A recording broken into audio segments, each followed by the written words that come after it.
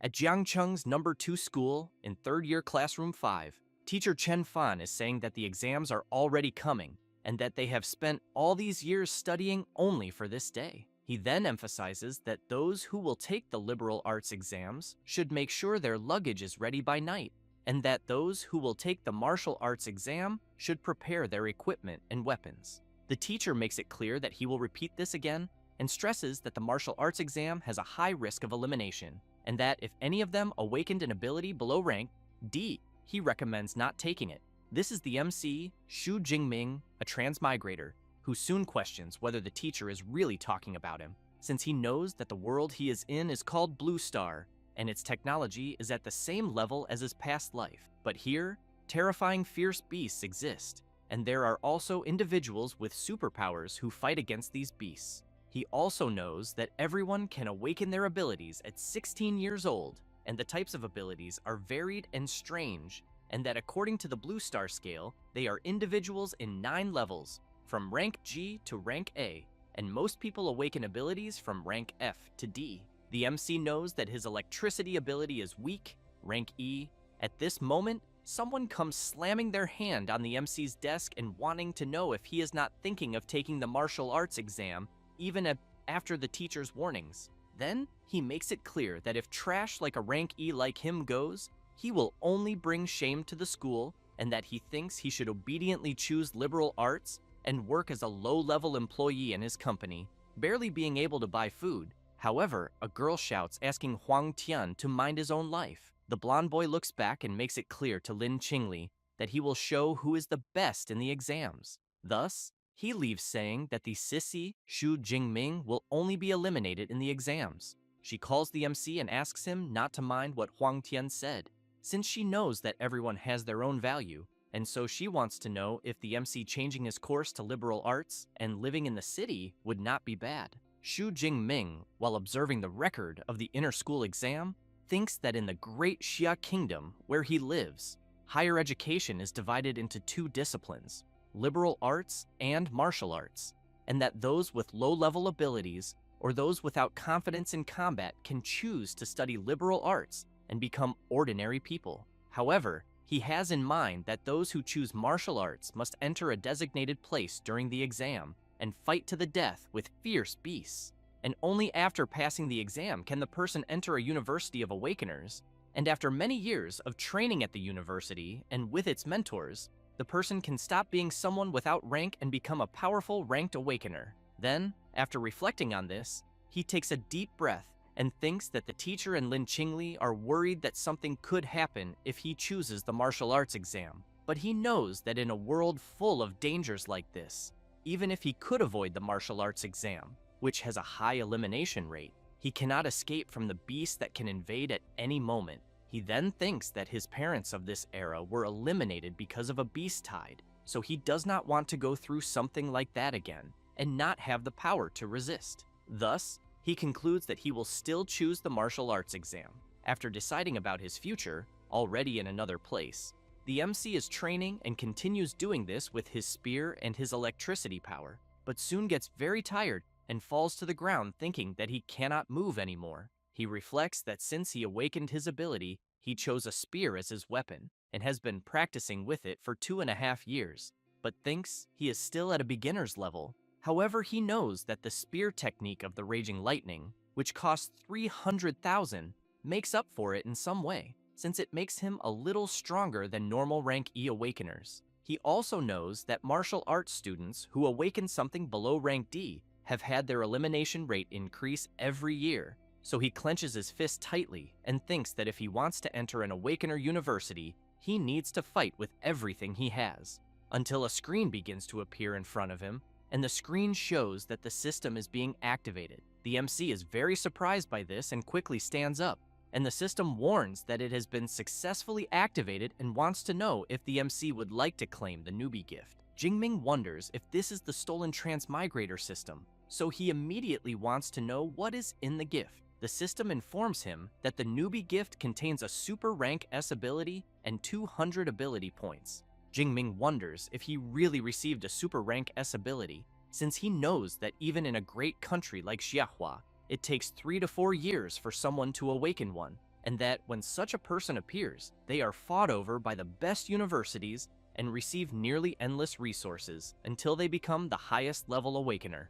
With this, he shouts that he, a rank E trash, still has a chance to change his destiny and then accepts the gift. The system announces that the newbie gift has been accepted and 200 ability points were given, and the Super Rank S ability, Purple Cloud Thunder God Lightning, is being delivered. At this moment, the MC's heart begins to suffer a strong electric shock, and soon his entire body starts releasing a high voltage. While he keeps enduring it, the system announces the progress, and as soon as it reaches 30%, an explosion happens in the MC's room, visible from outside. People are frightened, and a child in his mother's arms points his finger upward and wants to know what is happening. Other people notice where the explosion was, and quickly grab their phones and call the fire department saying that something happened to the Shu family's son. Meanwhile, the MC, as the completion rate keeps rising, thinks that it hurts too much. Outside, people notice that the sky suddenly became dark and a huge electric dragon emerges. A man watching the event from his window comments to another person that the thunder was really frightening and that he feels some kind of gigantic pressure, so he wants to know if it could be a powerful thunder-type beast about to invade. He then calls for Jiang Cheng's 3rd Legion and asks them to raise the alert state. At that moment, the huge electric dragon descends from the sky at high speed and crashes onto the MC's building, striking it directly. After suffering this impact, Jingming starts screaming even more, but the system informs that the completion rate has reached 100% and that the ability transfer has been completed. After that, the calamity subsides, and Jingming clenches his fist tightly and, completely excited with his power overflowing throughout his body, comments that this is the rank S ability of the Purple Sky Divine Thunder, since he knows it is incomparable to the shock baton from before, because he thinks that one strike on someone would be enough to destroy them. However, as he observes his room, he thinks that the destruction was too much, and that it was a good thing he controlled it a little. Otherwise, he thinks it would not have been just the training room that suffered, until he remembers that the system's gift also gave him 200 ability points, so he wants to know what they are for. The system explains that ability points can be obtained by eliminating beasts, and that consuming ability points can increase the level of abilities. It then says that the MC can see his ability points and improvement options on the system panel. Jingming laughs and thinks that he loves this broken and simple thing, so he does not waste time and asks to open the system panel. The MC carefully observes all of his status, and as soon as he does this, he gets excited and comments that the next day is the unified exam, and he needs to use the ability points wisely to maximize his combat power. So he asks his system to put the points into himself, since he knows that the essence of superpowers is in the body and mind of the human being, and therefore he will improve these 2 basic attributes first. So, while the points are credited, his body begins to release intense energy. The MC is surprised and wonders if this is what it feels like to have an improvement in blood power and mental power. He then prepares and makes some movements, then realizes that after improving his attributes, it doesn't matter if they are combat techniques or ability control, both will improve. Thus, he sees on his system panel that he placed 20 attribute points in each, and that this means each point is worth 0.2 of blood IQ and 0.2 hertz, and that with this strength entering an Awakener University will not be a problem, but he wonders among the 700,000 students in Jiangnan where he will rank, and how he compares to the prodigies trained by elite mentors since childhood. He then picks up his spear with his foot, and while moving, it concludes that he will go to the Martial Hall to test these improved attributes. However, at that moment, someone kicks the door open. It is the firefighters. One of them says they received a rescue call from there. Jingming explains that it was probably caused by fluctuations in his training, but emphasizes that everything is resolved at the moment. The firefighters take a deep breath, and one of them comments that he understands and that since everything is resolved, they will return. The MC thanks them for their concern, but before leaving, the firefighter looks at Jingming and comments that such a big commotion in the end was just a student training his powers, and that he thinks the next generation is truly incredible. After the firefighters leave, Jingming goes outside, and while walking down the street, people get curious wanting to know if he is fine after the incident. The MC replies that everything is under control and that he is going to a certain place to train a little. Jingming, while walking through the city, thinks that for an awakener to become a complete superpower user, he needs to train his body and mind to extract more from his powers. And that is why martial halls providing training spaces and instructors become famous. But he knows that not everyone can afford a private room, since the two most famous martial halls in Xia are the Thunder Hall and the Violent Bear Hall, and that of these two, the Violent Bear Hall, with its annual fee of 100,000, is suitable for rich students, but only the Thunder Hall offers free access for high school students. Until he notices someone among other people, and observing more closely, he wonders if it is not Tang Qi, his cousin. So he goes to her and wants to know what brings her to the Thunder Hall. She says she was just with a friend. Jingming says he understands and that he will go to the training room. She is intrigued, thinking that the MC seems different from before. Her friend then calls her and wants to know who that handsome guy was. Tang Qi says it is Xu Jingming, her cousin, and that he is in the 3rd year just like them, and will take the martial exam the next day. Then, a guy wants to know why Xiaoya is asking so many questions, and if by any chance she is already in love. She replies that yes, and emphasizes that with that face of the MC, as long as he is not weak, he would make a great boyfriend and impress anyone. However, Tang Qi grabs her by the shoulder and comments that she is sorry to disappoint her, then explains that Jingming awakened a rank E ability, which leaves her not believing such a low rank. Their friend makes it clear that competing in the martial exam with only a rank E ability has to be admitted that the MC is courageous. Tang Qi wants to know so what if her cousin is courageous, because she knows it is too risky and she would rather he not take the exam. Then Xiaoya grabs her friend and comments that enough with the small talk, because they are there to go to the Thunder Hall. As they go there, Tang Qi comments that she trained all 3 years of high school only in the Violent Bear Hall, and that it is her first time in the Thunder Hall. The MC, already in the training room, firmly grips his spear and realizes that it feels lighter, and that maybe it is because his body became stronger. He thinks that the unified exam is the next day, and that he does not have time to find a better weapon. He then prepares his spear and decides to see how his full strength is without using powers. He then takes a deep breath, moves his spear, and strikes an attack at the target. Jingming thinks that the training room is made of memory metal, which can self-repair within its resistance limits.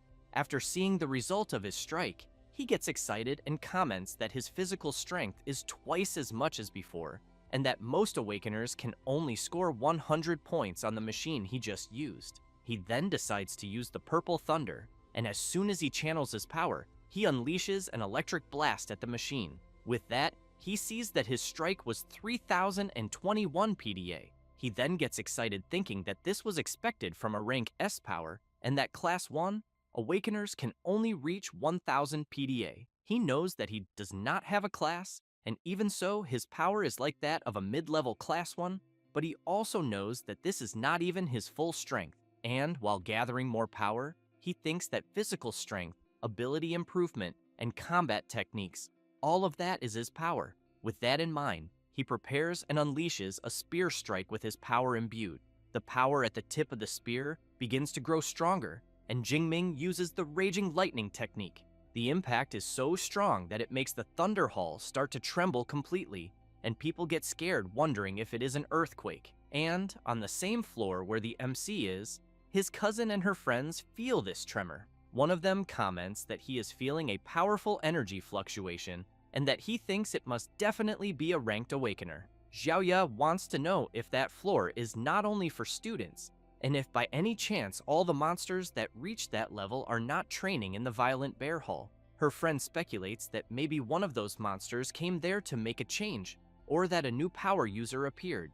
Tang Qi calls her friends to see this, and while the MC is coming from one side, they are going in the direction where the energy seemed to be close. She soon sees her cousin and wants to know if he is already leaving. Jingming replies that yes, and explains that he just wanted to return and prepare a little more. Tang Qi wishes him good luck for the exam the next day and asks him to be careful. Her friend then shouts, asking them to forget about Jingming because he thinks the energy fluctuation they felt is very close. And as soon as they arrive at a room, They comment that it can only be from there, and as soon as they open the door, they see the place completely destroyed, and they are all very surprised, wanting to know what the hell happened. Xiaoya is even more surprised to realize that even the memory metal was destroyed, so she wants to know how powerful that attack was, and if there can be such a strong student in Jiangcheng. Her friend observes the place a bit and comments that he thinks it probably was not a student, because he can still feel a violent energy from the wreckage and fears that this person must be a Class 2 Awakener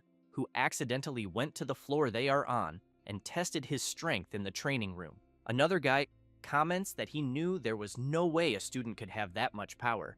The other guy agrees and emphasizes that even in the capital, there is no one who can do this. However, Xiaoya remembers that only Xu Jingming passed by there, so she wants to know if it was him who did all this, and if perhaps he is a genius who has been hiding his power waiting to make a grand appearance in the exam the next day. Her friends comment that they think she is reading too many novels about weaklings who hide their powers, and that even if Jingming is hiding his strength, they think there has to be a limit, because he only awakened a rank E ability. 300 attack power would already be incredible. Another guy comments that he knows there are 2 corridors that lead to the exit, and that he thinks the person who did this must have left through the other side.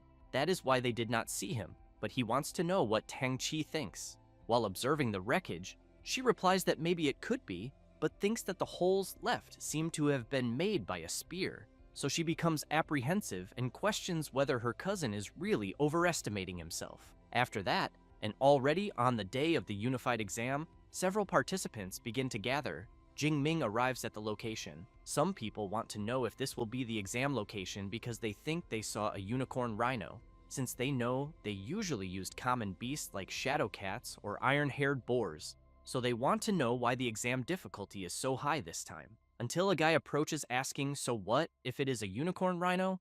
Then makes it clear that if they cannot handle beasts of that level, even if they enter an Awakener University by luck, they will still be nobodies. Seeing this, Jingming asks his friend who that guy acting all tough is. Liu Jia says it is Zhou Mingyang from school number 1, the guy of the Windstorm Sword, then says there are rumors that he has a rank B power called Swift Gale, and that he has already advanced to Class 1. Jingming is happy to know and remembers that this is the guy he heard is a big competitor for this year's exams, so he wonders who will be the strongest. At that moment, someone shouts loudly asking for the attention of all the candidates. So this person introduces himself as Wang Haiyang, the chief commander of the Jiangcheng Unified Exam, and makes it clear that before the test begins, he will talk about things that everyone there must know.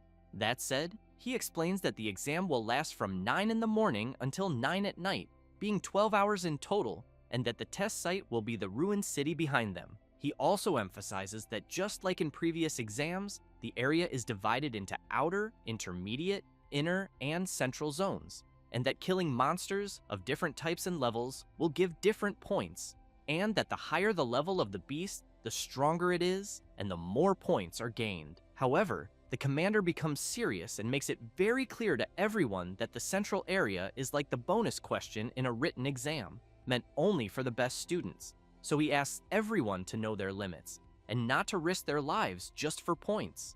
Jingming thinks that even the day before he would only dare to walk through the outer zone, but now he wants to go to the inner or even the central one.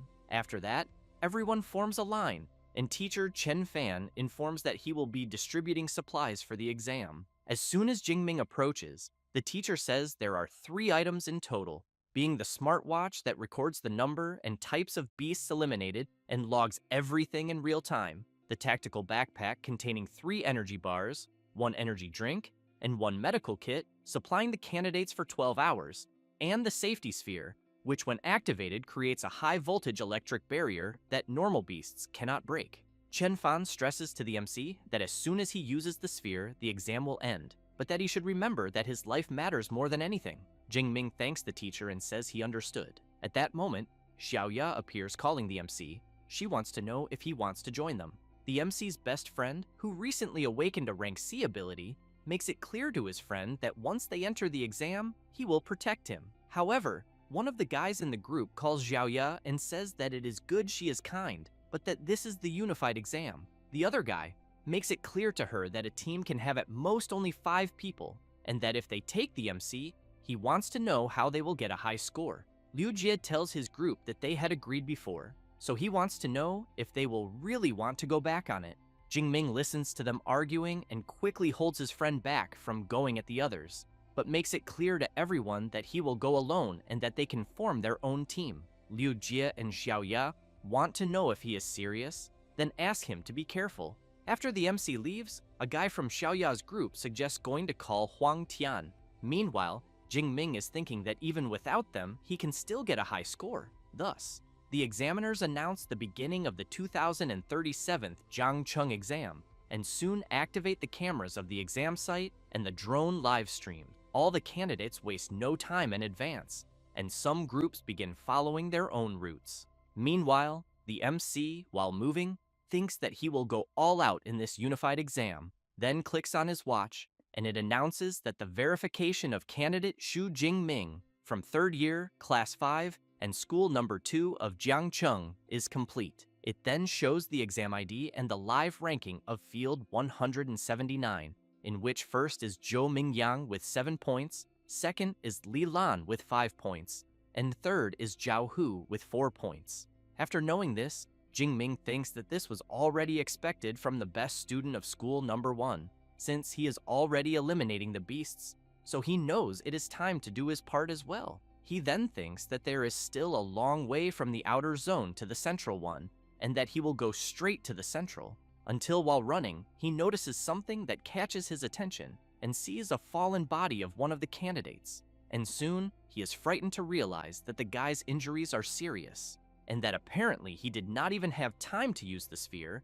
Then he realizes that this is exactly why teacher Chen Fan asked not to take the exam, and looking at the body of the fallen candidate on the ground, he thinks that if he had not awakened a rank S ability, he would probably end up the same way. He then crouches and clicks on the guy's watch, which immediately calls a doctor, and thinks that he still has no regrets, and that he knows the unified exam is brutal, but that opportunities always come with danger, since not everyone has the chance to change their destiny, until he gets scared by hearing a sinister noise, and as soon as he turns, he sees a dark creature slowly approaching. Then he concludes that the creature left someone alive to ambush whoever came close, being precisely a trap.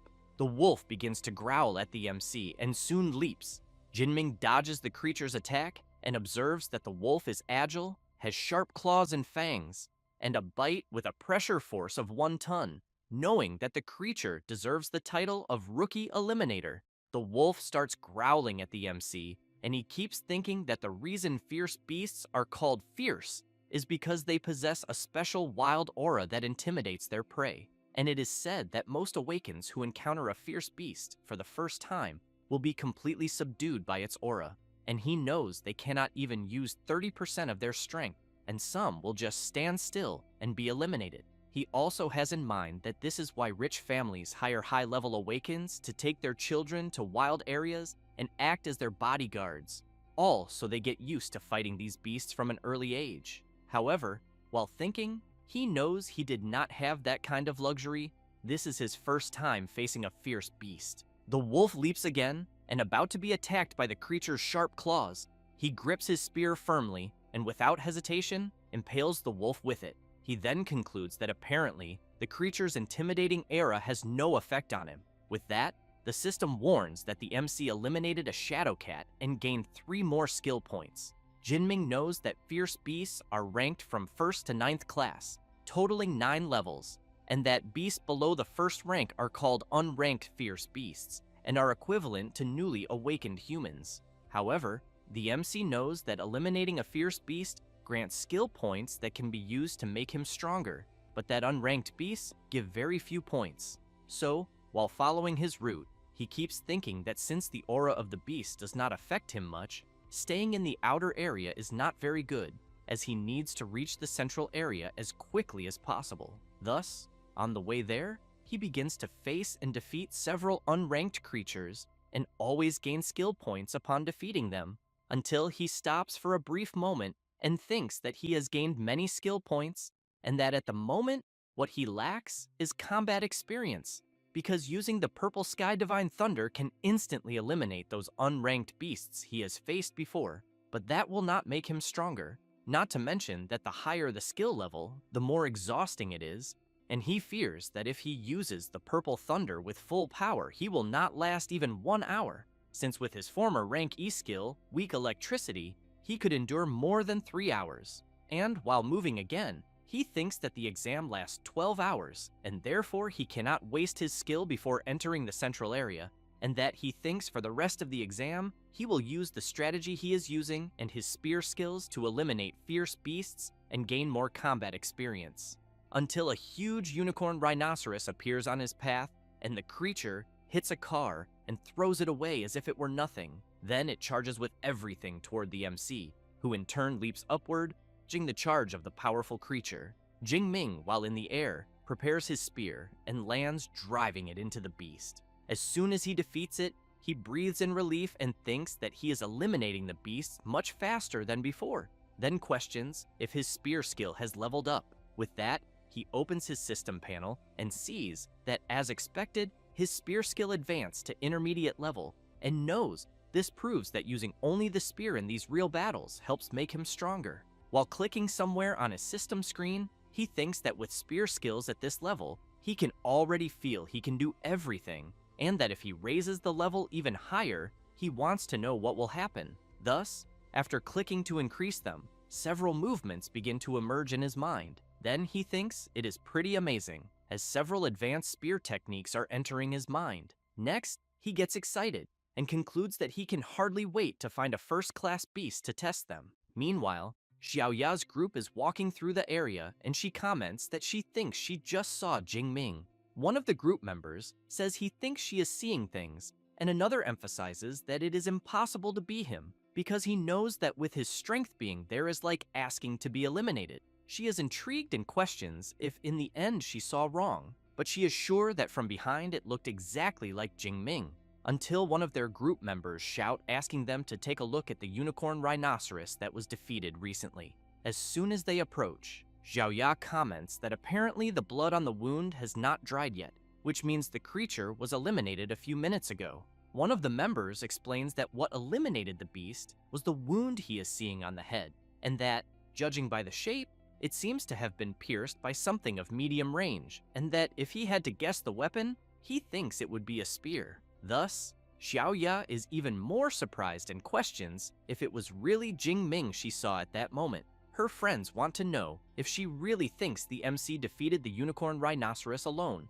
but then one of them has an idea and says that if everyone there wants to know if it was really Jingming, they just have to look at his points in the system. Xiaoya wastes no time and soon sees that the MC is among the top 50 of the exam, so she concludes that it was indeed him who defeated the huge creature and that she really had seen him. Her friends cannot believe it and comment that it can only be someone with the same name because they want to know, since when awakens with rank E abilities are that strong. Meanwhile, in the observation room of the exam, several superiors are carefully watching the performance of the contestants, and one of them comments that school number 1 is as strong as always, and that he thinks it is basically dominating the top 10, and that especially Zhou Mingyang, ranked first with 412 points, already seems to have the title of City Champion decided. Zhang Washan, director of the Jiangcheng Education Agency, comments that Zhou Mingyang is the best in the city, and that his Swift Gale is powerful.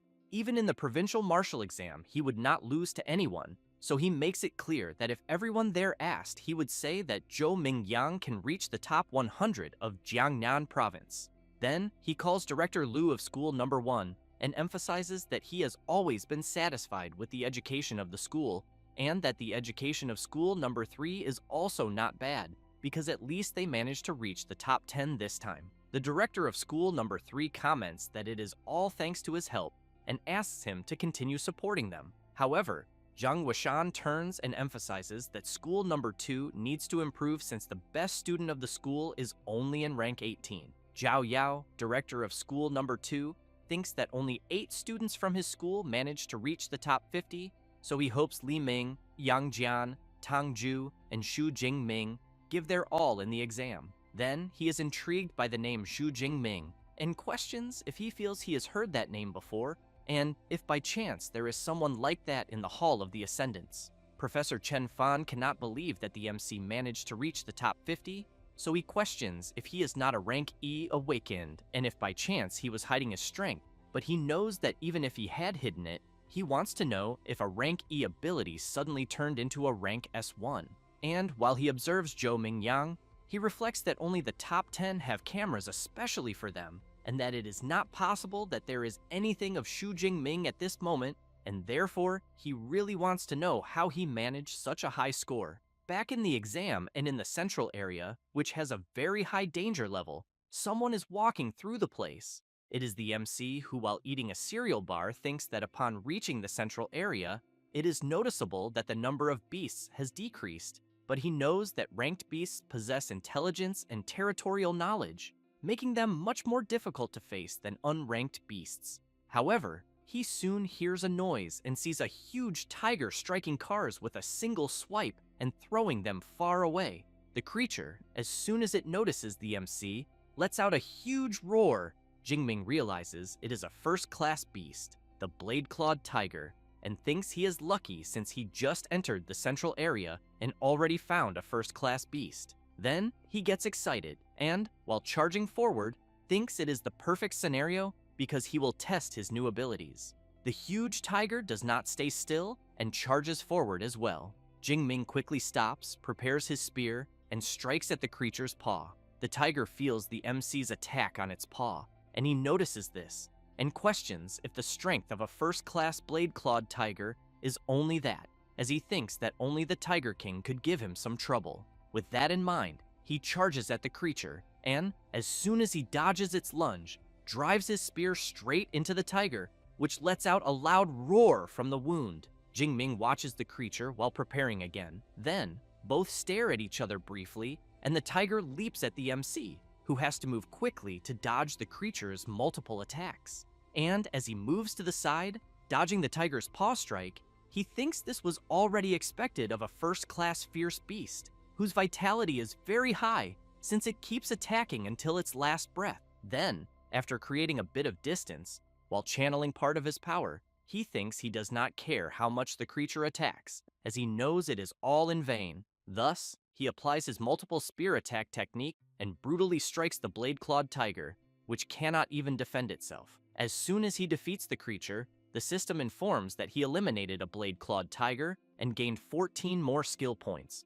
Jingming, pleased for having easily defeated the tiger, comments that he thinks the skill points gained by killing a first-class beast are practically double those of unranked ones. And, while continuing on his way, he thinks that the stronger the beast, the more points are gained, and that what others see as a dangerous challenge field, he knows is a treasure land for leveling up. Moreover, it is such a rare chance, and therefore, he must take full advantage to gain as many skill points as possible. Meanwhile, in the exam supervisor's room, everyone sees that Xu Jingming just rose to rank 32, and several directors go to Professor Chen Fan and want to know if the MC is really from his class, since among all the parallel classes, only the student from his class made it into the top 50, and therefore, they think the professor's classes are incredible. He feels embarrassed and tries to explain that it is all the student's effort and that he did nothing special, until someone points to the big screen and asks everyone to look because Jingming rose again in the ranking, and now he gained 44 points at once. Zhang Wuxian emphasizes that according to the martial exam scoring system, eliminating an unranked beast gives 6 to 8 points, and eliminating a first-class one gives 14 to 16 points. Zhao Yao says that the clock counts eliminations every 4 seconds, but he is interrupted by the student agency director, who comments that whoever Xu Jingming is, in just 4 seconds he eliminated 5 unranked beasts or 3 first-class beasts. Then he calls director Zhao Yao and says that his school has a very good seed and therefore wants to know how he has never heard him mention Xu Jingming before. He replies that, to be honest, he just found out, and makes it clear that if director Zhang Wuxian wants details, he will need to ask Professor Chen Fan. Then Zhao Yao goes to the professor and asks him to explain Xu Jingming's situation to the student agency director. Chen Fan, as soon as he approaches Zhang Wuxian, a little afraid to say, comments that the MC awakened a rank E ability, weak electricity. Zhao Yao shouts, wanting to know if it really is a rank E ability, and if by chance he is not mistaken. A bit embarrassed, Chen Fan replies no, and emphasizes that before the exams he specifically told Jingming not to attempt the martial exam. Zhang Wuxian, while drinking his coffee, comments that reaching so far with only a rank E ability makes him believe that the MC must be incredibly skilled in other areas, which makes him even more interesting. He then makes it clear that for now, they will just wait and see, because he thinks that at this pace he will soon reach the top 10. However, he becomes serious and emphasizes that then they will find out he got there by cheating. Hearing this leaves both the director of the second school and the MC's teacher quite frightened. Meanwhile, the exam board is updated and rank 8 is occupied by the contestant Li Ziyi, rank 9 by Xu Jingming, rank 10 by Ma Yuwem, rank 11 by Ye Li, and rank 12 by Tang Qi. And she, as soon as she sees the updated board, realizes that it was her cousin who after all caused all that commotion earlier. Zhou Mingyang also sees the board and a little surprised questions if really, with only 6 hours left for the exam to end, someone just entered the top 10 and, upon seeing the contestant's name, thinks he has never heard of him. With his entry into the top ranks, a drone begins to follow the MC and observe his every movement. After the system notifies that he eliminated a first-class shadow cat, the MC thinks he already knew that, because hunting beasts in the central area is much more efficient, until he notices a drone flying overhead and questions if by chance he just entered the top 10. Then, he gets excited and thinks that the martial exam was made to test the strength and potential of the candidates, and that the better the results, the more attention the person will receive. But he knows he never thought of hiding his strength. However, he thinks that before going deeper into the central area, he needs to increase his strength more, and as soon as he sees his skill points in his system panel, he is quite surprised, thinking that he already has more than 300 skill points, and even so, it is not enough to level up, and that he thinks it seems that the only way to go beyond a first-class awakened is to learn a cultivation method.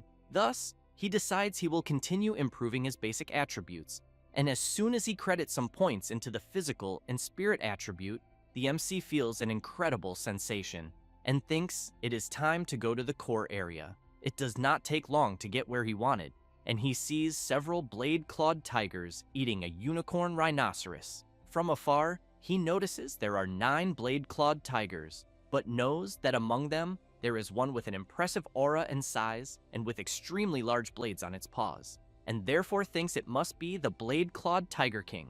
Then he decides it is time to make a big harvest, but soon notices something and turns to see what it is, and sees that it is Zhou Mingyang, who in turn thinks the MC was quite sharp, since he even managed to notice him, and that he did not expect him to be Xu Jingming, the one who invaded the top 10. The MC is impressed and wants to know if he knows him. Zhou Mingyang smiles, and makes it clear that he knows everyone who reached the core area except for the MC, so he emphasizes that seeing a new face so suddenly only made him guess that he was the one who was climbing the ranking. Jingming comments that he understood, but Mingyang puts his hand on his sword and stresses that he has been keeping an eye on the group of blade-clawed tigers for quite some time. The MC immediately wants to know if he wants to steal his prey. Mingyang comments that it seems the MC did not understand, so he explains that the blade-clawed Tiger King is an intermediate first-class beast, and that hunting 9 blade-clawed tigers without a team, no matter how strong he is just impossible, and that is why he thinks they could cooperate. However, the MC comments that they will not need to cooperate because he alone can defeat all the creatures. He says this and jumps on top of the bus, facing the creatures. They quickly notice the presence of the MC, who thinks that it was already expected of beasts led by a commander, in which they can even use battle formations. The leader of the blade-clawed tigers growls to the others, and they charge at the MC. Zhou Mingyang is watching from afar, and thinks he wants to see if Jingming really has extraordinary abilities, or if he is just heading for his defeat.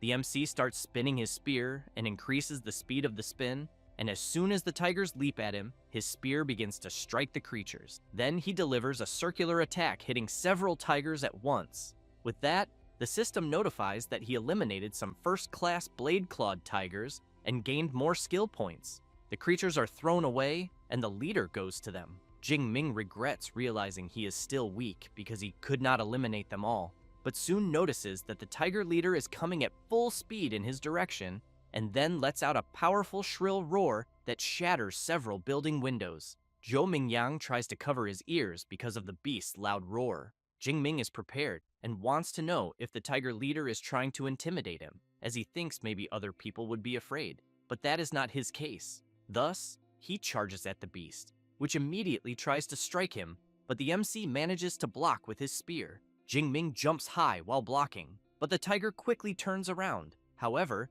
the MC was already prepared and lands a powerful spear attack on the tiger leader. After pulling the spear out of the beast's head, the system notifies that he eliminated an advanced first-class blade-clawed tiger and received 20 skill points. Zhou Mingyang is stunned, unable to believe that the MC managed to finish them all at once, so he wants to know what kind of monster he is. Jingming comments that it was a great harvest of skill points and that he thinks at the pace he is going, it will be impossible to know how many skill points he will have by the end of the exam. But he knows the more the better, and therefore needs to hurry and find another group of beasts. At this moment, Zhou Mingyang runs to the MC shouting, wanting to know how he managed to defeat an entire group of those tigers with only a spear, and if by chance he is an enhancement type awakened. Jingming does not want much talk with him and jumps away saying no, that he is electricity type. Zhou Mingyang becomes furious, wanting to know if the MC is mocking him, but knows that even if he does not want to reveal what his ability is, he did not need to be so rude. However, he realizes that the MC just killed a bunch of beasts, so he questions if he managed to surpass him.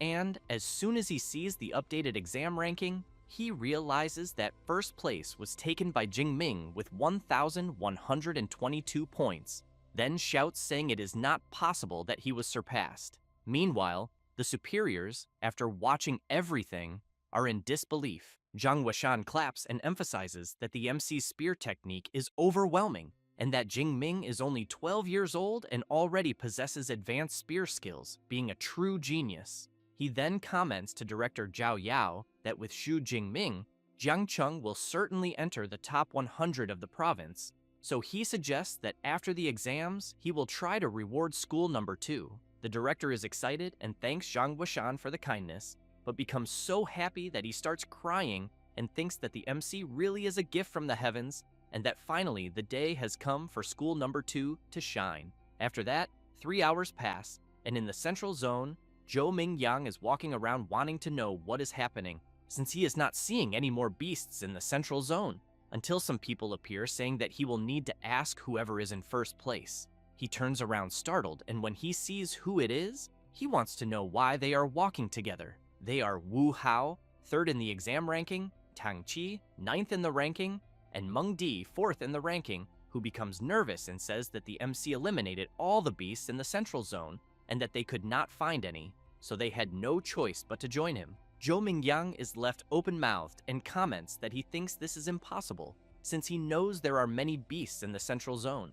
Tang Qi goes to him and comments that apparently he thinks he has not looked at the updated ranking and asks him to take a look. As soon as she shows it, Zhou Mingyang sees that the MC has more than 3,000 points, 2,000 more than his own points, so he is completely shocked. Tang Qi takes a deep breath and asks if he now understands, because if they removed the MC's points before he entered the central zone, he would still have 2,500 points, which means he eliminated almost 200 beasts in the central zone alone. Zhou Mingyang comments that this was why Mingjing was so afraid of them killing the beasts he was targeting, since he had thought of that from the beginning. Tang Qi emphasizes that with only a few hours left before the exam ends, they thought about joining together to challenge the core zone. Zhou Mingyang is surprised and wants to know if she is crazy, because he knows that the beasts there are at least advanced first class, and that some are even second-class beast kings. Meng Di makes it clear that this is why they will join together, and then wants to know if he will be left behind. As night falls, the MC is sitting on top of a pile of defeated creatures, and, while eating another of his cereal bars, thinks that he knows he is almost out of supplies, and that the exam is almost ending, but that he still wants more points and needs to go deeper. However, he keeps in mind that the core zone has second-class beasts and that he needs to become stronger. Then he sees on his system panel that he has 2,413 skill points to distribute. Thus, while adjusting his system, he questions what he will evolve. After spending some points on certain attributes, he gets up and thinks that now he believes he can face the final challenge of the martial exam. And while the top-ranking contestants continue heading to the core zone, Jingming wonders what kind of second-class beasts the organizers prepared for the exam. After a while, the group that joined to go to the core spots something that leaves them in disbelief as they see ahead a violent and bloodthirsty bear that, with just a simple movement, causes enormous destruction in the area. Zhou Mingyang comments that now they are screwed. Meng Di, worried about the situation, says that it seems to be a rare ferocious beast and that, judging by the creature's fur, it is comparable to a low-rank metal, and she thinks that not even missiles could pierce it, and one blow from the creature could eliminate them all. Tang Qi emphasizes that it would be better to give up on the plan, since knowing that the bear would be the least of their concerns. As the moment they step on the ground, they will be annihilated by advanced first-class beasts. Therefore, he says that he is leaving, because points are not more important than his life. Zhou Mingyang becomes furious and yells wanting to know who the bastard was that made such an exam, until Meng Di points down and says that it seems like someone is there. As she comments that she thinks it looks like Xu Jingming, Tang Qi turns around startled. Then, from the top of the building where they are, they see the MC quickly approaching the creatures. Meng Di gets excited, wanting to know if the guy they are seeing is really Xu Jingming, because he is very handsome. Zhou Mingyang makes it clear that being handsome is useless, as attacking a group of beasts down there is asking to die. However, they soon see the MC drawing the beast's attention, and he starts eliminating them without much difficulty. But more and more creatures begin to appear, and it doesn't take long for them to completely surround the MC. As soon as the beasts all attack the MC at once, everyone thinks he has been exterminated. Wu Hao wants to know if Jingming will really die like that. Zhou Mingyang comments that he was an idiot and that if he dies, it is his own fault. Tang Qi turns around startled and runs off saying that she has to help him, but is held back by Meng Di, who wants to know if Tang Qi hadn't said that her life wasn't worth more than that. She replies that they don't understand and explains that Jingming is her cousin, and that's why she cannot stand still watching him be eliminated. However, amid the creature's pause, a strong electric current begins to form, and an explosion of power occurs in the area. Zhou Mingyang, seeing the strong thunder in front of him, wants to know if it could be the power Yingming had mentioned. After completely eliminating the beasts that were surrounding him with his electric power, Jingming thinks that using only physical strength to deal with the beasts around him is overestimating himself too much, and that therefore he will need to use his abilities. Then, the MC looks at the power in his hand and reflects that this was already expected from an S-rank ability, being very dominant and destructive. However, he realizes something, and as soon as he looks up, he sees the enormous bloodthirsty bear very close, which soon lets out a powerful, thunderous roar. Jingming thinks that he knows the violent and bloodthirsty bear is gigantic, but on the other hand, it is not fast, and that's why he believes that with his purple heaven divine thunder, he can finish the creature. But, seeing more creatures approaching as well, he knows that while he is fighting the enormous bear, the other creatures may end up interfering. So he takes a deep breath, releases his powerful power, and concludes that he will first get everything ready before the fight against the violent bear. Thus, he quickly leaps and charges with everything, eliminates the first beast, and while the system notifies that he has defeated an advanced first-class beast and obtained ability points, the MC easily eliminates many beasts around him.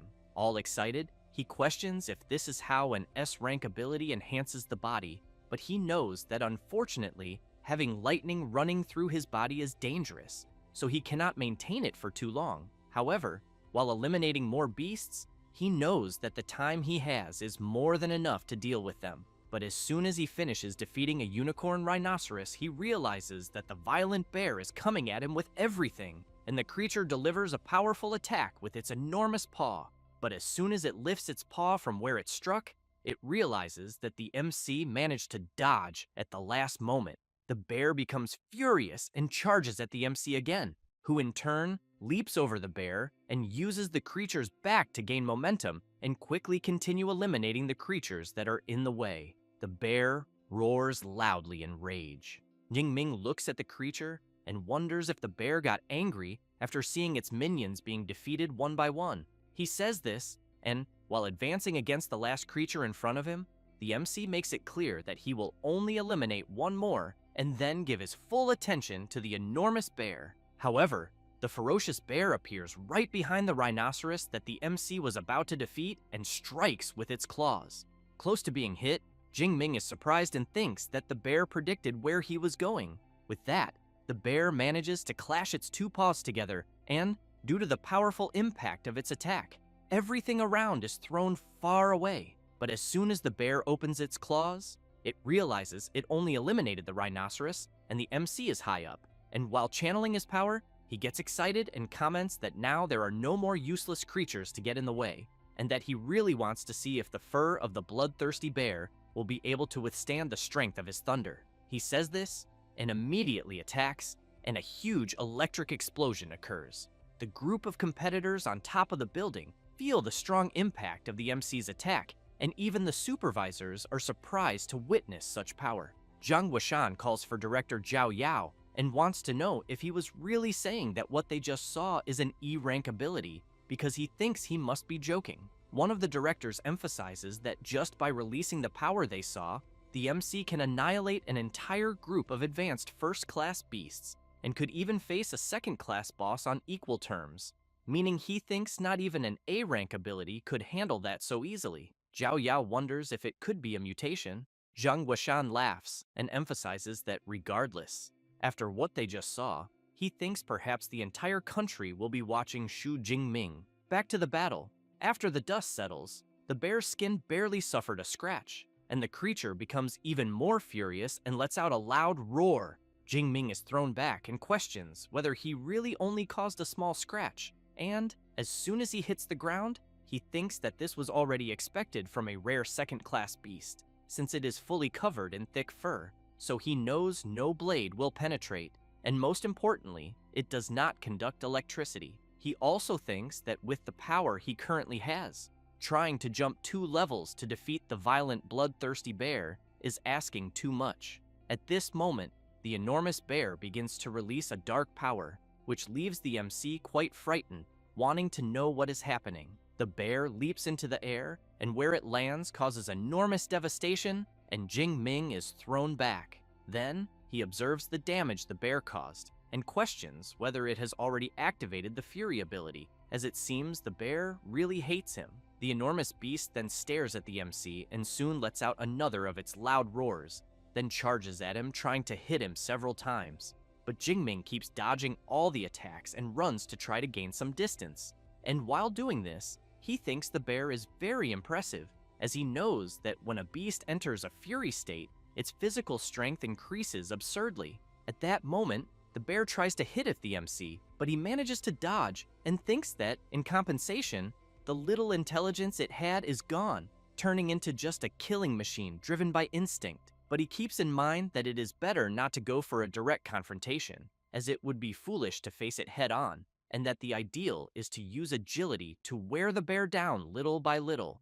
After gaining distance, he begins to channel his power and concludes that he should just take the opportunity to paralyze the bear for a while. Thus, he quickly moves to the creature's back and strikes with his energized spear at one of the bear's legs, and, due to the impact of the MC's attack, the creature crashes hard to the ground. Jingming takes advantage of the time he has and activates his Purple Heaven Divine Thunder ability, and a lightning strike hits the bloodthirsty bear directly. The MC intensifies his ability even more, and the enormous bear ends up fainting. Jingming smiles and thinks that after more than 30 seconds of Purple Heaven Divine Thunder, he believes not even the thickest defense could withstand it. However, the bear opens its eye and takes advantage of the MC being distracted and tries to strike him, but the enormous creature ends up under the effect of paralysis. Jingming laughs and comments that finally the time has come.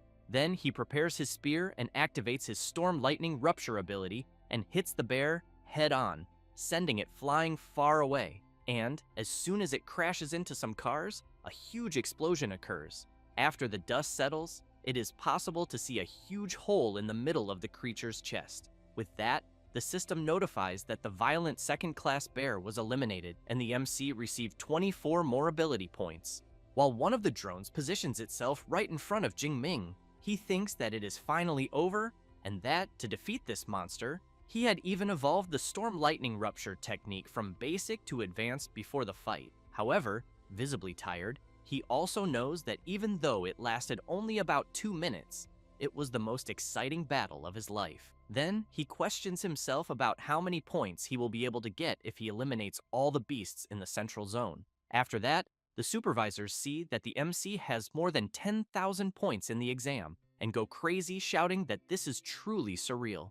Zhang Weishan, completely excited, emphasizes that the MC not only broke the school record, but also that of the entire province, and that he thinks he is a genius among geniuses. He says this while looking at Xu Jingming's image on the big screen. Meanwhile, he is looking at his watch and seeing that the exam time is ending, so he thinks that he has already killed all the beasts in the inner zone and the central zone, and that now he will return to the middle zone, because he knows that the more he eliminates, the better, since even a mosquito leg is still meat. And as soon as he starts running, the group that was watching him comes out of hiding.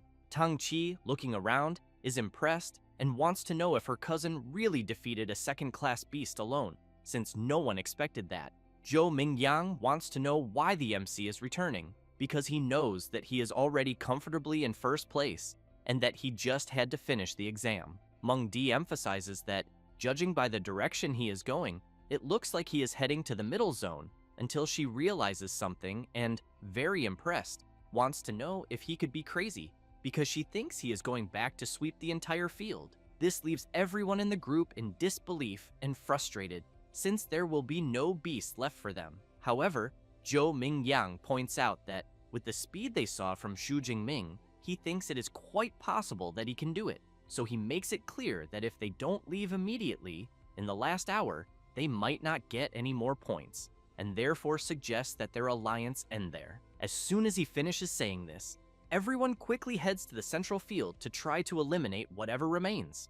With that, an hour passes, and the examiners announce that the Jiancheng martial arts exam has been officially closed, and that eliminations will no longer be counted, and that all competitors must return immediately. Tang Qi, very tired, really wants to know if the exam is over. Other competitors cannot believe the exam ended, as they were only one beast away from passing. Jingming, surrounded by several defeated beasts, comments that it ended so soon, as he was still in the mood. It doesn't take long for the competitors to return, and some are very happy, while others are very disappointed. Xiaoya, as soon as she sees her friend, wants to know if Xu Jingming is really her cousin. She gets irritated and makes it clear to her friend that she has already asked that 3 times, then says that he is indeed her real cousin. With ulterior motives, Xiaoya wants to know if Tang Qi could give her his contact. She crosses her arms and emphasizes that the day before Xiaoya had said she was no longer interested. She gets embarrassed and tries to explain herself by saying that the day before Jingming was just a nobody, but after the exam, he is number 1.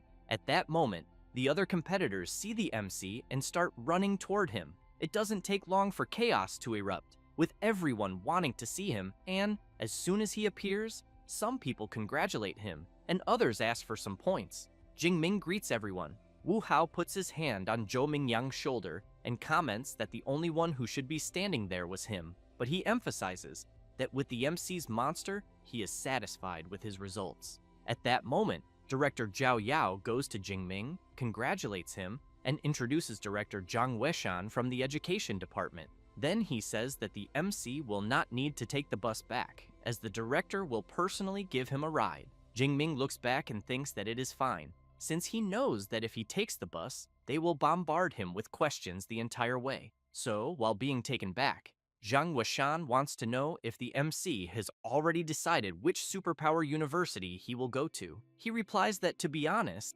he focused so much on improving his strength that he hasn't even thought about it yet. The director points out that with the score he obtained, he thinks any university in the country will want him, so he makes it clear that among hundreds of colleges, half of the high-level superhumans come from the three main ones, and therefore strongly recommends those three in particular. Having said that, he talks about the Qingjing Superpower University, located in the heart of Great Xia, managed by the government, and that graduates there go straight into the system, in addition to the fact that the current 9th level National Guardian came from there. Then he mentions the Magic City Superpower University, located in a prosperous port city, with great resources and elite clubs, more focused on those who want to reach the top individually. And finally, Jincheng Superpower University, which is more than 200 years old, full of ancient heritage and high-level professors. After explaining this, the director stresses that the three universities he mentioned have extremely high-level secret cultivation methods, making them the dream of generations. Jingming says that he knows Awakens need these methods to become superhumans, but he wants to know exactly what a high-level method is. Jiang Weishan explains that cultivation methods have levels. With basic methods, most Awakens take 3 to 4 years to become superhuman, and with the highest level ones, it can be done in just 6 months. Then he tells the MC to rest assured, because with his score he is sure he will receive a special invitation, and also thinks that even the 3 great universities will make good offers, and that afterward the MC will just have to choose the one that suits him best. Jingming says he understands and thanks the director. After that, the next day, the MC is taking a shower, and as soon as he opens his system panel, he sees that he has 2,534 ability points. So he thinks that this amount should last until he enters university. However, he questions whether there will also be a beast hunting tournament there, because if not, he thinks he will have to go straight to the wild zone. Meanwhile, outside, 2 women are wondering why the door is broken, but end up thinking it's perfect, because that way they can scare the MC. And as soon as they open the door, they shout surprise. It is Tang Qi and her mother Shu Qingwan. However, the MC has just gotten out of the shower and is very startled, wanting to know what the hell they are doing there. Then he runs off embarrassed, saying it wasn't his fault. While putting on clothes, Jingming thinks that in the year his parents died, his aunt was by his side the whole time and gave him family affection, and she also became his guardian and sometimes made bamboo with pork. After sitting at the table, his aunt comments that she doesn't understand much about these martial arts exams, but stresses that since she learned he was going to take it, she was worried for days. But now that she sees him well, she thinks she can be at ease. She also makes it clear that results don't matter. Even if she thinks he didn't pass, it's all fine. Jingming wants to know if his cousin didn't tell her anything. Tang Qi winks and comments that she thinks it's better if he tells her himself. Thus, the MC tells his aunt that he actually did very well in the exam and that he surpassed 10,000 points. As soon as she hears this, she spits out everything she was drinking. Then she wants to know if he is really telling the truth. Her daughter says it is true and that her cousin scored more than 10,000 points. The MC goes to her, and as soon as they hug, she starts crying and thinking that the Shu family finally has someone to carry the name forward, and that she is sure her nephew's parents, wherever they are proud of him. Meanwhile, some people are watching the MC's performance in the martial arts exam, and a woman says that Shu Jingming, 18 years old, awakened with a weak E-rank natural type electricity ability. A guy comments that if the score the MC achieved is real, they urgently need to recruit him. A bald man points out that with that talent on paper and that level, he doesn't think it is possible for him to have done it. Then another guy says that judging by the way the MC fought this ability, cannot just be level E, as it is at least A and maybe even S. The blonde one wants to know how a forgotten place like Jiangcheng produced the first place, as he thinks that maybe Shu Jingming cheated, used someone else, or took some drug. At that moment, the woman asks them to stop the discussion, then slams the table and makes it clear that for now, they will classify Shu Jingming as a special S-level recruit, and that, to know if the score he achieved is true, she will personally go to Jiangcheng to investigate. Meanwhile, Jingming is receiving a message from the education department saying that his result in the martial exam is out, and that he ranked first in the Jiangnan province with 11,124 points. He is happy and celebrates upon learning that he is first place in Jiangnan province. Thus, it does not take long for several reports about him to come out, making him the main topic. And at this moment, there is a press conference with the director and teacher of the 2nd Jiangcheng School. Reporters asked director Zhao Yao about all these doubts on the internet regarding the MC's score, what he has to say, since many comment that this was covered up, so they also want to know if they are questioning whether the results are real. He replies that the official website of his school has already uploaded the video of Xu Jingming's exam, and that everyone can access it to check and draw their own conclusions, in addition to the martial exam being completely fair, leaving no room for doubt. As soon as the reporters see the video, they cannot believe the performance. Zhao Yao laughs and comments that the MC's score is legitimate, being the first student from Jiangcheng to reach the top of the province. Then, Professor Chen Fan shows Xu Jingming's prize, and director Zhao Yao says that it is the cash prize from the city's education department, along with a great gift, also a complete manual of training techniques for Xu Jingming, in addition to the city hall, also giving the same amount in money, and a luxury mansion in the city. While the director asks everyone to be quick and take pictures, as this will be the newspaper cover, someone observes all this from afar. It is the woman who was watching the MC's performance before, who comments that even with Jiangcheng releasing the video of the exam, she thinks that does not prove that Jingming did not use doping, since she knows that the main thing at the moment is to know what Xu Jingming's ability level really is. Meanwhile, the director, a little embarrassed, is asking Professor Chen Fan where the MC of the day is. He says he just called Jingming and that he said he is still training in the martial hall and will arrive soon. Zhao Yao gives an awkward laugh and wants to know if he is really training after the exam. After that, the director goes to a reserved room with some people and brings them tea. Trembling all over, Zhao Yao has in mind that the people there have already gone through real battles, and that their presence imposes respect and makes his heart tremble. Then he thinks of several sinister beasts and leaves trembling, wondering if the people there are not going to start fighting. Thus, Zhang Zhaoyue, admissions director of the Magic City Superpower University, comments that it has been a while since everyone there gathered, so she wants to know which genius caught their attention this time. Su Yun, admissions director of Qingjing Superpower University, asks director Zhang Zhaoyue to stop pretending not to understand, then emphasizes that if the MC's results are real, they at Qingjing University already consider him part of them. Wu Yuan, admissions director of Jincheng Superpower University, laughs and asks Su Yun if she thinks that just because she said that the MC will go to her university, because he thinks that they at Jincheng University will be the ones to take him. While Wu Yuan and Su Yun stare at each other with deadly looks, Zhang Zhaoyue takes a deep breath and thinks that this is as always. At the time of recruiting a provincial first place, the universities are always clashing. At that moment, someone opens the door. It is the MC, who immediately greets everyone. They are surprised by his entrance, and Zhang Zhaoyue notices that he is full of energy and that he and the spear seem like one.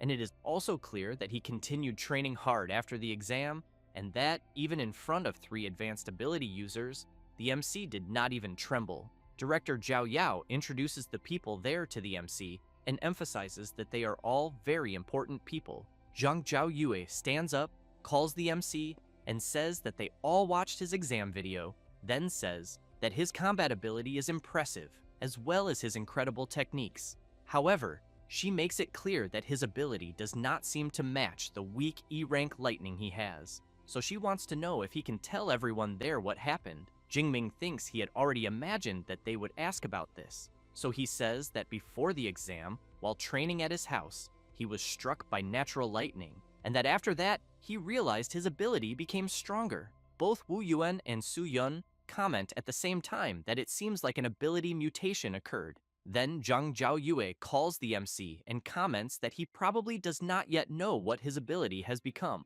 so she says that by coincidence, she brought an ability detector and that they will test it. While the director tries at all costs to hold the MC's spear, he approaches the device and Zhang Zhaoyu asks him to just release power. Thus, Jingming begins to channel his lightning power into the detector. Su Yun is very surprised to see that the lightning is very violent, as it was even able to accelerate her heartbeat. It does not take long for the device to notify that the ability detection has been completed, and just as it was about to announce that the Purple Heaven Divine Thunder ability is classified at a certain level, the device begins to suffer very high fluctuations and tries to analyze again. However, the power is so great that it shatters the detector into several pieces, and everyone tries to protect themselves. The director wants to know what the hell just happened. Wu Yuan and Su Yun get excited and comment that now it is confirmed, because the small detector short-circuited and that this means the MC's level is at least S rank. Zhang Zhaoyue looks excitedly at the MC and thinks that, as expected, they bet on the right person. Thus, Wu Yuan shouts, calling Xu Jingming, and says that Jincheng University offers him 4 million in entrance bonuses and a complete set of C-rank equipment, and that for 4 years, all training methods and combat techniques will be free. Su Yun laughs and wants to know if that is all Jincheng University has to offer. Then she steps forward and makes it clear to Xu Jingming that if he chooses Qingjing University, they will offer 6 million in entrance bonuses, plus 4 years of equipment, methods, and techniques, all from their school at no cost.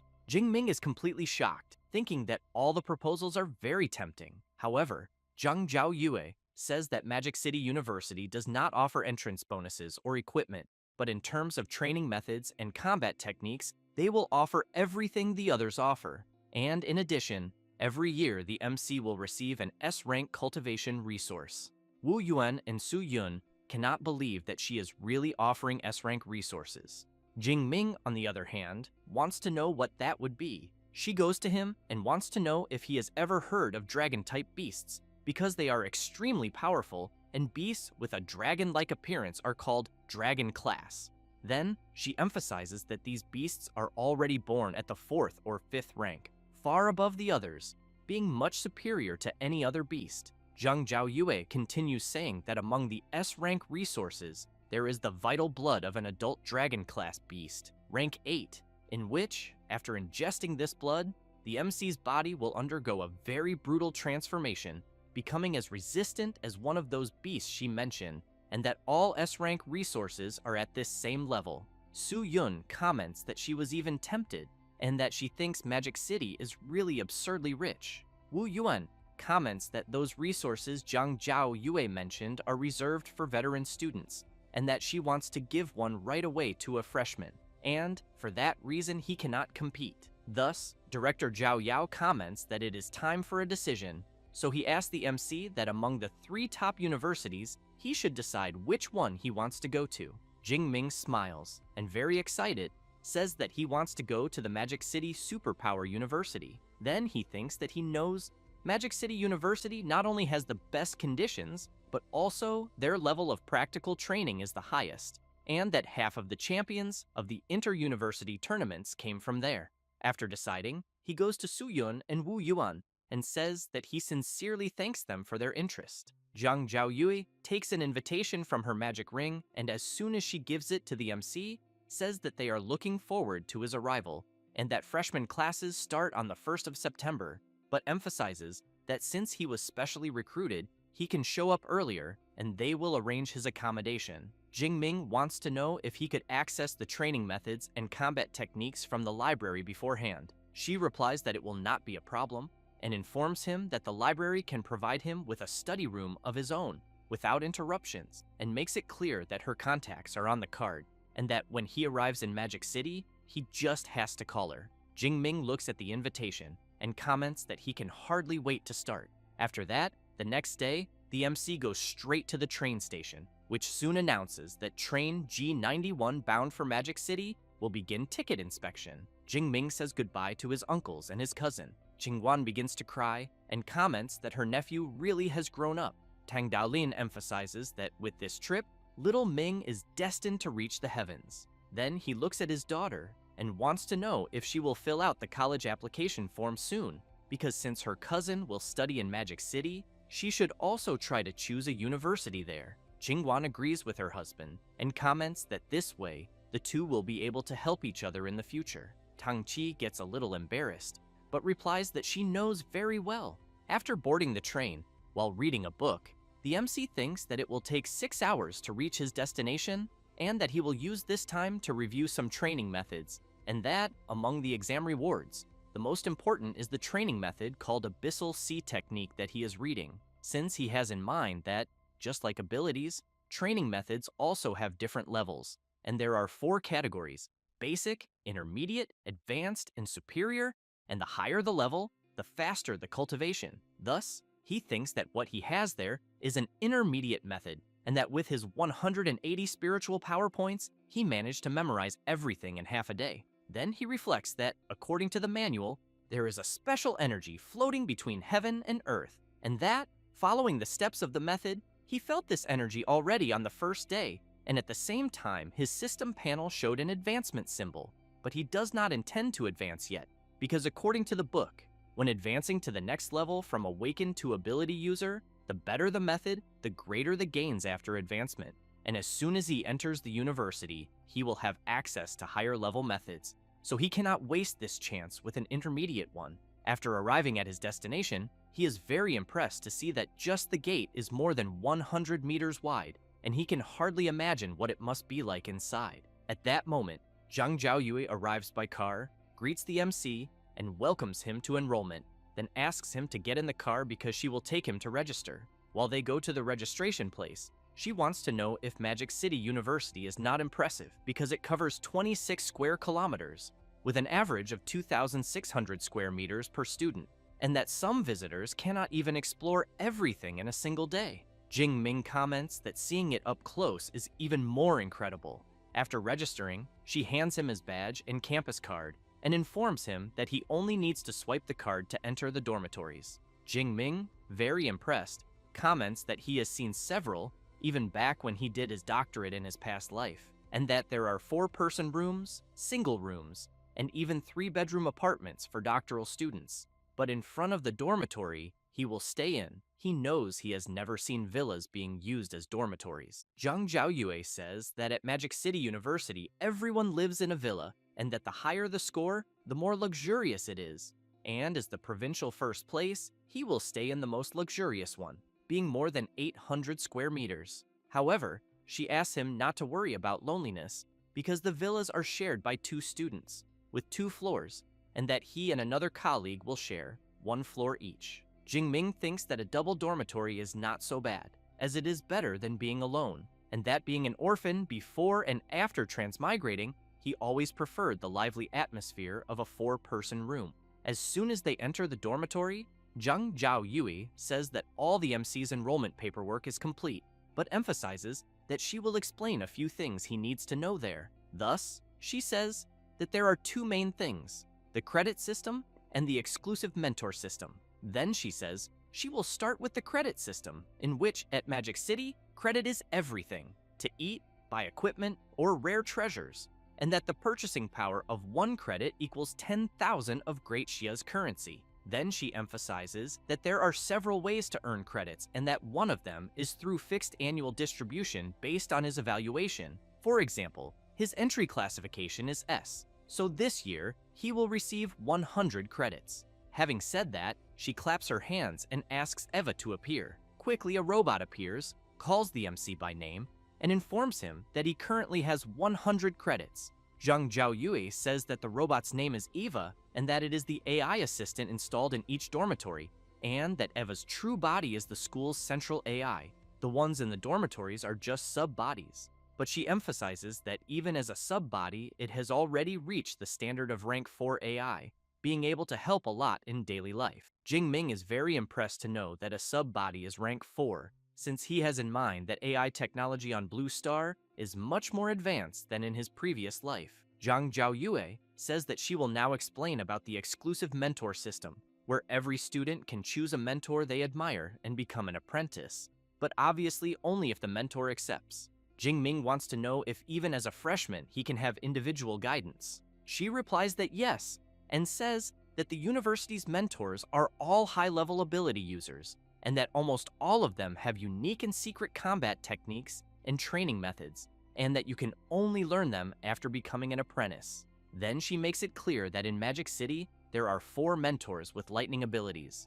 Among them, the Dean of the Academy of Weapons, Yang Zhentian, being the person she most recommends for the MC, until Eva shows some information, stating that Yang Zhentian is 52 years old, Dean of the Academy of Weapons at Magic City University, a high-level 7th rank ability user, possesses an A-rank lightning ability called True Thunder of Wind and Fire, is a master in martial arts, sword, spear, longsword, and various weapons, earned the nickname Thunder Spear, and once faced alone the 8th rank Tremor Demon Serpent for 3 days and 3 nights before defeating it. Zhang Zhaoyue says that the information on the other 3 mentors is also with Eva, and that 2 are from the Elemental Academy, and the last is also from the Academy of Weapons, but uses a sword. Jingming gets excited and comments that since his focus is lightning and spear, he thinks Dean Yang is indeed the best option. Thus, after some time, he goes to a mansion and thinks that, as expected, a mentor's house is much more advanced than the students' dormitories. Then a guy approaches, wanting to know if the MC is there to become someone's apprentice, but then realizes something and wants to know if the MC is still just an awakened or a special recruit. Jingming simply replies yes, and the guy says that in previous years, the special recruits were at least rank 1 intermediate or high, and that he did not expect an awakened this year. Then he says he is from the Academy of Weapons, and that his name is Tan Mingyang, a 3rd-year student. The MC introduces himself and says that he has just entered the university. Mingyang emphasizes that the MC is quite fast in learning about the mentor system on the very first day, as most only find out after the freshman tournament.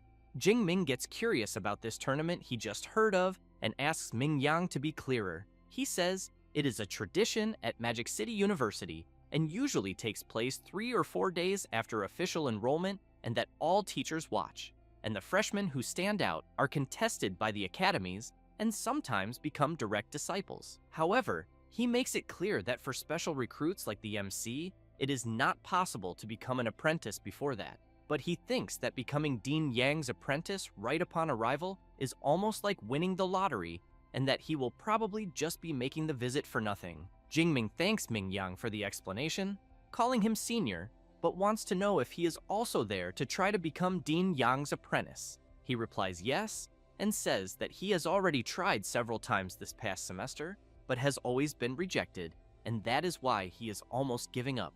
But deep down, he still cannot let go of it. At that moment, someone opens the mansion door and then welcomes the 2 and informs them that Dean Yang is already waiting for them and that they are to follow him. Mingyang is intrigued because he has in mind that in previous times the butler was never so welcoming. As soon as they enter, the dean is with another person waiting for them, and the MC immediately realizes that the presence of the dean of the Academy of Weapons, the 7th rank ability user known as Thunder Spear, Yang Gentian, is indeed quite impressive. The old man comments that the black-haired boy must be Xu Jingming and says that director Zhang Zhaoyue has already informed him, then asks the MC to accompany him because he will take him to the training room. As soon as they arrive in the training room, the principal says that he watched the video of the MC's martial arts exam and that his combat ability is impressive, in addition to having advanced level marksmanship. However, he emphasizes that before anything else, he wants to see with his own eyes the special rank S superpower, the divine thunder of the purple sky. Jingming says he will show it and quickly begins to focus. Then he releases his powerful power, unleashing lightning throughout the place. The principal is impressed when he sees the divine thunder of the purple sky and thinks that although he also has a lightning-type power, the true thunder of wind and fire, he knows that the difference between rank A and rank S is something that cannot be overcome with effort, and therefore thinks that if the MC really dedicates himself, maybe one day he will reach his level. Then he calls the MC and says that with his potential, becoming his disciple would not be a problem. But he makes it clear that throughout his life he had many friends and also many enemies, and that if he decides to be his disciple, he cannot guarantee that he will not be involved in this, as some may even try to attack him because of it. Then he wants to know if he still wants to move forward. Jingming quickly kneels down and, full of confidence, calls the principal master and answers that he does. Then he thinks that he has always admired those who grew up in the midst of bloody battles, since the more enemies defeated, the more the master's combat strength is proven. Gentian begins to laugh and shouts that from this day on, the MC is his 32nd disciple and the first with a rank S superpower. Thus, while taking a book from his magic ring, he asks his disciple to stand up and says that there is the most advanced cultivation method, being the extreme training for superpowers, along with the combat body technique he developed, the indestructible body of thunder. As soon as he takes the book, Jingming becomes very excited, thinking that it is a combat technique that strengthens the body. The principal emphasizes that this cultivation method does not even need much explanation, since it is one of the top 3 in the academy, but that the real highlight is the body technique, the indestructible body of thunder, which represents all the hard work of his life and which was recognized both by the Martial Hall of Thunder and by the Martial Hall and evaluated as a Rank S combat technique. Jingming is very surprised when he hears that it is a Rank S combat technique, as he knows that just like superpowers, techniques also have their classifications, and that the higher the classification, the harder it is to master, but the final power is incomparable. He also knows that most 7th rank masters are respected for creating Rank A techniques, but that Master Gentian created a Rank S1, and on top of that, the most complex type, being a body technique, and therefore thinks that the talent required for this is something frightening. The principal explains that the technique he passed on to the MC only works for those who have lightning-type powers and has 13 stages, where each advancement transforms the body, but to cultivate it, one must have already awakened a superpower. Thus, after advancing with the extreme method, the MC is to look for him again, as he will personally help him build the foundation of the indestructible body of thunder.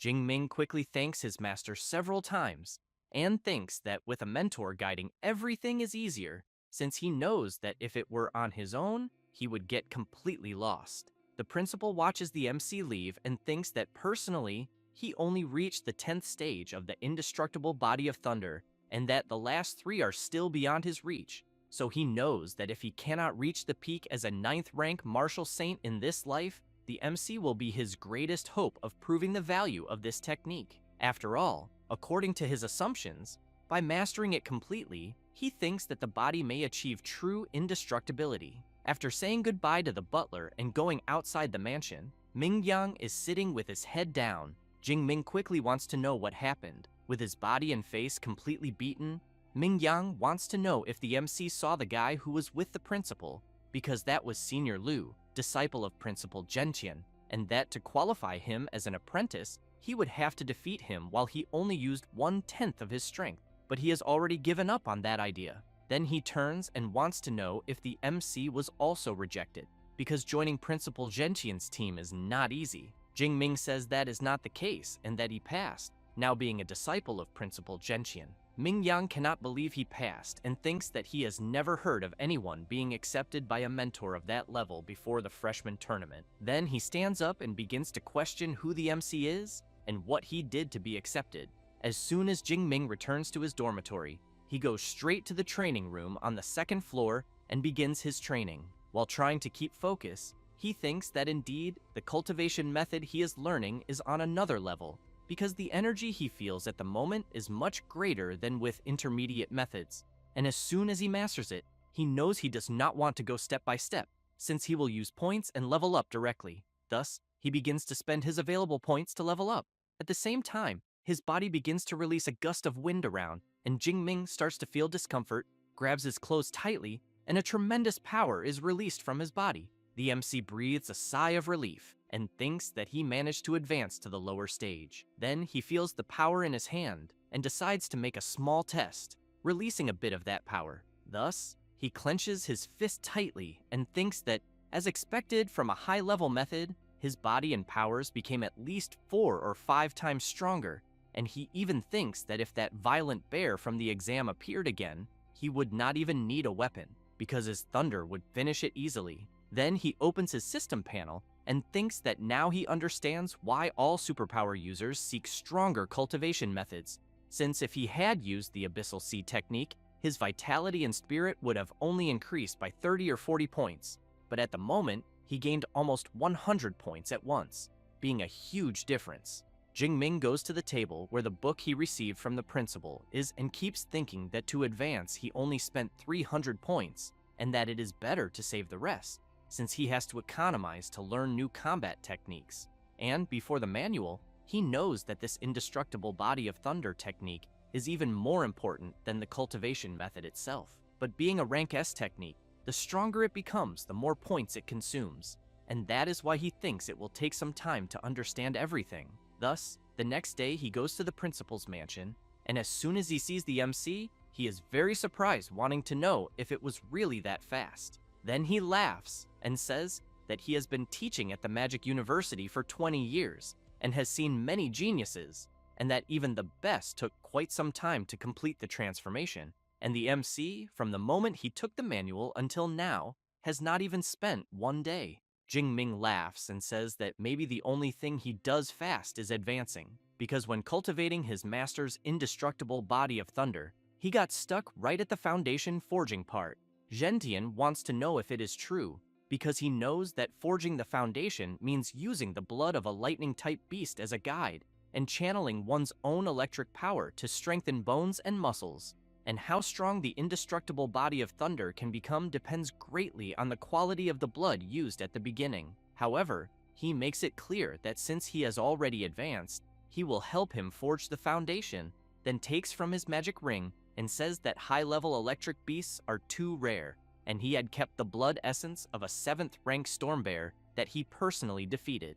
But he emphasizes that he heard from Zhang Zhaoyue that the MC receives a rank S resource per year, so he took the liberty of negotiating with the director and obtained a rank SS resource for him, being the blood essence of an 8th rank storm dragon. As soon as the principal shows the dragon blood, Jingming stands up and, all excited, makes it clear that because his master did all this, he will repay this gratitude 1,000 times. The principal says that he is happy to see his determination, but that for now, they cannot delay anymore, because they will begin immediately. Thus, they go to the training room on the 2nd floor, and the principal immediately pours the essence into the MC's body. Then he asks him to hold on, because for low-level superpower users, storm dragon blood is like poison, and feeling pain will be the most normal thing in the world. That said, he explains that now he will use his true thunder of wind and fire to help him forge the indestructible foundation, and that how much the MC will be able to absorb will depend exclusively on him. Then he applies his technique to Jingming's body, which quickly begins to take effect, helping him create the foundation. However, the MC begins to feel an immense pain never felt before.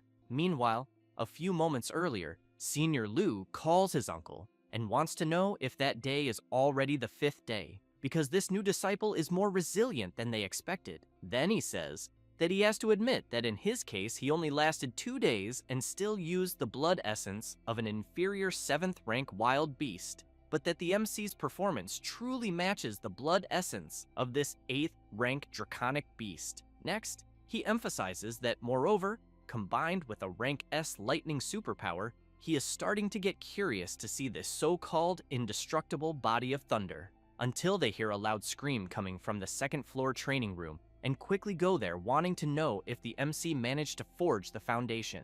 As soon as they open the door, they are surprised to see Jingming releasing an intense power, but they think that this threatening sensation they are feeling is the same as that of a high-level wild beast, and it even sends chills down their spine. However, the MC, completely out of control, charges at Senior Lu, but the principal shouts loudly asking Jingming to wake up, and at that moment, the MC stops advancing.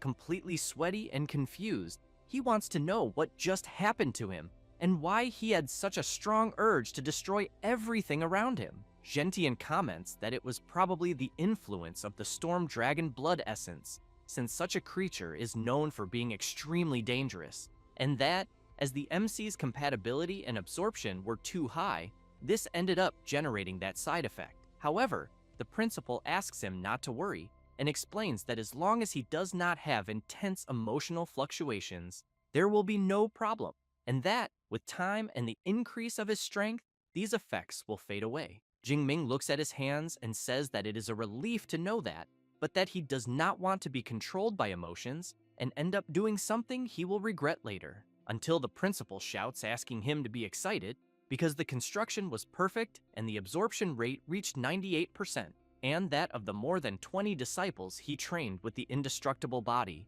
the maximum someone achieved was 92%. And after all these years of records, the MC has just broken the record. Lu is happy, congratulates his junior brother for managing to forge the foundation of the indestructible body of thunder, and then emphasizes that his path in martial arts will be much smoother. The principal tells the MC that the person next to him is his senior brother, Liu Ming, a superpower user at the peak of the 3rd rank, and that if the MC has doubts about training, he can seek him out. Jingming smiles and says that it is a pleasure to meet him. Liu Ming says that he did not prepare anything for the MC, and that is why he will transfer some credits as a welcome gift. As soon as he sees that he transferred 200 credits, he is very surprised and says that it is a lot, since he knows that they are talking about 2 million great Xia coins just as a gift. The principal says that it is only 200 credits, and that it is not much for Liu Ming, because a veteran needs to take good care of the juniors, and that when the MC has his own juniors, he should remember to do the same. Jingming says that he understands and thanks them both. Then, Gentian says that the foundation was forged, and after 5 days without eating or drinking, he thinks it is better for the MC to go rest. So he asks him to return the next morning to learn boxing and shooting techniques with Senior Liu. After returning to his dormitory, the MC is confused to see a guy playing video games there, and as soon as the guy notices Jingming, he says that he must be his roommate, then introduces himself and says his name is Liu Wentao, and that it is a pleasure to meet him. Jingming introduces himself, and the guy is surprised to learn that he is Shu Jingming, because he knows he is the one who ranked first in Jiangnan province. While the MC wants to know if he knows him, Liu Wentao keeps walking back and forth observing Jingming and saying that of course he knows him, because his nickname is Know-It-All, and he knows almost all the freshmen of their year, but emphasizes that he did not research the MC, because his arrival caused such a stir that it was impossible not to hear about him, since an unexpected champion from Jiangnan ended up being discovered as his roommate. Then, he pats the MC on the shoulder and wants to know if it is true that he came from Jiangcheng, which is in the middle of nowhere in Jiangnan, and if he also awakened his power during the college entrance exam. Jingming thinks that his new roommate is a chatterbox who makes friends easily, but to be honest, he ended up liking it, because he always hated loneliness, both in his current life and in his previous one. Then he begins to remember his past life, where he grew up in an orphanage and was never adopted, never knew what it was to belong somewhere, and that in school it was fine. He made many friends, but the happiest time he kept in his heart was college, the pranks with his roommates, playing video games together, and later he did a master's and doctorate, but then he drank too much at the graduation party and woke up in the world he is in now. But to his surprise, even there he is still an orphan, but with a roommate like Liu Wentao, he thinks that at least he knows he will not feel alone. For his part, Liu Wentao tells the MC that he ranked in the top 20 of Chuan province with a rank A psychic power and chose the Tactics Academy, and that in the future, he wants to lead an army of 1 million soldiers and wipe out all the wild beasts of Blue Star. Jingming asks him to calm down a little and says that he is going to the martial arts hall. Liu Wentao says that he also wants to go because he has never visited the Hall of Magic City University. Thus, after arriving at the Thunder Martial Hall, a branch of the university, the MC's roommate is very impressed with the busy place, since there are several guys with superpowers training there and boasting about having advanced their abilities. Until Eva tells the two that this is the collective training room of the hall, and that it accommodates up to 300 people at the same time, and the entire hall is made of a grade C metal alloy mixed with memory metal, and therefore they can use powers and techniques freely without worrying about damage. Then she also says that if they want, there are individual rooms. Jingming says that for now they will stay there. Meanwhile, Liu Wentao is very excited, commenting that it looks like people are competing to see who is the strongest, but the MC thinks that Noisy is him. Liu Wentao asks Eva what the numbered columns they are seeing are for. She says that they are the Punching Strength Challenge columns, with 5 rankings corresponding to skill levels 1 to 5, and then wants to know if the two want to try, because if they get into the top 3,000 in the ranking, they win a reward of 50 credits. He wants to know if doing that will really earn such an easy prize. Then he thinks that the entire university has only about 4,000 students, and therefore he thinks he will try. Eva explains that he just has to swipe his student card on the column for the challenge to begin, but asks for attention because the Punching Strength Challenge does not allow the use of powers or techniques. He does not want to know and quickly swipes his card and a voice announces that student Liu Wentao has started the punching strength challenge. It does not take long for several people to approach to watch him do it, and he, in turn, feels a little embarrassed when he realizes that several people started watching, and that he knows he cannot embarrass himself. Then he prepares his punch and soon strikes the column, while the voice announces that his punch strength was 476 kilos, being a great result. He breathes a sigh of relief and thinks that it is good he did not embarrass himself, because he thinks that entering the top 3,000 will not be difficult, but he is completely shocked when he hears that his position is above 100,000 and then wants to know how the hell that is possible, since he knows the university does not even have that many students. Ava explains that this ranking includes the students in the history of Magic City University, which is more than 100 years of records. He gets nervous and says that was a low blow, and that now he understands why everyone was staring at him, because they were just waiting to laugh at his face. The people around burst into laughter when they see that Liu Wentao ranked above 100,000. Jingming tries to comfort him, asking his friend not to take it personally, since his power is psychic and physical strength was never his strong point. Liu Wentao thanks the MC for trying to console him, but wants to know if he will try the challenge too. Jingming takes his card and says that he will try, and as soon as he swipes the card on the column, the machine announces that Xu Jingming has started the punching strength challenge, and more people approach to watch. While the MC stretches his arm, some people comment that apparently the next participant seems to be even weaker than the last, and that they think his punch will be below 400 kilos. Jingming has in mind that he advanced to the first rank, spent 5 days and 5 nights forging the foundation, and achieved the tempered body, so he really wants to see with the punch he is about to throw what the true level of his physical strength is. Thus, he prepares his strike and delivers it with full force to the column.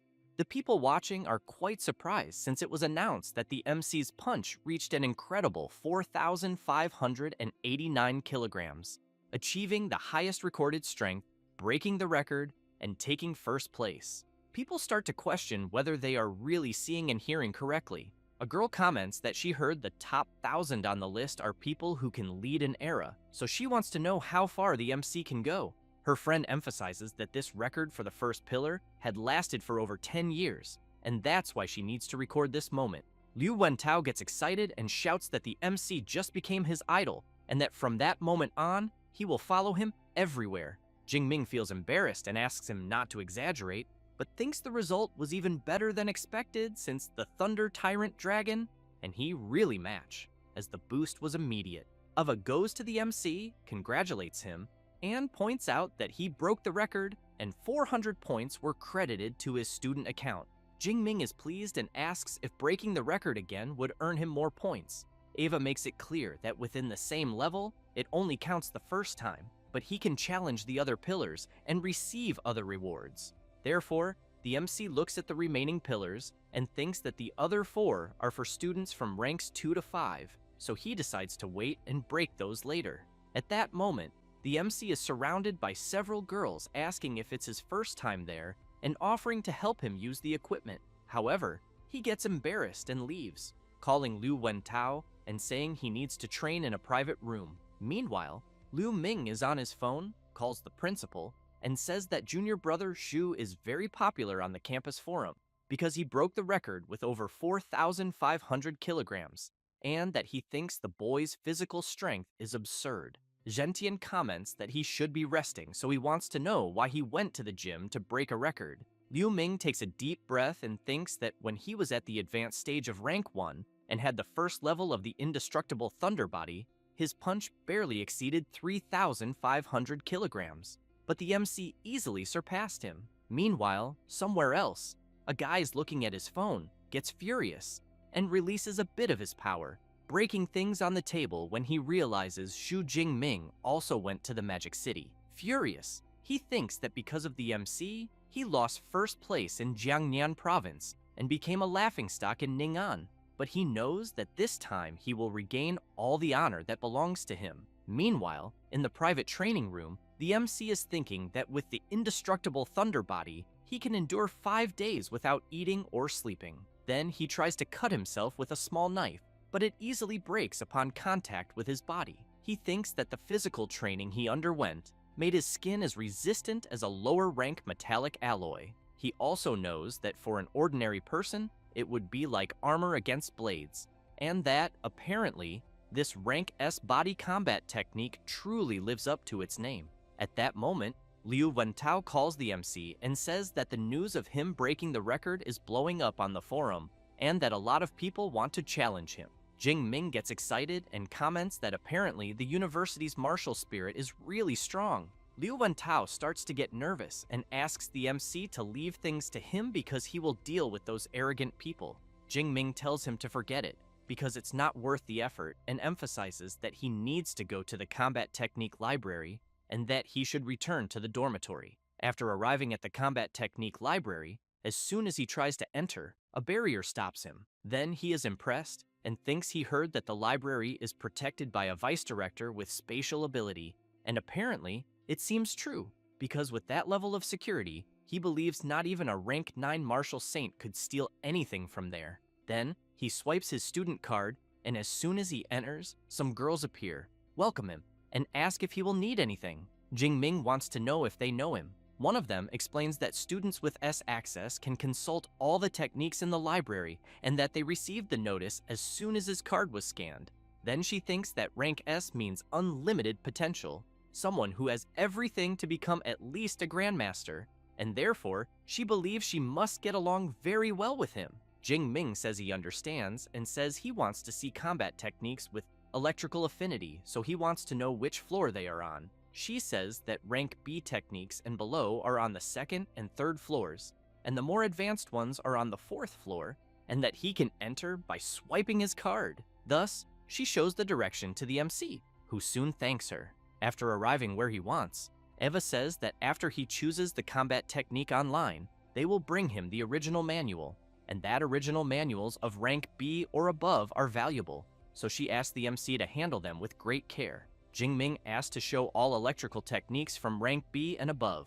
Eva immediately shows several abilities, and one of them is the Great Call of the Celestial Thunder of rank SS, which creates a storm domain up to 80 kilometers in diameter, but requires superior rank B electrical ability and being at least rank 5. The other ability is the Wrath of the God of Thunder of rank SS, which summons a divine lightning of punishment with colossal power, and also requires superior rank B electrical ability and being at least rank 4. Jing Ming is very impressed with the high rank techniques and realizes that the library there is truly on another level, but he wants to know if he can really look at all that for free. However, he comments that he still has skill and rank limitations since he knows he can only learn rank A techniques at the moment. Then he reflects on attack, defense, movement, support, and body reinforcement, since there are many rank A technique options. However, he knows that it's a good thing he has a good teacher, otherwise it would be difficult to choose. Thus, he takes a paper and remembers that he had already been given some recommendations before, and that this will save him time. Then he walks around looking for the abilities that make the most sense. After observing for a while, he says he will go with 4, the Thunder Spear, which concentrates lightning in the shape of a spear that can be thrown, the Chain Thunder Spear, which hits several vital points with an electric spear accumulating energy in the enemy that explodes at the end of the technique, the Thunder Step ability, which uses an electric burst to move a certain distance, and finally, the Thunder Prison ability, which creates an electric prison that prevents the enemy from moving. Then the MC thinks that the Thunder Spear is for ranged attacks, the Chain Spear for heavy offense, the Thunder Step for mobility, and the Prison for control, and that with these 4 techniques and the indestructible Thunder Body, he will be practically without weaknesses. Eva says that the 4 techniques the MC chose have an average learning time of up to 6 months to reach the initial stage, so she recommends that he combine them with lower level techniques. He says it's not necessary, that it's already great this way. It doesn't take long for the teacher to arrive with the techniques the MC chose. As soon as she places the ability manuals on the table, Jing Ming thinks that on the market, rank C or B techniques are worth millions, and rank A ones are priceless. But at that moment, he has 4 at once, a true luxury. Thus, he prepares to start learning and reflects that the depth and impact of the techniques there are impressive. since they cannot be compared to copies, as only the original manual allows this type of learning. So he wastes no time and starts reading. Time passes, and he realizes how difficult things are, but he gets excited with some discoveries he makes, until, after a few hours, he takes a deep breath and thinks that he has finally read everything and asks his system to allocate the points. Thus, he allocates 200 skill points to the Thunder Spear, learned up to the beginner level, 200 points to the Chain Spear, 200 points to the Thunder Step, and finally, another 200 points to the Thunder Prison. Then he opens his status window and sees all his current information and abilities. After that, he clenches his fist tightly and thinks about the combat techniques he obtained, wondering who will be the first unlucky one to taste them all. After some time, Jingming returns to the dormitory, and Liu Wentao comments that Eva just informed him that the freshman assembly will be the next day at 9 in the morning in Training Field 1, and that they created a large group for freshmen, so he thinks the MC should join as well. Then he wants to know which levels of combat techniques he chose.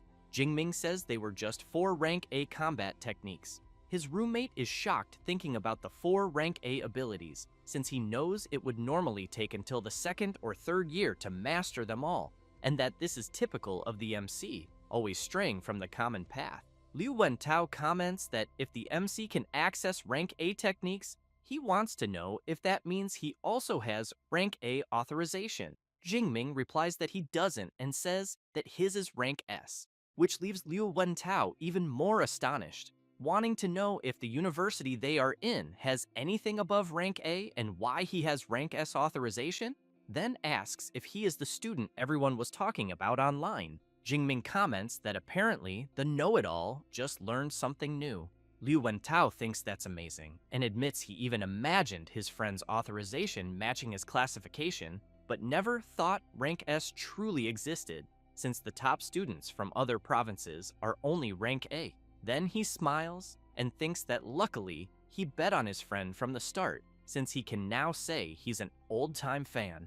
After that, the MC goes to the training room on the 2nd floor and, while looking at the free training spear, thinks that he already has combat techniques and that now he needs proper equipment since he knows his old level F black obsidian spear was discarded, and that's why he didn't even bring it. But even if he had, he knows it wouldn't withstand his current power. So, he calls for Eva and asks her to open the school shop and look for spear-type weapons.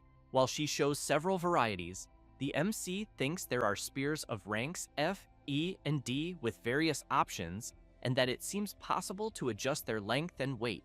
But he knows that the higher the level, the heavier and more expensive they become. So he decides to go with a rank E spear that weighs around 210 kilograms, along with a low-rank combat suit and boots.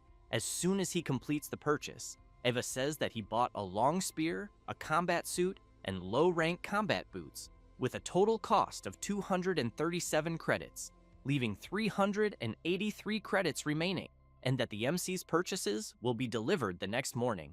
Jingming realizes that credits disappear too quickly since almost half of them are gone at once. Then he grips the spear firmly and thinks that until his new spear arrives, he'll have to make do with the one there, and that it will be his training partner for his 4 new rank A combat techniques that night. The next day, at the freshman assembly, people get excited when they see the MC and wonder if it was really him who broke the school record the day before. Then a guy named Lei Zhou shouts, calling the MC and saying he wants to challenge him. The people around are surprised to see who's shouting since they know he's the 2nd place in the Jiangnan combat exam, scoring more than 9,300 points. And they've also heard that he comes from a wealthy family and that both his parents are 4th rank awakened. Jingming apologizes to Lei Zhou and says he's not at all interested in his challenge. He approaches and asks the MC not to refuse so quickly, then says that, as far as he remembers, the MC's aunt works with rare and exotic plants. Then he gets even closer and makes it clear that his family is her biggest buyer and that they still owe a good amount, so he thinks that if the payment is delayed, the MC's aunt's family might have problems. Jingming becomes serious and wants to know if he is really threatening him. Lei Zhou quickly jumps back and, quite worried, wonders why the MC suddenly seemed like a wild beast ready to attack, but replies that he wouldn't call it a threat but rather a friendly reminder. Jingming gives in to Lei Zhou's provocation and asks for the time and place. He replies that it will be within the next 7 days at noon in Battle Arena 3. The people around are surprised since apparently the first place will fight against the second, and they think it's going to be quite a show, so they plan to arrive early to get a good seat. At that moment, someone calls for the students and welcomes everyone to the Magic City University. Then he says that the assembly is not the official opening ceremony and that they gathered everyone to clear up doubts about the credit system, exclusive mentors, and other things. But first, he wants to present the school's combat power ranking. He also emphasizes that they will use a virtual immersion capsule to fight in a holographic simulation and that the final placement depends on how many stages they can clear. So he asks everyone to give their best to climb the ranking since the rewards are very generous. After some time explaining everything and with the students talking about what they heard, the MC, a bit bored, thinks that it's finally over since it lasted more than an hour, and the only interesting part he heard was about the virtual capsule because he needs to test it as soon as possible. But he keeps in mind that in the coming days, it's better to look for Mr. Liu Ming and his mentor to start daily training. Thus, the next day, he starts new training with Liu Ming and also with Principal Gentian. He follows his training rigorously for a few days until, 7 days later, Liu Ming, quite impressed, wants to know if the MC has really reached the intermediate level of the first rank and how long it's been. Jingming replies that it was just luck.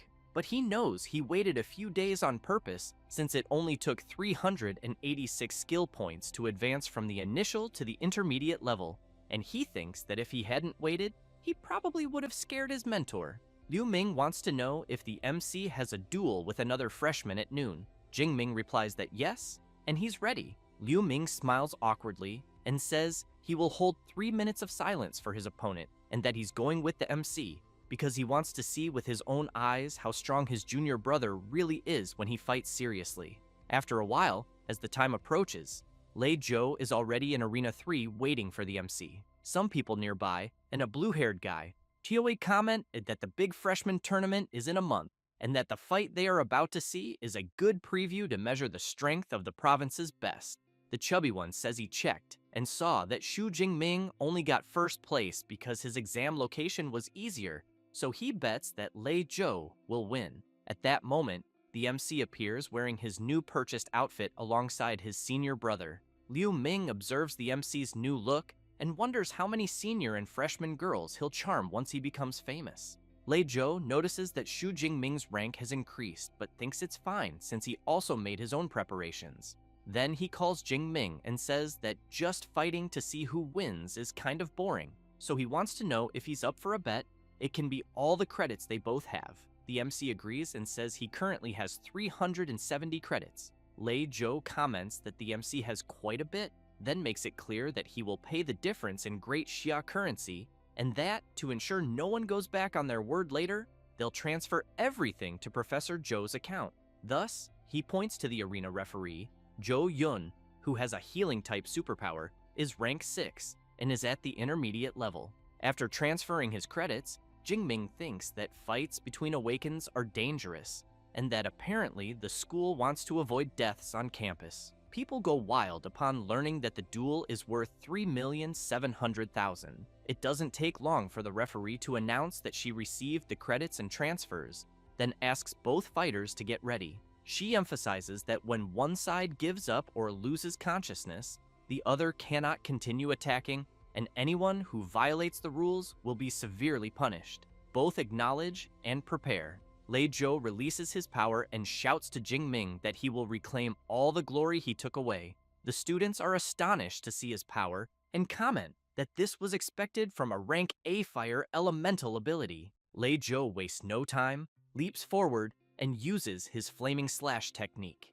Jingming waits for the attack to come within his range and blocks his opponent's strike. People are shocked to see that the MC easily blocked Lei Zhou's technique. Lei Zhou himself can't believe it and wants to know how that's possible. The MC releases a bit of his power and tells Lei Zhou that nothing is impossible and that he's weak as hell. With that, he delivers his attack, which hits his opponent directly, making him feel the impact and sending him flying backward. While he's lying on the ground, The students wonder if the fight is already over since they know Lei Zhou was stronger than the MC. They also comment that most freshmen there couldn't even block the flaming slash attack. Liu Ming looks quite bored, thinking that Lei Zhou couldn't even force his junior brother to use 10% of his strength. Then, Zhou Yun enters the arena to announce the winner, but Lei Zhou calls out to her and asks her to wait a moment because he hasn't given up the fight yet. He then takes out a red pill. Zhou Yun notices this and shouts, asking if it's really a blood fury pill, and if he's trying to kill himself since it's just a duel and not a fight to the death. The crowd starts yelling when they see Lei Zhou about to swallow the pill, because they know it temporarily boosts strength but has heavy side effects. Struggling to stand, Lei Zhou says it's fine, and makes it clear that he'll take the consequences, since he's going all out against the MC and fully accepts the result. At that moment, Liu Wentao, among the crowd, shouts asking if the referee will allow Lei Zhou to use the pill since he knows that's like cheating on a test. She replies that the duel is unofficial, without strict rules, like an open book test, and that weapons, combat gear, and medicine any material support are allowed, and if the MC had pills, he could use them too. Lei Zhou swallows the pill and quickly gains an unbelievable surge of power. Zhou Yun is astonished because she knows the pill he took is high grade and that it raised Lei Zhou straight to the second rank of the initial level. She thinks the MC is in serious trouble. However, upon seeing Jingming's expression and how he releases his power, she realizes his spirit has only grown stronger and thinks that with such resolve, he has the soul of a commander. Jingming readies his spear and thinks that now it finally feels like a fair fight. He leaps forward and prepares his attack.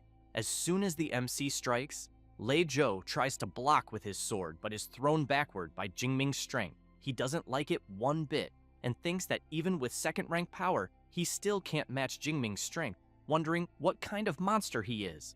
As he gets up and launches his fireball attack, he concludes that he can't face him head-on, so he'll attack from a distance. However, with a simple movement of his spear, Jingming completely dissipates his opponent's attack and asks if that's all he has to offer. Lei Zhou becomes furious and wonders what kind of electric ability the MC is using, but realizes that he can't get close either, so he figures that if he can endure until the MC's lightning runs out before the pill's effect fades, he still has a chance. Thus, he tries once again with his multiple fireball attack, but the MC doesn't stay still either and launches one of his electric abilities, which grazes Lei Zhou, but is enough to make him worried, wondering if the MC also has long-range attacks. However, he soon realizes there's electric energy above his head and shouts to know what the hell is happening. Jingming activates his Thunder Prison, and as soon as Lei Zhou is trapped, he wants to know if it's a restraining technique. Then he tries to use his flame barrier to break free from the electric prison and, while intensifying his ability even more, makes it clear to the MC that he knows he can't get out, but the MC won't get in either. However, Jingming, with a completely sinister aura, wants to know how many thrusts his opponent's fire barrier can withstand. Thus, he jumps up and uses his Chain Thunder Spear technique, easily breaking Lei Zhou's fire barrier. Lei Zhou, seeing the MC's attacks coming his way, thinks that if he gets hit, he will definitely die. Terrified and with his eyes closed, he screams that he gives up, and as soon as he opens his eyes, he sees the tip of a spear right in front of his face. Jingming gives a strong flick to his spear and impales Lei Zhou in a non-vital spot. As soon as he withdraws the spear, Zhou Yun announces that the winner of the fight is Xu Jingming. People comment that it was a crushing victory and that the MC used 4 combat techniques in just 4 or 5 seconds, and the transitions between them were so smooth that they think no freshman should be capable of something like that. The students keep talking about the fight, and one of them comments that Jingming's techniques seemed really powerful and bets that each of them is at least rank B. Liu Ming hears that, takes a deep breath, and thinks they're underestimating his junior brother since he knows those are 4 rank A combat techniques and that he was quite bold to choose them. But he knows the most absurd thing is that he can already use all of them in real combat. Then he reflects that, in his time, he only had the courage to choose 1 rank A technique, the Instant Lightning, and even then, it took him 4 months to master it. So he knows having a junior brother like the MC is a lot of pressure. At that moment, Lei Zhou calls for the MC, thanks him for holding back and sparing his life, then says that the credits and money are all his, and that he will also make the payment to his aunt within the deadline. Zhou Yun tells the MC that 50 credits and 3,200,000 great Xia coins have been deposited into his student account. He, in turn, thinks that dueling is quite a fast way to make money. Liu Wentao shows up shouting that his friend did great and that he's rich now, then asks if the MC wants to go out at night to relax. Jingming replies that it's better not to, since he has training with his senior brother later. But Liu Ming says he thinks the MC can go since the balance between training and rest is the secret to longevity, and that the MC has been working too hard lately, so he believes he should relax a bit. Jingming smiles and says he'll follow his senior brother's advice then. Liu Wentao is surprised to see a rank A superpower user with the True Jade Thunder ability, the famous Liu Ming, vice president of the Grey Society. Then he comments that seeing him in person, he has much more presence than in the photos. After leaving the arena, the MC's friend says it's set for the night since he'll handle the program. Jingming becomes intrigued by this talk of a program and immediately asks his friend to be clearer. Liu Wentao explains that it's a program the MC simply can't miss when entering the university, a social event between the male and female dorms. After that, night falls and the event serves a delicious banquet. The MC's friend says that he became super popular and that he posted an invitation for the gathering on the campus forum, then asks Jingming to guess how many people signed up. He replies that he doesn't know, so Liu Wentao says it was over 100 and that he almost went crazy trying to choose a partner among so many people. Jingming comments that his friend really gets excited about this kind of thing, but that he's quite curious to know who he chose. Liu Wentao laughs and says he'll keep it a secret, telling him he'll find out soon. Then a girl arrives, and the MC's friend asks her to come closer. She greets everyone and introduces herself, saying her name is Qi Dongxia. Her roommate also introduces herself, saying she's her friend, and her name is Song Qiuyun. Liu Wentao says that Qi Dongxia has a rank A beast-type reinforcement ability, and that Song Qiuyun is a rank A user of natural light-type ability at the advanced stage of the first rank, and that she even got the highest score on the Sichuan State Entrance Exam. The MC smiles and introduces himself. Song Qiuyun is surprised to learn that he's the famous Xu Jingming, and immediately asks if he's up for a friendly fight. Qi Dongxia feels embarrassed, calls her friend, and asks her to stop being a fight addict since it's a date. She looks confused and says she thought she was going to spar with student Jingming. The MC laughs, asks them to sit, and explains it was just a misunderstanding. Liu Wentao agrees and emphasizes that tonight is only for having fun, that they'll eat first and then stroll around the commercial street. As soon as they finish eating, they go to the center of Magic City, to Huaihai Commercial Street. Everyone is impressed to see how lively the place is. Then, they pass by a store with stylish and modern clothes. They also see a weapon shop, and the MC thinks that it's no wonder it's one of the biggest commercial centers in the country, since the armors, weapons, and pills are far more complete than in Jiangcheng. They stop to eat some snacks, and afterward, the girls start doing some shopping and soon hand their shopping bags to the MC, who just watches them. He notices that they've already spent several million that night and thinks that Song Qiuyun seems quite modest in her way of dressing, but didn't expect her to be so wealthy. Liu Wentao wants to know if his friend didn't know, since she's famous for being rich and for having a very powerful family. At that moment, Qi Dongxia shouts, asking if they can carry just a few more bags. After a while, they return to the dorms, and the girls say they can leave them there. Song Qiuyun remarks that they had an amazing night and thanks them for it. Jingming smiles and says goodbye to them. However, a bit embarrassed, Song Qiuyun calls for the MC and emphasizes that what she said earlier was serious because one day she really wants to challenge him to a real duel. He's impressed by her attitude, so he turns and makes it clear that he'll be waiting for that day. She becomes even more embarrassed, and Qi Dongxia notices it and says that since classes started, she's never seen her friend treat a guy nicely, but with Jingming, she was even kind, so she points out that she was right to drag her to the date. Song Qiuyun says that her rank A ability, Dawnlight, gives her very sharp perception, and that she can sense the malicious thoughts of men when they stare at her, But she makes it clear that with the MC, it's different because he only looked at her with admiration, without any malice. Chi Dongxia thinks it seems her friend's heart has started to beat differently. As they walk, Liu Wentao takes a deep breath and says that going out for a walk once in a while is actually nice. Jingming agrees, but still thinking about Song Chu-yun, he comments about the advanced stage of the first rank she's in, and that he still has to work hard to get there. With that, 15 days pass, and after a lot of training, the MC says that he thinks the time has come to advance again, so he calls his system and asks it to distribute the points.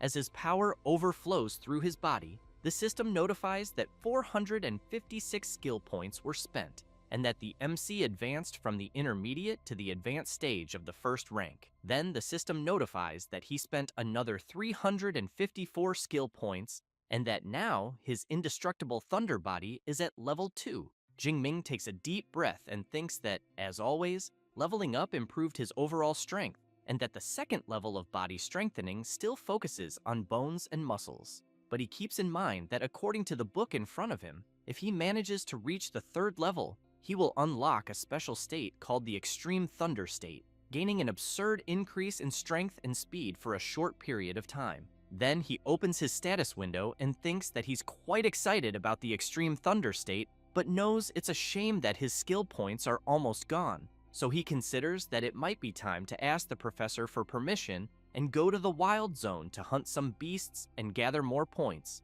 After visiting Principal Gentian and telling him that he evolved, the principal can't believe it and wants to know if the MC really evolved again in such a short time. Jingming says that's what he was about to say, that it happened the previous night, and that his indestructible thunder body also advanced to the second level. Very impressed and excited, Gentian thinks that advancing in rank and body strengthening are two huge milestones, and that his student speaks as if he had just drunk a glass of water. So he believes that with a rank S ability and the MC's effort, it's impossible for him to fail. Liu Ming appears saying that he had already said before that his junior brother is a complete monster, since it took him more than 6 months to go from the initial stage to the advanced stage of the first rank. The principal points out that it's not only evolution that matters because combat training is also essential, so he asks the MC to fight his senior brother Liu Ming to show how far his strength has come. Thus, both go to a combat training room, and Liu Ming makes it clear to the MC that he will use the power of the initial stage of the second rank. Then, both get ready, and as soon as the principal asks them to start, they move at incredible speed. As soon as their weapons clash, Liu Ming is surprised and thinks that his junior brother's strength is truly amazing, and that he seems to be on the same level as his own. On the other hand, Jingming thinks it's the first time since he got the system that he's facing someone as strong as himself. After thinking about this, he activates his Thunder Prison technique and traps Liu Ming. Then he leaps toward him with his Chain Thunder Spear technique. Liu Ming, in turn, smiles and tells the MC that the combination he's using is the same one he used to defeat Lei Zhou, then emphasizes that it's a pity he's not that freshman. Thus, he activates his True Jade Thunder ability, blocking the MC's attack.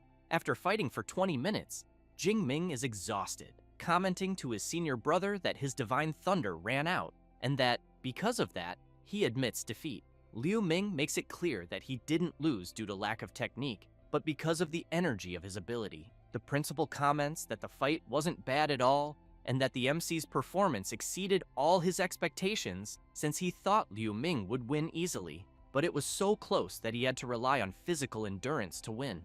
Liu Ming smiles and wants to know if the MC knows what his strength level was moments before. Jingming asks what it was, and his senior brother says that he was invincible in the second rank. The MC is very surprised to hear that, but the principal says that the training is over and that both can rest a little, then explains that the fruit there is of the clear spiritual type, which helps to recover energy, making it perfect to eat after intense training. Jingming goes to the principal and says that he wants to ask for something.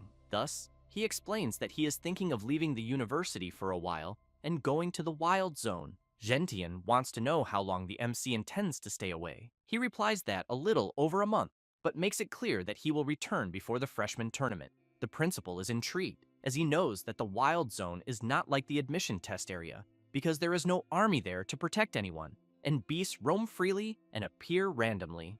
One mistake and someone might run into a high-level beast. Then he puts his hand on the MC's shoulder and lets him go, but emphasizes that he should remember that if things get tough, he must run without thinking twice, as every specialist goes through moments of danger. He then worries that if his disciple wants to surpass himself, he won't be the one to stop him. Jingming bows his head and thanks his principal. However, he wants to know which wild zone the MC was thinking of going to. He replies that it's the one on the outskirts of Yuanshui City. Gentian says that one isn't the worst, that it's near the Magic City, and that the strongest beasts there are of the 4th or 5th rank, so the risk is lower. He also says that he will ask Liu Ming to give him some tips. Then, while activating a storage ring, he makes it clear that out there he won't be able to help him much, but will prepare a very good weapon for him.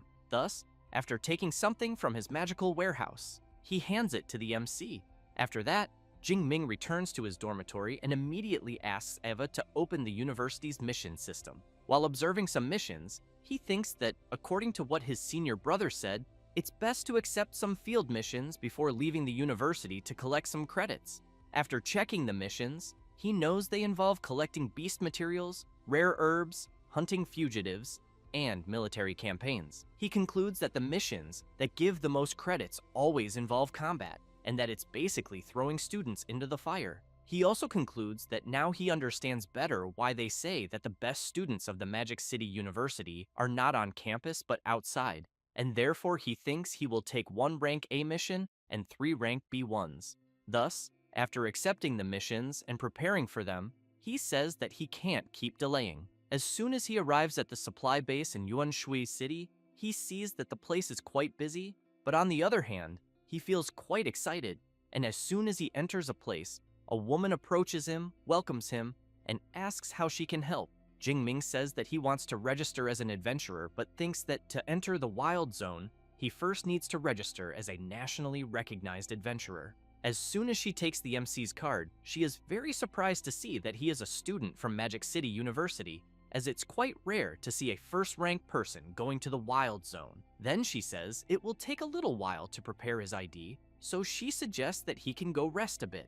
As soon as the MC turns to go wait somewhere for his ID to be ready, he hears some euphoric people shouting that the goddess Jiang Chuyi is there. This is Jiang Chuyi, a second-year student at Magic City University. As she walks through the place with her guards, people comment that it seems like she will record more content in the Wild Zone. Jingming wonders if she is from the same university as him, as he thought she was as beautiful as Song Chu-yun. At that moment, the woman arrives with the MC's ID and also gives him a smartwatch with satellite, then explains that it already comes with the Wild Zone map and shows the beast movements and the danger level of each area. While the MC is talking to her, someone from afar is lurking, watching, and as soon as the woman walks away, the guy approaches Jingming and wants to know if it's his first time in the Wild Zone, because if he doesn't have pills, he suggests that he shouldn't even think about entering. Then he asks if he wants to buy some. Jingming asks the price. The guy opens his coat and says that first-grade healing pills are 20,000 each, and first-grade antidotes are 15,000, but emphasizes that second-grade ones are better, though more expensive, costing around 30 to 40,000 each. Jingming wants to know if that's really the price because he didn't find it that expensive. The seller laughs and says that apparently the MC has good taste, then makes it clear that the pills he sells there are known for being good and cheap. However, Jingming knows that first-grade pills usually cost 30 to 40,000, so he realizes something is wrong, guessing it's a scam, and that the seller must trick rookies who seem clueless. The guy quickly asks how many the MC wants. Jingming laughs and asks if the seller has already fooled many beginners with that cheap talk. The man doesn't like it and asks if the boy noticed from the beginning and was just mocking him. Jingming asks what he thinks. The seller gets serious and makes it clear to the MC that it's the first time anyone has dared to mess with him there at the supply base, until a girl shouts calling Zhao Chunlin and wants to know if he's trying to scam another rookie there. The seller gets embarrassed when he sees it's Wang Qian, but tells the MC that he got lucky this time.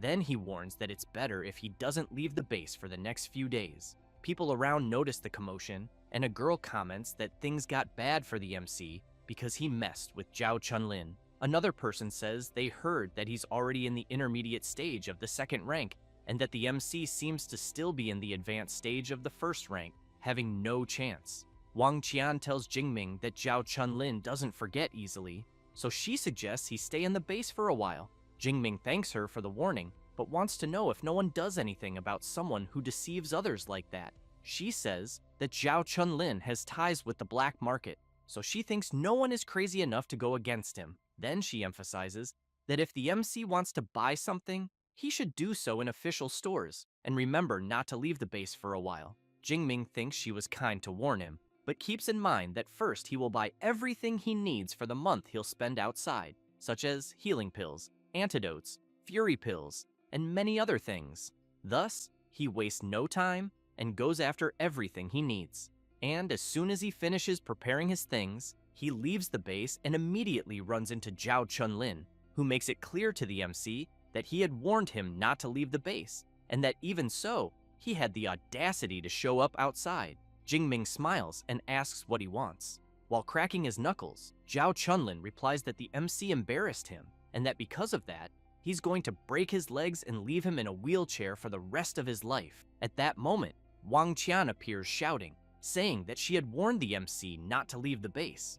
Her friend tries to stop her, saying it's good for the boy to learn a lesson so he'll stop acting on impulse. While Zhao Chunlin activates his metallic skin superpower, covering his entire body, he makes it clear that if he can't teach a rookie a lesson, how will he manage to assert himself? Then he states that with his metallic skin and D-rank combat suit, he's sure the MC's strength won't even scratch his defense.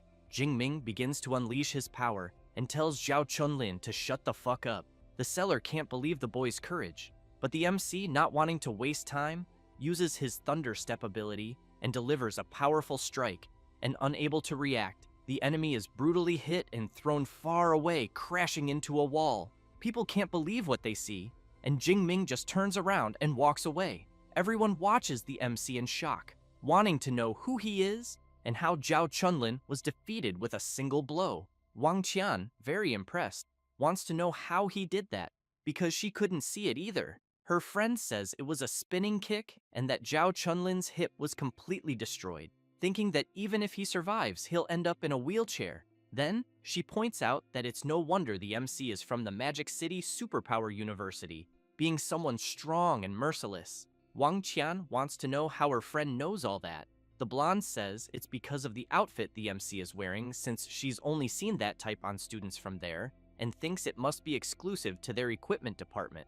Wang Qian comments that only that university could create monsters like him, but wants to know from her friend if she agrees to invite the MC to the team, because they're in need of someone for the front line anyway. The blonde gets annoyed and asks if they hadn't agreed to form a group only with women. The other girls on the team want to know if Wang Qian is interested in the MC. After that, Jingming swipes his card and is informed that the information has been confirmed and his entry into the wild area has been authorized. With that, the MC enters the Yuanshui Wild Zone. He soon hears several roars from beasts and thinks that the roar he heard is a territorial warning, guessing it must be at least a 4th rank beast. But that's not what he wants today. As he walks through the forest, he thinks that the Yuanshui Wild Zone is divided into 2 areas, the ruined city and the mountainous forest, and that the beasts in the ruined city are weaker, so he concludes that he'll start earning skill points there. Then, looking at the map on his smartwatch,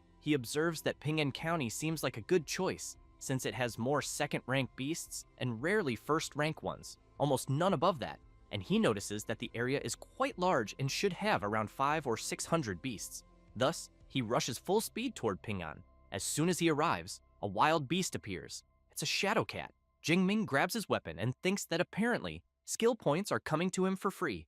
Then, he begins to release his energy and reflects that all this time, because of the influence of the Thunder Tyrant Dragon, his fighting spirit has only grown, and the more he suppresses it, the stronger it becomes. Jingming becomes completely excited and overflows with energy throughout his body, shouting that, at this moment, he doesn't need to hold back anymore. The Shadow Cat, seeing such power before it, becomes completely terrified. After that, a month passes, and some adventurers ask the captain what's going on in Ping'an County, because they've been wandering all day and haven't seen a single beast. The captain wants to know how they even dare to ask that. Another guy says there should be at least 600 beasts there, and thinks that even if they were migrating, they wouldn't just vanish like that. Then a sharp-clawed tiger comes out of the alley. The captain and his subordinates get excited because they finally found a beast. However, an electric attack is launched, and as soon as it hits the tiger, it completely destroys it, causing a huge explosion at the site. One of the adventurers wants to know what the hell is going on, and if, by any chance, it's some new laser weapon. The captain replies that it's not because he knows laser weapons are faster, and thinks that what they saw looked like a lightning combat technique. Then he orders everyone to get out of there, because he fears there's probably someone very strong dominating the area, and that the attack they saw was a warning. As they run away, one of them comments that now it makes sense why there are no beasts left because they were probably all killed by this lightning expert. The captain yells at everyone to stop the nonsense because they need to get out of there before they anger that guy. From the top of the building, the system notifies the MC that he has defeated a second-ranked Blade Tiger and gained 19 points. Jingming thinks that his Thunder Spear currently reaches over 1,000 meters. And as soon as he opens his status window, he realizes that in 1 month he earned more than 8,000 points, advanced from the advanced stage of the first rank to the advanced stage of the second rank, and that his indestructible Thunder Body reached the third stage, besides having improved several rank A techniques to the intermediate level. Then he wonders if anyone else could have achieved such a feat. After that, he thinks that he's already done what he needed to do there, and that the next day he'll return to the supply base and then go deeper into the jungle. As soon as he arrives at the Yuanshui supply base, people are astonished to see him and want to know where the MC got the huge tactical backpack and if by any chance he's carrying a rhino's body in it. Jingming knows that it's a good thing he bought the reinforced version of the backpack. Otherwise, he thinks it wouldn't even fit half of the more than 400 kilos of beast materials in it. Thus, he goes straight to the base hall, and the clerk asks him to put the items on the scale. As soon as he opens the bag and places everything on the floor, he says that they're materials from second-ranked beasts and that they weigh more than 400 kilos. The woman can't believe the amount of stuff he brought. Then she notices that there are blade tiger tendons, horns, and many other valuable things. Feeling a bit awkward, she asks the MC to wait a moment because it's a lot and she needs to call more people to help with the inventory. It doesn't take long before a man shows up, introducing himself as Zhao Yi, the supervisor of the acquisition department. Jingming shakes his hand and introduces himself as well. Zhao Yi comments that the MC is quite promising since hunting all that at his age is very impressive, but emphasizes that he'll call the team to count the materials and therefore asks if the MC can accompany him for a moment. Thus, while the acquisition team inventories the materials, they go to a more private place, and Zhao Yi gives the MC a platinum member card from the base, explaining that the card grants a 5% discount on purchases. But he thinks that a young second rank with such potential as the boy in front of him is someone he needs to maintain good relations with. Jingming thanks the supervisor, until one of the employees shows up calling Zhao Yi and informing him that the count has been completed, totaling 90 pieces from second-ranked beasts in the advanced stage, 107 in the intermediate, and 221 in the initial stage. The supervisor is quite surprised, wondering if the boy wiped out an entire nest. Thus, Zhao Yi informs that the total value came to almost 25 million, but they'll round it up. Jingming feels happy and thanks him. It doesn't take long before a message arrives informing him that 25 million has been deposited into the MC's bank account and that he now has a new balance of 29 million. Jingming thinks that now he can truly say he's become rich. Then the MC says goodbye to the supervisor and comments that he'll soon bring more materials. He asks the MC to take his card and call him when he has time. As Jingming leaves, Zhao Yi thinks that the boy will go very far. Then he notices his phone ringing, and when he sees it's Zhao Chunlin, he answers and wants to know what he wants. Furious, Zhao Chunlin yells, saying that he saw who attacked him at the base and that the supervisor needs to avenge him. Zhao Yi wants to know if it's the second-ranked boy he mentioned and how he plans to take revenge. Zhao Chunlin yells, asking the supervisor to send the Shark and Tiger Squad because he wants to see the MC beg to die. Zhao Yi replies that fine, the squad is under his command. but makes it clear that after this, he shouldn't call again. Zhao Chunlin tells the supervisor to relax because as soon as it's done, he'll leave the city of Yuanshui. After hanging up the call, the supervisor starts wondering why he feels strange and if perhaps he's overthinking it, since he knows that the Shark and Tiger Squad is elite and that all its members are second rank, believing that taking down someone at the advanced level of the second rank shouldn't be a problem. Meanwhile, the MC sneezes and wonders if someone is mentioning him in a conversation. Zhao Yi, after going to his office, calls Supervisor Wang and says that he has just discovered a very impressive superpower user named Xu Jingming, and that he brought in more goods alone than a dozen squads combined. This is the head of the base, Supervisor Wang Chuang, who replies that he will take a look at Xu Jingming's record. As soon as he sees the results, he's very impressed and shouts to Supervisor Zhao that this Xu Jingming is extremely important and that if he shows up at the base again, he's to be informed immediately. Zhao Yi replies that he understands and thinks that he would never have imagined that the MC would make old Wang so excited. So it seems that the boy really is someone significant.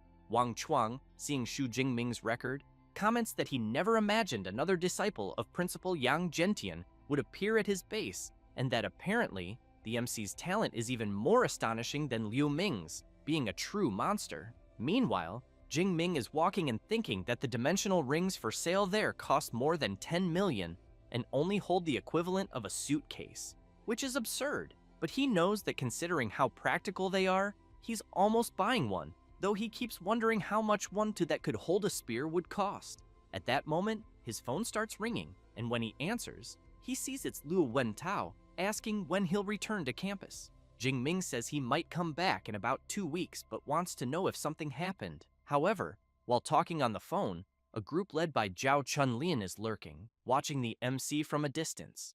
The seller says that the boy ahead is the one they're looking for, so he tells the squad to break his legs and bring him. Liu Wentao tells the MC that during the time he was away, a new student joined the university and that the guy is very arrogant. However, the MC senses something strange, and his friend wants to know what happened. Jingming replies that it's nothing and asks Liu Wentao to continue telling the news.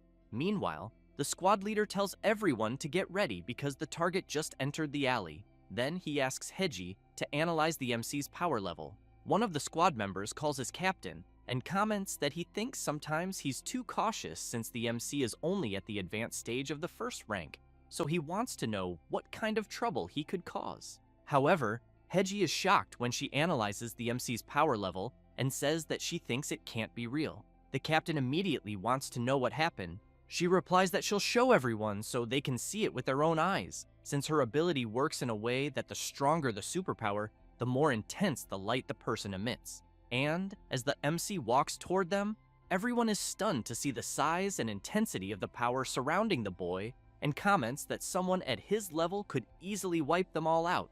Then the squad captain says that apparently Zhao Chunlin pushed them straight into a trap because the information was wrong. He then announces that the mission is canceled and that they'll deal with Zhao Chunlin later.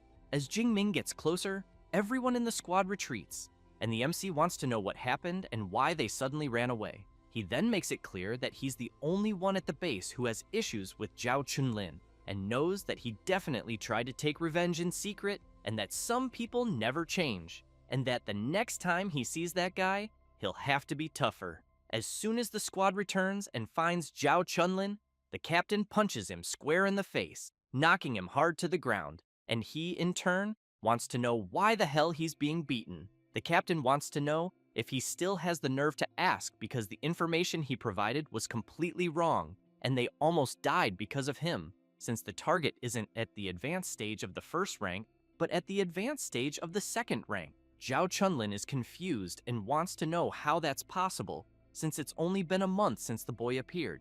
The captain turns and makes it clear that it doesn't matter anymore because he canceled the mission, and they'll report directly to Supervisor Zhao Yi. As soon as they meet him, Zhao Yi wants to know if the captain and the squad solved the problem. He replies that they didn't, and that they aborted the mission. Then he says that Zhao Chunlin gave them false information and that the target is actually at the advanced stage of the second rank. Moreover, according to Heji's observation, in practice the target has the strength of someone at the third rank or even higher, which is why they abandoned the mission. Zhao Yi gets nervous and wants to know what the hell Zhao Chunlin was thinking because he knows that kind of person shouldn't be provoked. However, when realizing it's someone at the advanced stage of the second rank, he turns pale and asks for the target's name. The captain says Zhao Chunlin didn't give a name, but the description fits. About 1.90 meters, strong, with a spear on his back. Zhao Yi becomes terrified because he knows the target in question is the MC. Thus, after telling everything to Wang Chuang, he goes crazy with rage, wanting to know if Zhao Yi has lost his mind for trying to kill Xu Jingming. Supervisor Zhao gets embarrassed and says that the MC is still only at the advanced stage of the second rank, and therefore thinks there's no reason to overreact. Wang Chuang calls Zhao Yi an idiot and tells him to check Xu Jingming's file. He's shocked to discover that the MC ranked first in Jiangnan province and is a freshman at Magic City University, and that at 18 years old, he's already at the advanced stage of the second rank. Then, he says he's never seen anything like that, because at that age, at best, the most promising should only be at the initial stage. Furthermore, the director of the Armament Academy, Yang Zhentian, is his exclusive mentor. Thus, he says they're truly screwed. Wang Chuang emphasizes that someone at that level, even if he destroyed the entire base, the government wouldn't say a thing. Zhao Yi immediately apologizes repeatedly and makes it clear that he won't cause any more trouble there. Then he orders them to bring Zhao Chunlin. With his face completely beaten, he apologizes and promises he'll never go after the MC again. Zhao Yi puts his hand on his head and emphasizes that apparently just a beating won't be enough because the main culprit has to die. And if he wants to blame someone, he should blame himself for messing with the wrong person. Saying that, he completely eliminates Zhao Chunlin without any mercy. After that, he turns to Mr. Wang and wants to know what he thinks.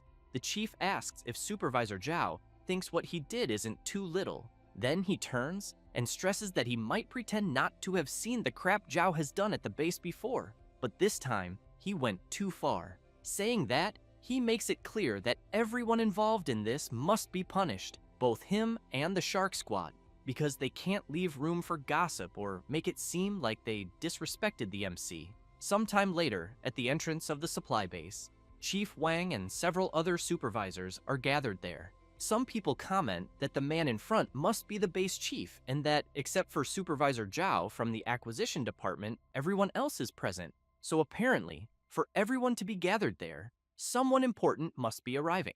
Then the blonde looks to the side and asks Wang Qian if that isn't the boy from Magic City University. It's the MC, who is quite surprised to see so many people watching him. Mr. Wang immediately approaches him and says that he's glad he returned, then introduces himself and explains that he's the head of the base. Wang Qian is very surprised to realize that all the supervisors are gathered there to personally welcome the MC. The blonde emphasizes that she thinks this boy is not just a simple student. Wang Chuang says that he heard what Zhao Chunlin did to him, then makes it clear that the base takes full responsibility. He also says that Zhao Chunlin was executed on the spot and that the others involved have already been punished, promising that they will spend the rest of their lives in prison. And, as a way of apologizing, the base has prepared a special gift for him. Jingming thinks that it's no wonder Mr. Wang is the chief since he handled everything so quickly. Thus, Wang Chuang shows the black member credential of the base, the highest level, and from that moment on,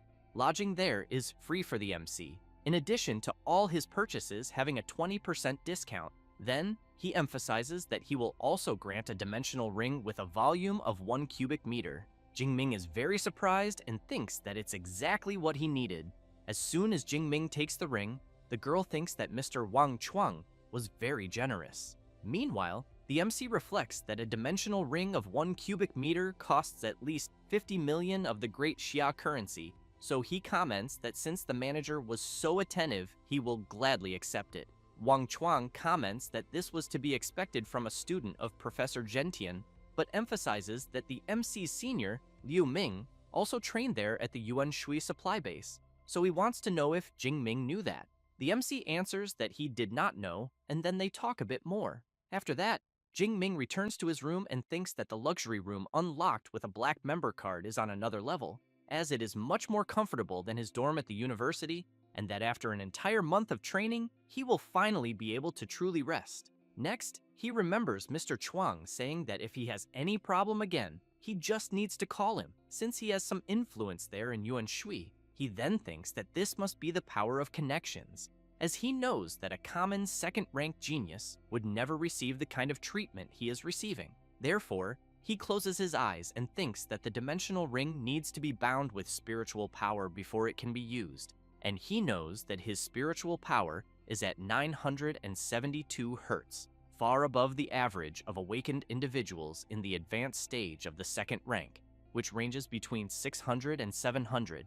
He then gets excited and comments that it seems he can take things out just with thought and store them by simply touching, and that apart from the fact that living beings cannot be stored, the ring is very practical. As soon as he senses and stores some things inside the ring, he quickly calls his master and tells him that he just left the wild zone and has something to say. After the MC tells him what happened during the month he was away, Zhentian becomes very surprised, wanting to know if, after Jingming was targeted for assassination, they gave him only a dimensional ring as compensation, then makes it clear that if anything had happened to Jingming, he would have destroyed the entire supply base. The MC feels a bit embarrassed to hear that, but Gentian wants to know if Jingming had said that the elite shark squad of second rank followed him into an alley and gave up in the end. He answers that maybe the squad realized that he was also in the advanced stage of the second rank, which did not match the information they had, so they went back to confirm. Gentian becomes very surprised and shouts, wanting to know if the MC is really already in the advanced stage of the second rank, because he knows that he trained in the wild zone for only about a month. Jingming answers yes, and says that he advanced a few days ago. Gentian bursts into laughter and emphasizes that he knew his student, his disciple, would amaze him, and that he thinks the MC's cultivation speed is even faster than his own back in the day. But he wants to know when the MC plans to return so they can celebrate in person. Jingming says that he will be back before classes start, as he is planning to go to the advanced level wild zone during the last term. He also says that he has already mastered the Thunder Step well, and thinks that 4th rank beasts should not be able to catch him. But even so, he believes that if he encounters a 5th rank beast, he can still use a Blood Fury pill to survive, and that's why he thinks it is worth trying his luck and gaining more experience. Gentian comments that the MC is right and that he seems to be handling everything very naturally, but even so, he makes it clear to Jingming to remember to always be careful. The MC smiles and asks his master to relax. After hanging up, someone arrives calling for Gentian and comments that it had been a while since they had seen him so excited. He laughs and says that not only did Jingming do well in training, but he also showed results in real combat, and that his progression speed is truly absurd, as he knows people say that life or death crises make the strong evolve, but for his disciple, it almost seems like cheat code. A few hours later, Jingming wastes no time and arrives at the wild zone of the Forest Mountain, and soon notices that there are beast roars everywhere, and he also knows that the beast resources in that region seem to be far more abundant than in the other areas he visited. However, as soon as he steps on a dry branch, an attack comes at him with everything, so he uses his ability and dodges at the last second. The attack hits the trees and cuts them as if they were nothing. Jingming sees that the attack was made by a terrifying windwolf, so he reflects that 3rd rank beasts usually have special abilities very similar to awakened individuals, and that the wolf in front of him is of the wind type. So based on the power of the wind blade attack he dodged moments ago, the creature should be in the intermediate stage of the 3rd rank, so he wonders how many skill points he will gain if he eliminates the wolf. However, he turns immediately upon hearing someone approaching and saying that the terrifying wind wolf is right ahead. Jingming sees that it is Jiang Chuyi along with her lackeys, who quickly comment that the gale surrounding the creature is nothing weak, and that they think the wolf must be in the intermediate stage of the 3rd rank, and they also know that a beast of that level is perfect to become a kill highlight for Miss Jiang. Then, while one of Jiang Chuyi's lackeys comments that he will do the usual, meaning they will block the escape route first, Jingming becomes alert and thinks that, aside from Jiang Chuyi, the others are in the 3rd rank and are trying to steal his target, as he knows that in the wild zone there is a rule that the beast belongs to whoever finds it first. Otherwise, it is considered provocation. Jiang Chuyi calls her captain and makes it clear that she has already told him several times that she does not like taking other people's prey just for filming. He asks her not to say that, because this is not stealing but helping for fun, and he also thinks that a second-rank adventurer facing a third-rank beast and being saved by a goddess at the critical moment gets many views. Jiang Chuyi emphasizes that she does not need that kind of fake and stage scene, and that the guy in front looks very calm and does not seem to need help. The captain does not like hearing that at all. The other warrior comments that since the money belongs to Miss Jiang, the decision is hers. The captain comments that since she was not pleased, he suggests they go after another beast. As soon as everyone leaves, Jingming thinks that Jiang Chuyi seems to be a good person because an influencer with tens of millions of fans must have something special. However, he thinks that her captain had a very hostile look and therefore thinks she does not seem to have much control over the team. But soon after, while dodging the wolf's charge, he keeps in mind that when there are third-rank awakened individuals nearby, he ends up becoming a dog.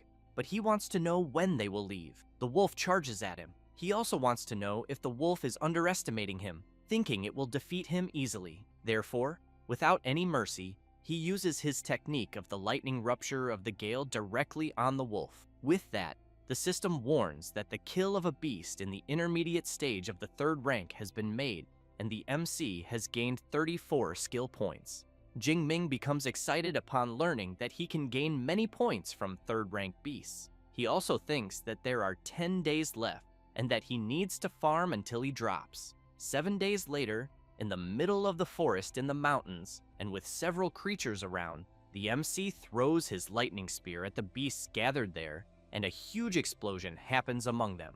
After the dust settles, the creatures are all lying on the ground. Jingming goes up to them and thinks that a single thunder spear was not enough to eliminate the creatures, but he thinks that this was expected from the leader of the giant monkeys of the third rank. But while releasing his power, he makes it clear for the rest of the creatures to stay quiet there, because he will send everyone to meet their family in hell. With that said, he goes on defeating the monkeys one by one.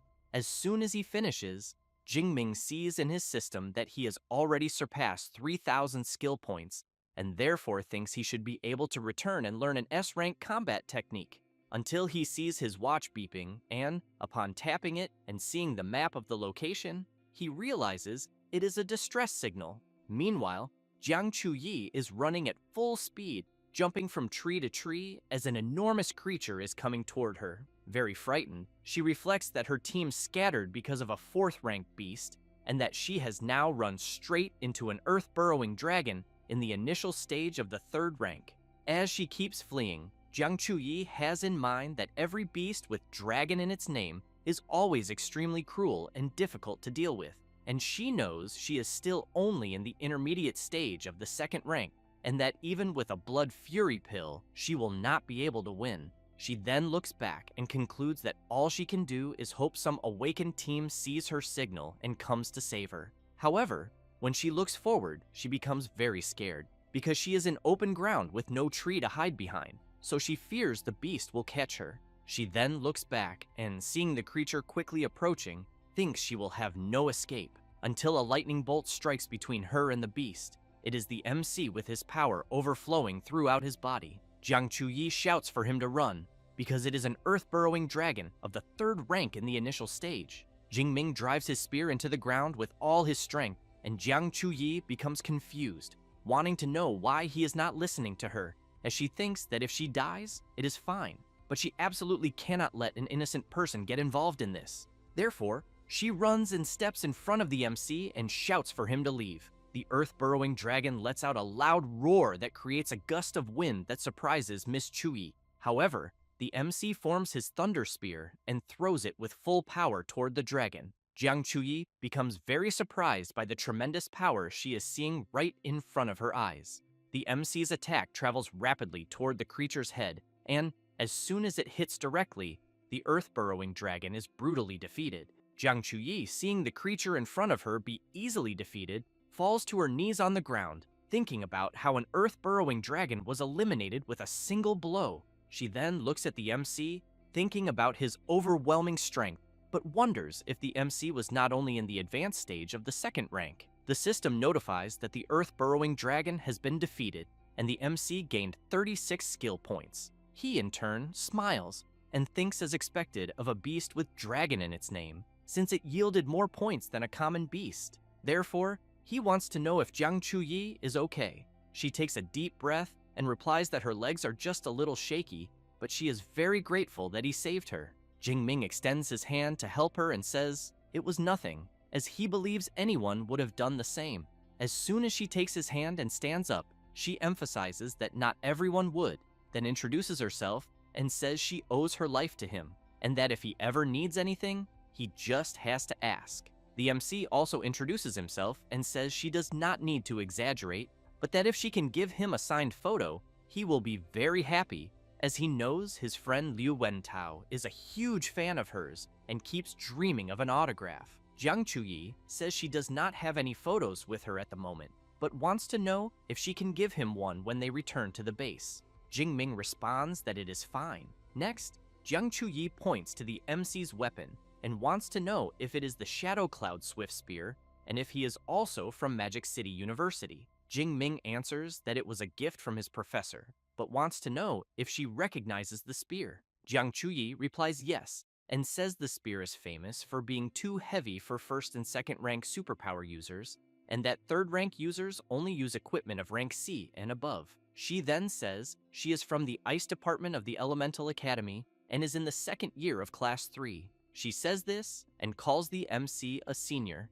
Jingming thinks about it and reflects that it seems reasonable, since ordinary students of Magic City University only reach the advanced stage of the second rank around the third year, so he thinks it is better to let her believe that. Therefore, he calls Jiang Chuyi a freshman. She becomes excited and starts shouting that the MC is truly an amazing senior, because the earth-burrowing dragon was only in the initial stage but seemed like an advanced stage beast, and that Jingming defeated it with just a single strike. However, when she sees the MC turning away, she wants to know if he is leaving. Jingming replies that yes, and she, a little embarrassed, asks if she can go with him because she got separated from the school group and thinks she cannot make it back alone. The MC takes a deep breath but answers that it is fine and that he will take her to the ruins of the city, and that from there, he thinks she can return by herself.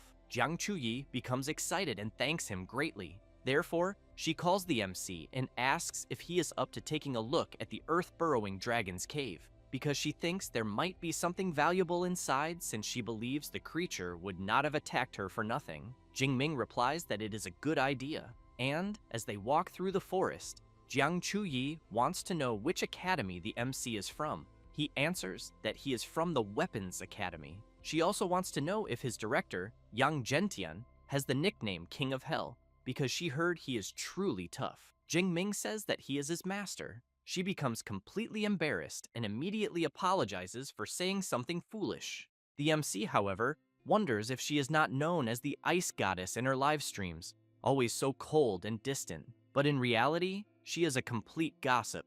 It does not take long before they arrive at the entrance of the earth-burrowing dragon's cave. As soon as they enter, Jingming takes his spear and comments that he thinks it may be dangerous, so he asks Jiang Chuyi to stay close. After walking a bit inside the cave, Jiang Chuyi looks at some flowers in front of her and comments that the scent is very good. Jingming becomes impressed, as he knows they are spirit-purifying herb of rank B, burning flame flower of rank A, and hypnotic herb of rank C, so he wants to know how a bunch of rare herbs grew there, until Jiang Chuyi notices a spring in front of her and shouts that it condenses the essence of the earth, heals any injury up to the 4th rank, being the earth spiritual spring of rank S. Therefore, she picks one and, while admiring it, says that the spring nourishes the plants around it and transforms them into rare herbs with its unique aroma, and that she is without a doubt sure it is the earth spiritual spring. The MC comments that it is very incredible and that he is impressed with how much she knows about those natural treasures. Jiang Chuyi says she earned her rank 2 alchemist certificate at school. Impressed, Jingming comments that beyond everything, she is also an exemplary student, as he heard that certificate is very difficult to obtain. She laughs and comments that he is praising her too much, but explains that the spring there can make at least 5 bottles of S-rank medicinal healing water. The MC says he will take 4 portions and she can keep one, and that the rare herbs will be split half and half. She becomes excited and thanks him. Meanwhile, her team is walking nearby, and one of them comments to the captain that he thinks there is no monster inside the cave, but wants to know if there will be anything good, until Jing Ming and Jiang Chuyi hear the conversation. The captain answers that there might be something interesting, because from what he can see it looks like the lair of a third-rank earth-burrowing dragon. Then they encounter Jiang Chuyi and the MC. She says she was startled, but in the end, it was just her team and her captain. Jing Ming, however, has in mind that a team of peak third-rank superpower users discovering the Earth spiritual spring there will be very bad. The captain smiles, calls Miss Jiang, and says they were looking for her and did not expect to find her there. But one of the team members, with an unfriendly expression, wants to know what she is doing accompanied by the guy from earlier. She says the MC is a senior from Magic City University and that she met him on the way by chance. However, she emphasizes that the herbs there are good and that since they found them first, they will split them. The captain wants to know if it is true but thanks her. However, his friend comments to his captain that something is strange because he thinks the well ahead in the middle looks very much like the Earth spiritual spring. At the same moment, all of Miss Jiang's team changes their expression upon learning that it is an S-rank celestial treasure, and the MC notices this as well and thinks that just mentioning a high-level resource already made the atmosphere tense. At that moment, the captain of Miss Jiang's team, while releasing his power, shouts that apparently she was not very honest. Jiang Chuyi becomes scared and emphasizes that since they discovered it, she thinks they can keep the spring and the herbs, then calls the MC so they can get out of there. But when she sees that he stayed still, she goes to him and very quietly tells him that Captain Wang and his team are all at the peak of the third rank and that neither of them can deal with them. Jing Ming calls her a freshman and emphasizes that they are only at the peak of the third rank and he does not think they are stronger. Therefore, he becomes excited and asks if she really thinks that if they hand everything over, they will let them go. The captain laughs and says that the boy seems very arrogant, but that he got the deduction right. He then says that Miss Jiang is famous and that if she goes back and plays the victim and posts something online, his group will not be able to live in the country anymore. So he knows it is better to finish both of them right there. Jiang Chuyi grabs a pill and thinks she has no other choice because she cannot drag the MC into this. Therefore, she puts the Blood Fury pill in her mouth, and as soon as she consumes it, she boosts her power and uses her natural ice element technique, Frozen Soul. The place where they are begins to freeze. But the captain says he will deal with Miss Jiang and that Zhou Chang is to deal with the MC, and the rest must guard the cave entrance. With that said, the captain uses his beast system strengthening ability and transforms into a saber-toothed tiger, then apologizes to Miss Jiang because she will not leave alive. The others ask the captain to go easy because they think it is a waste to eliminate such a beautiful woman. Jiang Chuyi thinks they are all monsters with human faces, and that she cannot simply accept being eliminated, until she becomes scared when she notices that the MC is not by her side. At that moment, the captain turns around in shock and sees one of his lackeys being brutally impaled by the MC. Then Jing Ming comments that it seems like the power of someone in the third rank is not all that impressive. One of the captain's team members says the boy was too fast, and he could not even see him move. The captain says that Zhou Chang was in the intermediate stage of the third rank and was not someone easy to take down like that, and that apparently the one who was truly dangerous all this time was the MC. With that said, he grabs his enormous axe and unleashes his tiger-roaring strike. Jing Ming uses his thunder step and dodges the powerful attack. He then observes that in terms of raw strength, the captain of Miss Jiang's team must be at the peak of the third rank and is indeed stronger, and for that reason he knows he cannot hold back anymore. Everyone there becomes impressed with the power they are sensing, since the MC is releasing his terrifying power and using his extreme thunder state technique. Jiang Chuyi is impressed with the power she is sensing as well, and the captain immediately wants to know what kind of monster he is seeing in front of him. Jing Ming transforms into something and has his body surrounded by intense power. He then laughs and says that the feeling of his overflowing power is incredible. The captain becomes furious and shouts, wanting to know if he is just showing off, because he knows it is just a special state and nothing more. However, he soon becomes surprised because he sees the MC coming at him with everything. While Jingming attacks with his Gale Lightning Spear technique, the captain activates his hidden Tiger Stone body technique and shouts at the MC that his attack will be useless, because he knows no strike below the 4th rank can pierce his stone armor. However, as soon as the spear touches the captain's body, his stone armor is easily shattered, and he is thrown violently backward. Jingming laughs and says that his body is 3 or 4 times stronger than before, and thinks that not even if the captain were made of pure iron would he withstand it, until, while the MC is distracted, a powerful fire attack approaches his back. But Jingming fires his lightning at the flames behind him, completely dissipating the attack, then emphasizes that his control over his ability is also at its peak. The man who launched the attack is left speechless, wanting to know how his flaming demon claw was easily contained, because he knows it is a rank B technique and that he had already mastered it well. Jingming looks at the captain crawling on the ground, badly injured, and comments that this was expected from someone at the peak of the 3rd rank, because he still needs to deliver the finishing blow. The captain turns around scared and screams, begging the MC not to eliminate him, because he will give him the Earth Spiritual Spring and many millions in money from his private fortune. Jingming replies that it is too late to beg. With that said, he eliminates the captain, and Jiang Chuyi becomes impressed, wondering if what she is seeing is a dream, because she knows that hiring the squad alone costs 6 million, and that people said the captain was invincible within the 3rd rank, and even so, he ended up being eliminated. She then observes the MC and thinks that he is unbelievable, because she has never heard of any student from Magic City University with a battle record like what she just witnessed. So she wonders if he possesses some rank A or even rank S ability. At that moment, Jingming says that the blood fury, which had lessened with his rank advancement, is returning, and that now it is their turn to feel it. The squad members prepare themselves and call the MC a demon. Jingming becomes intrigued about being called a demon and comments that compared to a bunch of worms like them, who kill and rob, he wants to know if they do not think he is far too human. Therefore, the squad members take the blood fury pill and say it will be all or nothing. However, after some time, Jingming and Jiang Chuyi manage to defeat all the squad members, until Jingming gasps for air, loses balance, and thinks that the extreme thunder state works, but consumes far too much energy. He knows he used it for a little over 10 minutes, and is more exhausted than after fighting beasts for 2 or 3 hours. Jiang Chuyi holds the MC's arm so he does not fall, and, very worried,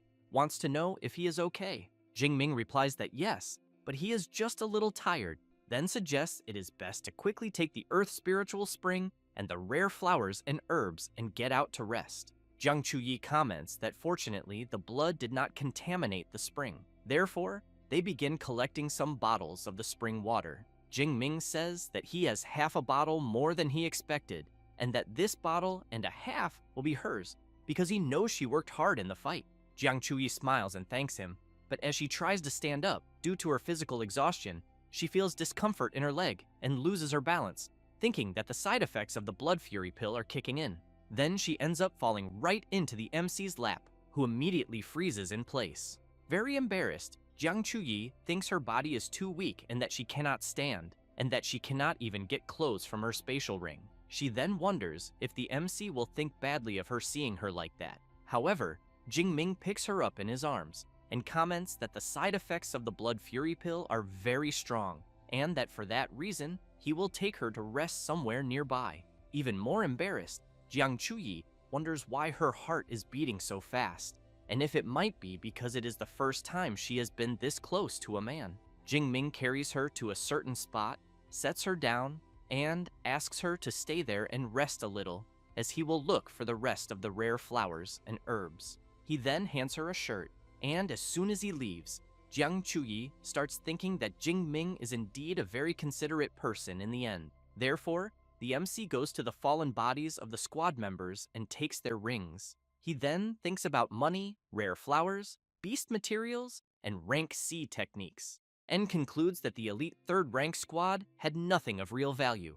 but he hopes to trade the two 1 cubic meter rings for a 2 cubic meter one, because he knows carrying that giant spear all the time is a pain in the neck. Jiang Chuyi calls the MC and says that the Earth Spiritual Spring can ease his weakened state caused by the Blood Fury pill, so she wants to know if he can give her a little, because she thinks it will help. Therefore, Jingming pours a bit of the spring's liquid into her mouth, and Jiang Chuyi exhales in relief, and, very excited, comments that she is already feeling much better, but that she thinks to fully recover it will still take about 3 or 4 hours. Jingming emphasizes that he had never heard that it was possible to neutralize the effects of the Blood Fury pill like this, so he thinks this S-rank Earth Spiritual Spring is impressive in the end. However, he points out that in 3 or 4 hours it will already be night, and he thinks it is better for them to spend the night there, since it is a relatively safe place.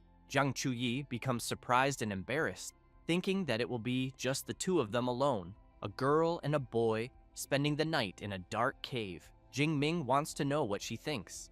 A little shy to say it, Jiang Chuyi answers that it is fine and that she will do as the senior says. Therefore, the next day, as soon as dawn breaks, Jiang Chuyi gets up, stretches, and comments that the air in the mountain forest is so good that if it were not for the beasts around, she would love to live there for a month. But when she turns and sees the MC, she wonders what she was thinking the previous night, because she thinks there is no way the senior is the type of person she was imagining. But she questions why she feels disappointed, until she becomes startled when she hears the MC calling her and saying he will accompany her to the edge of the forest. Then both run out, but the MC quickly asks her to wait a moment.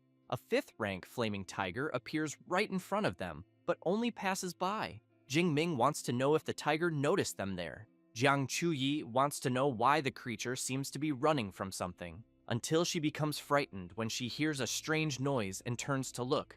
A swarm of rats is running at full speed. Jiang Chuyi says they are iron-devouring rats, and that they are only 1st rank. But when they form a swarm, she knows that even a 6th rank specialist can be eliminated if surrounded. Jingming grabs his spear and comments that now he understands why the 5th rank tiger was running. With that said, he takes her hand and shouts that he thinks they should run too. Then, he runs at full speed while the rats chase after them.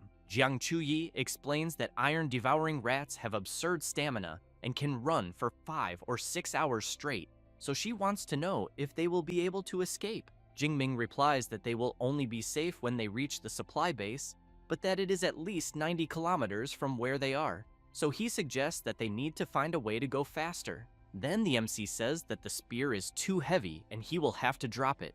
Jiang Chuyi says that her spatial ring has space and she can store his spear. Therefore, Jingming hands over the spear and Jiang Chuyi stores it in her ring. With that, the MC grabs her arm and comments that now he is lighter, but that running hand in hand like that is slow, and so he thinks it will be better to carry her. He then puts Jiang Chuyi on his back and starts running. After running a long distance, they reach the city ruins, but realize they are also filled with iron-devouring rats.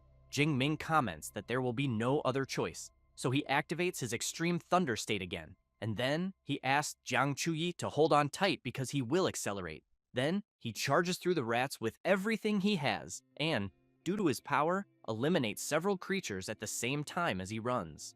Meanwhile, elsewhere, the head of the supply base is with another man and several soldiers and tanks. This man calls the supervisor and reports that, according to the data, the rat wave is enormous, and that there are already more than 300,000 iron-devouring rats.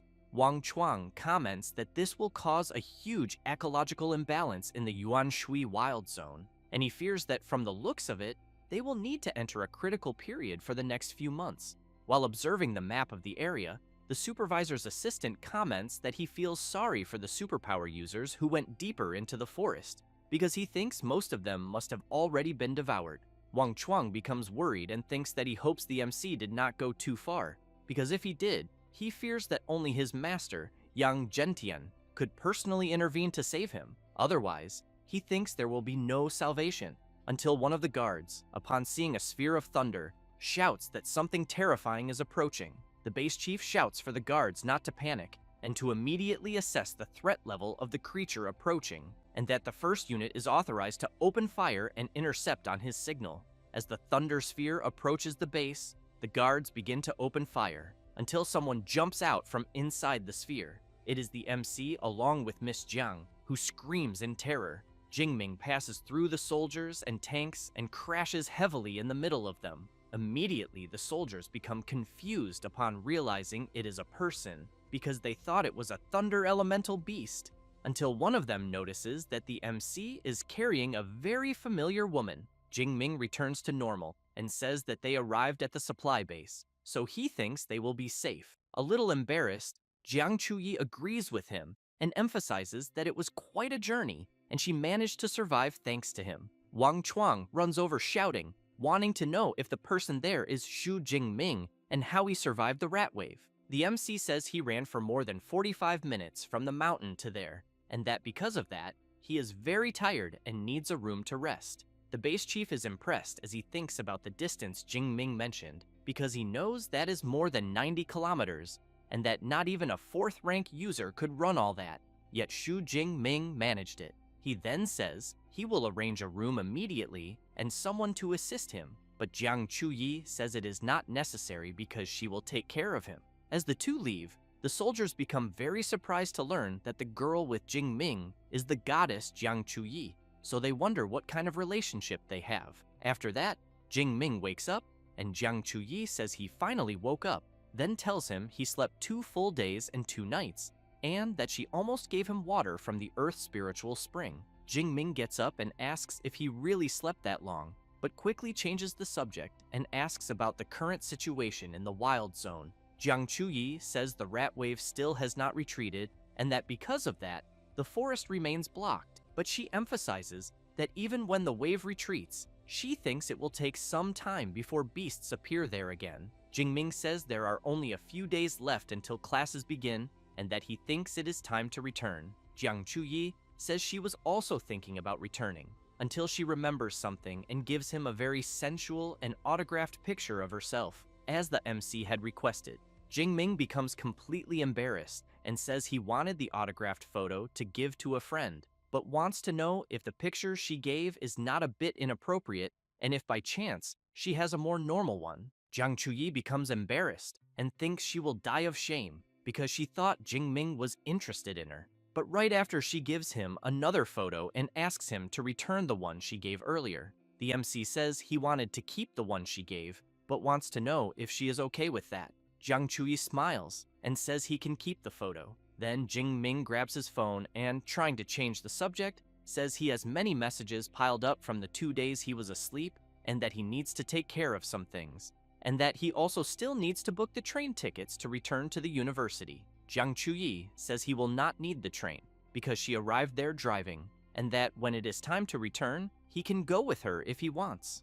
With that said, a few hours pass and they leave. Jingming says that internet celebrities are on another level because they even have limited edition sports cars that cost tens of millions, and that it is the first time he has experienced this kind of autonomous driving. Jiang Chuyi laughs and explains that even though it is only a level 5 AI, making a car drive by itself is very simple. It does not take long before they arrive at Magic City University. Both get out of the car, and while the MC walks with Jiang Chuyi, people start noticing and commenting that he has a strong body and a dangerous dominant aura. Jingming looks up and thinks that he is finally back, because he knows the change in his strength over the last month and a half he was away was absurd. Jiang Chuyi wants to know which district his dormitory is in. Jingming says it is in District 3. She says that hers is in District 2 and that apparently they will be parting ways there, then emphasizes that if the MC ever needs her help, he just has to call. Jingming says he will definitely do that. With that said, Jiang Chuyi walks up to him and gives him a kiss on the cheek, leaving him embarrassed. She then turns and asks him to consider what she did as a small form of gratitude for saving her life. Therefore, Jiang Chuyi says goodbye to the MC and says she eagerly looks forward to seeing him again. Jingming, still in shock, wonders if he actually just got kissed. After returning to her dorm, Jiang Chuyi thinks that someone as strong as the MC should not be a complete nobody, and that because of that she will search for information about him, until she sees something about a freshman breaking records, the strongest in the first rank, then wonders why everything is about freshmen, until she finds the detailed records of the MC and discovers that he is a freshman in the advanced stage of the second rank after all, then thinks that she had been calling him senior the whole time, and that the next time they meet, she will show him who is in charge. Meanwhile, Jingming is in his room thinking about the burning flame flower, dark wolf hide, and all the mission items gathered there, along with the spatial rings and more than 25 million on his card. He then looks at his status on his system and thinks that it really was a shame he ran into the rats. Otherwise, he would have gained even more skill points. But even so, he still has more than 3,700 points, and he thinks it should be enough to learn 2 S-rank combat techniques. At that moment, Liu Wentao appears shouting and calling the MC, saying he heard there was a rat wave where he was recently and that he was worried about him. Jingming says that yes, there was, but explains that the army is already taking care of it. Liu Wentao senses his friend's aura and immediately wants to know if he advanced to the second rank. Jingming says he is in the advanced stage of the second rank to be exact, but emphasizes that he went through some life or death situations, but got lucky, and not only survived, but also gained an advancement. Liu Wentao, Ichiu, says he knew his friend was not someone ordinary, because he knows life or death situations increase strength at an absurd rate, and that it even makes him want to try it. Jingming asks his friend not to think like that, because his case was special, then stresses that the wild zone is extremely dangerous, and that if he ever goes there, he should only think about doing it after reaching the second rank. Liu Wentao says he was only speaking figuratively, because for now, he is not even thinking about going there. Then he says that Song Chuyin looked for him several times during the period his friend was gone, so he thinks that when the MC can, he should get in touch with her. Jingming says he will talk to her after finishing some things, and that he brought a present from the Wild Zone for him. As soon as he takes out the autographed photo of Jiang Chuyi, Liu Wentao instantly falls in love with her. Later, the MC goes to the university library and thinks about his 871 academic credits from 4 missions, and that doing missions is a very fast way to earn credits. He then calls Eva and asks her to filter all S-rank combat techniques of the Thunder type. She quickly presents the Thunder Tribulation Seal, which condenses the Thunder elemental ability into a seal to attack, causing massive electrical damage, but which can only be learned by ability users of second rank or higher, with a Thunder type ability of rank C or above. It also shows the Thunder Fist, which maximizes the user's Thunder type ability by concentrating it into the fist to attack. And finally, the Thunder Prison Domain technique, which creates a thunder barrier around the enemy while firing continuous lightning inside the barrier, but which can only be learned by users of the 3rd rank or higher with a Thunder type ability of rank B or above. After seeing all the abilities Eva displayed, Jingming thinks that even in a top institution like Magic City University, there are only a little more than 20 Thunder type combat techniques at rank S. But he keeps in mind that S-rank techniques are crucial for increasing his strength in the future, so he knows he needs to choose carefully. Then Eva shows a few more, and Jingming decides it will be 2, one for long-range magical attacks and the other for defense, being a good balance between offense and defense. He also thinks that for close combat techniques, others might only be able to focus on one path, but since he has a cheat system, he does not need to worry about that, because he will get everything. Until, when reading the technique manual, he becomes surprised and thinks that the Heavenly Thunder art he is seeing is a prerequisite for the only SS rank technique in the Thunder department of Magic University, which is called the Heavenly Guide of the 1,000 Thunder Prisons. Then he concludes that it is truly profound, being far more than the indestructible Thunder Body, which is also an S-rank technique. He also realizes that the technique he is reading is so complex that it seems even more painful than spending nights studying foreign literature in his PhD in his previous life. Therefore, 6 hours pass, and the MC is quite discouraged, thinking that he finally managed to understand the basics, and that now he will leave the rest to his system. He then clenches his fist tightly and calls the system. Next, he raises his fist and shouts for it to apply the skill points. His body immediately is surrounded by electrical energy, and very surprised, He wonders if evolving an S-rank technique to the initial stage really cost 1,600 skill points.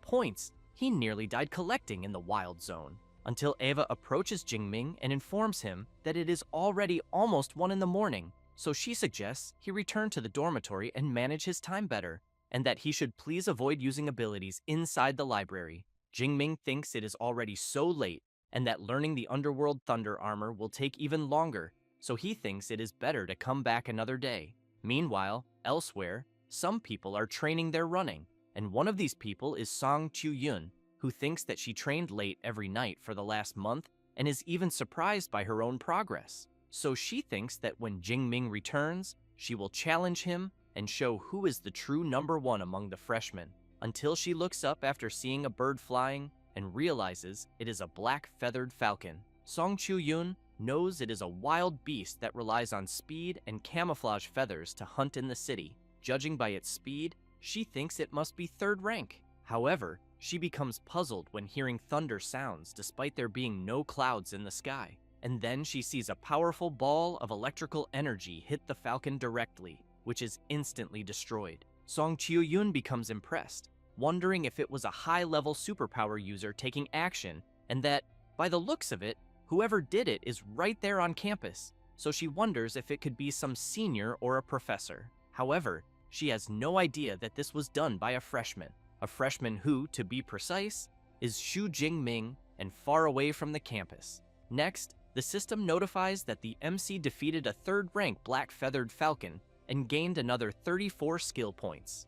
Jingming becomes excited, thinking that the Heavenly Thunder art is even stronger than he imagined, because it simply pulverized the beast, and that the best part of all was the range, which reached almost 1,000 meters. Meanwhile, someone is watching the MC, thinking that the guy he is seeing can only be the famous freshman. The next day, Liu Wentao sees his friend and asks if he is going out that early. Jingming says that the Great Freshman Tournament begins in a few days, and that because of that, he is going to the Combat Technique Library again. Liu Wentao thinks that his friend just came back from the Wild Zone and is already training again, so he thinks he is not human, but in contrast, he thinks that after eating breakfast, he will also train. As soon as he steps out of the dormitory, the MC hears someone calling him. It is Song Chu-yun, accompanied by her friend Chi Dongxia. Jingming sees the outfit Song Chu-yun is wearing and says that apparently she is also training. Song Chu-yun walks up to the MC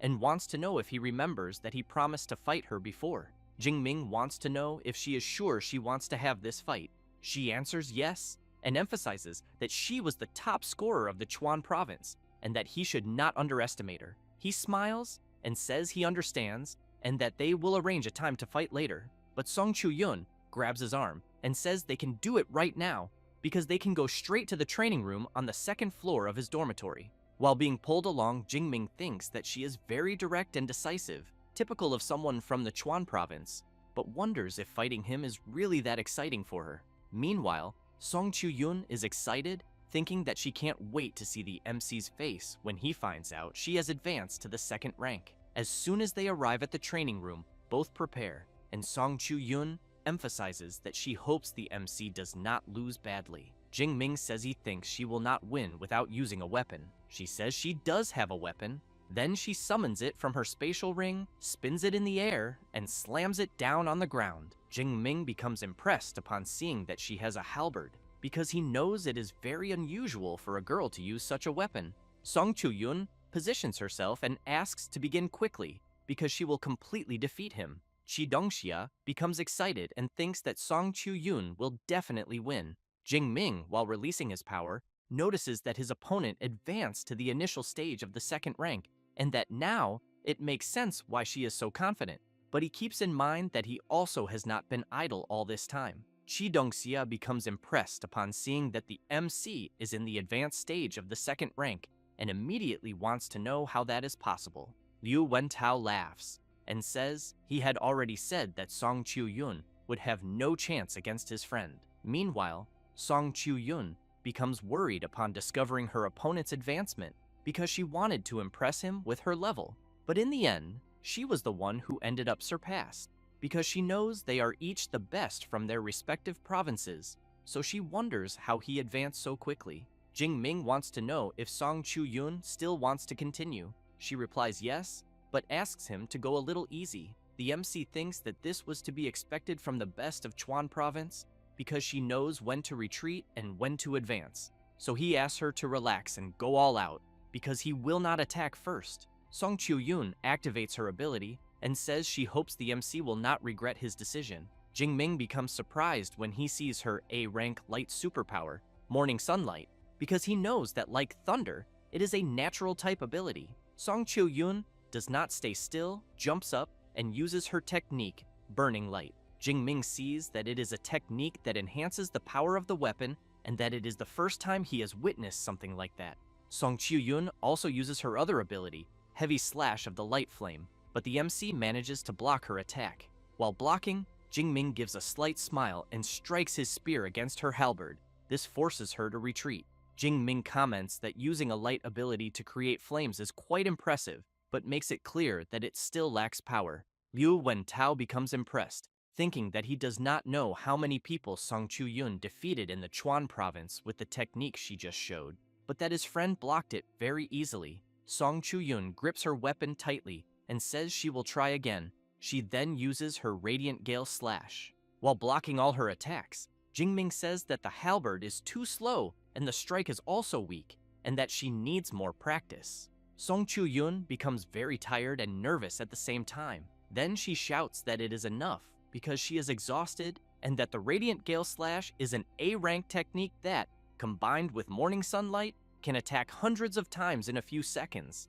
And the MC broke through all of that without even using a combat technique. She then wants to know his level of mastery with the spear. Jingming says that his current spear mastery is at the master level. Song Chu-yun becomes very surprised upon hearing that and immediately wants to know how old the MC is, because she has trained with a halberd since she was 8 years old, and after 10 years only reached the advanced level. However, she turns away and says she gives up trying to beat him, because she thinks there is no way to defeat someone with an S-rank ability, absurd talent in cultivation, and comprehension. Jingming wants to know if she will not try using other techniques. She answers that his rank is higher, his spiritual power is higher, and on top of that, he has an S-rank ability, so none of her techniques would penetrate his defense.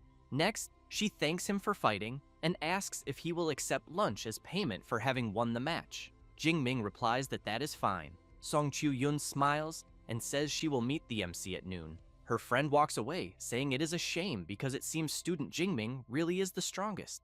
Liu Wentao says the MC is incredible and that even among the best, he remains the strongest. Jingming laughs and says it was very easy because Song Chu-yun's strength is not that great, but that her progress is very fast. Liu Wentao finds it funny to hear his friend say that and comments that only he would say something like that. And he wants to know if the MC does not realize it, because Song Chu-yun is the great-granddaughter of Song Daoyuan, the 8th rank grandmaster of the light element who appears in the history books. Jingming becomes very surprised, wanting to know if it really is that specialist from 80 years ago, because he remembers the book dedicated an entire chapter to him. Liu Wentao explains that in the Chuan province, Grandmaster Song Daoyuan is a legend, and since Song Chu-yun is his favorite, of course she would evolve quickly. Jingming says that now everything makes sense, and that he thinks that is why she compared everything during the spar and had that ring capable of storing a 2-meter halberd. Next, he says he has to go, since it is time to learn more combat techniques. Therefore, Jingming goes straight to the university library, and while channeling his power into his ability, he thinks that condensing the underworld thunder armor consumes 1/5 of his energy and lasts half an hour, and that apparently it reduces up to 90% of impact and even counterattacks automatically, being a kind of reverse thorn. 4 hours later, Jingming decides to see how much will remain after investing in the underworld thunder armor. He then discovers that a little more than 700 points are left, and that because of that, he thinks he needs to go to the wild zones of Yagcheng or Tongxiang to recover afterward. Jingming becomes excited, thinking that from that moment on, he will fully prepare for the Great Freshman Tournament. Therefore, time passes, and the day of the Great Freshman Tournament arrives. Jingming sees Song Chu-yun and her friend and says that apparently the weapons of both of them are very different from what the other girls use. Chi Dongxia emphasizes that the stranger the style, the faster the victory, and that her goal is to place among the top 50. Meanwhile, Song Chu-yun says that her goal is a bit higher because she wants second place. The MC finds that strange and asks why. She answers that she already knows she cannot beat him, so she does not want to suffer again. Liu Wentao says that the best of Qinghai province, Li Chengji, also reached the second rank, and that he heard people saying he is very arrogant. Song Chu-yun says she cannot wait to see how strong he is.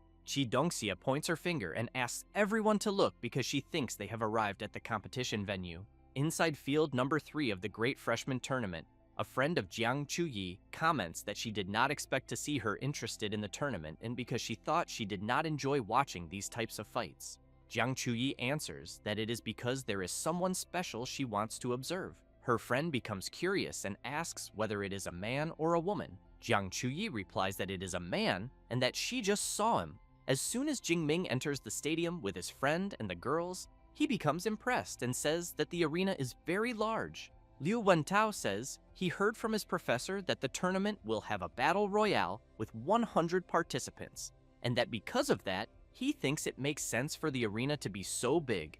Jingming looks around at the many people in the stands and quickly becomes excited thinking about the 100 participants, and that the tournament really promises a lot. Next, Liu Wentao becomes shocked when he looks up and asks why so many big shots from the clubs are in the stands.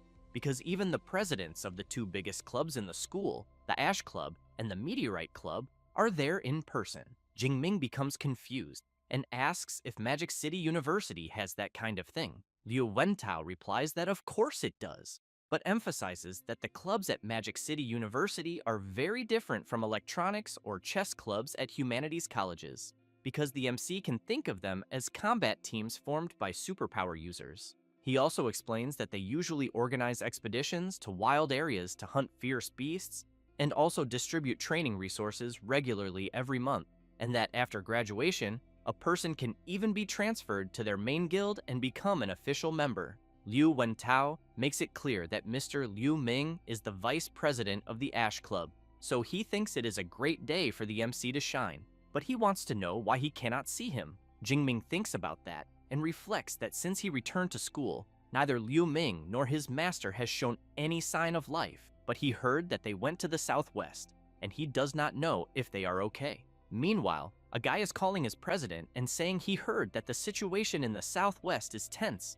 and that he is very grateful that he took time out of his schedule to return to the school, but emphasizes that recruiting newcomers is something they can handle, and that he did not need to personally supervise it. This is Wei He, president of the Ash Club, who makes it very clear that he is not there for anyone else, and that his only purpose in returning is to recruit Liu Ming's junior, Xu Jingming, no matter the cost. But when he turns around, he becomes intrigued, wondering why Wu Yuan of the Meteorite Club is also there, and whether his target could also be Jingming.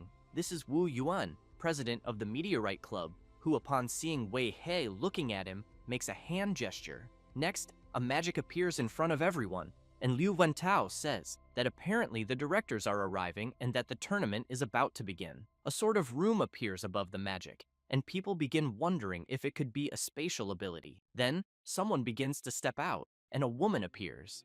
Liu Wentao says that the woman is the vice director responsible for the combat ability library. Jingming, wide-eyed, says she is very young to be a vice director. Song Qiuyun explains that superpower users have strong bodies, so they age more slowly, but she thinks the vice director is not even 40 yet. Therefore, the vice director says it is a pleasure and introduces herself, saying her name is Ling Shuang and that she is one of the 3 vice directors of the university, normally responsible for guarding the combat ability library. She then emphasizes that since the director is not at the university and the other 2 vice directors are busy with important matters, she will be the one conducting the opening ceremony for the freshmen this year. With that said, she says that first of all, she welcomes everyone to the Magic City Superpower University, and that this year's freshman class has 1,024 students, including the top 6 scorers from the provincial exams. She then says that there are 56 with A-rank abilities, 832 with rank B, 135 with rank C and D, and beyond that, the class has a rare S-rank superpower user. Liu Wentao immediately looks at his friend, as does Song Chu-yun. Ling Shuang explains that to help them grow,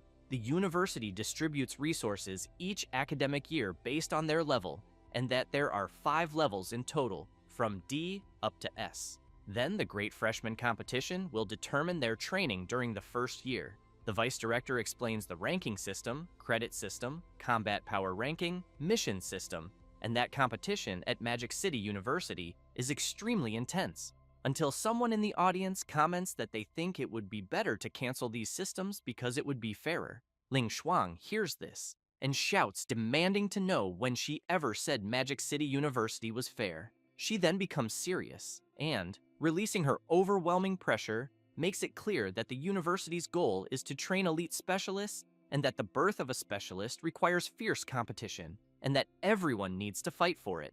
While everyone is frozen in fear from the vice director's crushing pressure, Jingming becomes excited, thinking that this kind of competitive culture is exactly what he wanted and that it seems he made the right choice by coming to Magic City University. Ling Shuang concludes that in summary, at Magic City University, they had better not even think about hiding their strength, because the stronger they are, the more resources they will receive, and that she will now focus on explaining the Great Freshman Competition. Therefore, she explains that the competition will be divided into 2 phases. The first is a battle royale with 100 people, and Eva will record the number of enemies defeated by each participant.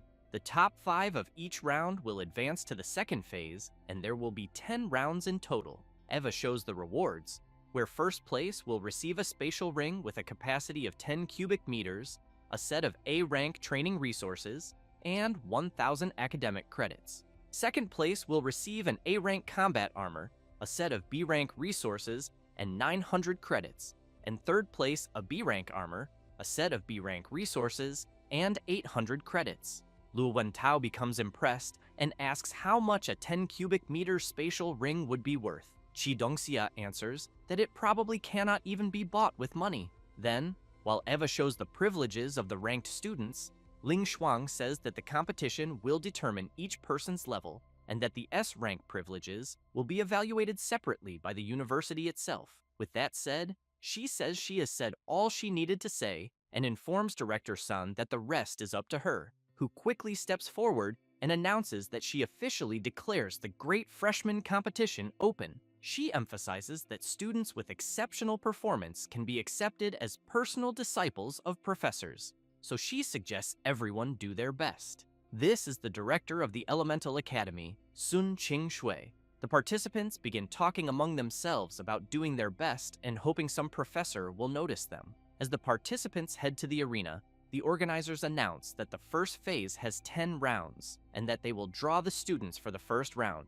so the students selected by Eva must go on stage. Liu Wentao becomes surprised to see that the so-called Li Chengzi will also participate in the first round, who in turn looks at the MC and makes a hand gesture implying that he is done for. Qi Dongxia tells the MC that Li Chengji is trying to provoke him. Liu Wentao laughs and thinks that of all the people Li Chengji could have provoked, he picked one of the ones he least should have, and that the second person he should not have provoked also turned against him, so he hopes Li Chengzi does not get beaten too badly afterwards.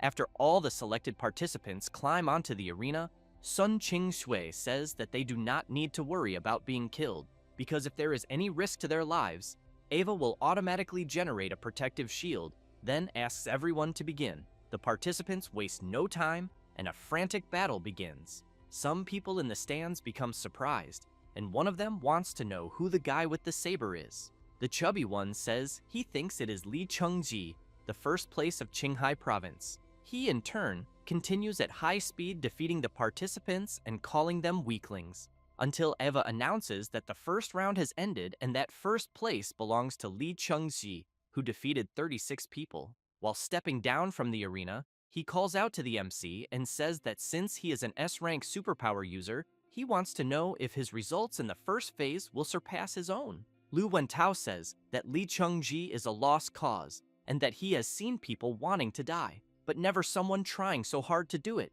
Meanwhile, one of the members of the Meteorite Club calls the president and says that Lee Chung-ji has advanced to the second rank, so he wants to know if they should make him the main target for recruitment. Wu Yuan replies that it will not be necessary because the main target is still Xu Jingming. The club member wants to know if the president has some kind of privileged information. He says that it is not exactly privileged information because he saw it with his own eyes one certain day. At that moment, Eva announces that they will start drawing the participants for the second round. After being called, Jingming says that he was lucky to be selected for the second round. Liu Wentao and Song Chu-yun shout that they will be cheering for him. As soon as he steps onto the arena, the other participants become surprised to find out that they will have to face Jingming, and that by the looks of it, the only thing they can do is fight for the other 4 spots. Jingming looks around and wonders if the participants think they are safe just because they are far away. One of the directors wants to know if the boy he is seeing is the new disciple that director Yang Gentian accepted some time ago, because he thinks his aura seems very sharp, and he really wants to see how he will perform. Sun Qingshui replies yes, and says that he awakened the S-rank lightning ability,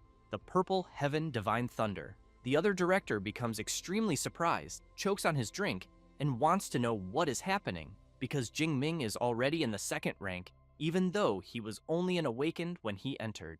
The other director says that it has been a little over a month, so he thinks this pace of evolution is quite frightening. Sun Qingshui says that the old Yang Gentian did not mention such news, and that apparently he knows how to keep secrets. She then shouts for the second round to begin. The MC, while spinning his spear and releasing his power, thinks that this was already expected, because compared to fighting beasts, he still prefers fighting humans. The participants are shocked when they see the MC's terrifying aura, and as they watch him release his power, they comment that the aura they are feeling is from the advanced stage of the second rank. Then, they want to know whether Jingming is truly an advanced second rank superpower user. The MC continues releasing his power, terrifying all the participants in the area. From the top of the stands, Wu Yuan's partner asks whether he knew this all along, and he replies that basically, yes. Jiang Chuyi is excited to see the MC, but still thinks she should call him Junior, since she was deceived all this time, and will later demand an explanation from him. Li Chengji is also shocked to see that Jingming is at the advanced stage of the second rank, since he wanted to crush him and use his fame as an S-rank superpower user to gain prominence at the university. But knowing this now, he thinks it is already over. Then he concludes that with the MC there, he fears that if it were any other round, he would certainly win. But he knows that unfortunately for Jingming, a certain guy also ended up in the second round. The participants are still in shock at the MC's power and soon begin to question what they can do, until one of the participants shouts to get everyone's attention and suggests that they all unite and advance against the MC. Immediately, the other participants think the idea is great.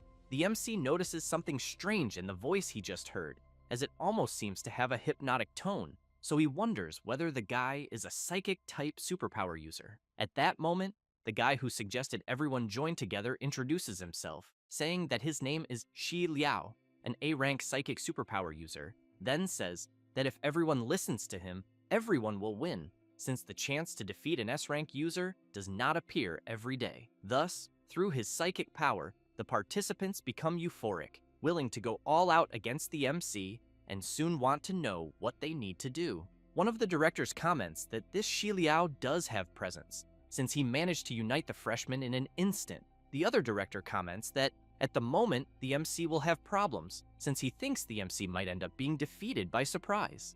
Sun Qingshui comments that, if she is not mistaken, Shi Liao is a disciple of Rector Long, who in turn laughs and emphasizes that this only happened because Jingming is too strong and ended up becoming a common enemy, but also thinks that his disciple was just lucky this time. The director of the Elemental Academy points out that luck is also a form of strength, but that at the moment she thinks Jingming is really screwed, since if an S-rank superpower user does not even pass the first phase of the Great Freshman Tournament, he will become a joke. The MC carefully watches the participants gather together, and Shi Liao, using his psychic powers, comments that if Jingming had eliminated him before the second phase, he thinks he might have been able to turn the tables. But now, he knows that everyone is watching him, so he wants to know how he will reverse this scenario of 102 against 1. The MC, while laughing, prepares a spear and asks who said he is at a disadvantage. Shi Liao,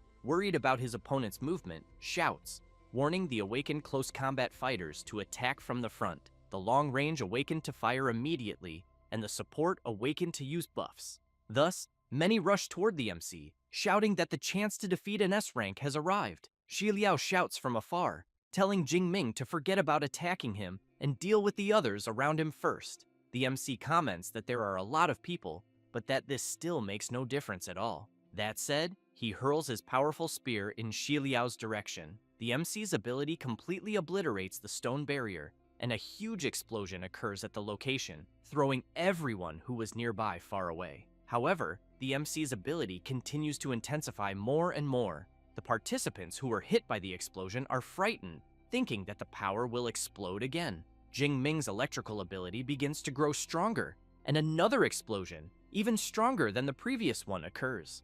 The freshmen who are outside are shocked, since even a mushroom cloud appeared in the arena due to the strong explosion. At that moment, Eva appears in the arena and, while some participants are enveloped by a protective barrier, she informs that an uncontrollable energy impact was detected and that some lives were at risk, so the energy defense network was automatically activated.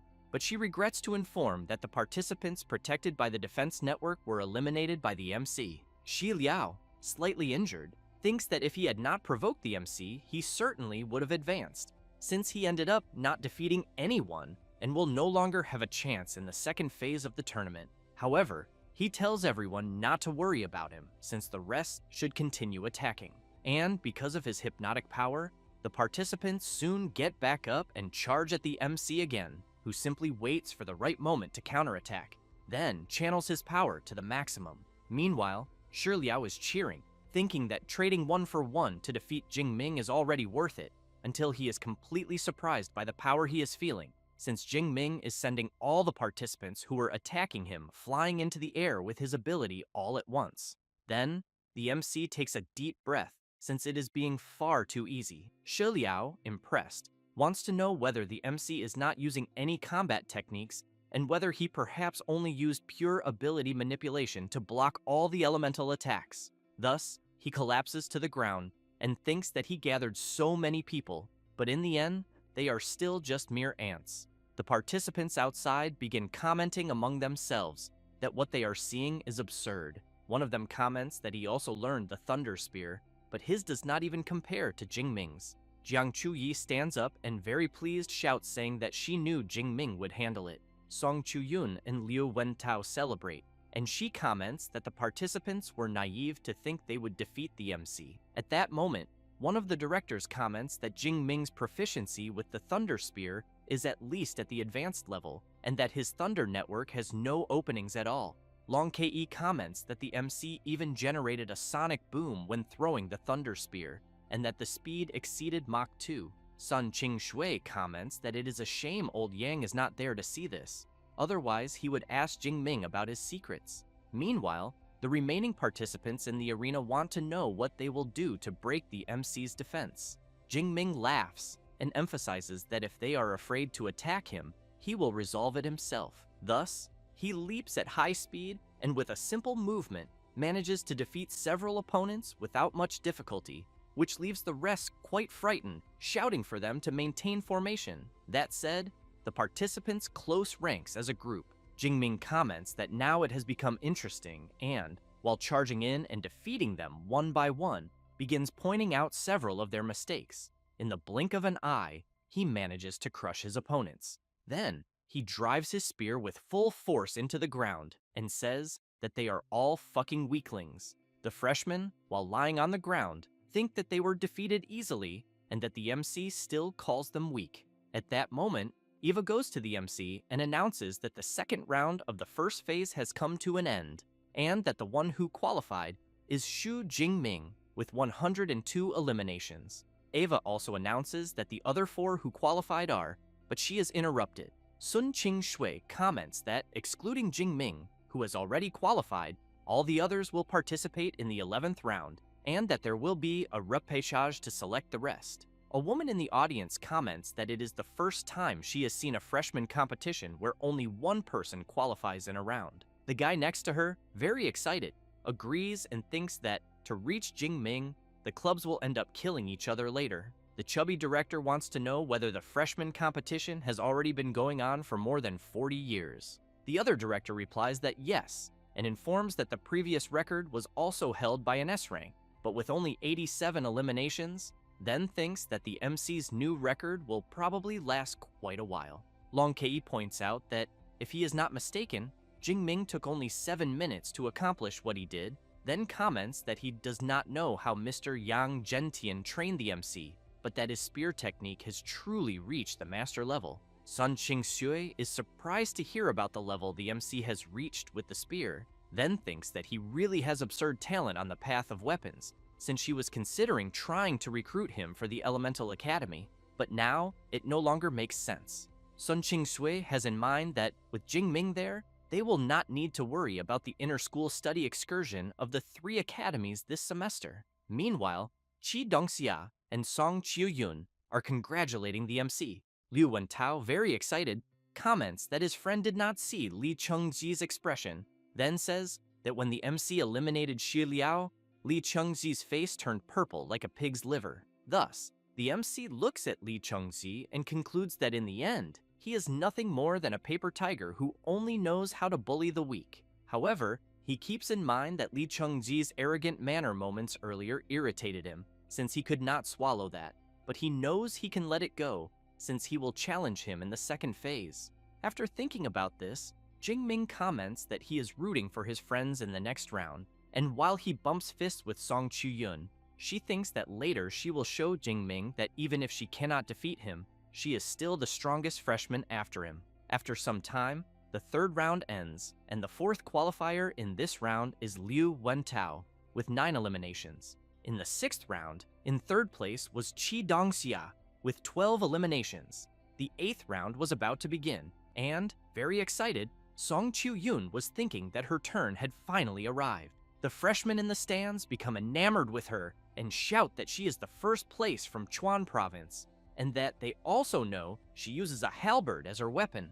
At that moment, the 8th round begins, and Song Qiuyun immediately prepares herself, and without thinking twice, charges toward her opponents. Some freshmen watch her fight and conclude that apparently she is also at the advanced 2nd rank. Then, from the top of the stands, Wu Yuan asks his partner to add Song Qiuyun as the 2nd recruitment priority, and that Li Chengji is temporarily 3rd at the moment. Back in the 8th round, Song Qiuyun activates her ability Dawn Phoenix Dance and goes on to defeat several freshmen. Then she uses the halberd technique Light Piercing, and with a single thrust, manages to defeat several at the same time, who fall to the ground complaining that they were defeated. Thus, Eva announces that the first place in the 8th round is Song Qiuyun, with 45 eliminations. She quickly stores her halberd in her magic ring and goes to her friends. Song Qiuyun asks the MC what he thought of her performance. Jingming replies that it was truly impressive, and that she combined magical combat and close combat abilities very well, then emphasizes that he is looking forward to her performance in the 2nd phase. After that, 2 hours pass, and Eva announces that the 2nd phase of the freshman competition will be the free challenge, then explains that everyone has 3 chances to challenge anyone and take their higher ranking, and that those below the top 50 cannot challenge the top 50. That said, the arena platforms begin to move. Li Chengji thinks that he needs to leave Jingming alone and wonders whether he should challenge the 2nd place, Song Qiuyun, until he is quite startled to hear someone asking Eva that they want to challenge the 3rd place, Li Chengji. Seeing that it is the MC making the request, Li Chengji becomes furious and immediately comments that the MC is in 1st place, then wants to know why he is challenging the 3rd place. Jingming replies that the rules never said that challenges must go from the lower rank to the higher rank, and also asks whether Li Chengji really thought he was someone he could provoke at will. The freshmen around want to know what is happening, and whether the 1st place and the 3rd have some kind of feud. One of the freshmen says that Li Chengji made a throat-slitting gesture at Jingming earlier with the intention of provoking him. It does not take long for Ava to announce that she has designated arena number 74 for the battle, and soon asks the participants to enter. Lee Chung-ji comments that it is fine, and that he will see just how strong Jingming is with his S-rank ability. As soon as both step onto the arena, Ava tells them to begin. Lee Chung-ji does not waste time and immediately activates his bestial mode of the Furious Blood Lion King, an A-rank ability. Then he charges at the MC while shouting that the MC forced him to reach this point. Jingming focuses and replies that he forced him into nothing, since this is the consequence of his own arrogance. With that said, he also advances toward Lee Chung-ji and quickly appears behind him. However, with his transformation, Lee Chung-ji turns around quickly and unleashes the Furious Lion Slash. Jingming blocks the attack with his spear and, due to the powerful impact, sends the huge lion flying backward, who becomes terrified upon realizing that the MC's strength is greater than his own. At that moment, Jingming begins channeling his power and unleashes his divine thunder of the Purple Heaven ability onto the lion, who starts screaming, saying that it hurts too much. Lee Chung-ji tries with all his might to withstand the MC's attack. The people in the stands, seeing this, comment that Lee Chung-ji is a body reinforcement type superpower user of the 2nd rank, so they think that if he cannot endure it, the pain must be immense. But they also know that the most frightening one is Jingming, since he is controlling the thunder's power to torture his opponent, keeping the pain below the limit so that Eva does not yet declare defeat. Until after some time, Lee Chung-ji can no longer resist and collapses heavily onto the ground. Eva quickly announces that the winner of the fight is Jingming. After dissipating his ability, the MC thinks it is a pity, since he wanted to continue torturing him, but he knows that the time he tortured him should already be enough for Lee Chung-ji to remember it for the rest of his life. And he also hopes that Lee Chung-ji learns his lesson and controls himself more. Otherwise, he thinks that with his personality, he will end up in serious trouble. Then Lee Chung-ji wakes up in terror, thinking that for a moment he thought he was going to die, and when he looks to the side, he breathes a sigh of relief upon seeing that the MC has already left. However, Song Chu-yun calls Eva and comments that she also wants to challenge the 3rd place, which leaves him unable to believe what he is hearing, since he has just fought and was almost killed. And, after some time, Lee Chung-ji, with his bestial form active, is being brutally struck and thrown far away, and as soon as he crashes heavily to the ground, Eva announces that the winner of the fight between the 2nd place and the 3rd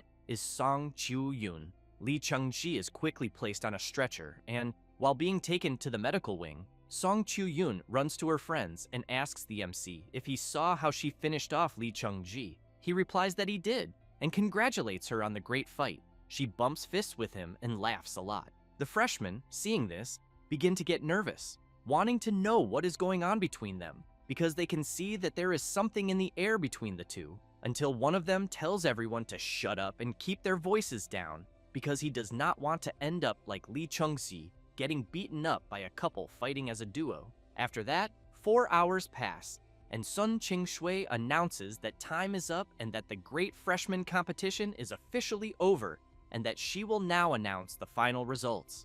It does not take long, and a big screen shows that Jingming finished in 1st place, Song Chu-yun in 2nd, and Lee Chung-ji in 3rd. And below that, in 26th place, Chi Dong-xia, and in 39th place, Liu Wentao. Then Sun Ching-shui asks everyone to access the school's official website and fill out their academy selection. Song Chu-yun becomes curious and soon wants to know which class Jingming ended up in. He shows that he is in the Weapons Academy, Freshman Class 2, then wants to know which one she got into. Song Chu-yun says that she is in the Elemental Academy, Freshman Class 3.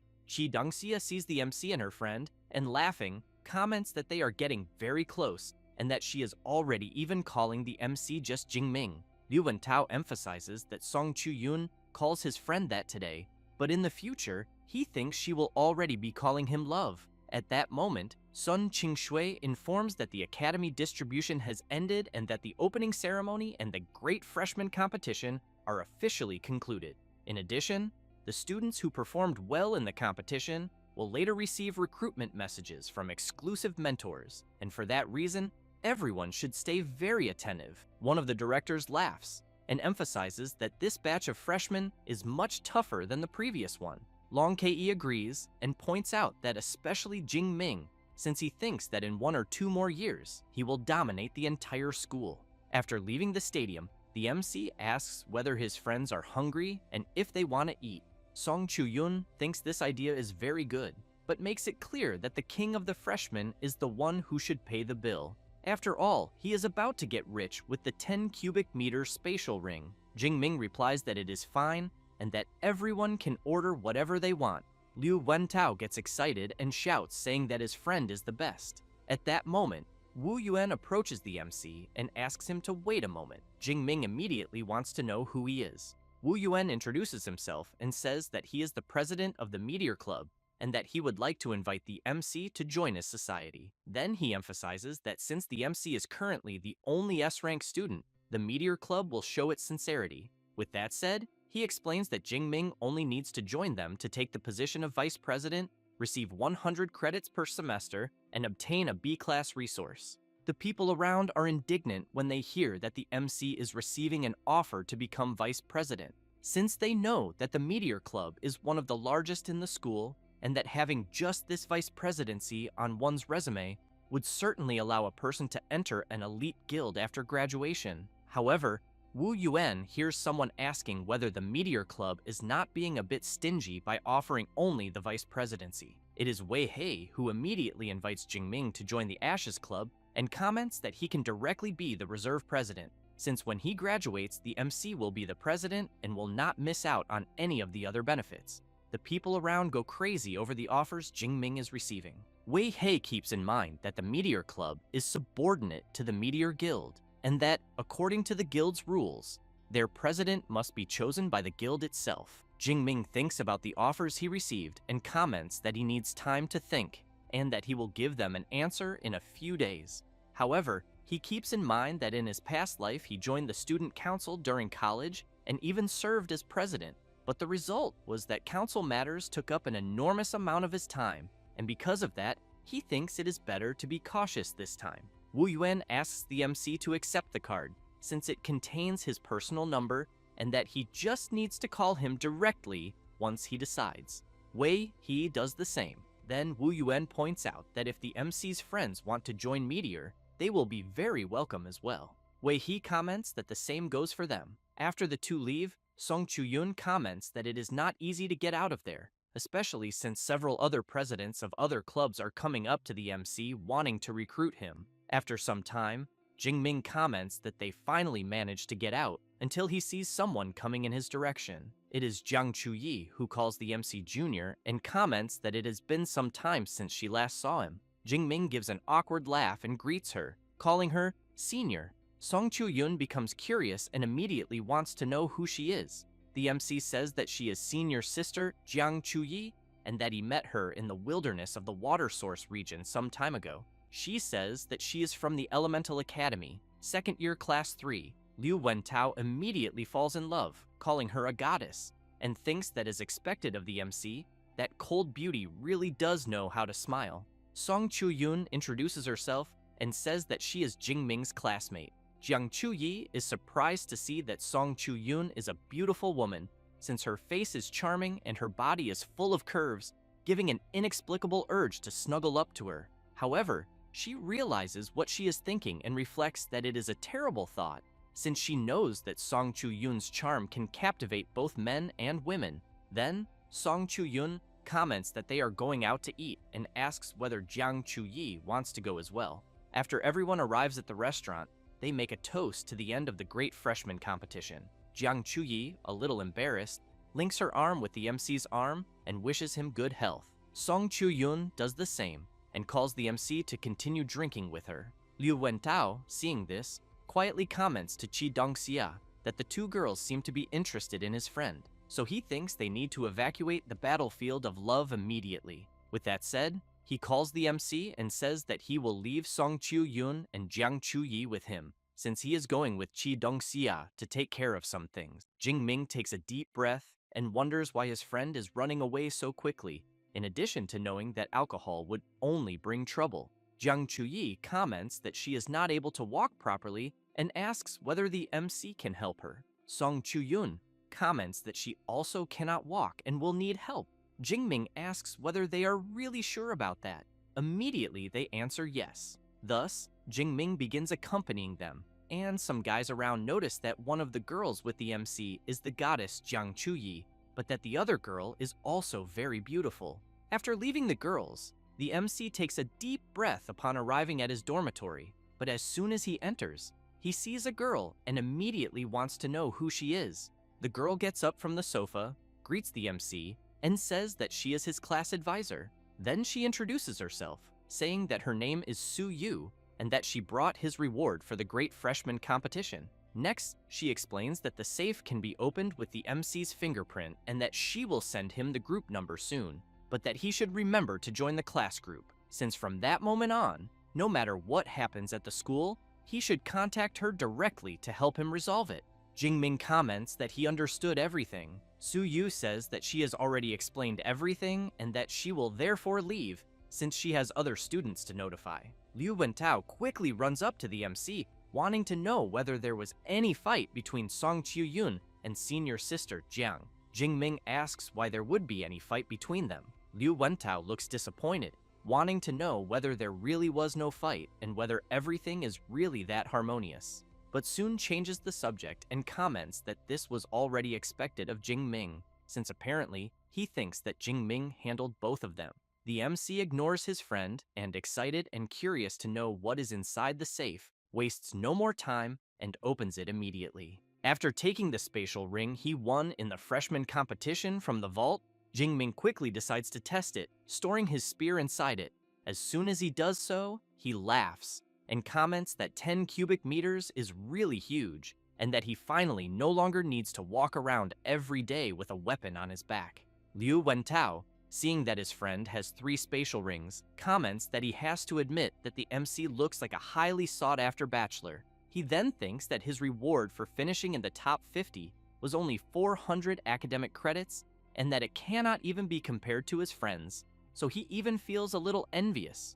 Jingming comments that he thinks he really has too many rings and that the next day he will go to the equipment department to see if they accept buying one of them back. However, he is also intrigued by the pill he received, so he wants to know what it does, since there is no instruction manual. Liu Wentao comments that identifying a pill is quite easy, so he asks Eva to appear. She quickly begins scanning the pill in the MC's hand. After analyzing it, she informs them that it is a 5th grade mental condensation pill produced by the alchemy department of Magic City University, and that it is effective for superpower users of the 5th rank or below, and after consumption, spiritual power increases significantly, making it an A-rank cultivation resource.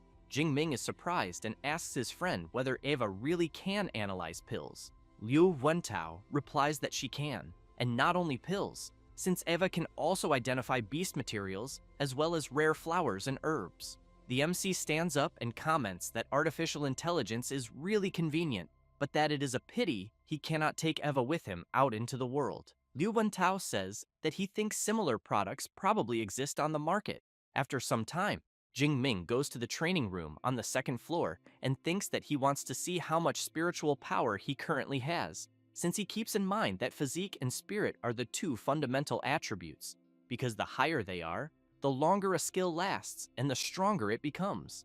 But that, on the other hand, increasing them is extremely difficult, since exchanging skill points for spiritual power is getting more and more expensive, as it started at 1.2 and at the moment has dropped to 1.1.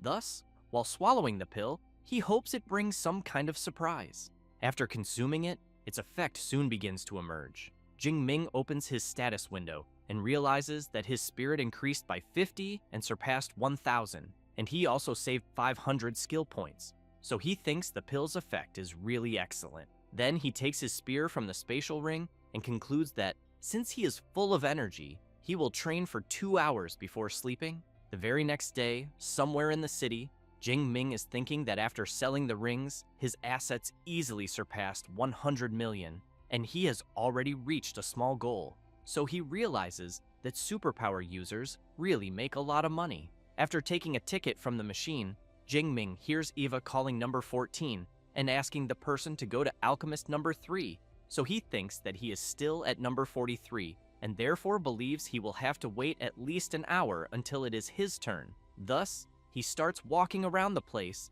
and just as he is about to sit down, he hears Jiang Chuyi calling him and wanting to know what he is doing there. Jingming laughs, greets his senior, and asks if she has already sobered up from last night.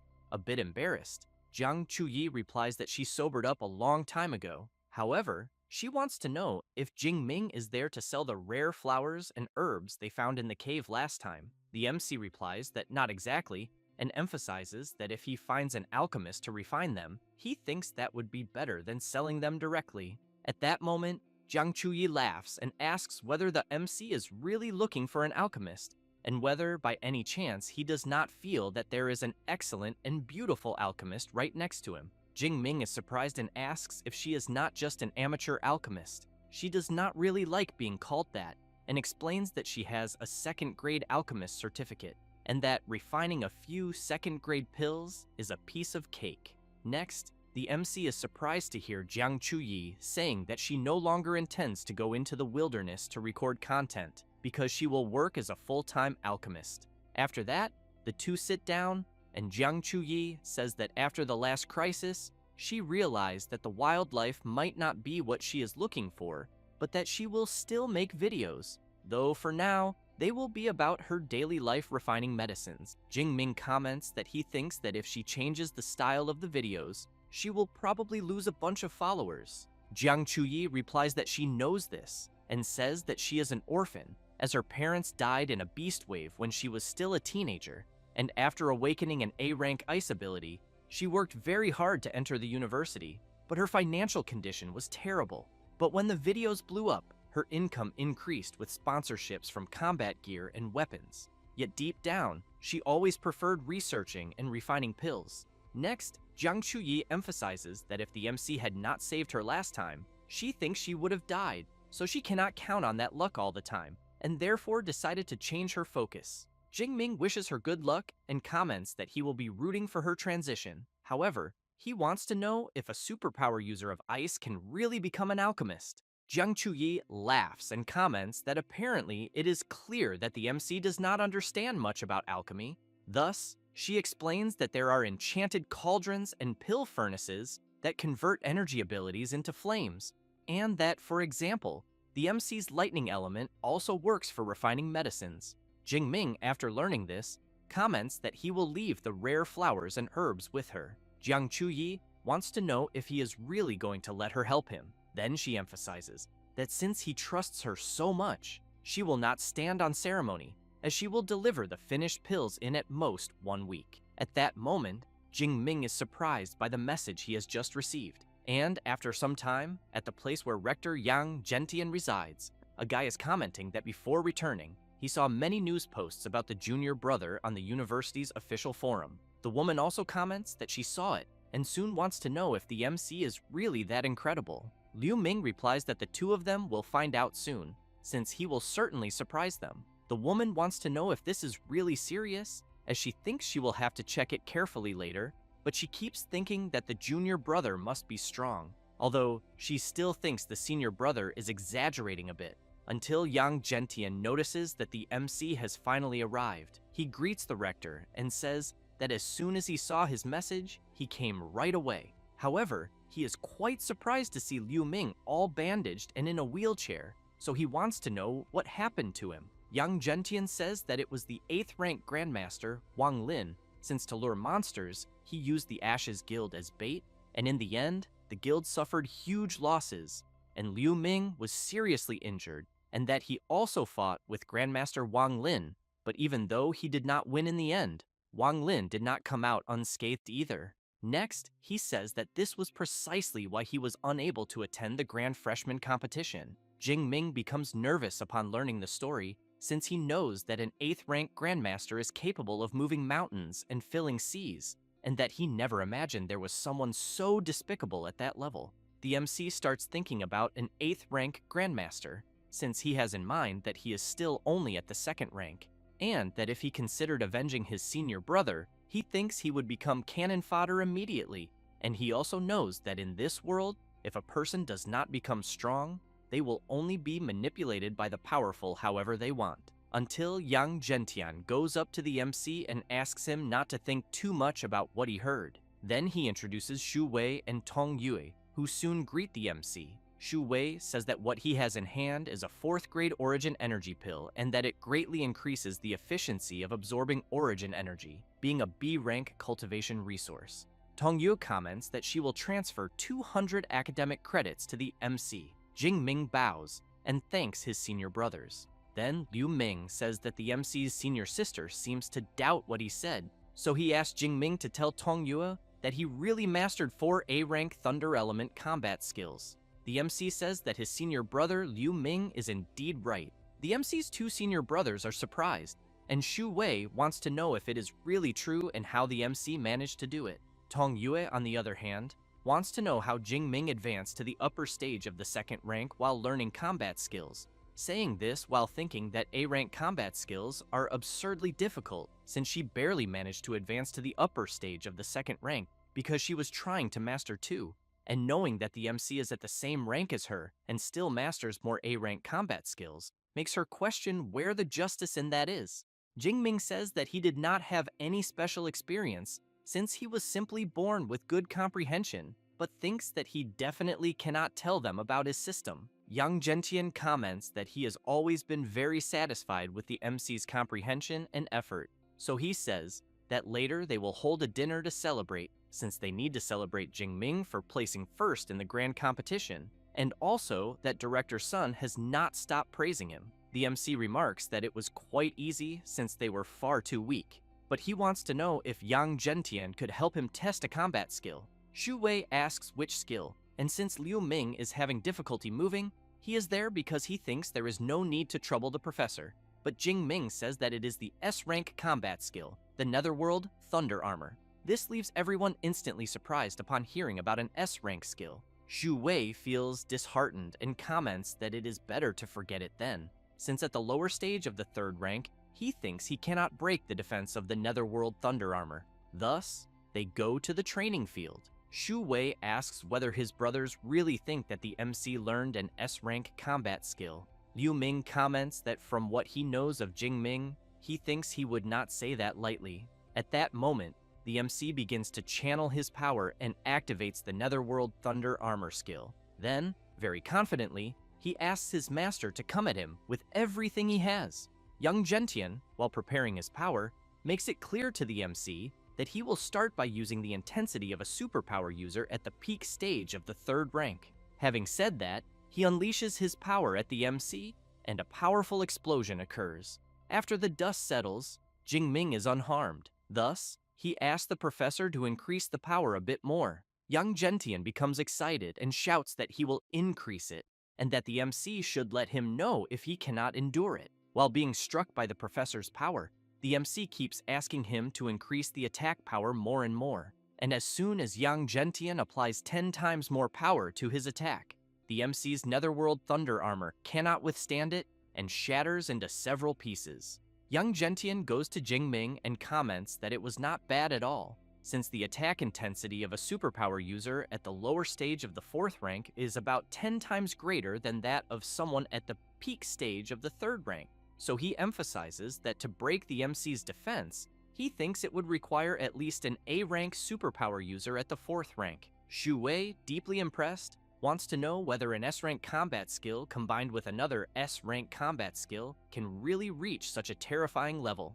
Tong Yue, with a trembling voice, comments that the MC is surpassing 2 major levels to defend against the attacks of a 4th rank superpower user, so she thinks this already goes far beyond being just a monster. Yang Zhentian says that it is already time and calls the MC to go eat, but he asks the professor to wait a moment, and as his hair begins to turn white, he says that this is not his limit yet. Having said that, he begins to release his power to the maximum, creating a powerful wave of energy. Everyone is impressed, and Liu Ming wants to know if it could be the extreme thunder state and whether Jing Ming's immortal thunder body has already advanced to the 3rd layer. Tong Yue has in mind that her immortal thunder body is still only at the 2nd layer, but that the MC not only mastered 4 A-rank combat skills and 1 S-rank skill, but also broke through to the extreme thunder state. Young Gentian, very excited, prepares his power and comments that he had been wondering how Jingming's physical body could withstand an impact of such greatly increased intensity so easily, then concludes that it was because his immortal thunder body had already entered the third layer. Having said that, he channels even more power to unleash at Jingming and see if he can endure it. 3 minutes later, the MC is on his knees on the ground. Young Gentian comments that it was incredible, since Jingming managed to withstand 20 times more, and this means that it would require the attack intensity of a superpower user at the intermediate stage of the 4th rank to break his defense. Then he calls the MC and emphasizes that the fact that he reached such a level truly exceeded all his expectations as a teacher. Jingming apologizes to his professor for the trouble, but thinks that at the moment, he finally knows the true limit of his defensive power. Young Gentian helps Jingming to his feet and says that of all his students, Jingming is the one who makes him the most at ease, since he learns everything without needing to be taught. Having said that, he calls everyone to go eat and emphasizes that he is in a great mood and that everyone can order the most expensive dishes. While they head somewhere to eat, Jingming calls out to Liu Ming and comments that between the Ashes Club and the Meteorite Club, he wants to know which one Liu Ming thinks he should choose. Immediately, Liu Ming replies that Jingming should choose the Meteorite Club. Shu Wei looks back, surprised, and comments that he thought Liu Ming wanted the MC to enter the Ashes Club. He explains that if there were no problems with the Ashes Guild, he would certainly like Jingming to join them in the Ashes Club, but at the moment, he knows that the Meteorite Club is clearly the best choice. Young Gentian calls the MC and explains that actually, he can stay in a club for 1 or 2 years, and then create his own in the 3rd or 4th year, and that after graduation, these people will be the first foundation for building his own power. Jingming is intrigued by this idea of building his own power, so he wants to know if it is really necessary. Young Gentian asks if he knows why he failed to enter the Grandmaster realm, saying it was because he has no faction. He had to take care of everything personally, and that wasted too much time. Then he asked Jingming to keep well what he just said, because only when he has a faction to handle the smaller tasks will he be able to fully focus on cultivation. The MC replies that he understands and thanks the rector for the guidance, but thinks that apparently, as soon as his strength increases a bit more, he will have to start thinking seriously about this. The very next day, while walking around the university, Jingming thinks that formal classes have finally begun. Inside the classroom, the professor is commenting that they will discuss the origin of ferocious beasts. Since hundreds of years ago, origin energy appeared on Blue Star, and animals transformed into ferocious beasts, and humans awakened. While Eva shows some information to the MC, he realizes that it was discovered that after the surge of origin energy, many ruins of ancient civilizations were found underground, and that most of Blue Star's advanced technology evolved from these ancient civilizations, including ability detection devices. Next, Jingming had classes in anatomy, weapons faculty, and even elemental faculty, and in that class the professor was quite surprised, commenting that the MC is excellent, since controlling an S-rank ability in any form is not something simple, as no one in the elemental faculty has achieved what he is doing so far. And after the weekend arrives, Jingming goes to the Yangcheng Wilderness area to defeat some beasts, and after acquiring the Azure Sky Black Dragon Spear, which cost 1,000 academic credits, Jingming thinks about the new knowledge, new techniques, and new equipment, then concludes that this was already expected, since his actual combat capability improved significantly once again. Next, Jingming sees in his status that in 2 months his strength more than doubled and his skill points exceeded 13,000, but that unfortunately, there has still been no sign of more levels in the skill column, since logically, if everything else can be enhanced, he thinks the skill should also be able to. However, he knows that he will not hoard them, since he will use them to strengthen himself as quickly as possible and maximize efficiency.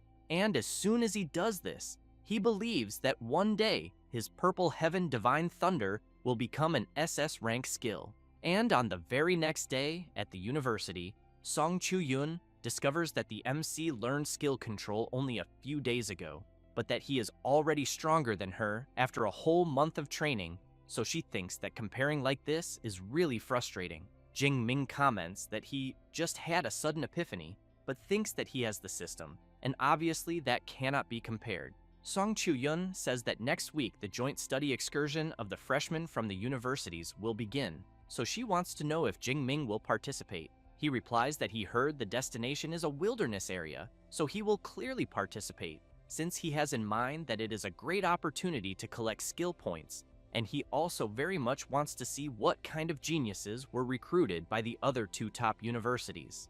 After that, a week passes and the MC's class is gathered. Lu Wentao comments that with Jing Ming around on the study excursion, they can be at ease. Song Chiu-yun agrees and emphasizes that even without an S rank like him, they have already placed first for 4 consecutive years, so she thinks it seems that the 5-time championship is already guaranteed. At that moment, the door of the special passage begins to open, and Ling Shuang appears greeting everyone and saying that she will be responsible for conducting the meeting about the study excursion. Next, she asks Eva to expand the map and says that the destination of the excursion is the wilderness area of Magma Cave number 7, located deep in the mountains of Shuiyan City, Qian Province. The students are surprised, commenting that as expected of a magic cave, it is truly terrifying, and that they also heard that only places where countless superpower users have died can be called magic caves. Ling Shuang informs them that she will lead the team on the study excursion,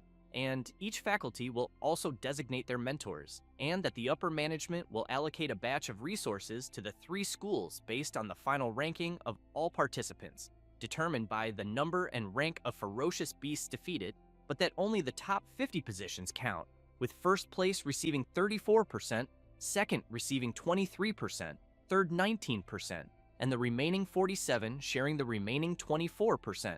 Thus, she makes it clear that first place is crucial, as it involves the glory of the university's 5-time championship of Magic City University and the resources the school can receive. Having said that, she comments to the MC that she will leave this task to him, so she wants to know if there will be any problem. He replies that there will not be, but thinks that with his current combat power, he believes no freshman should be able to surpass him. However, Ling Shuang emphasizes that she needs to warn them in advance based on the latest information, because for this study excursion, Qingjing Superpower University will be bringing an external reinforcement with an S-rank ability. The freshmen are surprised, wanting to know if Qingjing University also has an S-rank and where another S-rank came from, since they know that in recent years, aside from the MC, no new S-rank has appeared in all of Daxia, making it truly strange. While Eva shows the image, Ling Shuang says that this S-rank is not from Daxia,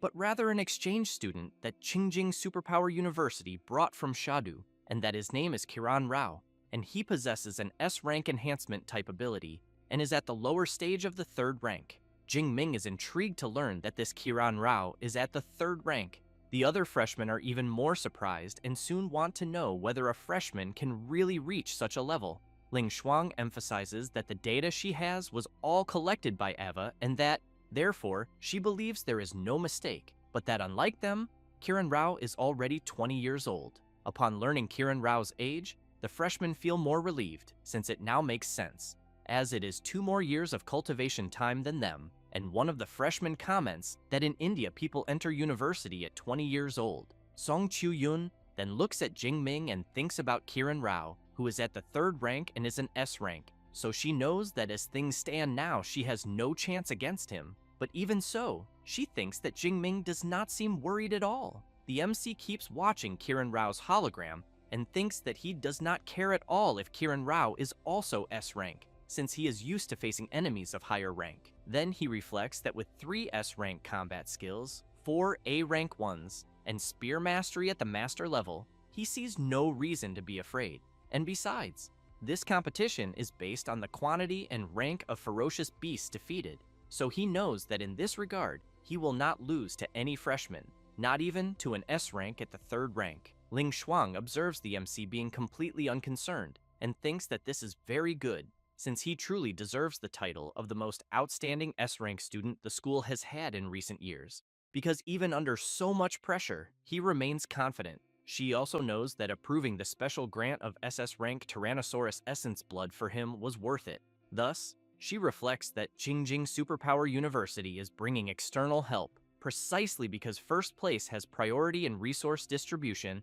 and that apparently they will be disappointed this time. With that in mind, Ling Shuang says that she has informed them about the overall situation of the study excursion and informs them that there are 7 days left and that they should make good use of the time and prepare properly. After that, 7 days pass, and Jiang Chuyi is integrating detoxification pills, healing pills, superpower recovery pills, and awakening pills, then explains that all of them are second grade with 20 pills per bottle, and that she thinks they are easily enough for the entire month. Jingming thanks her for the effort, since he can notice her deep dark circles, then asks her that next time she should not stay up all night refining pills, because as a last resort, he will buy them elsewhere. She feels a bit embarrassed, but wants to know how purchased pills would compare to the ones she refines, since she guarantees that all of them are in perfect condition. Then she says that in addition to that, she prepared 2 sets of each type and that he should also give them to his little sister, Song Chu-yun. Jingming is intrigued and immediately wants to know since when the two of them became so close. Jiang Chui laughs and replies that she will not tell him anything. Thus, as she leaves, she asks the MC and Song Chu-yun to do their best on the excursion and double their attention to safety. And since they are leaving the next day, she also asks them to rest early. After she leaves, Jingming thinks that there are 160 second grade pills there, and that refining all of that in 1 week without pulling 3 or 4 all-nighters, if possible, makes him wonder how he could not know how much effort she put in. But he knows that at the moment, this is not the time for that, since he needs to become stronger as soon as possible before thinking about anything else. A few hours later, many people are gathered at the university field. Jingming, together with his friends, comments that he did not expect almost all the freshmen to sign up. Song Chu-yun wants to know why the school had them gather at the field instead of the high-speed train station. Then, Liu Wentao comments that on this excursion, they will be going by aircraft. She is surprised and comments that there is no landing strip there. At that moment, a huge aircraft appears right in front of everyone, and as soon as it lands, all the freshmen are impressed by its size. Some want to know whether this kind of technology is something they could master at their current level. Others comment that it is an airship excavated from the ruins of ancient civilizations, and that they heard its anti-gravity system has not yet been fully deciphered. Next, Ling Shuang appears and calls all the freshmen to board the ship.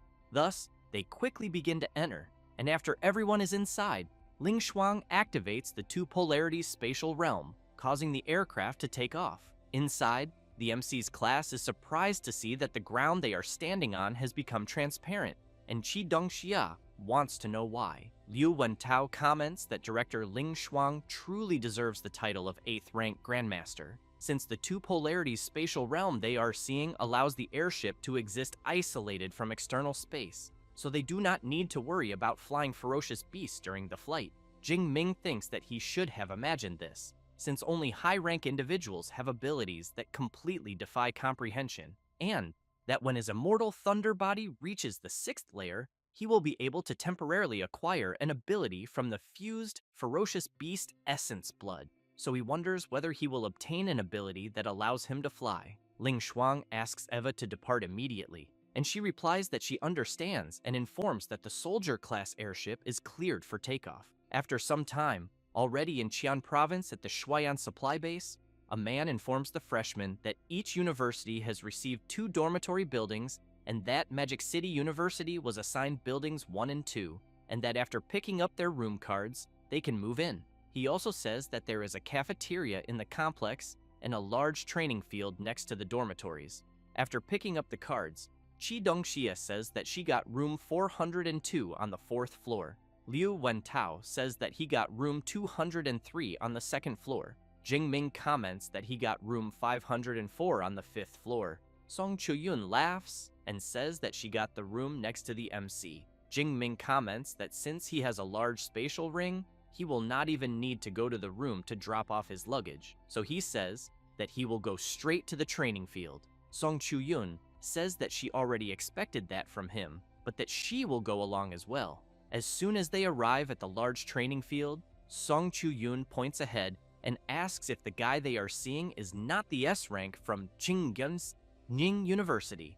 Kiran Rao is training, while several people are impressed by his training, wanting to know how much weight he is lifting with each dumbbell, until Kiran Rao notices the MC and wonders if it is really him. Then he quickly drops the dumbbells on the ground and runs over. Where the dumbbells fall, due to their enormous weight, they end up cracking the ground. Kiran Rao goes up to the MC, introduces himself, and emphasizes that it is a pleasure to meet him. The people around are intrigued, wanting to know if the MC is the #1 freshman of Magic City University, since they even heard that he is already at the upper stage of the second rank. Jingming reflects that he did not expect the foreigner to be polite, so he extends his hand and greets him. However, Kiran Rao ignores the MC and goes straight to greet Song Chu-yun, but because Kiran Rao is training, he is very sweaty and giving off a bad smell, which makes Song Chu-yun quickly cover her nose, until the MC firmly grabs Kiran Rao's arm and comments that apparently the foreign student understands a bit of Eastern etiquette, but only a bit, then asks whether he does not know that it is extremely rude to approach a lady reeking of sweat. Kiran Rao does not like the tone Jingming is using, and both release their powerful auras, leaving the people around frightened, wondering whether they are really going to fight there. Jingming releases Kiran Rao's arm and recommends that he respect local customs and learn the etiquette and traditions of Daxia.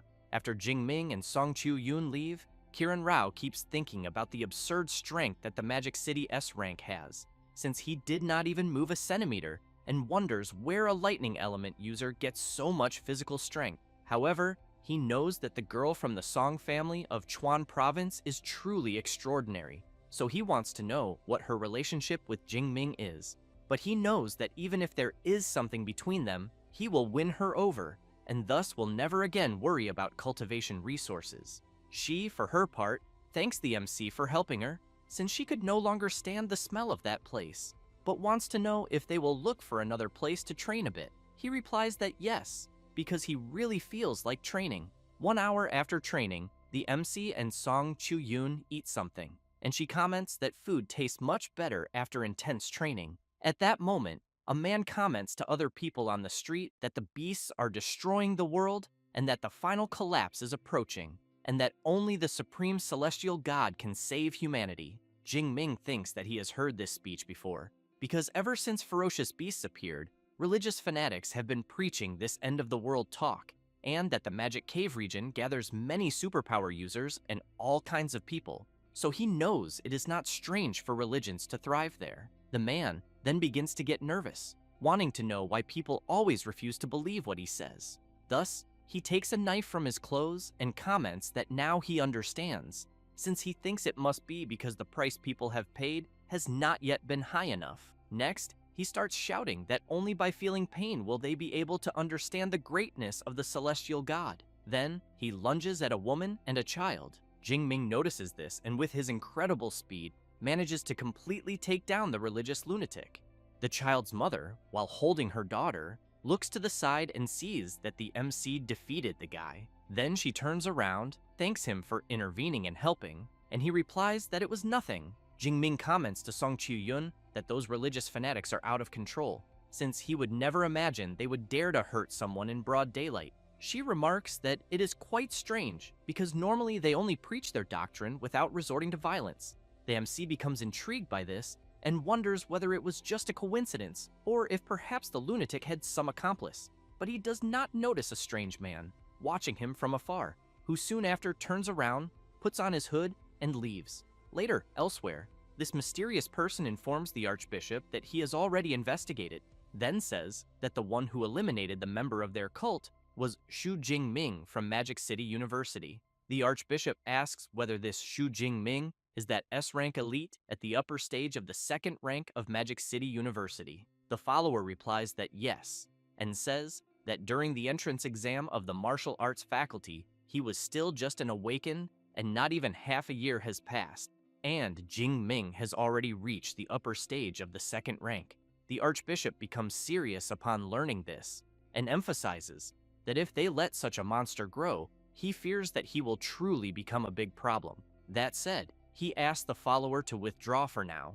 since the divine blood is about to emerge inside the magic cave, and what he is delivering is the divine blood indicator, so he stresses that the follower will be responsible for organizing the personnel to retrieve it, and to remember not to use the name of the cult of destiny. The follower replies that he understands, and that he will do everything within his power. The Archbishop, while using his ability, thinks that within a month, the cult of destiny will reveal itself to the world, and then Xu Jingming, along with the elites of the 3 schools, including that S rank from Shadu, will all become sacrifices for their cult. After that, on the next day, the vice director of USQJ, Xu Ping, greets all the students from the 3 universities, introduces himself, and then says that the study excursion the students will have will officially begin at 9 in the morning that day and end exactly at the same time 1 month later, then informs them that the smart bracelets will be distributed. After all the bracelets are handed out, the vice director emphasizes that the number of ferocious beasts the students defeat inside the magic cave, as well as the recordings, will be registered on the bracelets, and that the top 1,000 in total score will receive rewards. In particular, the top 3 will be able to choose any combat skill to learn from the libraries of the 3 universities, in addition to the first place receiving extra rewards from their own school. One of the students looks at the MC and comments to his friend that there is no need to even think about taking first place. Xu Ping makes it clear that there will be no restrictions on forming teams in the competition, and therefore hopes that everyone will actively hunt ferocious beasts, and that the rest of the time is up to them. The students do not want to waste time and soon start shouting, recruiting people for squads. The class monitor of Class 2, Ding Yu, goes to the MC and says that the class is planning to form some adventure squads to operate in the outer part of the magic cave, so he asks whether he wants to join them. Jing Ming replies that he will not join a team and suggests that the monitor can form the groups without him. Song Chu-yun hears the MC and soon asks whether he still intends to act alone when they enter the magic cave later. He says that his objective is the central region of the magic cave, and that moving with other people will only slow his pace, since he has in mind that the outer part of Magic Cave number 7 has ferocious beasts from the 1st to the 3rd rank, while the central region ranges from the 3rd to the 5th rank, and that at the moment he can deal with ferocious beasts at the lower stage of the 4th rank and still escape from those of the 5th rank. So he knows that naturally, going to the central region is the best choice. Song Chu-yun, somewhat intrigued, emphasizes that she thinks she would turn into minced meat if she entered the central region of the magic cave. But even so, she believes it should take 1 or 2 days to go from the periphery to the central region, so she asks whether, during that time, she can go together with the MC. He smiles and replies that yes. Song Chu-yun becomes excited and says that they will be leaving together soon. At that moment, Kiran appears calling out to the MC. He then comments that he is looking forward to his performance, since he hopes he will not fall too far behind. Jing Ming simply replies 100%, which leaves Kiran quite confused, trying to understand what that means. The MC turns around saying that he will defeat him with 100% certainty, which makes Kiran very nervous, saying that this is nothing but empty talk, since this time he will use an overwhelming victory to show all of Daxa his true strength. The vice director goes to the gate and announces that he officially declares the start of the study excursion. The students immediately begin to run, excited by the challenge. 7 hours later, inside Magic Cave number 7, the MC and Song Chu-yun are moving slowly since there are several creatures ahead. Song Chu-yun comments that although iron-furred, pangolins are second-rank ferocious beasts, their fur is harder than a lower-grade alloy, and therefore they are not easy to deal with at all. Jing Ming asks her to leave the creatures to him. Saying that, he charges forward with everything he has. The pangolins do not stay still either, and roll forward at full speed toward the MC, who in turn attacks using his spear, defeating them one by one. Song Chu-yun is impressed when she sees her friend fight, and thinks that each thrust of his spear hits a weakness directly, without a single mistake, so she knows that this is not something that can be achieved merely with a high rank, since it requires frightening intuition and experience. She then also notices that his control over the skill is extremely refined, to the point that it can be said he perfectly masters every thread of energy in his own body without wasting a single drop. After eliminating the creatures, Jing Ming thinks that he eliminated 12 second-rank iron-furred pangolins and collected a total of 276 skill points and another 1,200 points of score. In addition, since the ferocious beasts deeper inside have a higher rank, he thinks it is possible to obtain at least 30,000 skill points during this month of the excursion, so he wonders whether he will be able to raise his superpower to SS. Song Chu-yun goes to Jingming saying that she will help him and comments that he is quite different from other lightning element users. The MC is surprised and asks how he is different. She explains that most lightning users are always very unrestrained in the use of their abilities, but he is restrained, very careful, in the way he uses his skill. Jingming explains that all of this is because of his endurance, then says that if he used the divine thunder of the purple sky, he could annihilate the group of ferocious beasts that were there in an instant. But since he knows that this would be like using a cannon to kill a fly, he ended up choosing to conserve his ability, since he can eliminate these ferocious beasts easily. Song Chu-yun says that she understands, but thinks it is a pity, because she wanted to see him fight at full strength, but that apparently she will not have that chance yet. Time passes, and Jingming comments that it is getting dark and thinks it is better for them to look for a place to rest and head out again the next day. As soon as he opens the map, he sees that apparently there is a pond nearby, since he knows that water sources in wilderness areas are precisely where ferocious beasts gather the most. Therefore, both of them start running, while Jingming comments that it is not far from where they are and that they can eliminate another wave of creatures before nightfall. It does not take long for them to reach the lake. The MC is surprised and soon wants to know what is going on, since it is impossible for there to be no beasts near a water source until a huge tiger appears from the middle of the forest and goes to the lake to drink water. However, inside the water, there is a huge crocodile just waiting for its prey, which quickly lunges at the tiger and begins to attack it, then throws the feline out of the water. This surprises the MC, so he comments that the reason there are no creatures near the lake is precisely because of the terrifying giant crocodile. Song Chu-yun says that it is a 4th rank ferocious beast, and that she would never have imagined they would encounter such a creature right in the outer part of the magic cave, since she knows that 4th rank ferocious beasts have extremely keen perception and that they may have already been discovered. Jingming steps forward and tells his friend not to panic, since he knows that a 4th rank ferocious beast is strong, but it is not as if he cannot deal with it. Saying that, while channeling his lightning power, he adds that he has already eliminated more than one 4th rank ferocious beast back in the wilderness area of Yangcheng. Song Chu-yun is surprised and soon wants to know what exclusive combat skill Director Yang taught him. Jingming says that the immortal thunder body is powerful, but that there is an even more efficient technique to deal with 4th rank beasts. Suddenly, a loud clap of thunder resounds. Song Chu-yun wonders if it is going to rain. At that moment, the MC activates his Celestial Thunder Art ability, and a powerful purple lightning bolt falls from the sky, striking the giant crocodile directly, which in turn cannot withstand the powerful attack it receives. As a result, the system informs the MC that he has eliminated a giant crocodile and obtained 213 skill points, along with another 10,000 points.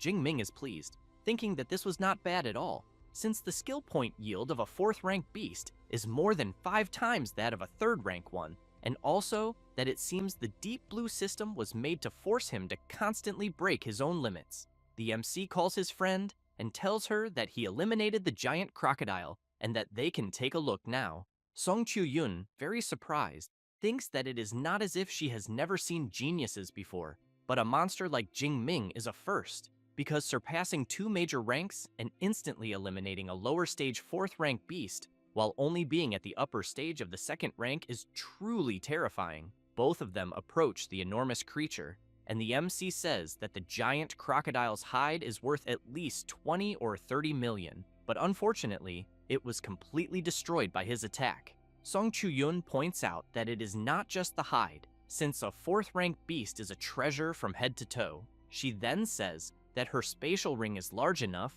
and that she will store the crocodile for now and return it when they go back to the supply base. While she absorbs the creature into the spatial ring, Jingming opens the system and comments that the ferocious beasts of the region probably already know about the danger of the water source there, so he thinks it will be difficult for others to approach to drink water, and because of that, he considers it better for them to look for a cave to rest. A little embarrassed, Song Chu-yoon asks whether the MC could wait a bit, since, as there is a pond there, she wants to take a quick bath. Jingming asks for a moment and says that before that, he will check whether there are other ferocious beasts in the pond. Saying that, he releases his lightning into the water and soon becomes surprised, since he sees some bloodstains in the water. But another thing that intrigues him is the smell he is sensing, which even seems to have a fatal attraction. He then reflects that it is almost as if it were a desire coming directly from his instincts. Meanwhile, in another part of the forest, one of the followers calls the bishop and asks which lord the divine blood they will recover belongs to. He replies that it will be from the ancient dragon god. One of the followers becomes excited upon hearing this and comments that once they obtain this divine blood, the cult of destiny will gain another powerful envoy from it. However, the bishop becomes nervous, tells him to shut up, and makes it clear that everyone there belongs to the Blood Moon cult. At that moment, the sphere they are observing begins to react, and they soon wonder if the divine blood has appeared earlier than expected. The bishop says that the location shown is not far, and because of that, no one will rest, as they need to advance at maximum speed. Back where the MC is, Song Chu-yoon wants to know what is happening because the water in the pond suddenly turned red like blood.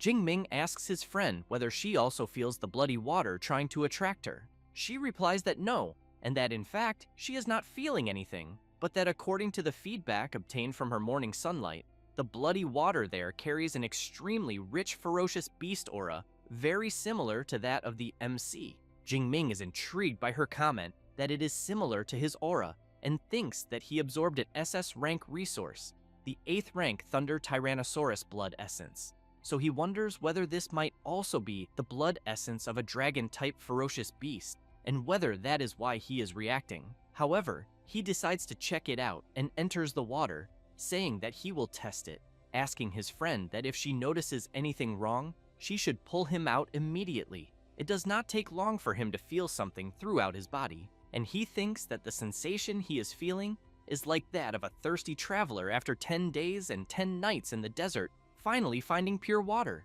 But he does not notice that he is being enveloped by a strange energy. Song Chu-yoon becomes worried and shouts to him, but seeing that he is not listening, she equips her halberd and thinks that Jingming seems to have encountered a golden opportunity and can no longer move, and that therefore, this time she will protect him. On the next day, after spending the entire night defeating the creatures that appeared to drink water at the lake, Song Chu-yoon takes a deep breath and thinks that fortunately, the strongest beast that appeared since last night was only at the lower stage of the 3rd rank. She then notices that the color of the water has lightened considerably and, judging by the situation, thinks that Jingming is like almost finished, until she is surprised by several hooded people. The Archbishop thinks that this is neither the first nor the second time he has collected divine blood, so he wonders why this divine blood has such an appearance. And upon seeing Song Chu-yoon there, he also wants to know whether she happens to be the 2nd-ranked student of Magic City University. She, in turn, stays on guard and really wants to know who the people she is seeing are, because judging by their clothes, she thinks they do not seem to be students from one of the 3 universities. So she comments that there are no ferocious beasts there and that the water source has been contaminated, and that if they want to get water, she recommends looking for another place. One of the followers becomes nervous and shouts, saying that the water is the supreme divine blood and that she should not dare say that. The Archbishop tells him to ignore her, since they must first take the blood cocoon behind her. Song Chu-yoon starts to become worried, thinking that the group she is seeing is there because of the strange bloody water and that apparently the leader is 4th rank and even the weakest is at the 3rd rank. So she concludes that there is only one thing left to use. Thus, she takes her necklace and, as the followers advance, creates a barrier around herself and the MC. The followers try to attack, but are repelled by the strong barrier and soon want to know what it is. The Archbishop comments that apparently the girl used a guardian talisman from the ruins of ancient civilizations, then explains that this type of guardian talisman is extremely rare, found only in ruins of ancient civilizations, can be used multiple times, and is a true life-saving artifact. Song Chu-yoon shouts that since he knows what it is, She wants to know why they do not retreat instead of wasting time there for nothing. The Archbishop laughs and points out that as far as he knows, the Guardian Talisman has a duration limit, and since no one there is in a hurry, waiting a little longer will not harm them. Song Chu-yun keeps shouting that they will get tired of waiting, but she knows that the Guardian Talisman she used lasts just over 1 hour at most, and then needs 12 hours to cool down before it can be used again, so she hopes that the MC will wake up within that last hour. After some time, 1 hour passes, and the talisman's effect ends. The Archbishop shouts, saying that he had already warned that the protective shield has a duration limit. He then asks the girl to be smart and hand over the Guardian Talisman immediately. Otherwise, he guarantees that she will suffer a horrible elimination. Song Chu-yun does not like at all the direction things are taking, so she takes a pill and thinks that since she has no choice, she will have to fight. At that moment, everyone is startled when they hear a voice coming from the bloody water, asking why it feels like the ones who will be eliminated are the hooded figures. With that said, the MC begins to open the red cocoon, and as he comes out, he stares at everyone with an unfriendly expression. Jingming has a red dragon-shaped aura surrounding his body. The Archbishop, upon seeing this, becomes furious and thinks that he would never have imagined that one of the cult's main targets would appear there, then wonders why the MC's aura makes even his body tremble, causing a 4th-rank superpower user's heart to race, since he clearly thinks Jingming is only at the 2nd rank. However, he does not want to waste any more time and shouts for everyone to eliminate Jingming immediately. Jingming, in turn, simply stands still channeling his power, and in the blink of an eye, several lightning strikes fall from the sky, hitting the followers, who, with nothing they can do, collapse completely defeated on the ground. The Archbishop is extremely surprised by this, and thinks that he had even imagined that 5 3rd-rank users would not be able to handle Jingming, but he never thought they would be eliminated in an instant. The MC does not stay still and quickly charges at the Archbishop, who is terrified by Jingming's speed, gets hit head-on, and is sent flying far away. After crashing into a tree, he falls to the ground and thinks that he barely managed to see how the boy attacked him. Jingming walks up to the Archbishop and makes it clear that he will ask questions and the man will answer, then asks what the reddish water in the pond was. Seeing the tip of the MC's spear very close to his face, the Archbishop says that it was divine blood, also known as the blood essence of a 9th-rank Beast Emperor. Jingming now wants to know why the essential blood of a Beast Emperor would appear there. The Archbishop, with a very trembling voice, explains that in the ancient era, a total war broke out between human martial saints and Beast Emperors, and different types of blood essence ended up being scattered across the world. The MC then becomes more serious and says this will be his last question, asking who they are and why they are collecting the blood essences of Beast Emperors. The Archbishop laughs, bites something in his mouth, and says they are the Blood Moon cult. With that said, he begins to lose consciousness and soon collapses stiffly onto the ground. Jingming thinks that apparently the Archbishop committed suicide to avoid revealing more information, but he does not really care, because when he returns to the supply base, he will ask Director Ling Shuang about it. After seeing Jingming destroy any remaining traces of the Archbishop, Song Chu-yun asks whether her friend is all right. Seeing that she is very tired, the MC holds her, replies that everything is fine, and thanks her for her efforts. Song Chu-yun points at the fallen bodies and says that the group seemed to be there because of that bloody water in the pond. Jingming replies that yes, and says that they claim to be from the Blood Moon cult and were there to collect Beast Emperor blood essence. She is impressed upon hearing this and asks whether that really was what the MC was talking about, since she knows that this is an SS rank cultivation resource and normally needs to go through complex processing before being used, in addition to being curious about how the MC managed to absorb it directly. While opening the system, Jingming replies that he does not understand either, but thinks it seems to have caused no damage to his body, and that, in fact, it made his immortal thunder body advance directly to the 4th layer, and that perhaps the benefits are even greater, so he thinks it is better to ask the teacher when he returns. After they resume walking through the forest, the MC comments that she should rest there for a bit, since she must be exhausted after protecting him for 2 days. Thus, Song Chu-yun lies down under a tree to rest, while Jing Ming remains on alert. After night falls, at the followers' base, one of them calls out to the Archbishop and reports that Bishop Joe's divine blood indicator suddenly lost its signal, then asks whether an accident may have occurred and whether they should reassign personnel to recover the divine blood. The Archbishop replies that there is no need to send more people and emphasizes that some superpower user likely interfered and therefore thinks it is better to leave this aside for now, but stresses that the operation 1 month from now is what really matters. On the next day, Song Chu-yun wakes up and sees the MC grilling some delicious meat skewers. He notices that she has woken up and calls her to eat. Song Chu-yun comments that the smell is very good and that she did not expect Jing Ming to also be a gourmet. He laughs and says that practice makes perfect, and that by the end of the study excursion, he bets that she will also know how to grill good meat. As soon as she tastes it, Song Chu-yun is amazed by the flavor and says that it is delicious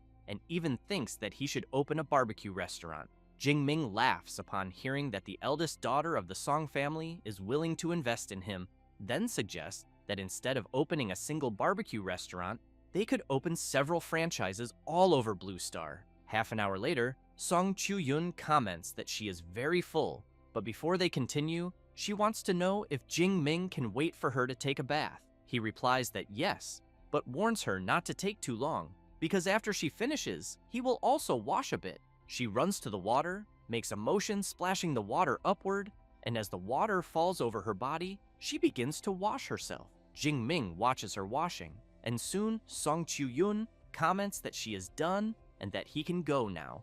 Jing Ming is surprised to see that she noticed he was watching her, so he becomes embarrassed and says that he will wash as well. Song Chu-yun wonders why she had the feeling that Jing Ming's gaze a few seconds ago was a bit strange, until she realizes the clothes she is wearing and becomes completely embarrassed, then turns around and thinks that she is so used to wearing this in the dormitory that she did not even notice how transparent the clothes she is wearing are. 1 hour later, after the MC finishes getting ready, Song Chu-yun takes something out of her spatial ring. She asks Jing Ming to take the Guardian and Teleport talismans, but he asks her to keep them and not worry, since he has plenty of experience in the wilderness and thinks nothing will happen. Thus, the two bump fists and Song Chu-yun asks Jing Ming to be careful and says that in 1 month they will meet again. With that said, each goes their separate way. While running, Song Chu-yun thinks that she also needs to work hard and that even if she cannot get first or second place, she needs to be third. After that, 1 month passes, and inside the cave, Jing Ming is about to be attacked by a huge dark feline. He simply stands still, waiting for the attack, and as soon as he notices the creature coming toward him, he easily impales the dark feline. The system informs that Jing Ming eliminated the Dark Knight Leopard and obtained 43 skill points. The MC thinks that now he needs to try the superpower training method and see if he can officially break through to the 3rd rank. Thus, he attempts to break through, and his power spreads throughout the entire cave. Jing Ming is pleased and thinks that he has finally broken through to the 3rd rank, since he knows that even among the geniuses of Magic City University, most take more than half a year, or even a year, to advance. So he thinks that it seems his cultivation talent is not bad at all. Next, the MC checks his status and sees that going from the upper stage of the 2nd rank to the lower stage of the 3rd rank increased his physique and spirit by nearly 400 points, and that his vitality even surpassed the 2,000 point mark, which is truly excellent. However, he knows that even 48,000 skill points are not enough to raise his ability to SS, and therefore thinks he will wait until he reaches 50,000, and if that still does not work, he will leave it aside for now. He then begins to leave the cave and thinks that in 2 days the results will be finalized, and that with his current points, he believes getting first place should not be a problem at all. On the day of the score tally, one of the students comments that he managed to get 1201 points and made it into the top 1,000. Another student says he thinks it's better not to celebrate too early because he turned in his bracelet the day before, and when the big shots return, his ranking will probably plummet. Another student emphasizes that there are still 2 hours left and that none of the favorites have shown up so far. It doesn't take long before Song Chu-yun appears. As she walks to hand in her bracelet, people are surprised, since they know that Song Chu-yoon was the second best freshman at Magic City University. As soon as she hands in the bracelet, it is announced that she scored 12,131 points and, for now, is in first place, which leaves people even more surprised, commenting that they can't believe someone scored more than 10,000 points. Ling Shuang congratulates Song Chu-yoon on the great job, and she feels a bit embarrassed but thanks the director for the compliment. Xu Ping goes up to Ling Shuang and asks if Song Chu-yoon isn't the great-granddaughter of that senior Song from Chuan Province. She replies that yes, and comments that she didn't expect the Song family not to train her internally and to send her straight to their university, but that even so, Song Chu-yoon honored the family name. Then a woman appears calling Song Chu-yoon Little Yoon and saying that she didn't do half bad. Song Chu-yoon sees that it is her aunt Jo Ying, the chief director of the Shuian supply base, who in turn wants to know why her niece's little boyfriend still hasn't returned. Song Chu-yoon feels embarrassed and says that Jingming is just her friend and that nothing has happened between them yet. But then she realizes the kind of question her aunt asked and immediately panics, wanting to know how she knew about that. Jo Ying tells her niece not to forget that she is the chief director and that her eyes and ears are all over the base. At that moment, some students shout to look at the Rank S reinforcement from USQJ, Kiran, because he has just arrived. As he walks to hand in the bracelet, the students comment among themselves that, being third-ranked, Kiran must have at least 50 or 60,000 points. As soon as he hands in the bracelet, it is announced that first place has been updated and that this new position is occupied by Kiran Rao from USQJ with 113,640 points. The people around can't hide their indignation when they see that Kiran scored more than 100,000 points, having a vast advantage over the second place. A guy goes up to the vice director and comments that, with 110,000 points, it seems they can already congratulate him in advance for first place. He feels a bit embarrassed and says they are exaggerating since he only used a few tricks and nothing more. Ling Shuang watches them talking and thinks that even if the chance is small, judging by the level of confidence Jingming showed, maybe he will still surprise them. At that moment, it is announced that Deng Sheng from USJC achieved a total of 13,526 points and took second place. Song Chu-yoon becomes worried, thinking that maybe she won't even make it into the top 3, but when she looks outside, she thinks that there are only 8 minutes left for the study excursion to end and wonders why Jingming still hasn't returned. One of the students also wants to know if the MC still hasn't appeared and if something might have happened to him. Another student replies that anything is possible since the magic cave is far too dangerous. Then Jingming appears and everyone shouts his name. As he walks to hand in the bracelet, the people from his university cheer him on. Kiran thinks that the people shouting for the MC are just weaklings banding together to feel safe, but that it doesn't matter how much they cheer, because in the end, he is the one who will win.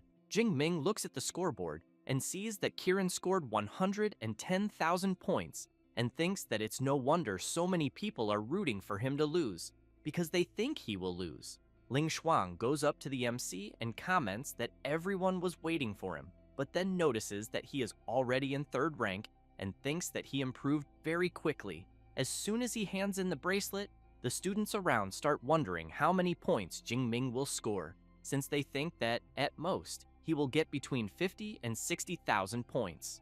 At that moment, it is announced that the student Xu Jingming from Magic City University scored an incredible 405,000 points. In this way, he takes first place with an absurd gap over the second place, which leaves all the big shots from the universities very surprised, as well as Kiran, who can't believe what he is seeing, and Song Chu-yoon, who is very happy for her friend. The people around also can't hide their shocked expressions, since they can't believe that someone managed to achieve such a score, and soon start wondering whether the rank S of Magic City is really that monstrous. Xu Ping doesn't like this at all, and thinks that, judging by the number of points Jingming scored, this can only mean that he eliminated 20,000 first-rank ferocious beasts, more than 600 creatures per day, a completely absurd result. Jo Ying asks her niece if she already knew that her friend would be able to achieve that many points. Song Chu-yoon laughs, but replies that she didn't, and emphasizes that, with him, no miracle is really a surprise.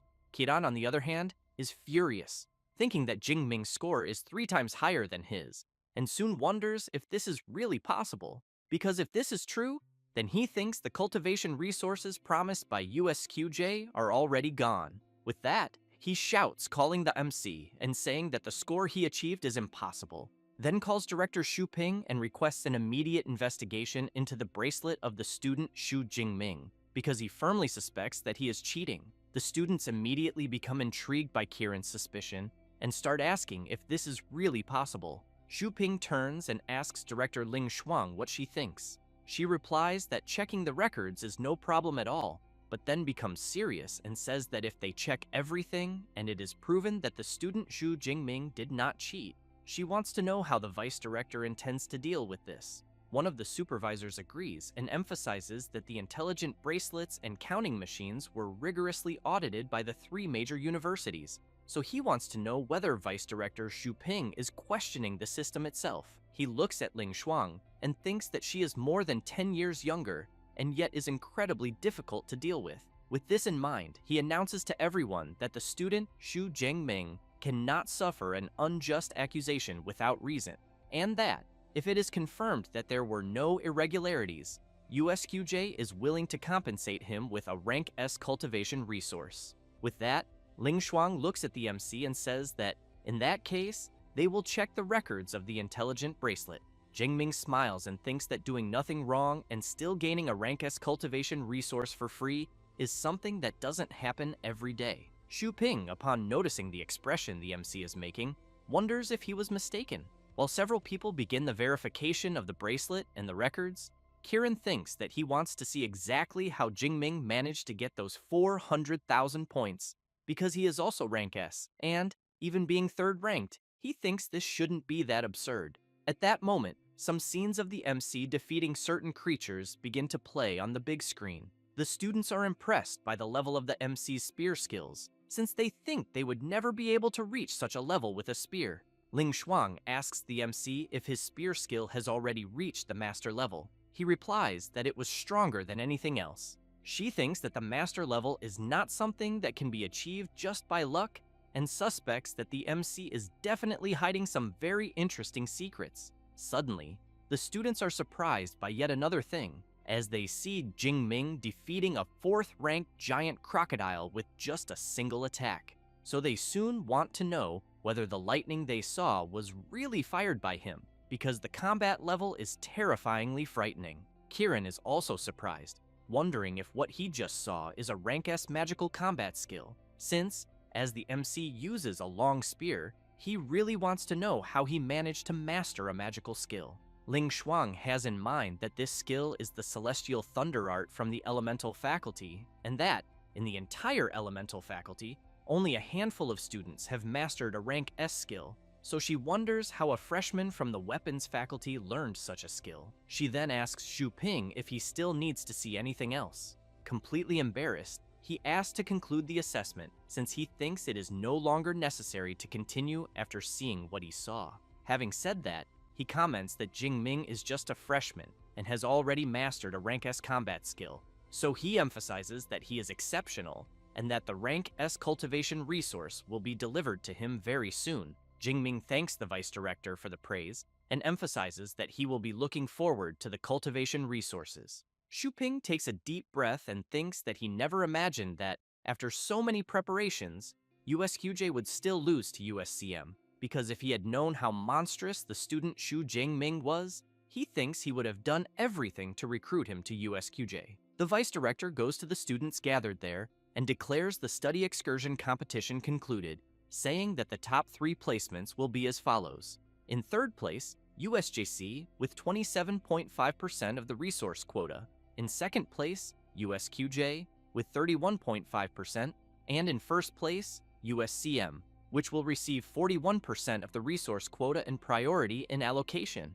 The MC's friends are very happy and shout celebrating the victory of Magic City University and saying that Jingming is really an incredible guy, since he managed the feat of winning 5 championships in a row. Xu Ping continues by saying that, in addition, The resources allocated to the 3 universities this time are rare and exotic flowers and herbs cultivated on the outer perimeter of the magic cave.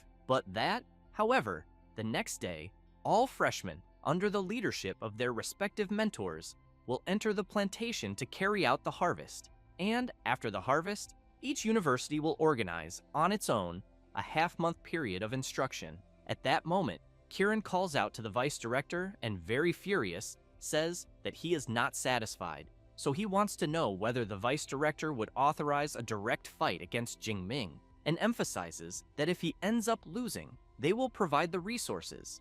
But if he wins, the promised resources will continue to be delivered as before. Xu Ping becomes very serious and asks how confident Kieran is. Kieran comments that Jingming's rank S magical skill took 1 or 2 seconds to be cast, so he thinks that, in a one-on-one fight, he will definitely defeat him. The vice director becomes thoughtful, but comments that he is also not satisfied with the result and ends up agreeing to the request. Elsewhere, Ling Shuang wants to know how Jingming intends to organize the half-month instruction period with the mentor. The MC replies that he will return to the magic cave and continue hunting ferocious beasts. The director emphasizes that indeed facing life and death crises is a great way to temper oneself, but that he also needs to understand that alternating between effort and rest is essential for longevity. Jingming replies that he understands and that he will rest when he returns to the school after the end of the excursion, but adds that, in addition, he found a pool in the magic cave, and thus the two of them keep talking for a while. After hearing the story, Ling Shuang comments that, based on what Jingming described, that really was the blood essence of a 9th rank beast emperor, an SS rank cultivation resource, but that clearly the portion he absorbed must have been quite diluted, since she thinks that otherwise he would never be able to directly absorb a full portion of a beast emperor's blood essence. She then emphasizes that as for the fact that he managed to absorb it, this is probably related to the body tempering skill he is training, so she thinks it would be best for him to ask Yang Gentian. Having said that, she asks him to rest a bit, since it seems that Jingming is quite exhausted. At that moment, Song Chuyun introduces her aunt Zhou Ying to him, and says that she is her aunt, and the chief director of the Shuoyan supply base. Jingming greets her, and says it is a pleasure to meet her. She laughs, and says there is no need for so much formality, and that he can just call her Aunt Zhou. Then she hands him the Song family's black gold card, since she thinks that in the future, he may be able to enjoy a 20% discount on all products from the Song family's businesses. Jingming is impressed by the Song family's black gold card, and thinks that, from what he remembers, the Song family's businesses cover practically everything: combat suits, equipment, rare herbs, pills, and potions, so he thinks that a 20% discount on everything is quite an absurd benefit. Song Chuyun asks her friend to just accept it, since his equipment will need frequent upgrades anyway. As he takes the card, the MC starts wondering if he has ended up becoming a sugar baby, but he is soon surprised by a noise he hears and turns to see what it is. Several journalists surround the MC and ask if they can interview him. After that, later on, Ling Shuang tells the MC that Kieran wants to fight him, and that USQJ's bet is 20% of the resources this time, while Magic City University's bet is half of the passes to the ruins. So she wants to know if he will accept. Jingming is confused about these passes to the ruins and asks them to explain better. Xu Ping explains that the passes are tickets to enter the ruins of ancient civilizations, and that they brought in a rank S reinforcement precisely because of these 40 passes. And since the MC placed first, the passes naturally go to them, which is why they are quite dissatisfied. Jingming thinks that, in Magic City history classes, it was mentioned that before this era of civilization, there existed an even more ancient civilization. He then reflects that this ancient civilization also possessed ferocious beasts and superpower users, and its level of development was extremely advanced. Not only was the technology impressive, but their understanding of superpowers was also extremely profound. However, what is unknown is why the civilization suddenly came to an end, right at its peak, being buried deep underground. And only thousands of years later, when superpower users reappeared on Blue Star, were these ruins rediscovered, and the best training methods and SSS rank combat skills were obtained from them. However, some ruins can be accessed freely, while others require passes. Those with free access were looted long ago, which is why the passes are so highly contested. Ling Shuang emphasizes that these 40 passes correspond to Civilization Ruin number 9, which only opens once a year, and only 4th to 6th rank users can enter. She then says that if the MC defeats Kiran, he can give up one pass. Xu Ping laughs and says that if Jing Ming does not want to fight, everything will still be fine. After all, the arena is small, which favors Kiran. The MC calls to both of them and says that he will accept the fight. Xu Ping turns and says that he will inform Kiran and that the fight will be held in the supply base arena area. After the vice director leaves, the director comments that she did not expect him to accept so easily and wants to know if he is really that confident. Jing Ming replies that he is quite relaxed since he has about a 90% chance of winning. Ling Shuang asks if he calls 90% relaxed. Jing Ming laughs and says that he was actually being modest, but thinks he has a 100% chance. She takes a deep breath and comments that if Xu Ping and Kiran knew that he is 100% confident, she imagines what their reaction would be. After the vice director tells Kiran the MC's decision, he becomes excited, saying that he did not expect Jing Ming to have the courage to accept the duel. He then asks if it is okay if the MC gets hurt a little. Xu Ping tells Kiran not to worry, since vice directors, mentors, and many students from the 3 major universities will be present, so he assures him to fight with everything he has, since if there is any risk, someone will intervene. Kiran becomes excited upon hearing this, and hopes that the MC will not blame him for being merciless. After that, on the day of the confrontation in the arena area, some students are commenting that the duel will be between 2 rank S users and that they are very excited. Other students comment that, in an open field, Jing Ming's Celestial Thunder art is practically a guaranteed victory, but that in the arena it is another story, and that all that remains is to wait and see how many trump cards Jing Ming is still hiding. Kiran hears this and wonders if anyone really thinks Jing Ming has other trump cards, because he knows that a rank S combat skill is already a miracle for a freshman, so he asks himself how Jing Ming could have a second one. It doesn't take long for the MC to arrive at the arena, and at that very moment, the students become euphoric, shouting that Jing Ming has just arrived. Kiran immediately approaches him and says that they need to fight because he can't stand waiting any longer. Jing Ming laughs and asks if Kiran really can't wait any longer to be eliminated, because he will fulfill his wish. As soon as both enter the arena, each goes to one side, and the USJC Vice Director, Jiang Quan, an 8th rank Grandmaster, announces that he will preside over the fight and emphasizes that if either one loses consciousness or surrenders, the battle will be immediately ended and no additional attacks will be allowed, but that, obviously, they do not need to hold back, because with his presence there is no risk of fatal injuries. Having said that, he activates his water mist shield and shouts for the 2 to begin the fight.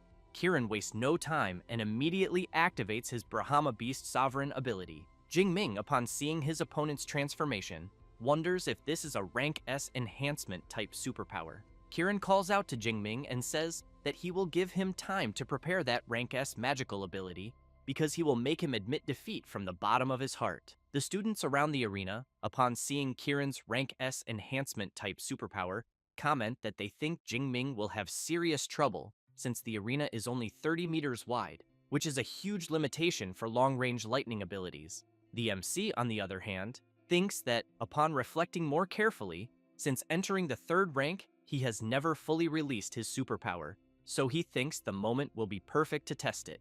With that, he releases his powerful energy, and countless bolts of lightning take over the arena, even shattering the water barrier. Jiang Quan thinks that the layer of water mist he erected can withstand, at most, attacks from an ordinary peak 3rd rank Ranka user, and seeing that just the MC's superpower eruption has already pushed the water mist to its limit, he increases the barrier's resistance.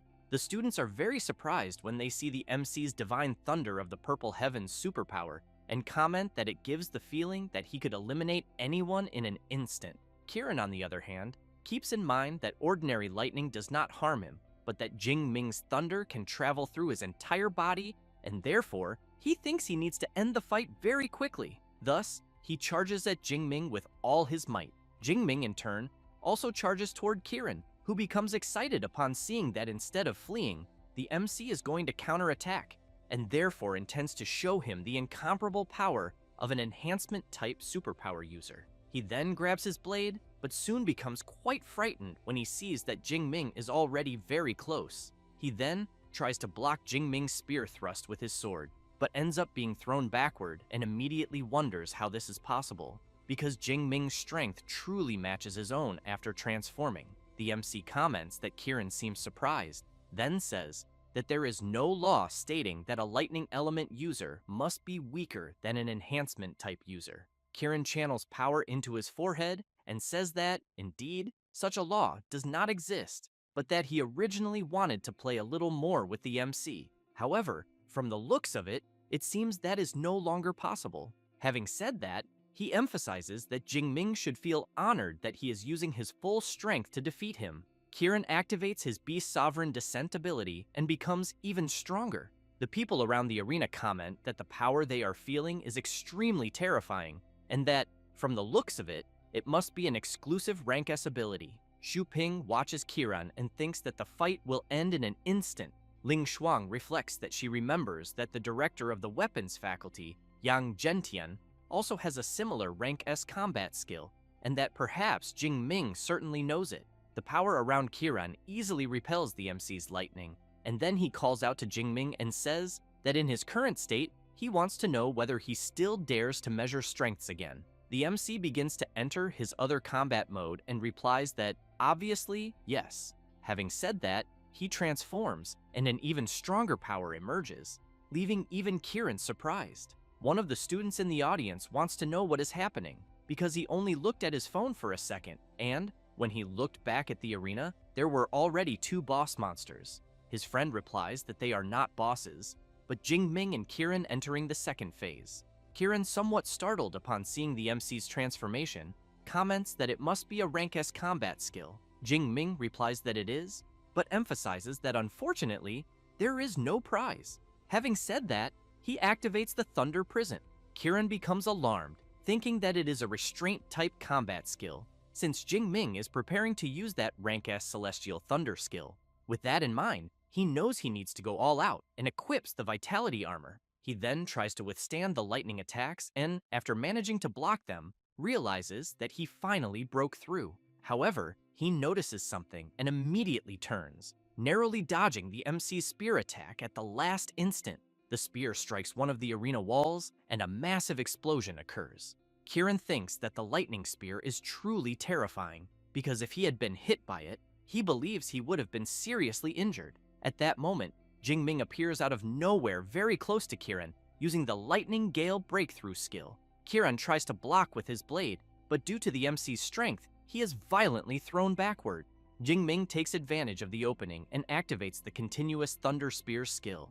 Kieran is struck multiple times without being able to defend himself, and, while being attacked, thinks that if he can block these attacks, he still has a chance. Thus, he shouts that now it is his turn to counterattack. However, Jingming simply raises his arm and shouts explosion. The places where Kieran was struck begin releasing small arcs of lightning, and soon after, an electrical explosion occurs inside his body. Kieran is blasted out of the arena, and due to the damage he sustained, his ability is undone. Jingming walks up to him and points the spear at Kieran's face, who in turn says that he accepts defeat and surrenders the fight. Grandmaster Jiang Quan announces that the winner is the student Xu Jingming. The students from Magic City University become excited and shout, celebrating the victory of the most terrifying freshman of all.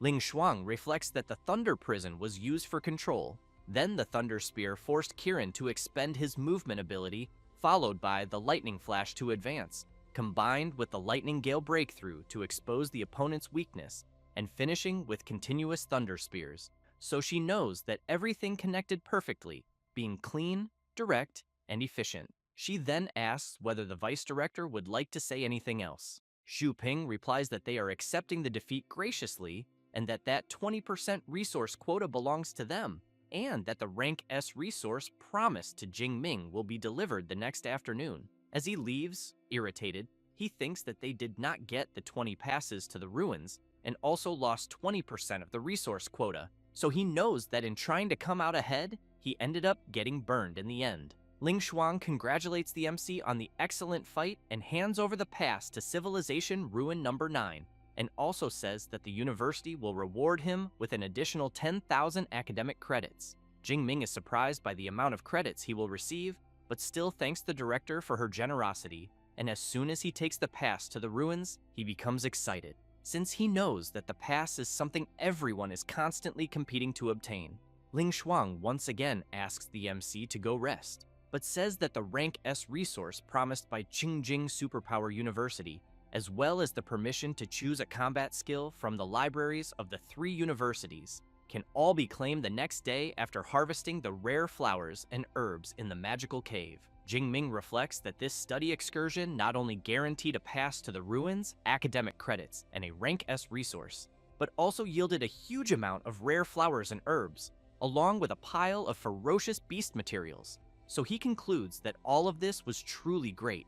At that moment, a student approaches the MC and says that his fight was incredible, and that it was great fortune to witness a genius like him. Jingming thanks him for the compliment, but as soon as the student leaves, he asks Song Chu-yun who that guy is. She says that he is the student Dong Sheng, the top-ranked student of Jincheng Superpower University. Jingming, somewhat surprised, emphasizes that it is no wonder he felt that Dong Sheng's cultivation is at the intermediate stage of the 2nd rank. Song Chu-yun asks what he means by that, since Jingming is already at the 3rd rank. The MC laughs and explains that he is a special case, because he has a hack that allows him to level up with a single click, then asks if she believes that. Song Chu-yun replies that not even in her dreams. After that, at the cult's base, the Archbishop informs the followers that since they have received the divine mandate, the celestial god will be eternal. He then asks whether everything is ready at the plantation. One of the cult members replies that everything has already been arranged. The Archbishop makes it clear that they will be responsible for the professors of the 3 universities and that they should eliminate as many as possible. However, he emphasizes that as for the 2 Rank S individuals, he will leave them to the Holy Sun, since he believes this will be useful for his growth, and asks if there is any problem. He replies that there is not, and comments that the next day he will be very close to them. The Archbishop adds that if they are willing to embrace the cult of destiny, it would be even better. Otherwise, they should be eliminated without mercy. Thus, he draws everyone's attention and informs them that the next day will be the most magnificent stage of the cult of destiny, as they will use the most brutal and ruthless posture to announce their existence to Daxia, and that he is very eager for everyone's performance. On the following day, at the magical cave plantation, some students find certain flowers beautiful, and one of them asks whether what he is seeing are rank C sunflowers. The base director, Ma Yang, welcomes everyone, but asks why the 3 vice directors are not there with the mentors and students. The lead mentor of Magic City University, Hu Ping, explains that the directors had other matters to deal with. Since harvesting flowers and herbs is not dangerous, they decided not to attend. In addition, she points out that even if something were to happen, Director Ling Shuang can use her spatial ability to arrive there within a few minutes. Ma Yang smiles and says that he had forgotten about that, then asks everyone to follow him. As they walk through the plantation area, the base director informs them that Qingjing Superpower University will be responsible for collecting the sunflowers in Area C12, and Jincheng Superpower University will take care of the red flame grass in Area B16. Finally, Magic City University will be responsible for the mental clarity grass in Area C11. He then explains that the 3 best freshmen must separate. Hu Ping is surprised and immediately asks why they have to separate and why other magical cave plantations do not have this rule. The base director explains that this is a newly cultivated batch of rank S rare flowers and herbs, which is an excellent opportunity for exceptional students to broaden their horizons. Hu Ping, still somewhat suspicious, says that she understands and calls Jingming, Kiran, and Dong Sheng to go with her. The MC thinks about collecting rank S rare flowers and herbs alone and soon feels that this base director seems suspicious. However, he believes that with the mentors nearby, there should be no problems. At that moment, Dong Sheng calls the MC and Kiran over and introduces himself. He then comments that their battle the previous day was truly magnificent. After that, he says that he heard that some religions possess secret techniques that increase strength, allowing someone of the second rank to advance directly to the fourth rank. Thus, he thinks that if this is true, he might be able to exchange blows with the two of them. Jingming, upon hearing about religions, comments that he thinks it would be better for Dongsheng not to get involved with that. Kiran asks what is wrong with religions, since the Miadu cult or the Sacred Father cult both have very positive impacts on his father, and it is precisely thanks to the support of Lord God Brahma that he is invincible. Jingming asks what he means by invincible and why the god Brahma he believes in did not make him defeat him. Kiran becomes very nervous upon hearing this, but Dongsheng gives his opinion, saying that he actually thinks Kiran is right, because some religions really do bring great benefits, and that when the MC personally feels the power that comes from religion, he thinks that perhaps he will change his mind. Jingming is intrigued by what Dongsheng said about when the time comes, and questions what he meant by that. At that moment, Ma Yang asks the mentor from Magic City University for permission and informs her that the 3 students have already arrived at the location. She asks whether they have really arrived and where the rank S rare flowers and herbs are. Ma Yang points to the side and tells the lead mentor that the rank S rare flowers and herbs are right there. She turns around, somewhat confused. The base director takes advantage of her distraction and lunges forward with his monstrous arm, attempting to strike her. Hu Ping jumps back to avoid being completely hit and is greatly shocked to see that the base director is a 7th rank Grandmaster.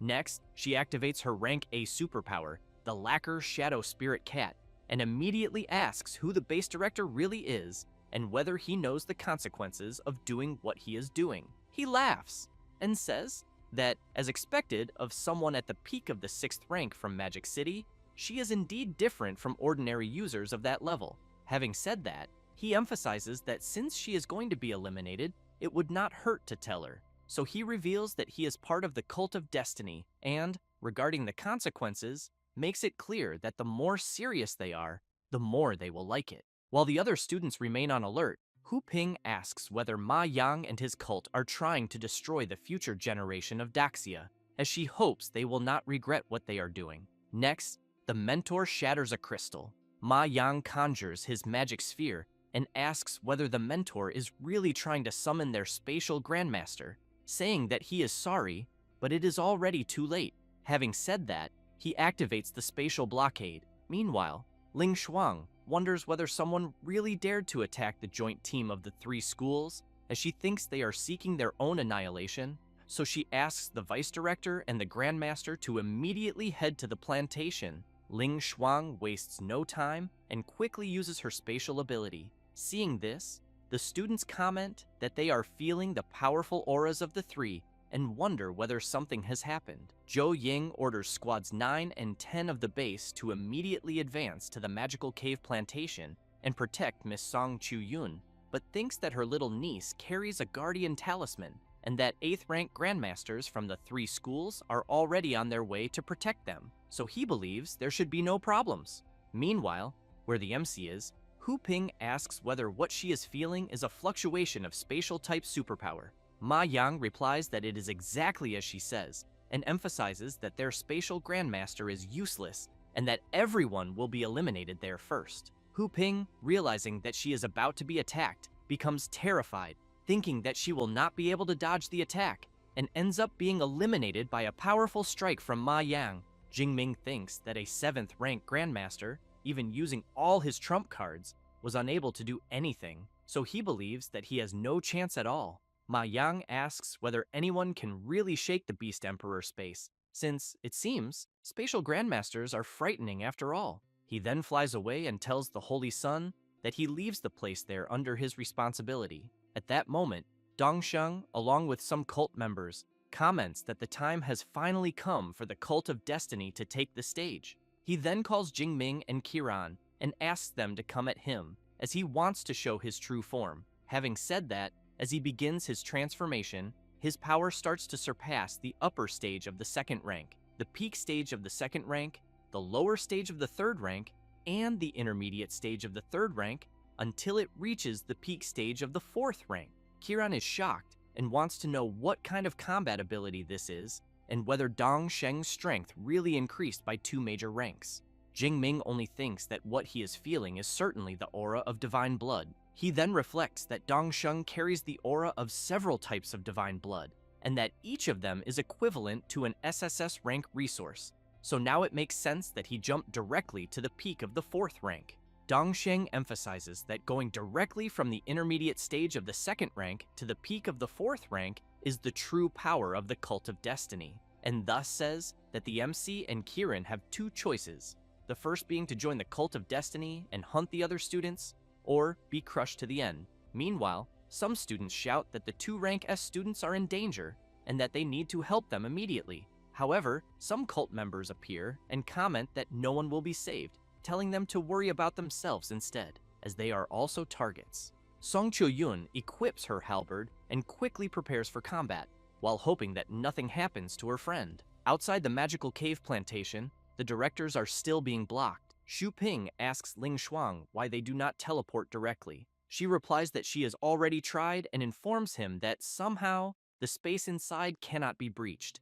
She then observes Ma Yang and comments that what he must be holding in his hands is likely the bone of a 9th rank beast emperor with spatial abilities, and that because of this, the plantation space has been sealed. Xu Ping remarks that he thinks it is an absurd waste for a 9th rank beast emperor bone to have spatial abilities. Jiang Quan, on the other hand, emphasizes that if something happens to the 2 rank S students, they will be in serious trouble. Ma Yang laughs and says that he does not care at all, since they are 3 grandmasters who can only watch helplessly as the Cult of Destiny eliminates all the freshmen. Jiang Quan is intrigued upon hearing about the Cult of Destiny. Xu Ping says that they were exterminated from Daxia's territory 60 years ago, but that he did not expect them to resurface. At that moment, while preparing her ability, Ling Shuang calls the 2 of them to attack together and informs them that 3 minutes should be enough to break the spatial blockade. She then shouts for them to rise.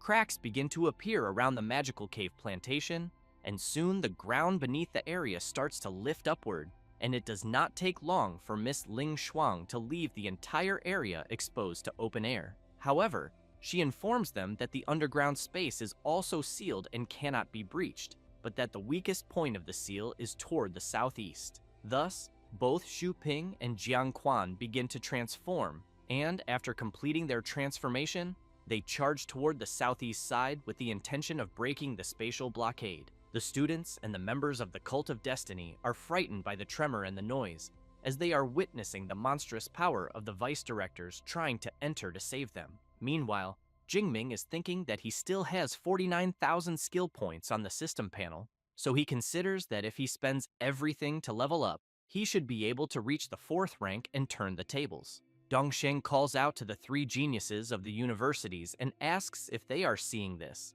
saying that jumping from the intermediate stage of the 2nd rank to the peak of the 4th rank is the power of the Cult of Destiny. In addition, he will give them a chance to eliminate the surrounding freshmen, become members of the Cult of Destiny, and gain the opportunity to obtain the same power as his.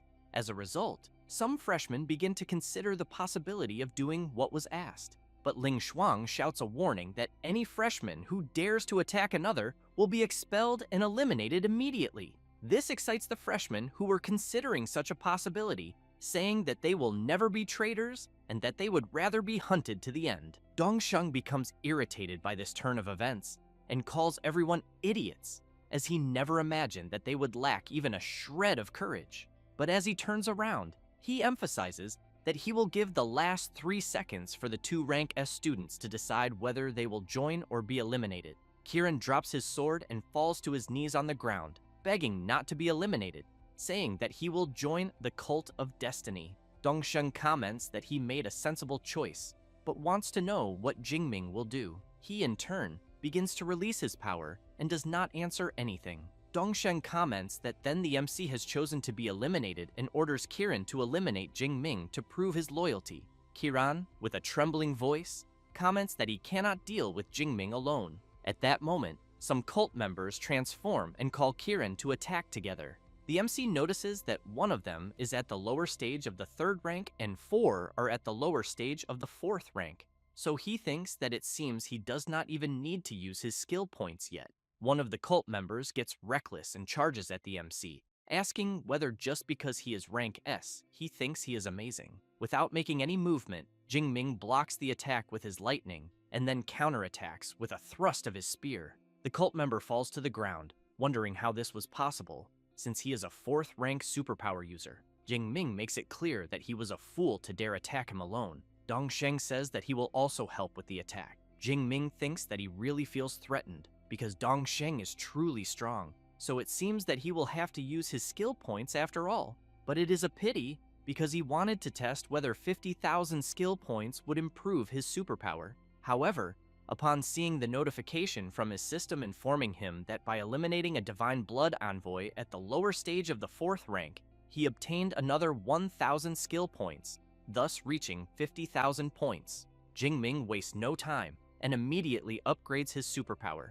As the sky begins to darken and numerous bolts of lightning strike across the entire area, the system informs that it will begin the superpower evolution, starting the evolution of the Purple Sky Divine Thunder of rank S. While the evolution rate is at 30%, the MC's lightning begins to spread even further throughout the area. Dongsheng shouts that he thinks Jingming is just putting on a show and unleashes his attack. A huge explosion occurs inside the magical cave plantation, but the MC manages to block the attack, remaining unscathed, while the superpower evolution progress continues.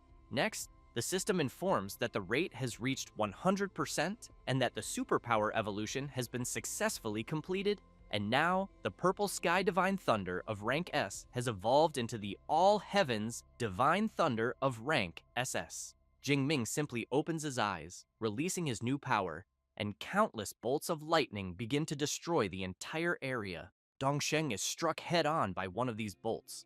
With this, the system informs the MC that he has eliminated a Divine Blood envoy at the peak stage of the 4th rank, obtaining another 2,000 skill points. Next, Jingming points at each of the cult members present and makes it clear that all of them will be eliminated. Having said that, he unleashes his powerful discharge once again, which can be seen from very far away. Kiran, upon seeing Jingming's incredible power, becomes terrified and, without thinking twice, begins banging his head on the ground, saying that he was also threatened, but even so did not attack him. At that moment, Ma Yang is surprised to realize that the Holy Sun has been eliminated, so he turns around shouting that he will bury Jingming along with him and launches his powerful attack.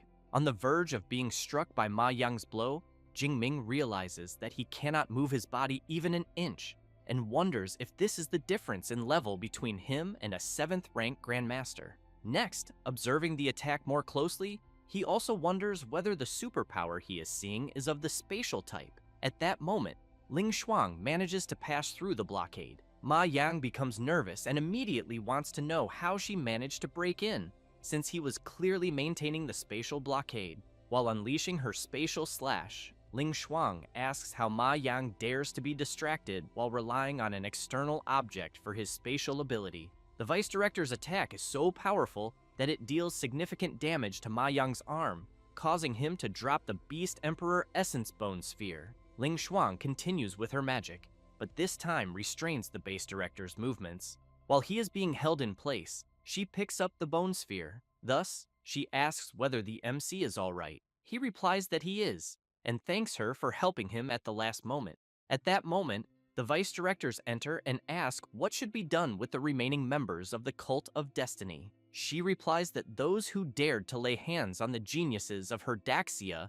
should be captured alive if they are 6th rank superpower users, and as for the rest, they should be eliminated without mercy. Having said that, Xu Ping and Jiang Quan begin to attack without stopping. Kiran goes up to Ling Shuang calling out to her, but she already comments that someone else will settle accounts with him later. After that, she calls the MC and asks what that was with his superpower moments earlier, and whether it was perhaps a special rank S ability, since it had no casting time and was a golden lightning bolt. Jingming replies that he is also not sure, since he only wanted to survive at all costs, and then his superpower seemed to break through its limits and underwent a mutation. Intrigued by something, Ling Shuang asks whether it was not a combat ability and whether he can perhaps show the Purple Sky Divine Thunder again. Jingming begins to release his power, and the Vice Director finds this quite strange as she wonders whether it is still the Purple Sky Divine Thunder, since once they finish there and return to the supply base, she will test his superpower again. At that moment, Song Chu-yeon goes to the MC and hugs him, saying that she was so worried about him. Ling Shuang turns around and as she leaves, thinks that youth is wonderful. Jing Ming, upon seeing his friend crying, wipes her tears and says that everything is fine and that it is already over, then emphasizes once again that he is perfectly fine. A few minutes later, the area that was floating is placed back into position. Ling Shuang reports that a total of 342 freshmen from the 3 universities fell into the hands of the Cult of Destiny members during the event that took place, and therefore makes it clear that the 3 great universities have assumed responsibility for the casualties that occurred, and that they will also provide compensation and pensions according to battlefield sacrifice standards. Having said that, she announces that the Cult of Destiny is an enemy of humanity and, moreover, an enemy of the 3 great universities, and that from that day onward, the 3 great universities will issue an extermination order against the Cult of Destiny, and that both students and teachers may accept missions, as they must annihilate them completely. Jing Ming reflects that eliminating Divine Blood envoys yields many skill points, and, with that in mind, concludes that when he returns to the university, he might try to accept some missions. Ling Shuang explains that due to the unexpected incident involving the Cult of Destiny, the study excursion will end earlier, and that freshmen from all universities must gather at 9 in the morning the next day to return to the university. Later, in a more secluded location, Ling Shuang takes out an artifact and asks Jing Ming to release his superpower, as the detector will analyze the results. While the MC channels his power into the detector, Ling Shuang wonders whether Jing Ming's rank S superpower has evolved into a rank SS superpower, since she has in mind that this should not be possible, as he originally only had a lower rank ability, and evolving to rank S was already something very rare. At that moment, the detector reports that superpower detection has been completed and that the superpower is identified as the All Heavens Divine Thunder under the natural type lightning element with a rank SS classification. The vice director is surprised to learn that it is a rank SS superpower, since she knows that the difference between rank SS and rank S is enormous, because if cultivated properly, Jing Ming could definitely play a decisive role on the battlefield against ferocious beasts, considering that the last time an SS Awakened appeared in Daxia was more than 10 years ago. Thus, she smiles and says that his rank SS superpower is very good and that he performed very well. Jing Ming comments that his superpower really did undergo another evolution, but wants to know how the machine knows about the All Heavens Divine Thunder and whether this power has appeared before. Ling Shuang emphasizes that since it can be detected, it must naturally have appeared before, not in the modern era, but in the era of ancient civilizations, since the university's detectors are made based on detectors from ancient civilization ruins. However, she points out that this means Jing Ming's talent can already be comparable to that of the powerhouses of ancient times. Having said that, she emphasizes that there is no need for the MC to hide the fact that his superpower has evolved, but that he should also not flaunt it around carelessly, then asks him to take the talisman she personally made, and that if he crushes it within 400 kilometers, he can rush to her, so he should remember to use it only when he is in real danger. Jing Ming takes the talisman and thanks the vice director. Ling Shuang also hands over the rank S resource promised to the MC by USQJ, a 7th grade limit-breaking pill, and says that he can use it when breaking through a major rank, then suggests that he take it when trying to break through from the peak stage of the 5th rank to the 6th rank, otherwise it would be a waste of its potency. Feeling a bit awkward, Jing Ming asks whether he can exchange it for a different rank S cultivation resource, since he has in mind that with the system, he does not need pills at all to break through. However, Ling Shuang replies that USQJ will not exchange it, but will grant a special permission to exchange it for a rank S resource at the USCM Resource Department after they return to the university, and that is for the combat skill reward for taking first place in the study excursion. He should take a look and see which one he wants to choose. Thus, the vice director asks Eva to display all lightning element combat skills of rank A and above from USQJ and USJC. Quickly, Eva begins to show all the available skills. Jing Ming observes the SSS rank Obliterating Thundercloud skill, which uses lightning element superpower to trigger natural phenomena, forming a thundercloud that continuously fires lightning, but which can only be learned by users of the 5th rank or above, with a lightning element superpower of rank A or higher. He also sees the SS rank Descent of the God of Thunder's Judgment skill, which uses lightning element superpower to condense a thunder god and judge all enemies. Jingming thinks that SS and SS rank combat skills are extremely tempting, but unfortunately, the rank requirements are extremely high, and he cannot learn them yet. So he thinks it is better to be pragmatic and choose something he can learn at the moment. After choosing the one he wants, the MC calls the vice director and says that he chose the S rank Finger of the God of Thunder skill. Ling Shuang sees that this skill uses lightning element superpower to condense the finger of a thunder god to attack the enemy, causing massive lightning damage. She then informs him that this is a combat skill from USQJ, so she thinks that they will probably not provide much assistance in teaching it, since the learning cycle may be very long. Jingming replies that he does not mind, and thinks that since he still has 6,000 skill points, it will be enough. The vice director smiles and comments that since the MC has already mastered several rank S combat skills and has plenty of experience, he will not need her reminders. While Jingming is distracted watching the abilities that Eva is displaying, Ling Shuang reflects on the MC's extremely fast cultivation speed, as well as his heaven-defying comprehension, and even the fact that his superpower can undergo mutation again, so she knows that for so many exaggerated advantages to be concentrated in a single person, if he manages to grow, humanity will definitely gain an unparalleled expert. Later, in the private training room, the MC is focused until he asks the Deep Blue system to open his attribute panel. He then thinks that 50,000 skill points transformed his Purple Sky Divine Thunder of rank S into the All Heavens Divine Thunder of rank SS.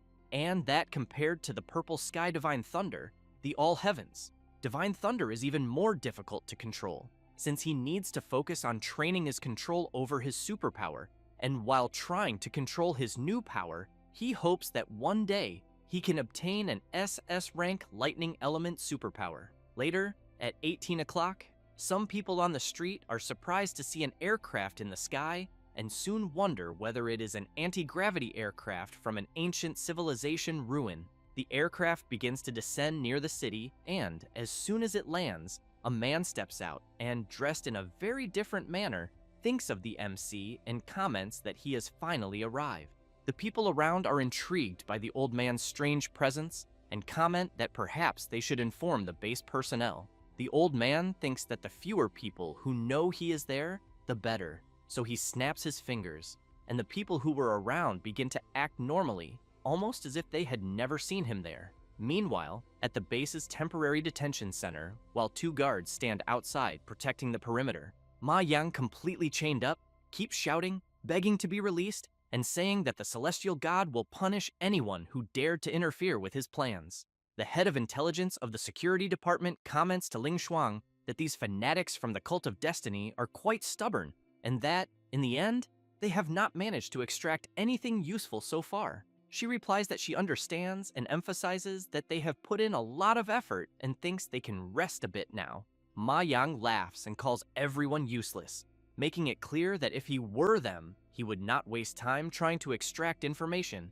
Jiang Quan points out that not even the head of intelligence managed to do it, so it seems that all that remains is to wait for the superiors to send reinforcements. Ling Shuang asks him to relax and comments that, according to her estimate, they should be arriving at any moment. At that moment, the man from before who came down from the ship appears there at the prison. The deputy director immediately turns around upon sensing a powerful aura. The old man laughs and promptly apologizes for his delay. Ling Shuang bows and comments that she did not expect him to come personally. The old man replies that he had to come, since the Cult of Destiny reappeared after more than 60 years.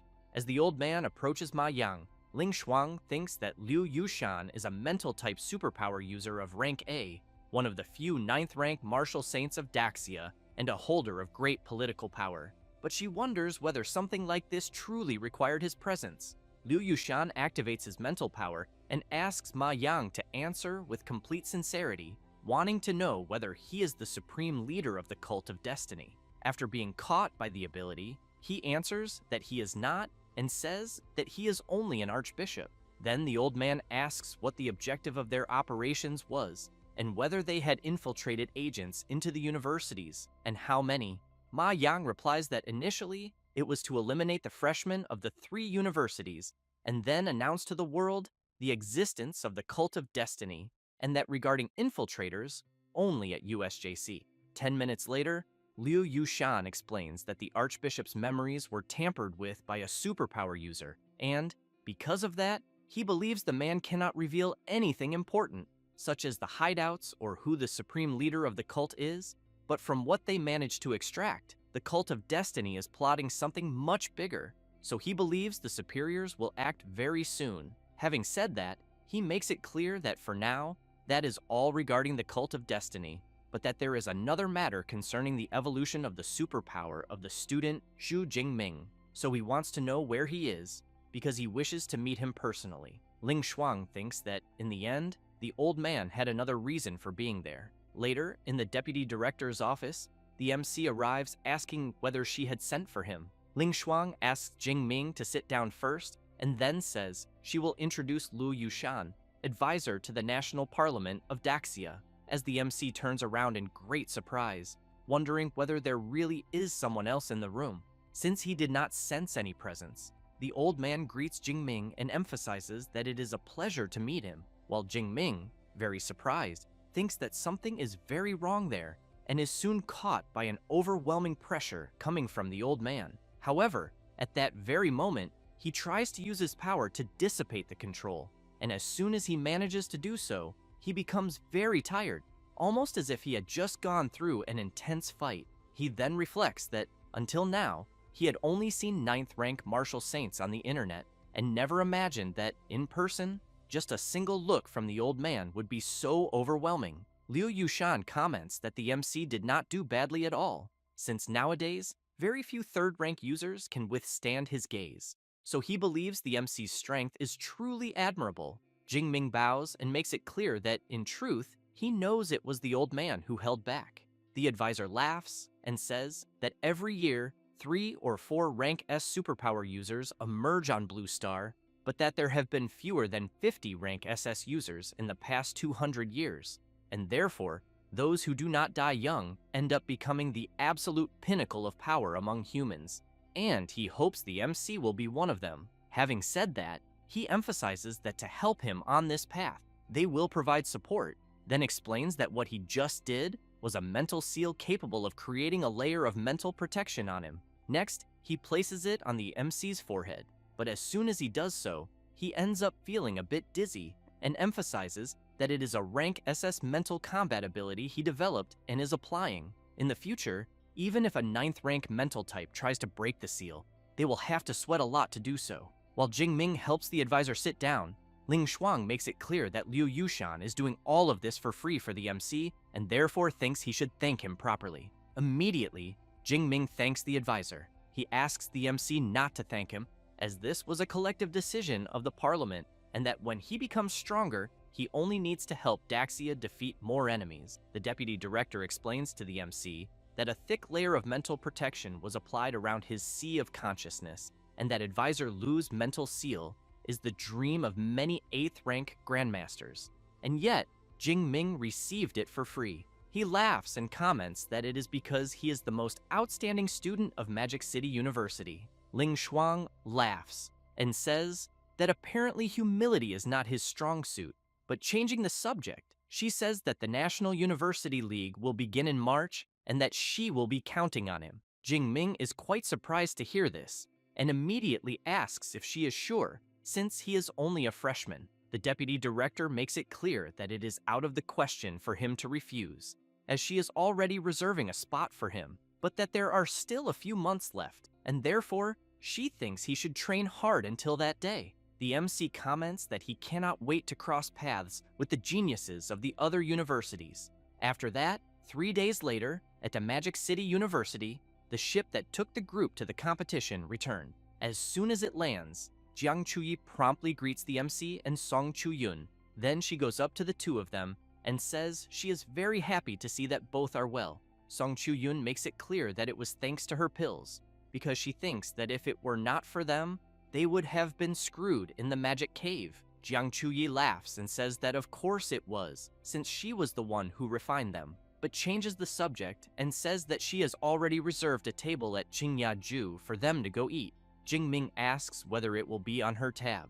She replies yes, but wants to know if he remembered to bring the rare flowers and herbs she had asked for. The MC says that he brought a lot, but wants to know if she will be able to use all of it. As the three leave laughing and chatting, Ling Shuang just watches them and thinks that Jing Ming apparently has luck even with women, but that, thinking about it more carefully, she believes that the stronger the parents, the greater the chances of the children being born with powerful superpowers, and that having multiple partners actually makes sense. Then she thinks about her own time, since no one her age could reach her level, but in the end, knows that she is already in her 30s and still single. After that, Jiang Chuyi, upon seeing the amount of rare flowers and herbs that the MC brought from the magic cave, is completely surprised and immediately asks if he took everything. Jing Ming laughs and emphasizes that this is nothing special, since very few are strong enough to reach the central part of that cave, and that if he had stayed there longer, he thinks he would have gathered even more. Jiang Chuyi takes a deep breath and comments that she thinks she will now be quite busy for a long time. Then Jing Ming stands up and says that he is going to leave because he has to go to the resource department to exchange the rank S cultivation item he got from USQJ. It does not take long before he arrives at the resource department of USCM. Jing Ming asks Ava to list the rank S resources that he can exchange for a 7th grade limit-breaking pill. Upon seeing the list, the MC is impressed by the number of resources he sees, but asks Eva which of the resources shown on the list will maximize his control over the lightning superpower. Eva identifies the rank S Thunder Mystic Realm Pass, with which the MC can enter the Thunder Mystic Realm, located in Hedong City, Jiangnan Province, and train there. Jingming comments that Hedong City is less than 100 kilometers from his home, and that he has never heard of any Thunder Mystic Realm there. Eva explains that it appeared in Kanger Village, in Hedong City, 87 years ago, and that after the Thunder Dojo took over, it began to be managed strictly. A pass is required to enter, so most people do not even know it exists. The MC says he understands, but wants to know if there are beasts there. Ava replies that yes, and that almost all of them have mastered lightning control. Jingming thinks this is perfect and decides to choose this rank S resource. Later, the MC receives a call from someone asking if he is Vice President Xu Jingming. He replies that he is, but asks the reason. The guy informs him that the club will hold an exchange meeting later. The MC recalls that a few days ago he followed senior brother Liu Ming's advice and joined the Meteorite Club, and that he did not expect it, but has already become vice president, and the work came faster than he imagined. So he replies that he will attend the meeting. As soon as he hangs up, he thinks that this meeting actually seems quite interesting, since he will be able to exchange experiences among cultivators from different departments, and also knows that this always helps to understand things from another perspective. After that, the MC goes to visit Professor Yang Gentian, and as soon as he sees the MC, he cannot believe it when he realizes that Jingming has already reached the 3rd rank.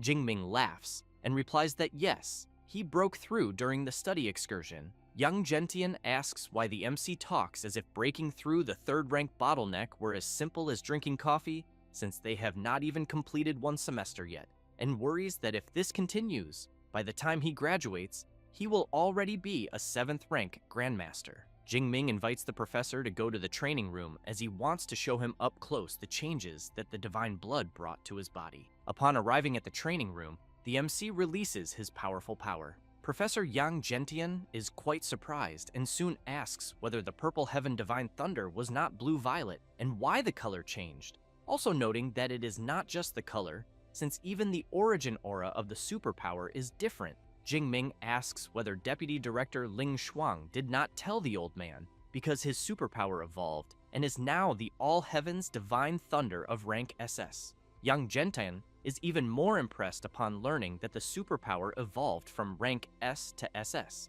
and then realizes that now everything makes sense. He then comments that evolving the superpower is great, but that controlling a rank SS one is no joke, since it is much more complicated than a rank S one, and will require a lot of training. The MC says he understands, but adds that he even exchanged for a Thunder Mystic Realm Pass, and therefore wants to know what he needs to prepare before going. Young Gentian comments that the Thunder Mystic Realm is perfect for those who use lightning superpowers, since it even allows good cultivation and training there, but that before that, he wants to take a look at his physique first. So he asks the MC to activate the Extreme Thunder state. Jingming gives a slight smile and asks the professor to analyze carefully. Having said that, he releases his power to the maximum, even becoming similar to a level 3 Super Saiyan. Young Gentian thinks this is very good and comments that the foundation of his immortal body has become more solid and that he believes the MC must have reached the upper level of the 8th rank and that it is also mixed with the aura of a Beast Emperor bloodline. Jingming thinks that he now understands why just his physical strength alone can contend with Kiran's, who is rank S. Young Gentian asks the MC to rest a bit, because he is going to call an opponent to test his body in real combat. As he leaves the training room, he carefully observes the MC and thinks that Tong Yue is at the upper stage of the 2nd rank, Shu Wei at the lower stage of the 3rd, and Liu Ming is still recovering, and therefore believes that none of these 3 will be suitable, and also that he did not even notice it, but their junior brother Jing Ming is already stronger than all the other disciples currently at the university. 10 minutes later, a guy arrives saying that the MC's opponent has just arrived. This is Zhong Dan, a 4th-year student from the Weapons Academy, who introduces himself very nervously and says that he thinks he has not done anything wrong recently. Young Gentian asks the young man to relax and says that he only wants him to do a physical combat training session with his disciple. Zhong Dan finds this strange and asks the professor whether a hand-to-hand training session would not be too heavy for the MC. Young Gentian replies that the big guy can go all out, as he will be watching.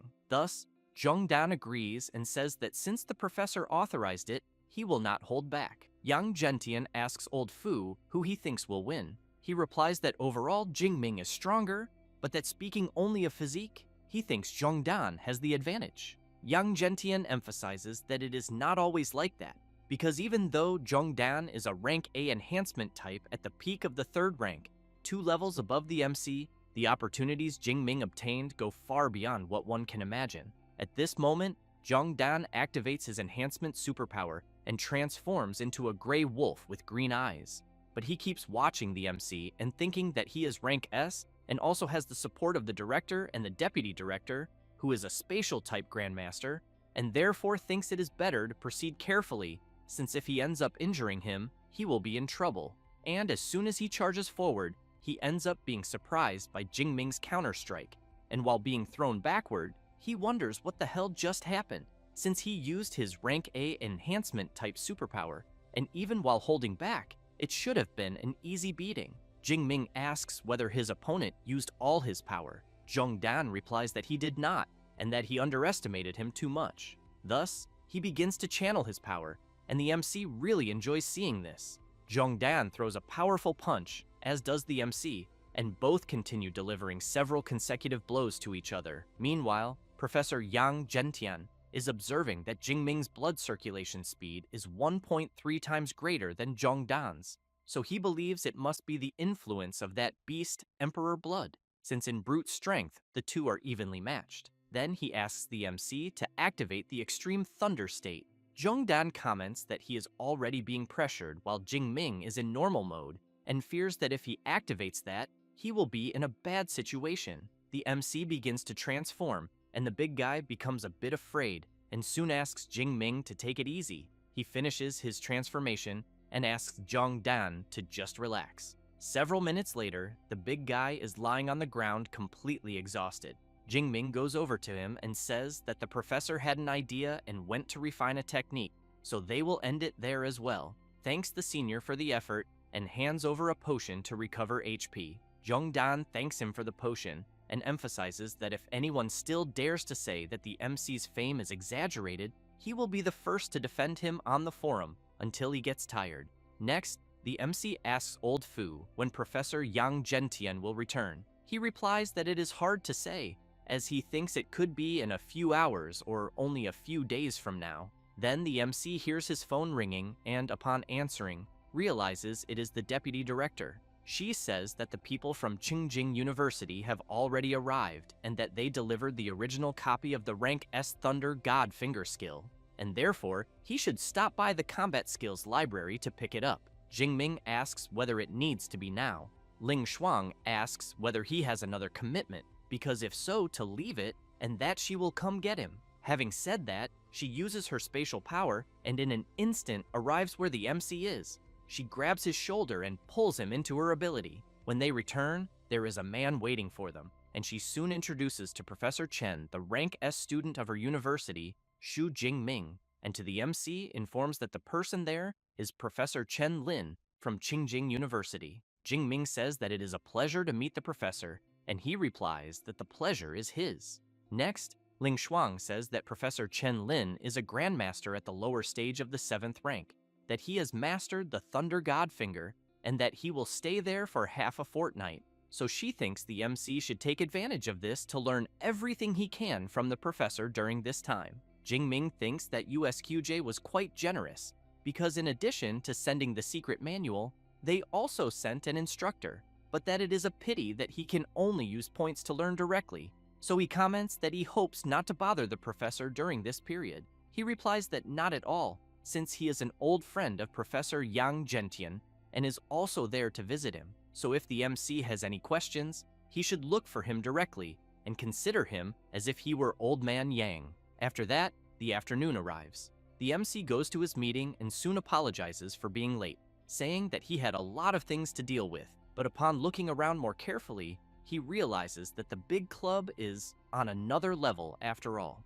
The vice president of the Meteorite Club, Du Liangping, asks the MC to sit with him, and soon notices that Jingming has already reached the 3rd rank so quickly, commenting that at the pace he is advancing, the Meteorite Club will end up putting him as president very soon. The MC says that this is not his focus at the moment and asks about the topic of the meeting. Liangping says that it is about the Cult of Destiny mission, since they really attacked the joint freshman team of the 3 universities. So he wants to know if the MC will accept the mission. He becomes completely serious and makes it clear that he will participate. A few minutes later, the meeting begins, and Wu Yuan comments that the Cult of Destiny has reappeared and that the Daxia government has officially issued an extermination order against them. He also informs that the university has received several missions related to the Cult of Destiny and, because of that, hopes that everyone will actively participate. Having said that, he mentions the MC and comments that he bets he will accept some mission and that, therefore, thinks that if he wants to form a team, he can look for him. Jingming laughs, thanks him for the invitation, but makes it clear that for now, he prefers to act alone. However, he has in mind that before accepting any mission, he needs to master the Thunder God's Finger, since having another S-rank combat skill will make him much safer. After the Meteorite Club meeting ends, the MC goes to talk to Professor Chen Lin. Jingming comments that he analyzed the Thunder God's Finger the previous night and had some doubts, so he would like to receive some guidance. Chen Lin is surprised that he has already analyzed it, since apparently it is no wonder that he is the #1 student of Magic City, but makes it clear that he will explain everything he knows. Jingming comments that he first wants to talk about the part of the manual that addresses communication with the thunder of heaven and earth and its fusion with lightning itself. Chen Lin comments that he thinks Jingming must have already learned the Heavenly Thunder art, since it is very similar, but that the Thunder God's Finger is more condensed, and that the variations in form are much more complex. Jingming replies that he understands, but wants to ask another question. 3 hours later, Chen Lin comments that the MC's comprehension is excellent, since he understood most of it, and that therefore, the next step is to practice, making his spiritual power and superpower work in perfect harmony. But he keeps in mind that when it was his turn to learn, it took him more than 10 days just to reach the level Jingming is at.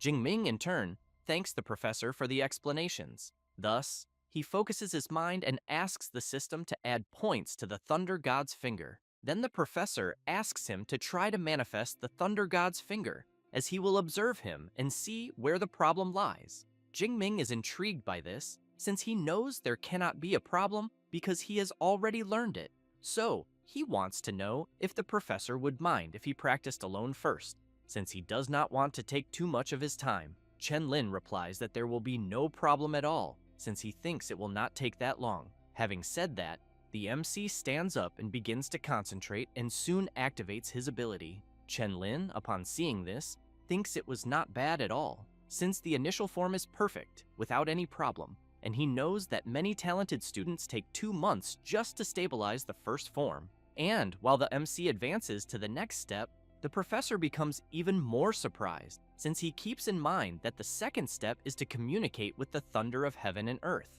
But apparently, Jingming also managed to achieve this successfully, since even the best student at USQJ took a full 4 months to reach this level. Even so, he knows that the next part is the most difficult and thinks that perhaps the MC will not be capable. However, the MC finishes activating his ability and raises his finger upward, and in that way, a finger surrounded by several bolts of lightning breaks from the sky and rushes fiercely toward the university. Chen Lin, completely impressed, questions whether the Thunder God's finger was truly released and how that was possible.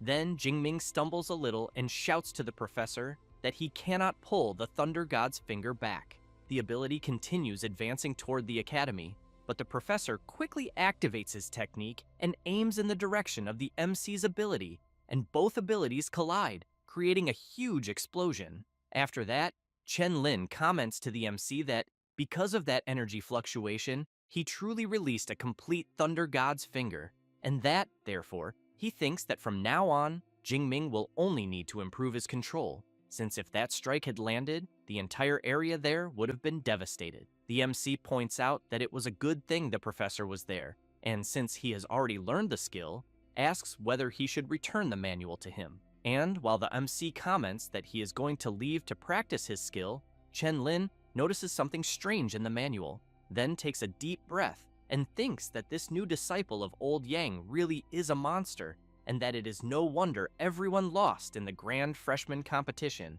And moreover, if the MC were not an S rank from Magic City, he would definitely try to recruit him to Qingxing University. The MC, as he walks through the university, thinks that the power of the Thunder God's finger is indeed terrifying, and that a weaker 5th rank superpower user would have no chance at all of blocking such an attack. But he knows that the weakness is also clear, since that single strike consumed more than half of his divine thunder of all heavens.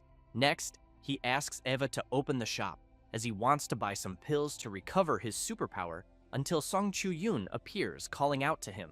Jingming wants to know what she is doing there, and Song Chu-yun explains that she saw a giant lightning finger appear over the villa district a few moments ago and imagined that it could only be him, and so she came looking for him. Then, she wants to know what new skill he learned this time, and the MC replies that it was the S-rank Thunder God's finger, but emphasizes that he is still preparing for the missions against the Cult of Destiny. She is surprised and asks whether he has really already chosen a Cult of Destiny mission and of what rank. Jingming says that it is an S-rank mission involving a branch of the Cult of Destiny. She is shocked to learn that it is such a high-rank mission, because then she knows she will not be able to go with him and can only wish him good luck.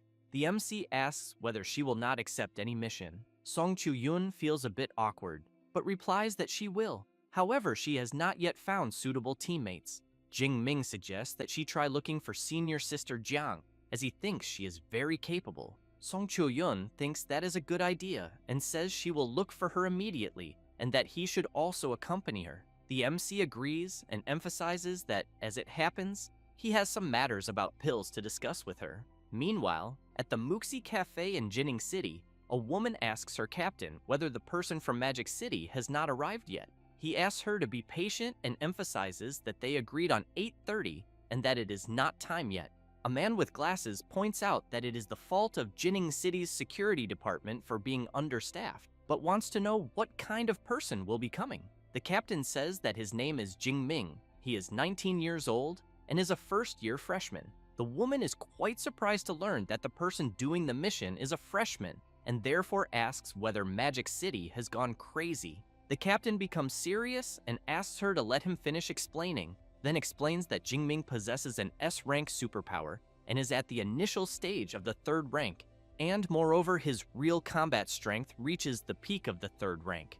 Everyone in the room is impressed to learn that a Magic City freshman is already at the initial stage of the 3rd rank, and the captain further makes it clear that when he arrives, everyone is to behave like professionals. At that moment, the MC opens the door and immediately apologizes for making everyone wait. The captain shakes the MC's hand and says that they also just arrived, then introduces himself, saying that his name is Kaiju and that he possesses a B-rank superpower of the enhancement type at the peak stage of the 3rd rank. Next, he introduces Xiang Shan, who is of the support type, then Zhang Tong of the fire element, and finally Sun Yan of the mental type. After introducing them, the captain comments that since everyone is there, he thinks it is better to get straight to the point, then says that he will show the clues they have found about the Cult of Destiny. Having said that, he informs them that at the moment they have identified 2 people, Zhao Wuhao, president of the Tiger Association, and Lang Chang, CEO of the Blue Sea Technology Group, and that according to their intelligence, both are connected to the Cult of Destiny branch in Jining City, and therefore, he believes that if they capture the 2 and hand them over to a mental superpower user for interrogation, they should discover the location of the Jining branch. However, he emphasizes that Lung Chang is more complicated to deal with, and that, because of this, they plan to capture Zhao Wuhao first, and that the MC will only need to follow their lead the next day. Jingming suggests that since there are 2 targets, why not split up? But Kaiju replies that acting together is safer. The MC thinks that, apparently, he is being underestimated, so he asks the captain to leave Lung Chang to him and have the others deal only with the Tiger Association. The captain becomes serious and thinks that this S rank from Magic City is too confident, but he knows that even with an S rank superpower, facing someone at the intermediate stage of the 4th rank is harder than ascending to the heavens. At that moment, Zhang Tong says that Lung Chang has a personal bodyguard at the intermediate stage of the 4th rank, and that because of this, the MC will not be able to deal with him alone, and that the plan is to capture Zhao Wuhao first, and then act together again to capture the last one. Even so, Jingming asks them not to worry, as he thinks everything will be fine. Zhang Tong becomes nervous and shouts, wanting to know if the MC cannot understand the seriousness of the situation, but the captain interrupts him. Then he comments that if Jingming insists so much, they will have to trouble him to act alone, and that he will hand over the 3-dimensional rendering of the group's base and the relevant information. Upon taking the material, Jingming replies that it is fine, but wonders whether they really have so little faith in an S rank, because apparently he will have to show some real skill. After that, a few hours later, the MC is on Eva's portable terminal, and she informs him that there are 5,362 sensor probes and 51 patrols with superpower users at Lung Chang's organization base. Jingming thinks that this guy managed to make a technology park more protected than a military base. Then, he hears his phone ringing and sees that it is an audio message from the captain, in which he informs him that the department has assembled a special task force for the MC, with 20 people under his command. Jingming has in mind that he is almost certain these reinforcements will not help much when things get serious. The next day, at the technology park, Jingming is sitting at a table drinking tea, but he communicates with the captain of the reinforcements and asks how the reconnaissance is going. Wang Gang, captain of the special task force, says that they have searched several times, but so far, no breach in security has appeared. Jingming thinks that he did not want to resort to force, but it seems he will have to break in through the entrance. Then a woman appears, and upon seeing the MC, calls out his name. As she approaches, she is sure that it is Jingming. The MC recognizes her and comments that it is a coincidence for her to be there, but thinks that he almost forgot that Lin Qingli studies at a university there in Jining. She wants to know if the MC was not in Magic City, or if, by any chance, he is just sightseeing. Jingming replies that he just wanted to take a look at the Blue Sea Technology Park, but that they are not letting him enter. Lin Qingli thinks that is a coincidence, and says that her uncle was invited to a technology exhibition inside, and that she can even ask him to take the MC with them. Jingming wants to know if she could really do that. She replies that yes, since it is just a matter of talking to the staff. Jingming thanks her and calls her representative. She laughs and comments that apparently he still calls her representative. Thus, she calls Jingming to go. He thinks that he did not expect this turn of events, and that it is better to keep the task force on standby as a precaution. Already in the open courtyard inside the technology park, Lin Qingli's uncle comments that boss Leng Chang should arrive soon, but since he is going to meet some friends, the MC and his niece can walk around the place. Jingming thanks Lin Qingli's uncle, but thinks that this is great because him coming there saves the trouble of going after him. Lin Qingli wants to know if Jingming has already become a superpower user. He replies that yes, and she comments that she feels envious because only 6 months have passed and he has already evolved, while she is still stuck at the awakening stage, unable to advance.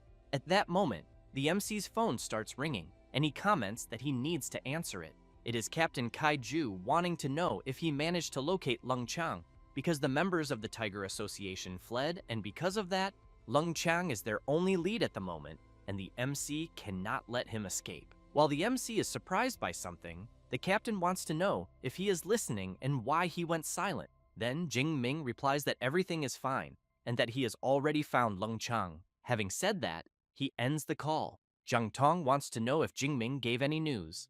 Kaiju says that the MC only said that he found Leng Chang, but since they still do not know how the situation is over there, he thinks it is better for everyone to head there immediately. Meanwhile, the MC asks Lin Qingli to take the others and hide for a few moments, because he has something to deal with. She is confused and asks him to be clearer. Jing Ming becomes serious and says that, in fact, he is there for another reason. Meanwhile, Leng Chang, CEO of the Blue Sea Company, is talking with other people and saying that he has been handling some matters in the building recently, until Jing Ming shouts, calling Leng Chang of the Cult of Destiny and ordering him to surrender immediately. Then he informs that, after an investigation by the Jining City Security Department, Leng Chang of the Blue Sea Company is involved with the Cult of Destiny and, because of that, asks all nearby civilians to leave immediately, and that anyone who insists on protecting Leng Chang will be treated as an accomplice of the cult. The people around are surprised,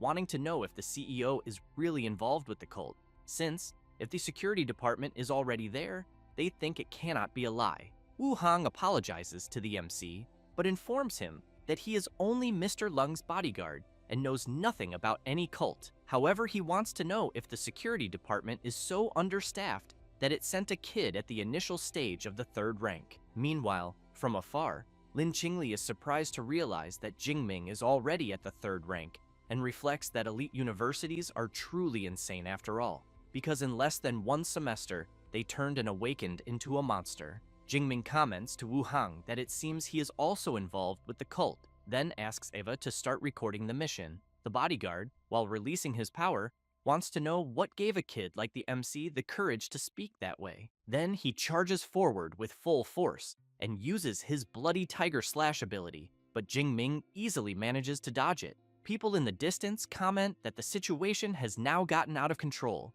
because Wu Hang charged forward, who in turn comments that apparently the MC's reflexes are quite good, but wants to know if he will be able to dodge again. Jingming makes it clear that he will not need to dodge again, because he has already understood the bodyguard's attack pattern. Having said that, he activates his extreme thunder power, which leaves Wu Hang very worried, wondering if what he is seeing is a divine ascension, since he has in mind that only divine blood envoys master something like that within the cult. Jingming creates his thunder spear and immediately throws it, and the bodyguard is struck head-on by the ability. Then, he falls defeated to the ground. Lin Jaime comments to his niece that the MC defeated Master Wu Hang in an instant, and therefore wants to know if Jingming is her schoolmate. Lin Qingli replies that yes, but that she is shocked by his rapid evolution. Meanwhile, Leng Chang takes advantage of the commotion to try to escape, and wonders since when the security department has such a monster. However, the MC comments that he will not let him escape and activates his Thunder Prison ability. Leng Chang is surrounded by several bolts of lightning, and Jingming quickly approaches him. Overflowing with power throughout his body and with a piercing gaze, the MC comments that Wu Hang has already been eliminated and that, because of that, it is better for Leng Chang not to try anything rash anymore, because if he dares to move suspiciously, he cannot promise that he will come out of the interrogation unscathed. Leng Chang is terrified by the pressure he is feeling, and shouts that he never imagined there could be someone so frightening within the security department. Then he asks what the MC intends to do by getting so close. The MC simply releases an electric discharge into the CEO's body, which causes him to fall to the ground completely knocked out. The people inside the MC's Thunder Prison ability begin to question why they are being kept imprisoned, since they are not members of the Cult of Destiny. At that moment, the Special Task Force enters the technology park. Jingming steps forward and makes it clear that until the investigation is fully concluded, no one will be allowed to leave, and that anyone who tries to leave by force will be treated as a member of the Cult of Destiny. But he emphasizes that the security department will not frame innocent citizens, yet will also not allow any criminal to escape. A few hours later, Captain Kaiju's group arrives at the location, and he comments that, apparently, everything is completely under control, and that the Special Patrol Task Force shows no signs of combat, so he thinks it looks like the mission failed. Zhang Tong does not like this at all, because after so much effort, he thought they would finally manage to capture someone and follow the clues of the Cult of Destiny branch. The captain goes to one of the task force members and asks if Lung Chang escaped. He replies that he did not and informs that they have already taken control of the Blue Sea Technology Park and that everything at the location is under control, and that Lung Chang has already been captured. Kaiju comments that this makes no sense and asks why none of them show signs of combat. The officer says that, to be honest, they themselves do not know exactly what happened because when they arrived, Officer Xu Jingming had already resolved everything and they only handled the cleanup. This leaves everyone in the captain's group incredulous, wanting to know how he resolved everything alone, and on top of that against Lung Chang's bodyguard, who is at the intermediate stage of the 4th rank. As soon as the group gets close to Wu Hang lying on the ground, the captain crouches down and wonders whether Jingming really eliminated someone at the level of the bodyguard, since he had thought that he merely drove the guy away. But elimination is completely different from simply defeating someone, and moreover, it was an instant elimination, so he thinks he truly underestimated this S rank from Magic City. At that moment, the MC appears and says that Kaiju finally arrived. He thanks Jingming for all the effort and emphasizes that it was thanks to him, because otherwise he thinks his squad would have been completely defeated, and comments that when this mission ends, he will definitely pay for a drink. The MC, while looking at Lung Chang chained up, comments that the drink can wait, because they need to interrogate the CEO first about the location of the Cult of Destiny branch. Sun Yan, after using his power on Lung Chang, informs that the Cult of Destiny branch is located in the suburbs of Jining City, with about 200 cultists, and that there are 3 at the initial stage of the 4th rank and 1 at the intermediate stage of the 4th rank, and that all of them are Divine Blood envoys. He also informs that there are 8 at the 3rd rank, and the rest are between the 1st and 2nd rank. Jingming thinks about the Divine Blood envoys, since after being so busy for so long, he has finally found what he was looking for, because each envoy represents an absurd amount of skill points. Kaiju comments that there are many superpower users there, so he wants to know if they should request reinforcements from the department. The MC makes it clear that it is not necessary, because he will handle it alone. Thus, they do not waste time and all head to the Cult of Destiny hideout in the suburbs. Sun Yan, with his power active, informs that the Cult of Destiny branch is indeed there, but that to the naked eye there does not seem to be anything strange. So he asks everyone to relax their minds, because he is going to share his vision. Jingming thinks that these mental abilities of superpower users are truly convenient, since he can take a look at the library when he returns, because he hopes that the lightning element can achieve a similar detection effect. After everyone views the area through Sun Yan's shared vision, the captain calls Zhang Tong and asks whether, with her fire element superpower, she can blow up the alloy gate ahead or bring down the mountain wall. She replies that both options are very difficult. While taking a 3rd grade superpower recovery pill, the MC asks everyone to leave it to him. Kaiju comments that, in that case, they will have to rely on him again, but thinks that they were unable to help capture Lung Chang, and that, when another obstacle appeared, they ended up depending on the MC once more. As soon as the MC recovers his energy, he enters Extreme Thunder mode and activates his Thunder God's Finger ability. The giant lightning finger strikes the barrier wall head-on, shattering it completely. But because the ability is so powerful, A shockwave of air is generated and forces the other group members to take cover to avoid being hit.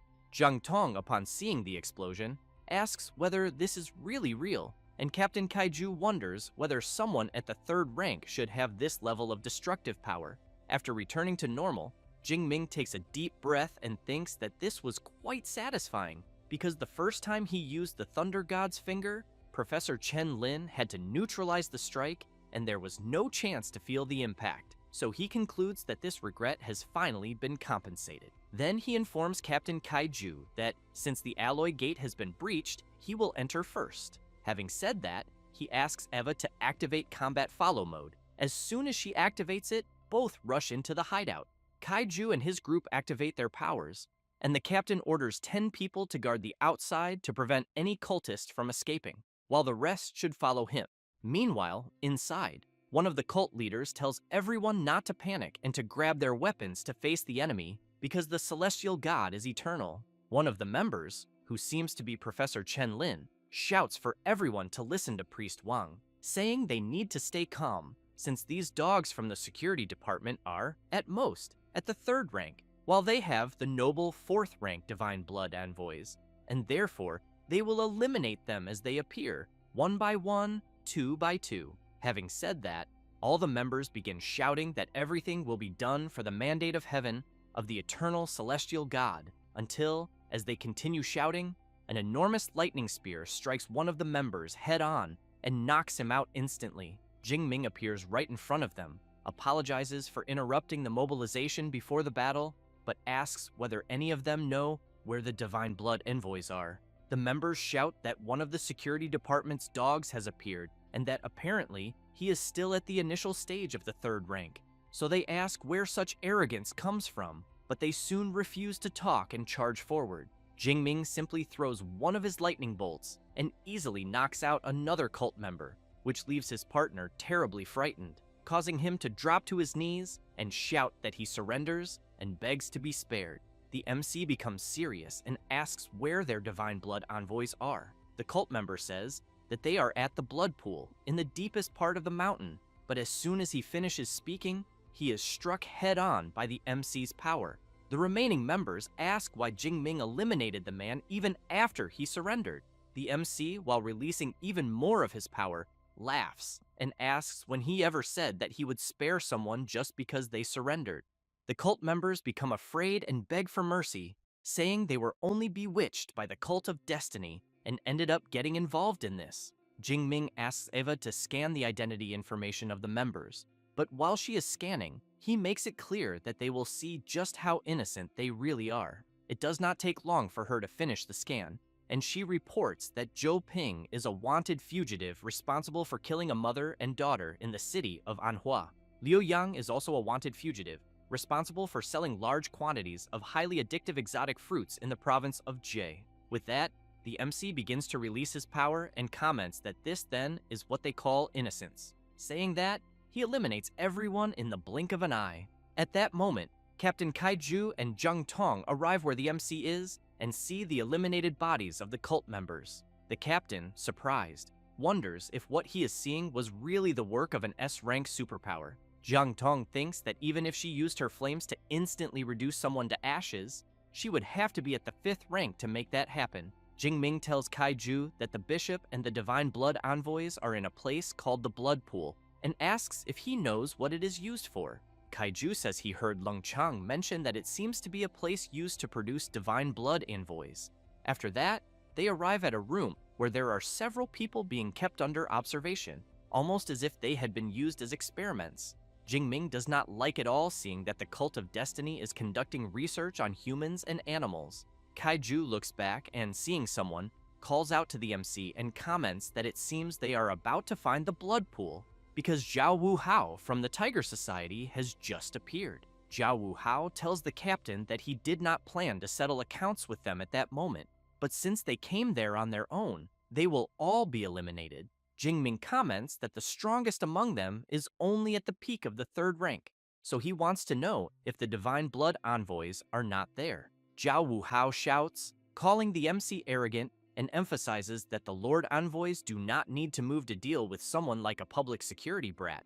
and as he rushes forward, Jingming anticipates his movement and at high speed lands a powerful blow squarely on Zhao Wuhao. Then he looks back and comments that he thought Zhao Wuhao would be stronger, but apparently he was mistaken. The cult members who were with the bishop begin to panic and want to know who the MC really is, because if he is willing to join them, they can request a cardinal position from the Lord Envoy for Jingming.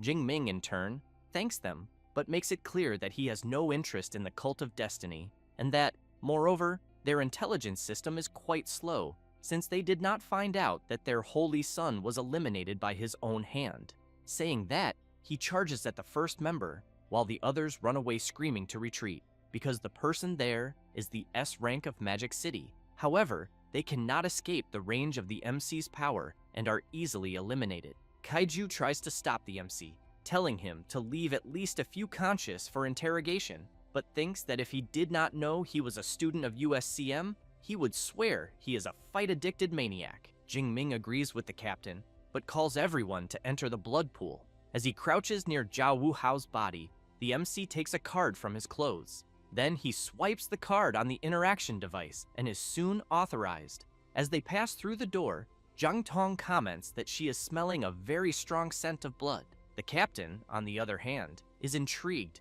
wanting to know why there is no one there and whether the Divine Blood envoys might have fled, until, after walking a bit further, they come face to face with a well filled with completely red water. Jingming creates a lightning spear and comments that, judging by it, the situation inside the water seems strange and that, therefore, he will test it first. Saying that, he launches his ability, which hits the reddish pool squarely. However, apparently nothing happens.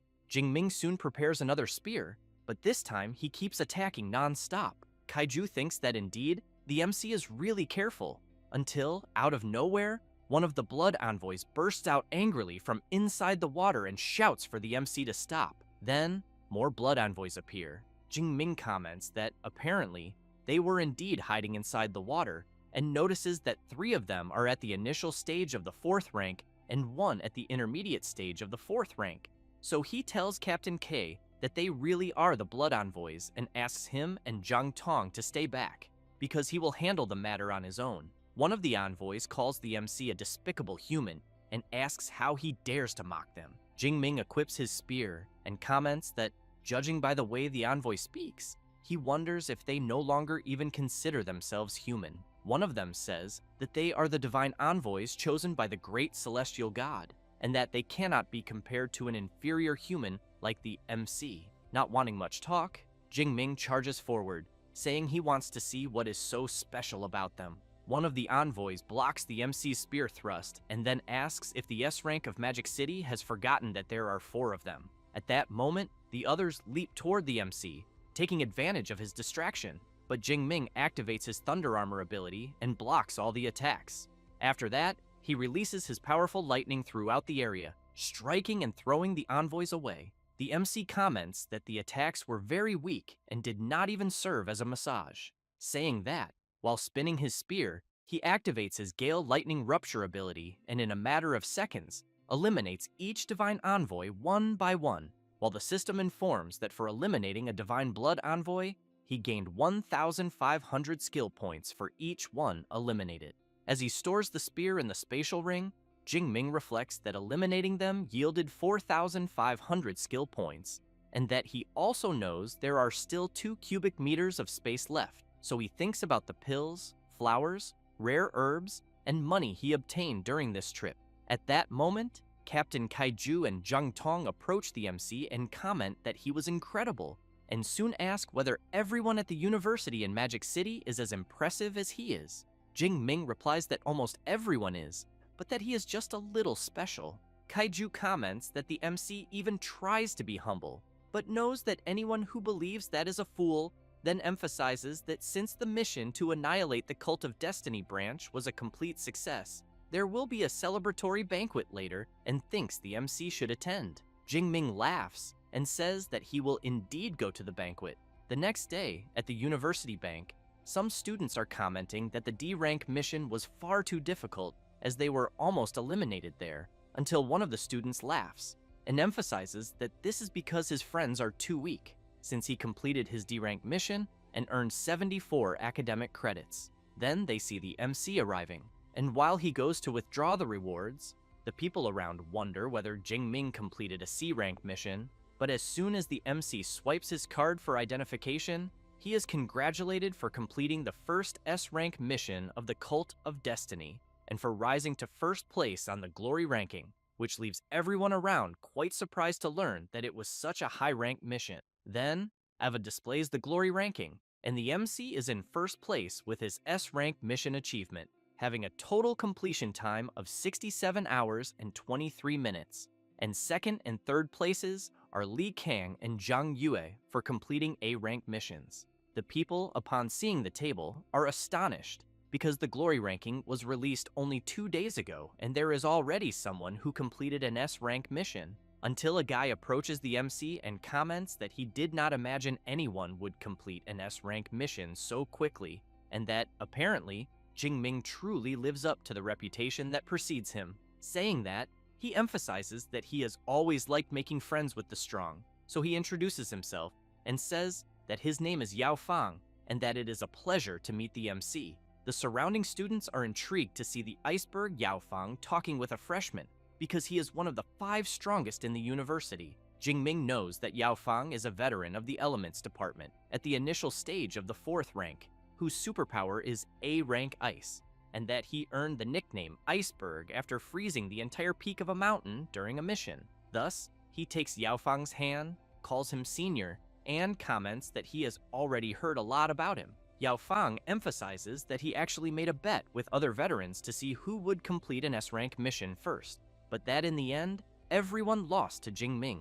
Saying that, he says he will turn in his mission first, but that when the opportunity arises, he will introduce the MC to the brothers of his circle. Jingming replies that it is fine, but wonders if that means he has entered the university's elite combat circle. And as he leaves, he remembers that his master sent a message the day before saying that he came out of seclusion, so he thinks that before taking another mission, it is better to go see him. After a few hours, at Professor Yang Gentian's house, the MC arrives greeting everyone and asking whether the immortal thunder body technique was improved. The old man makes it clear that it is not that simple, because he stayed in seclusion for 4 or 5 days and only managed to put together an initial outline. Liu Ming comments that it was not bad at all on the part of his junior brother, because besides completing an S-rank mission, he also made friends with iceberg Yao Fang. The MC comments that apparently the senior is very well informed. He laughs and explains that he saw a post on the university's official website and that since the MC can already complete an S-rank mission alone, he thinks that he might be able to get a spot in the National University League in March. Yang Gentian emphasizes that it is not a might, because Director Ling had already said that Jingming is a pre-selected member of the league. Liu Ming cannot believe it and wants to know if the MC's spot is really already guaranteed, because that would make Jingming the first freshman in the university's history to compete in the University League. Yang Gentian calls everyone to go to the training room because Liu Ming has not fought with the MC since he recovered and therefore thinks it is a great time for a practical combat. He agrees and emphasizes that he also wants to see how strong the MC has become. As soon as everyone is in the training room, Liu Ming makes it clear to the MC that this time he will go all out. Yang Gentian comments that if everyone is ready, they can begin. Liu Ming does not waste time and immediately activates his extreme state. Just like the MC, Liu Ming realizes that the MC's SS rank superpower is indeed very strong and thinks that to defeat him, he needs to resolve things quickly. Thus, he goes on the offensive. Jingming blocks the senior's charge, and then a frenetic and very intense fight begins. 3 minutes later, Liu Ming is quite tired, breathing heavily. Then he comments that he lost and that he cannot defeat Jingming, who in turn thanks the senior for the great fight. Liu Ming emphasizes that he did not hold back at all and that the MC is simply a monster. And because of that, he emphasizes that he will personally watch the National University League that year. Yang Gentian goes to the MC and asks about his plans, since he could take leave from any college class whenever he wanted. Jingming comments that he intends to focus on doing missions for a while, but reflects that from what he has noticed, hunting divine blood envoys yields skill points much faster than hunting ferocious beasts. After that, a month passes, and in the mission conclusion hall, Jingming remains in first place, now with 3 S-rank missions, 6 A-rank missions, and 4 B-rank missions. Second place is Kangxi, and in third, Yao Fang. The students, upon seeing the table, comment that they would never believe that a freshman student would reach the top of the table. Jingming, in turn, is thinking that the award day has finally arrived and, very curious, wonders what the prizes will be. Then, the students notice that the MC is there and realize that he has already advanced to the intermediate stage of the 3rd rank, since they know that even for an S-rank superpower, that is far too fast, and that is why they are calling him the Thunder Emperor. Yao Fang appears and tells the MC that in just 1 month he has already earned a title. Jingming feels a bit embarrassed and tells the senior that it is just a nickname people made up. Yao Fang turns and comments that the person there with him is Bloody Hand Shen Dongling, whom he had mentioned before. She arrives saying that with such a physique at the intermediate stage of the 3rd rank, Jingming truly deserves the title of Thunder Emperor, but she wants to know about the 2 girls who live with him and whether they are not there by any chance. The MC replies that they are preparing for final exams and that after collecting his reward there, he also needs to head back. Yao Fang is surprised that the MC mentioned final exams and comments that he always forgets that he is still a freshman. At that moment, a guy appears informing them that the rewards will be distributed, and since the MC placed first in the glory ranking, he announces that he accumulated 978 eliminations of members of the Cult of Destiny, and that the reward for that is an S-rank resource and 3,000 academic credits. When people hear this, they are left open-mouthed, unable to believe that in less than a month, Jingming eliminated nearly 1,000 people, and they wonder whether the Thunder Emperor is really that brutal, and apparently he is even more ruthless than Shen Dongling, who in turn is also very impressed and wants to know if he eliminated all of those from the Cult of Destiny, because she did not surpass 500. He replies that it was smooth and explains that 2 of his missions were in branches of the Cult of Destiny, and that, because of that, it ended up yielding more eliminations. The person responsible for announcing the rewards hands the MC the S-rank cultivation resource and informs him that it is a bottle of 6th grade origin return pills, 10 pills in total, and hopes that he will continue striving and compete for the top in the next glory ranking. Jingming comments that he will certainly do everything within his power. Yao Fang emphasizes that 6th grade origin return pills, which increase cultivation speed, are indeed a reward worthy of first place. Then he suggests to the MC that instead of exhausting himself on missions, maybe it would be better to follow Song Chuyun, since the Song family has a veteran 8th rank grandmaster. Jingming makes it clear that he does not need anyone to sponsor him, since he knows that nothing could ever be faster than his own Deep Blue system. After that, the MC returns to his room and, while Eva displays some data, he thinks that according to his master, he should now learn a fist technique, and since he knows that in the extreme thunder state his body is already a weapon, he believes that close combat also helps relieve the bloodthirsty side effects of the immortal thunder body. Thus, he chooses a technique and thinks that it should work. Jingming chose the A-rank Thunder Dragon Fist, where he condenses the lightning superpower into his fist through a special structure and strikes at lightning speed. Then the MC decides to raise the skill to the initial stage first and then test it with his master until he hears his phone ringing. It is Ling Shuang asking the MC to go to her office as quickly as possible. As soon as Jingming arrives, he is surprised and immediately wants to know whether the vice director advanced. She comments that his perception is indeed very sharp and that he does not even seem like a 3rd rank superpower user. Jingming congratulates the vice director, but thinks that among the 3 vice directors at the initial stage of the 8th rank, the other 2, in their 50s, did not advance. But Director Ling took a step forward, so he wonders how old she must be, because judging by her skin and body, she looks so young. The vice director comments that speculating about a woman's age is not very polite, which leaves the MC quite surprised, wondering if she can read minds. Then he becomes very worried, since he knows that the vice director is famous for being strict, and that apparently he is about to face the fury of an 8th rank grandmaster. Ling Shuang replies that she cannot read minds, but emphasizes that an 8th rank Grandmaster has absurd spiritual power, and that even the slightest change in his mood becomes obvious. Saying that, she asks him to remember this well, because in front of high-rank superpower users, he must control his expressions, since the less he reveals, the better. Jingming replies that he understands and thinks that he got away with it, since apparently the vice director does not seem irritated. However, she comments that there is something else to say, and asks Jingming to stop trying to guess her age, since she is 34 years old and not the elderly lady he is imagining, but then ends up questioning what is going on with herself, because since when does she give so much explanation to a student?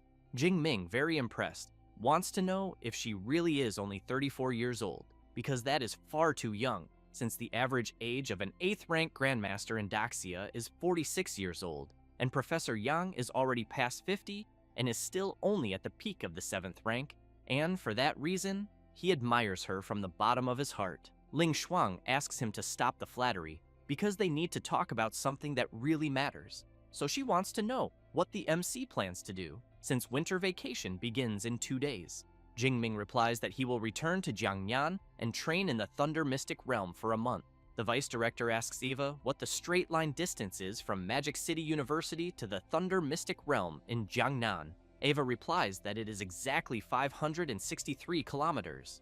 The vice director comments that then it is within range, because after reaching the intermediate stage of the 8th rank, she can teleport up to 600 kilometers. Therefore, she tells Jingming that the counterattacks of the Cult of Destiny have been intense lately, and that, because of this, he must crush the talisman she gave him as soon as he encounters mortal danger. The MC thanks her for the concern and thinks that she does not guide him every day like Professor Yang Gentian, but is like a firm shield behind him, a silent guarantee that he can continue living. So he knows that he needs to cultivate with even more dedication so as not to disappoint her. Later, in the training room of Yang Gentian's house, the MC is demonstrating his new Thunder Fist ability, which apparently has strong attack power. Old Yang comments that the technique is not bad at all, and that apparently the MC really understood what he had said, since the secret of the Thunder Dragon Fist lies in the control of the superpower and the speed of the strike,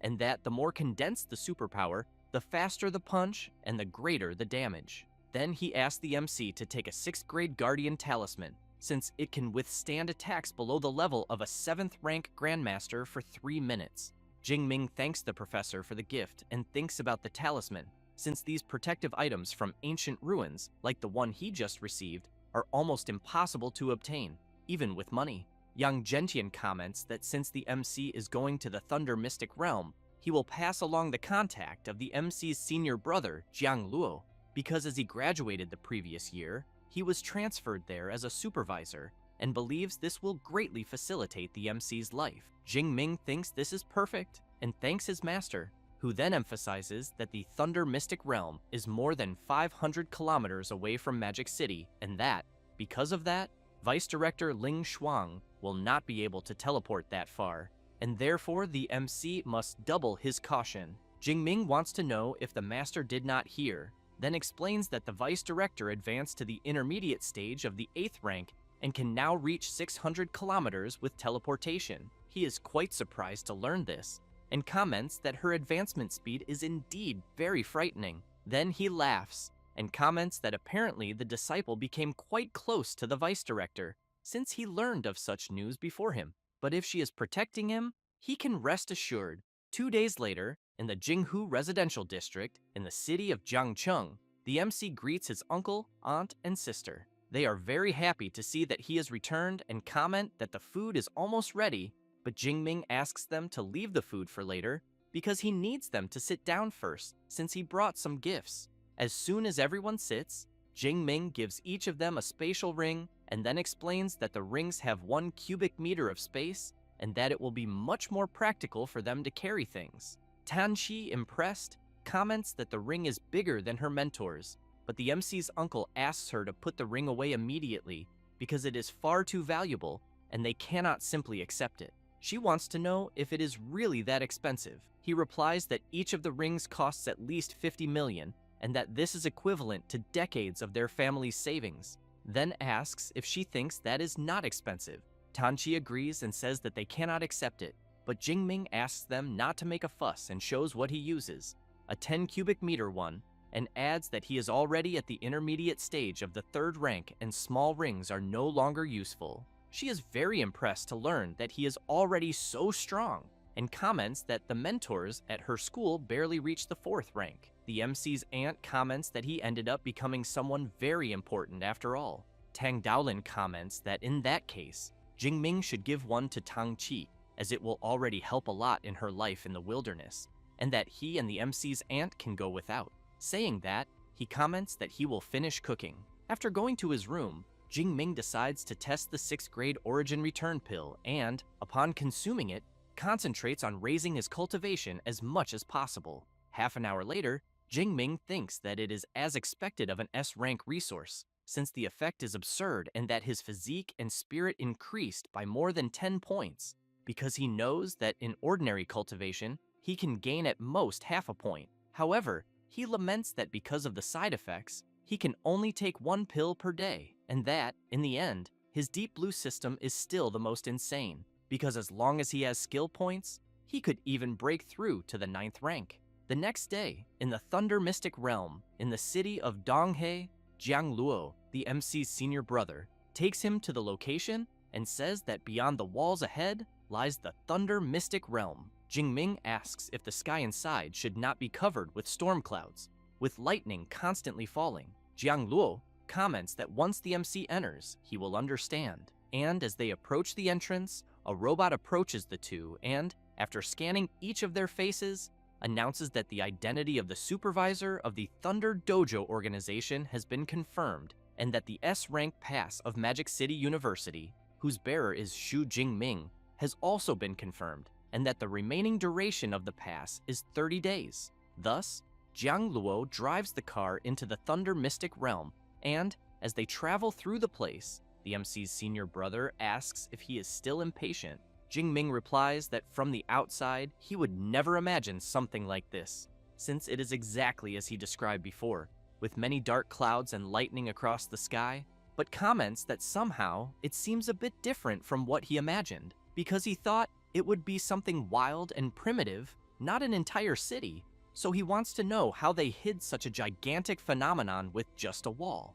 Jiang Luo explains that it is a masterpiece of high-rank spatial superpower users, since the surrounding wall is actually equivalent to a spatial portal. Then he explains that the part of the city they are in is for rest and residence, since it is acoustically isolated, and the storm zone ahead is the true Thunder Mystic Realm. Saying that, he shows a Thunder Crystal Core, a local specialty, which the MC can obtain by defeating Thunder Beasts, but 1st rank creatures do not drop them, 2nd and 3rd rank ones depend on luck, while 4th rank ones guarantee a drop. In addition, the cores have various uses. The simplest is to crush them and use the released lightning to temper the body, and the one he is giving is a high-quality 4th rank Thunder Crystal Core, so Jingming should consider it a welcome gift from his senior brother. The MC thanks him, but wants to know why the senior brother does not train directly under the lightning. He replies that inside the lightning is far too violent and its intensity is unpredictable, making it truly dangerous, and that the cores, on the other hand, are stable, in addition to the fact that the thunder beasts there are stronger than ordinary ferocious beasts, since the closer one gets to the center of the storm, the more terrifying the lightning and the beasts become. It does not take long for Jiang Luo to say that the MC's residence is just ahead, and asks him to rest and set out the next day. Jingming replies that he does not need to rest, because he wants to enter as early as possible. The MC's senior brother thinks that Jingming is already S-rank and still strives in such a manner, and therefore knows that it is not without reason that the master values him so much. Meanwhile, elsewhere, one of the members of the Cult of Destiny is informing the Lord Archbishop that the Magic City University student Xu Jingming eliminated more than 1,000 cultists in a month and even destroyed 2 branches, saying that he also reports that Jingming is in the Thunder Mystic Realm and therefore wants to know how they should proceed. The Archbishop emphasizes that Jingming possesses an SS rank superpower and that this involves far too many variables, because if they are to act, it must be an instant and guaranteed elimination, so he makes it clear that he will find an opportunity to report to the supreme leader of the cult, so that anyone who opposes the Cult of Destiny will be eliminated without mercy. Meanwhile, the MC and Jiang Luo arrive at the entrance of the Thunder Zone. As soon as they get out of the car, Jiang Luo calls out to Instructor Wu and asks if he also came to the Thunder Zone.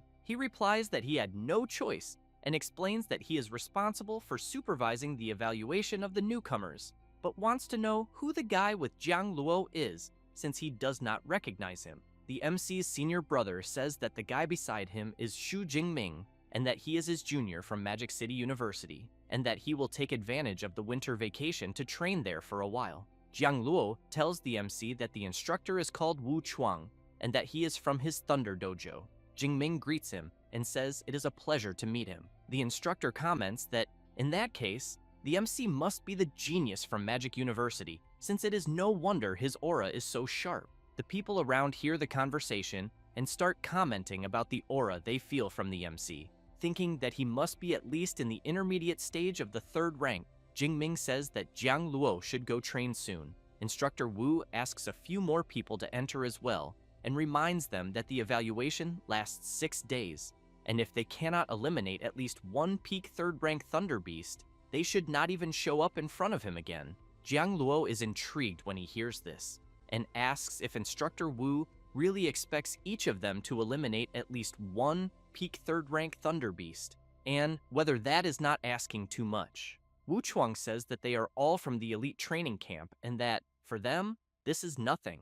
After that, he asks Jiang Luo if he sees the guy going ahead, since he has an A-rank lightning superpower and is the most outstanding student of that elite training camp class from the Thunder Dojo, and therefore eliminating 4th-rank Thunder Beasts will not be a problem for him at all. Then he comments that Jiang Luo's junior, even though he is at the intermediate stage of the 3rd rank, has an unusual presence, so he wants to know if his combat power is at the peak of the 3rd rank. Jiang Luo answers yes, but thinks that Liu Ming had mentioned that the MC had already reached peak 4th rank strength. Wu Chuang laughs and says that it was expected from a genius of Magic University, and that when there are opportunities, he thinks Jingming could train with his students.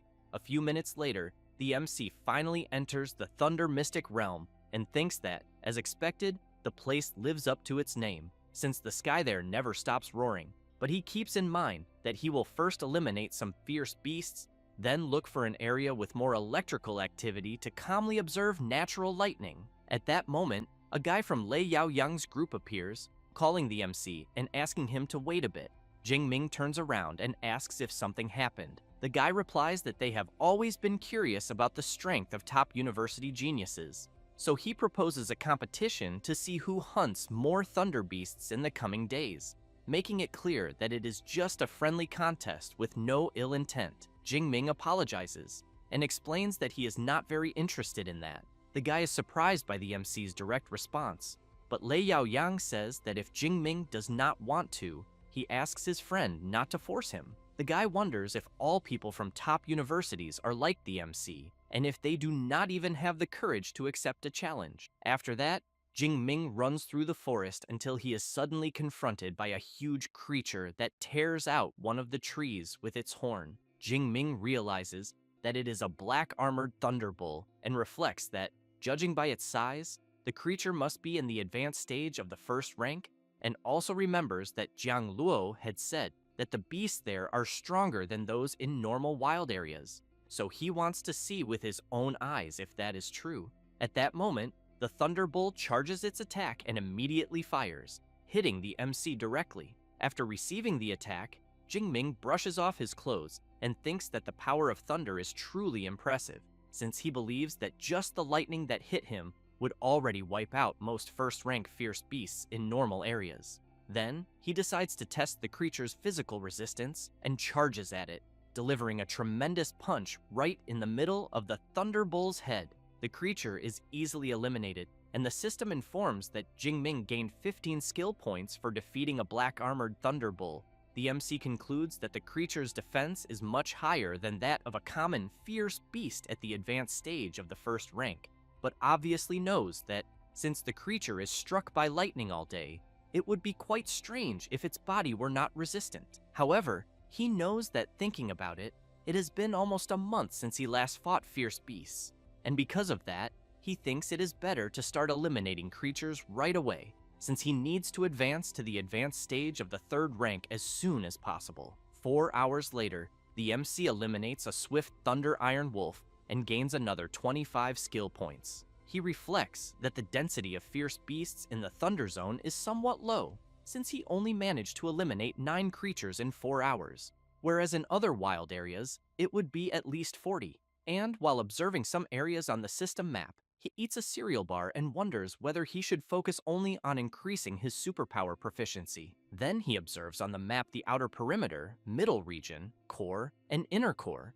since he knows he is in the middle region and thinks he will take a look at the core first, since perhaps the beasts are concentrated there. After that, 5 hours later, in the core region, Jingming thinks that, as expected from the core, the thunder power there is so intense that even his immortal thunder body feels the impact, and because of that, he thinks it is better to keep his superpower active all the time. In addition, he remembers hearing that beasts capable of surviving there are at least 4th rank, but unfortunately, he has not seen any yet, until he sees a huge bird flying by and reflects that the creature is heading toward the inner core, since flying beasts like blue-feathered thunder eagles pursue even stronger lightning. Then, he sees the creature heading toward the lightning bolts falling from the sky and thinks that it is not only the thunder eagles, but that the previous thunder beasts also did this, since for them, lightning is food, serving as a tool of natural evolution, and because of that, he thinks he might be able to use his all heavens divine thunder to attract the creatures. Thus, he jumps to the top of a tree, and while observing the lightning around him, concludes that he first needs to increase his proficiency with the all heavens divine thunder, and that, because of that, he will stay there and carefully observe natural lightning and cultivate a bit. Then he observes cloud lightning, ball lightning, forked lightning, and needle lightning, and thinks they are violent, untamable, and sharp. So he realizes that he had never stopped to notice how many details exist within lightning. And by observing his own power, he thinks that, as he had imagined, observing natural thunder truly increased his proficiency in lightning manipulation. 3 hours later, Jingming is trying to manipulate his own lightning and thinks that now his manipulation proficiency has finally reached the level of the former S-rank Purple Sky Divine Thunder, and that, to go further, he will need more time to liquefy the lightning. Then he thinks about energy, liquefaction, and solidification, since each stage condenses more than the previous one, and each is much more powerful, but he knows that, for just one day, he has already learned and trained a lot, and therefore concludes that he will return to the middle region and test an idea he had. A few minutes later, the MC returns to the Thunder Zone in the middle region, and, while releasing his power everywhere, wonders if now will be the moment to see whether he can gather more skill points, until he hears several noises of fierce creatures in the middle of the forest and thinks that apparently his idea worked. Then he runs through the forest while releasing his power and hoping the thunder beasts will come to him. 2 hours later, Jingming is still running through the forest, but with a bunch of creatures chasing him. Then he thinks that it is enough and that it is time to collect. Then he stops, turns toward the creatures, and shouts, saying that since they are so eager to bathe in his lightning, he will grant their wish. With that, he activates his Thunder Prison ability, then his Thunder Spear, and attacks all the creatures at once. On the remaining creatures, Jingming activates his Divine Thunder and eliminates all the creatures around him, gaining several skill points. The MC gets excited when he sees that his move was perfect, being more than 10 times more efficient than before. Sometime later, after repeating the same move and eliminating the fierce beasts, Jingming is very tired, thinking about the 1,813 skill points he gained, and that at this pace he will reach the advanced stage of the 3rd rank very quickly. However, he knows he can endure at most 6 days and 6 nights without sleeping, and that more than 1 day has already passed. 2 hours attracting monsters, 8 hours recovering, 3,600 skill points twice per day. Excluding the time spent observing, he thinks the overall gain is still excellent. Then he thinks it is better to gather the spoils first, find a place to rest a bit, and then continue the hunt. And as he picks up the drop in his hand, he thinks that the very first 3rd rank Thunder Beast dropped a Thunder Crystal Core. 5 days later, In the middle region of the Thunder Zone, Lei Yaoyang's group is walking through the forest. The woman yawns, calls out to Yaoyang, and says it is still 3 in the morning, so she wants to know if they really need to wake up so early. He explains that in the Thunder Zone, 3 in the morning or noon makes no difference, since it looks like daytime all the time. Then she comments that it is the last day of the 6-day evaluation and wants to know when they will return. Yaoyang replies that it will be at 18 o'clock, since they have already met the targets. But the longer they stay, the better the impression will be, and asks her not to embarrass the elite training camp. She laughs, tells him to relax, and comments that the coward from Magic City University has probably left a long time ago. Her partner agrees and emphasizes that they have been rotating in a group and are already near their limit, let alone someone who is alone. The woman keeps laughing and says that apparently people from elite universities are not all that impressive, and that it was good she was smart enough not to take the martial arts college entrance exam, since joining the Thunder Dojo was the best choice. Then, as they walk a bit further, they are surprised by a tremor they feel and wonder if it could be an earthquake. The woman says it is a beast wave and that they need to get out, but Yaoyang asks them to wait a bit, since he thinks it is not such a large wave. Jingming appears running and releasing his power, while several creatures chase him. The woman sees that it is the university coward and immediately asks what he is up to.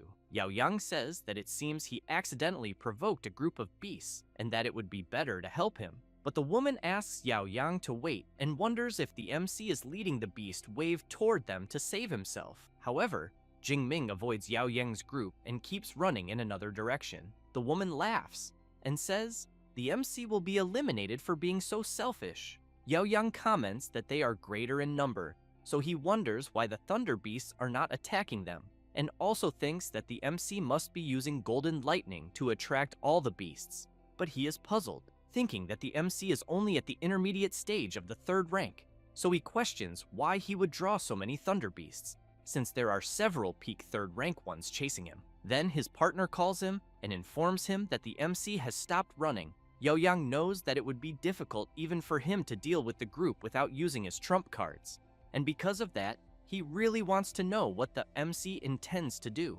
Jingming then releases his powerful lightning power and eliminates all the fierce beasts at once. Yaoyang feels this power and wonders if just the eruption of the MC's superpower is capable of covering such a large area, since he knows he is at the peak of the 3rd rank and can barely extend his own power for 30 meters. Then he thinks that there is something wrong with this lightning superpower, since he believes this is not just A rank, so he wonders if it could be S rank, but ends up thinking that this is not possible, since the S rank from Magic City is a freshman, and the guy he is seeing is already at the intermediate stage of the 3rd rank. As Jingming's power continues to spread throughout the area, Yaoyang's companions are impressed, wondering if the people from Magic City University also have such absurd power like what they are seeing, since the MC is eliminating Thunder Beasts as if he were getting rid of a few dogs. After eliminating the creatures, Jingming thinks that he obtained 23,000 skill points, which is exactly the amount he needed to finally advance. But he knows that after 5 days and 5 nights without closing his eyes, his condition has dropped significantly, and because of that, he thinks it is better to find a place to distribute the points and then return. Yaoyang's friend calls him and asks if he could handle that group of beasts. He replies that yes, but points out that he would not eliminate them as quickly as the MC. Yaoyang's friend takes a deep breath upon realizing that the guy from Magic City University is indeed very strong, and even feels relieved that he did not accept his challenge to compete with them, since in the end, they would be the ones left embarrassed. However, he wants to know if Yaoyang thinks the MC can eliminate 4th rank beasts by skipping ranks like he does. Yaoyang replies that if everything the MC showed there is his full power, he probably cannot. After that, 10 minutes later, Jingming finds a quieter place and is distributing the skill points he gained. And as soon as he does that, his golden lightning becomes even stronger. And while trying to concentrate it at a single point, he thinks about the advanced stage of the 3rd rank, and that his physique and spirit have increased by nearly 500 points, and now the range of his superpower is 40 meters, and he also knows that he is already at the level of a common 4th rank A rank superpower user. Then he concludes that he would go back, but since his spirit has recovered a bit, he goes to the core region again to observe natural thunder. Meanwhile, Jiang Luo is thinking about Jingming and that he has not returned for 5 days and 5 nights, so he wonders if something happened to him, since he knows he would only be able to endure 8 days. Then Wu Chuang appears wanting to know what Jiang Luo is doing there. He replies that he is waiting for his junior. Wu Chuang asks if he has not returned since the last time he entered. Jiang Luo replies that no, and that it is already the 6th day, since normally he thinks he should have already returned. Instructor Wu tells him not to worry and informs him that he is going into the Thunder Zone to hunt and that he can look for him along the way. Jiang Luo thanks the instructor and says he will owe him one. Wu Chuang comments that there is no need for formalities, since they are all from the Thunder Dojo, and that helping is the least he can do. 6 hours later, in the core region of the Thunder Zone, Jingming thinks that it is already time to return. Thus, he jumps down from the tree with force, and where he steps, the ground completely cracks. Jingming thinks that the physique of the advanced stage of the 3rd rank is truly absurd, but that it is still far from the peak. At that moment, a huge bear appears and lets out a loud, piercing roar. The MC realizes that it is a Storm Thunder Bear at the advanced stage of the 4th rank, and thinks that if he uses the Celestial Thunder art, he would eliminate it instantly. But since he is now at the advanced stage of the 3rd rank, he wants to see if he can take it down with just his fists. Thus, he activates his extreme thunder power and charges forward. Meanwhile, Wu Chuang is impressed when he sees the MC and thinks that he had been looking for him so much and ended up running into him there. And upon observing his movements more closely, he reflects that apparently the MC has broken through to the advanced stage of the 3rd rank, but wonders if the range of his lightning is not too exaggerated and whether he really intends to face the Storm Thunder Bear. Then he thinks that apparently a newborn calf does not fear a fierce tiger, since Supervisor Jiang Luo's junior has courage, and that a genius like that needs to suffer a bit to see his own limitations. At that moment, the Thunder Bear roars loudly and then launches an attack at the MC, who in turn simply blocks the attack with the lightning he is releasing. Wu Chuang, upon seeing this, is completely shocked, wondering if the boy really blocked the attack with his lightning, since what he is facing is a beast at the advanced stage of the 4th rank, a full rank above his own. And as he continues watching the MC's power increase every second, he thinks that something must be very wrong, since Jingming's superpower is not A rank, but rather S rank, or perhaps even SS rank, and that, strangely enough, he feels like he has heard that name somewhere before. Wu Chuang sees the MC continuing to charge at the Thunder Bear, and remembers that the boy in front of him is Shu Jingming, the S-rank lightning freshman from Magic City University, but wonders if this is not too exaggerated, since who would imagine that a first-year freshman would already be at the advanced stage of the 3rd rank? Meanwhile, the MC, overflowing with power, thinks that, apparently, his lightning still seems far superior. The Thunder Bear throws another punch, and the MC counters with one of his own, and both begin exchanging blows while releasing a powerful surge of lightning throughout the area. Wu Chuang becomes even more shocked as he is witnessing a freshman trading punches evenly with a Storm Thunder Bear. Then, he takes out a camera to record and thinks that the brats from the elite training camp always act arrogant, believing that no one from top universities can compare to them. So he decides he will show them what a true genius from a top university looks like. Jingming smiles and hopes the bear will block what he is about to do, since he believes that in terms of physical strength, he is not inferior at all to a Storm Thunder Bear. Thus, he further amplifies his Immortal Thunder body technique in the extreme thunder state and charges at the creature, landing a powerful punch on one of the bear's legs. The beast roars loudly in pain and charges at the MC. Jingming thinks that his punch did not even manage to break one of its legs, but knows that normally, to deal with beasts like this, the correct approach would be to use a weapon, but this time, he will fight only with his fists.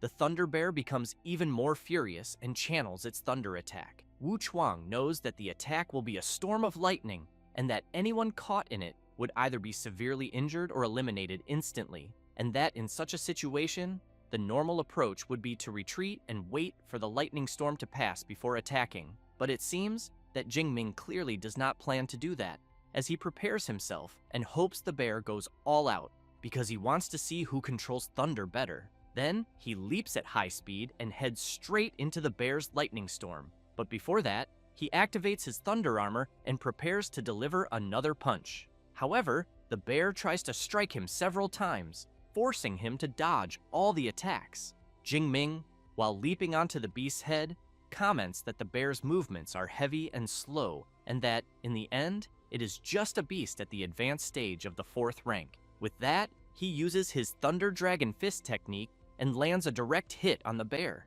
In this way, he manages to eliminate it and obtains 321 skill points for the kill. Wu Chuang, impressed, wonders if the freshman from Magic City University really eliminated an advanced 4th rank Storm Thunder Bear using only his fists.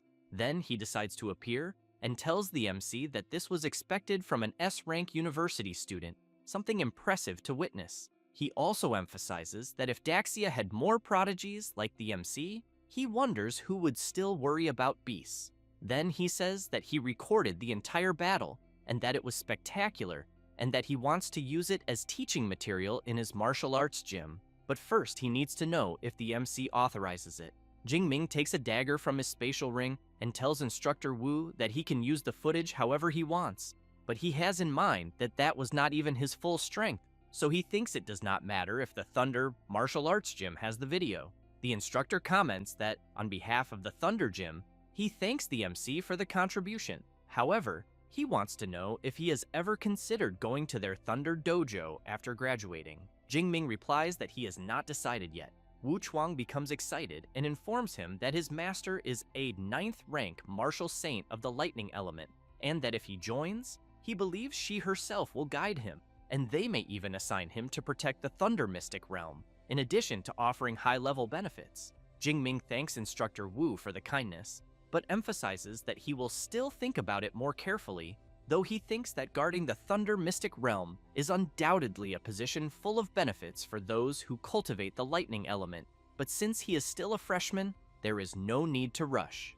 Wu Chuang says that he will wait for his decision and informs him that Jiang Luo is waiting for the MC outside, so he wants to know if he will continue in the Thunder Zone or if he wants him to inform him later that he is fine, since Jiang Luo was very worried.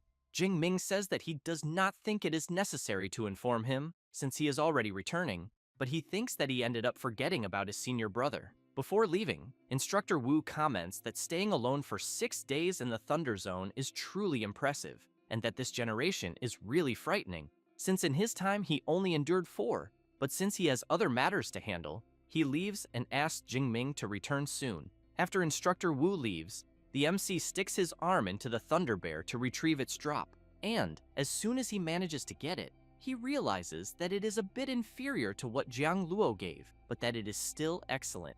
After that, Jiang Luo sees the MC arriving from the Thunder Zone and immediately comments that he spent too much time inside, but wants to know how he is feeling. Jingming replies that it is nothing serious, but that he is just a bit sleepy. Jiang Luo hugs the MC and emphasizes that 5 consecutive days without sleeping, fighting beasts the entire time, it was obvious he would be exhausted, since in cultivation, the balance between effort and rest is essential. On the same day, at night, at 21 o'clock, in Instructor Wu's office, Lei Yaoyang's group arrives to report. Wu Chuang comments that during the 6 days of evaluation, there were no eliminations or serious injuries, and that, apparently, the safety measures worked well, but wants to know if the missions were completed. Yao Yang reports that all missions were completed and that everyone defeated at least 1 beast at the peak of the 3rd rank, and that he even eliminated 1 at the advanced stage of the 4th rank alone.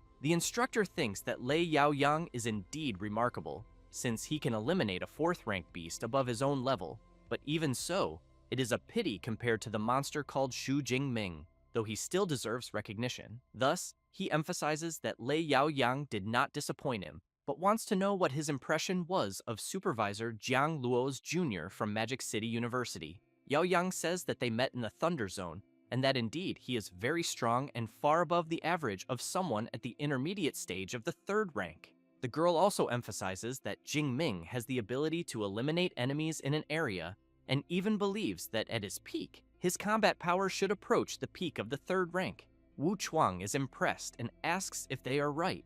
Another guy from the group replies that yes, but that he still thinks he does not compare to Lei Yaoyang, and that, without a doubt, the elite training camp is definitely superior to Magic City University. The instructor takes a video device and asks them to watch a video he made, and as soon as he turns on the device, everyone is surprised to see a 4th rank Storm Thunder Bear. Then they are amazed when they see the MC fighting the beast with only his fists. Then, they see the MC using his Dragon Fist technique. Afterward, upon seeing the Thunder Bear defeated, they comment that apparently, compared to the first time they ran into him, Jingming has become absurdly stronger. Wu Chuang asks what they think of the MC now after watching the video. Yao Yang comments that he is strong, very resilient, and simply beyond imagination. The instructor also emphasizes that Jingming is no longer at the intermediate stage of the 3rd rank, because when he met him in the forest, he had already advanced to the advanced stage of the 3rd rank.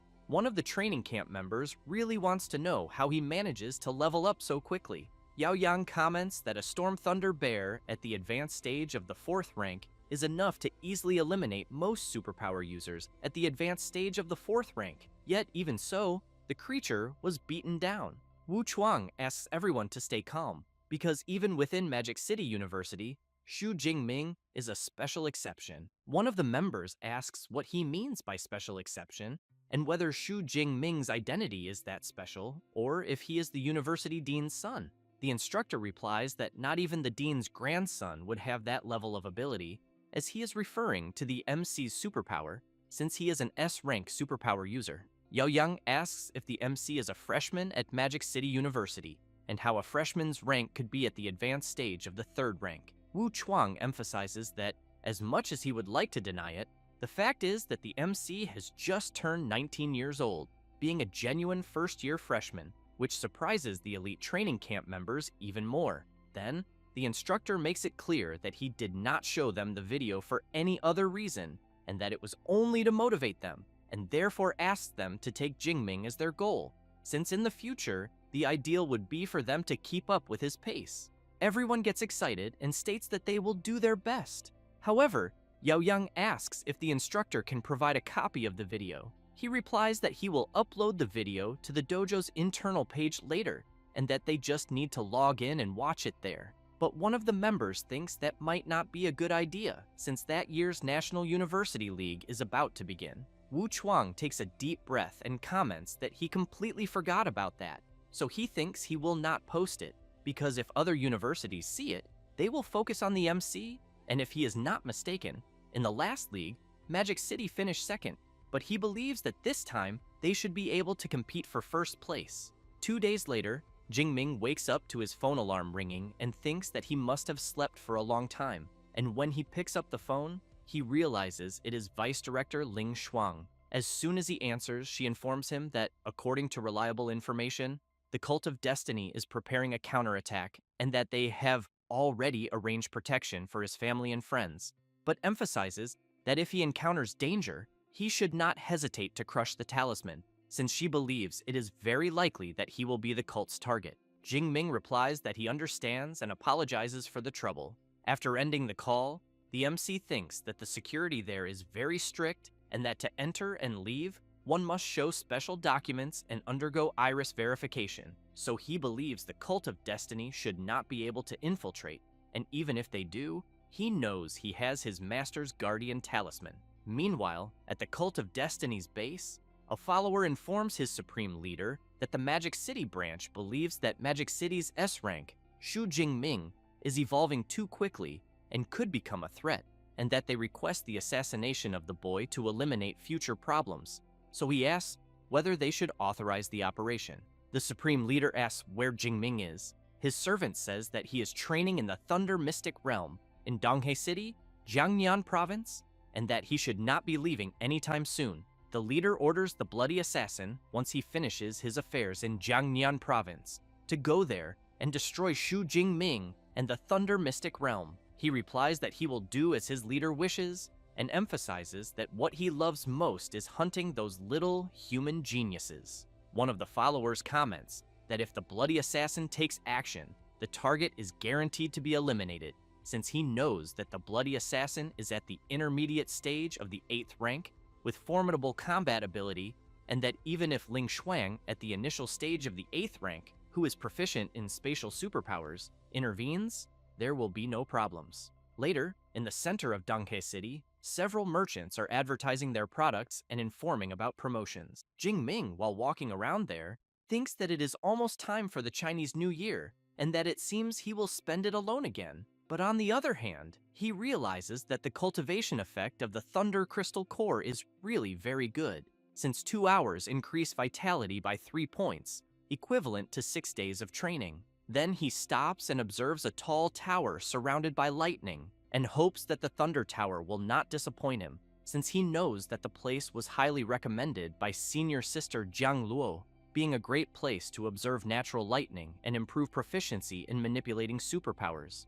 A few minutes later, already at the Thunder Tower, in the first floor hall, the MC approaches the entrance, and the receptionist informs him that Jingming has an S-rank pass and is entitled to 4 hours of use in the private room on the 100th floor, but asks if he wants to use it immediately. Jingming asks what this private room on the 100th floor is. The receptionist explains that the Thunder Tower has 110 floors in total, and that the higher the floor, the better the effect of observing natural lightning. Jingming says he understands and asks to use it. As soon as he arrives at the 100th floor, the MC looks around, wondering where the lightning is. Then a bolt of lightning appears passing through the lamps, and the MC, while observing and feeling the energy, thinks that it is the most fundamental form of lightning. And as he sits on the ground, while the lightning runs through his entire body, he reflects that the source of lightning in the Thunder Zone is more than 1,000 meters high, being invisible to the naked eye,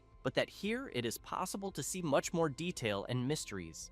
4 hours later, Jingming thinks that if he stays there continuously, in less than 5 days he might be able to reach the proficiency to liquefy lightning, so he concludes that this is undoubtedly a sacred place for cultivation. Then he hears someone knocking on the door, and the receptionist appears informing the MC that his usage time has ended. Jingming asks how he can extend the usage time of the private room. The receptionist informs that it can only be exchanged for Thunder Crystal Cores, since the 100th floor only accepts 4th rank cores, but emphasizes that 1 core at the initial stage of the 4th rank gives 3 hours of use, and that for each small stage above, the time increases by 1 hour. Jingming is quite surprised, asking if it is really that expensive, and thinks that the official purchase price of a 4th rank initial stage Thunder Crystal Core exceeds 6 million Daxia coins, and being 2 million per hour, he knows that this is definitely a money sink. However, the receptionist informs that the rooms from the 70th to the 90th floor accept 3rd rank cores. Jingming tells her to forget it, as he will stay there anyway, and as he hands some cores to her, the receptionist is quite surprised, since the boy gave peak stage and advanced stage 4th rank cores, so she wonders if he is really that rich. Thus, she informs that the 2 combined cores he gave amount to a total number of hours, and that she will update his usage time. Jingming comments that he knows the 100th floor requires 4th rank cores, but asks about above the 100th floor. The receptionist laughs and says that from the 101st to the 107th floor, 5th rank cores are required, and from the 108th to the 110th floor, 6th rank cores are needed. Jingming is stunned upon hearing this, and tells the receptionist that, for now, he will just stay on the 100th floor. 11 hours later, in the main building of the Thunder Dojo, Jiang Luo arrives with the MC, and he informs that the materials from Fierce Beasts and 4 Rings, all combined, amount to 311 million in revenue, and therefore emphasizes that the next round is on the MC. Jingming says that is fine, and emphasizes that it is all thanks to him for hiring the purchasing manager. Otherwise, he thinks he would not have gotten such a good price. Jiang Luo laughs and comments that he heard from Instructor Wu that he eliminated a Storm Thunder Bear at the advanced stage of the 4th rank, so he thinks his progress is happening far too quickly. Jingming says that he thinks his talent is actually quite good after all. Jiang Luo comments that apparently humility is not Jingming's strong point, but since the Chinese New Year is approaching, he wants to know his plans. Jingming says that he plans to go to the Thunder Zone and that he might not even return in time for the Chinese New Year. Jiang Luo emphasizes that Jingming is indeed a special case, but advises him to stop by, since during the Chinese New Year, the Thunder Dojo will organize an auction, and there might even be something that catches his attention. Jingming becomes thoughtful and says that there is actually something he wants, then thinks about his spear and that it is no longer sufficient and maybe he can bid on a good weapon. The MC's senior brother comments that then it is settled and that he will reserve an entry spot for him. Jingming thinks this is great, but says that now he will head straight to the Thunder Zone. Meanwhile, in Song Chu-yun's room, she is talking with Jiang Chuyi and says that she wants to visit Jingming in the Thunder Mystic Realm during the Chinese New Year, but asks if Jiang Chuyi also wants to go together. She is happy to be invited and says that she will gladly go, but thinks that apparently Song Chu-yun wants to share Jingming with her. After that, 6 days pass, and the MC once again goes to the Thunder Tower and throws several thunder crystals to the receptionist and asks how long the crystals will last on the 100th floor. She begins checking the crystals and says that there is 1 at the peak of the 4th rank, 3 at the advanced stage, 1 at the intermediate stage, and 4 at the initial stage of the 4th rank, and that with this amount, the MC can exchange them for a total of 37 hours of usage time on the 100th floor.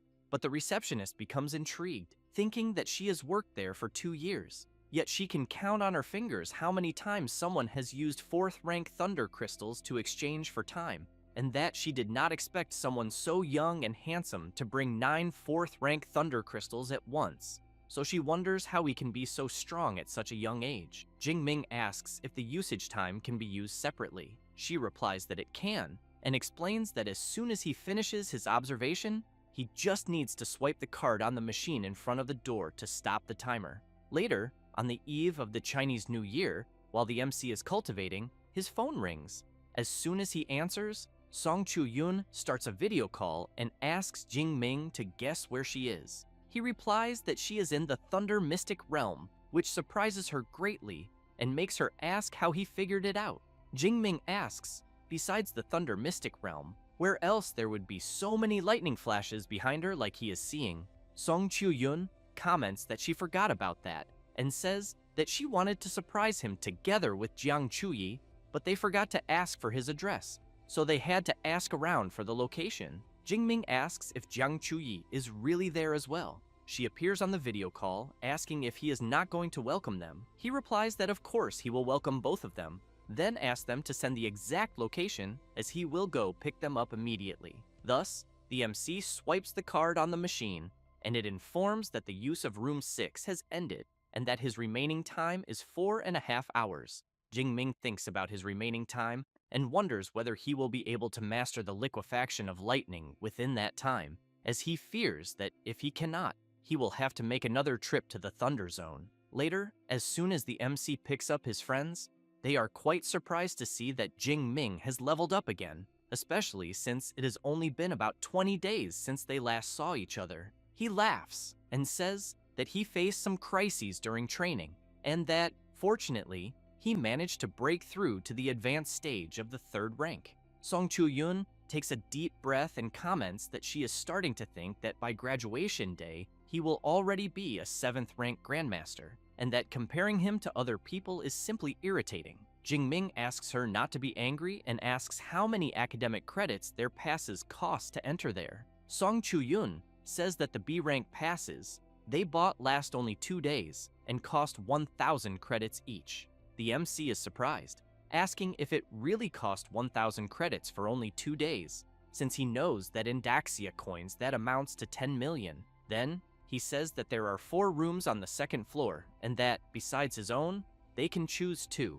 Jiang Chuyi comments that they do not need that many rooms, and that they can even share one. The MC says he understands and asks the 2 of them to go upstairs, since when they come down, he will take them out to eat. Song Chu-yun points out that it is New Year's Eve, and that obviously everyone should eat there. Jiang Chuyi activates her spatial ring, takes out various foods from it, and says that before coming there, they had already prepared all the ingredients, Jingming asks if they know how to cook. Song Chu-yun replies that yes, and makes it clear that both of them are experts at it. The MC laughs and says that he will see if they really are that good and that he will be their assistant.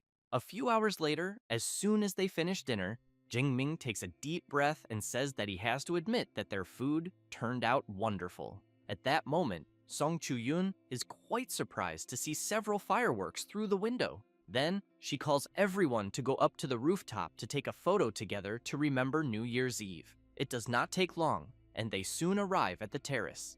And while the fireworks continue exploding, the two approach the MC and ask him to smile for the photo. Happy with the moment, Jingming reflects that since he obtained the system, everything around him has completely changed, and that this is the first time he has spent such a wonderful New Year's Eve. After that, already the next day, the MC is apologizing to his friends for having to drag them to an auction right on New Year's Day. Jiang Chuyi comments that Jingming is being too formal. Song Chu-yun agrees and points out that she also wanted to buy some equipment. At that moment, Jiang Luo appears asking who the two girls are. Jingming says that they are his friends from Magic City University, with Song Chu-yun being a freshman and Jiang Chuyi a second-year student. That said, the MC introduces his senior Jiang Luo to his friends. Both greet him and say that it is a pleasure to meet him. Jiang Luo, surprised, thinks that his junior is truly impressive, since so many beautiful girls surround him, and even two at the same time. However, he calls everyone to go inside and informs that he will take care of the tickets for the two ladies. As they walk through the corridor, they hear a guy commenting that Sister Wan Ying is really the best, since she not only managed to bring them to the Thunder Mystic Realm, but also got them into the auction, since he heard that other people need to spend more than 10 million just to get an entry pass. Song Chu-yun asks the MC which family the people they are hearing belong to, as she apparently finds them quite arrogant. At that moment, the eldest young lady of the Li family of the Mystic Realm, Li Wan Ying, arrives at the auction, and Jiang Luo comments that their patriarch is an honorary vice director of the Thunder Dojo and is about to break through to the 7th rank, and that her brother is already at the peak of the 4th rank at only 27 years old, and that, therefore, it is not surprising that they are somewhat arrogant. Jingming comments that with capable people in both the older and younger generations, it is no surprise that this Li Wan Ying is so insolent. Jiang Luo agrees and says that her brother, Li Shanglin, is similar to the MC, since he also uses a long spear, but his is of the enhancement type, while Jingming is of the lightning element. That said, he informs that they have arrived and welcomes them to the Thunder Mystic Realm auction, and as soon as they sit down, Jiang Luo explains that the Spring Festival auction is extremely important, since those who manage to enter are not ordinary people, and that all are elites with liquid assets exceeding 100 million, and about 800 guests have been invited. Then, he says that each seat has a number and an electronic screen on the right armrest, and that it is enough to enter the price on it and confirm to participate in the bid, and that after placing a bid, the person must raise their hand to signal. Jiang Luo emphasizes that the MC can also use the electronic screen to check the auction items and prepare bids in advance. Jingming says that he understands and that he will check what is available. Then he observes that there are rare flowers and herbs, thunder crystals, combat suits, S-rank resources, and more, totaling 108 items. Jiang Luo asks if the MC thinks that the items only going up to S-rank is too little, but actually thinks it is just right, since if they were more expensive, they would not be able to afford them in the end. Jingming laughs and says that his senior is absolutely right. Song Chu-yun calls the MC and asks if he has seen anything he wants to buy. Jingming replies that there are indeed some items that caught his attention, but that he will wait for the auctioneer's presentation to decide. And while waiting for the auction to begin, he thinks that there are two items that seem good, one being an S-rank long spear with a starting price of 500 million, since he knows it is already time to replace his C-rank Azure Sky Black Dragon Spear, and the other item is a package with 5 Thunder Crystals at the initial stage of the 4th rank, with a starting price of 40 million, since he knows it is much faster than going out to hunt Thunder Beasts. At that moment, the woman responsible for conducting the auction asks for everyone's attention and welcomes them to the auction organized by the Thunder Dojo. and informs that there will be 108 items to be auctioned, and that the first item will be a 30-year A-rank ice grass, which can increase spirit by 50 points for those below the 5th rank, and the starting price is 20 million, with a minimum increment of 100,000. Several people begin placing bids interested in the ice grass. 1 hour later, it is announced that the 36th item is a set of 5 thunder crystals at the initial stage of the 4th rank, with a starting price of 40 million, and that each increment must not be less than 200,000. Jingming places his bid and thinks that finally, one of the items he had in mind has appeared. The auctioneer announces that seat number 310 offered 41 million. Then, she announces that seat number 637 covered with 41.4 million. Then, seat number 708 with 41.8 million. The MC tries to place another bid and thinks that, apparently, there are too many people competing for this item and that, it seems, he will have to raise the price a bit to scare off the competitors. It is announced that seat 310 has bid 46 million for the item. The auctioneer asks everyone if they will make any higher bids and emphasizes that thunder crystals rarely appear for sale to the public, and that if they miss this chance, no one knows how long it will take for another opportunity to arise. However, no one volunteers to cover the bid of 46 million, and seat 310 is congratulated on the purchase of the item, being informed that delivery will be made as soon as the auction ends. Jingming is surprised, wondering if he really managed to buy the item so easily. Jiang Luo comments that the Thunder Dojo and the Great Superpower clans have plenty of thunder crystals, and that those who usually buy them are lone wolves. And since he raised the price by 5 million at once, it is quite obvious that everyone would give up. Then, she asks why Jingming wanted to buy so many 4th rank thunder crystals and whether it would not be cheaper to hunt thunder beasts. The MC replies that he feels his lightning proficiency is about to break through, and that, because of that, he wants to resolve everything at once. Jiang Luo is surprised to learn that her junior is once again about to break through, but wants to know if he is really close to breaking into the liquefaction realm, as she only achieved that feat in her final year.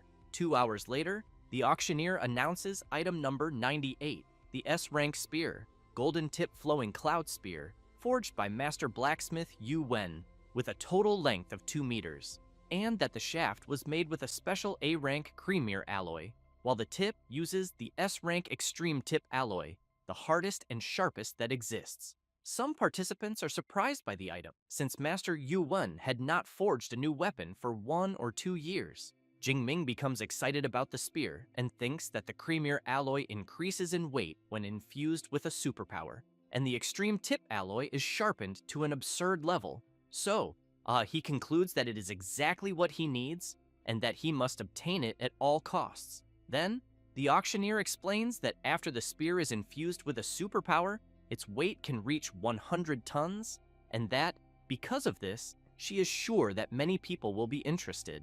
The starting bid is 500 million, and each increase cannot be less than 1 million. Quickly, several people begin to place bids, until the MC offers 600 million. However, it is not enough, and the participants continue raising the bids. Jingming reflects that apparently, it will not be so easy to scare everyone off like before, and that because of that, he thinks it is better to wait a bit and see how things go, besides having the feeling that seat 104 will be his biggest rival. Li Wanying places her bid of 630 million and thinks that she, from the Li family, has already made her move and wants to see who will dare to compete. Jingming is not intimidated and offers 640 million. Some participants begin to talk among themselves, wondering who the madman is that is competing with Miss Li. She, in turn, tells the MC that her brother, Li Shanglin, is currently in need of a spear to train. Then she emphasizes that if he is willing to give up the spear,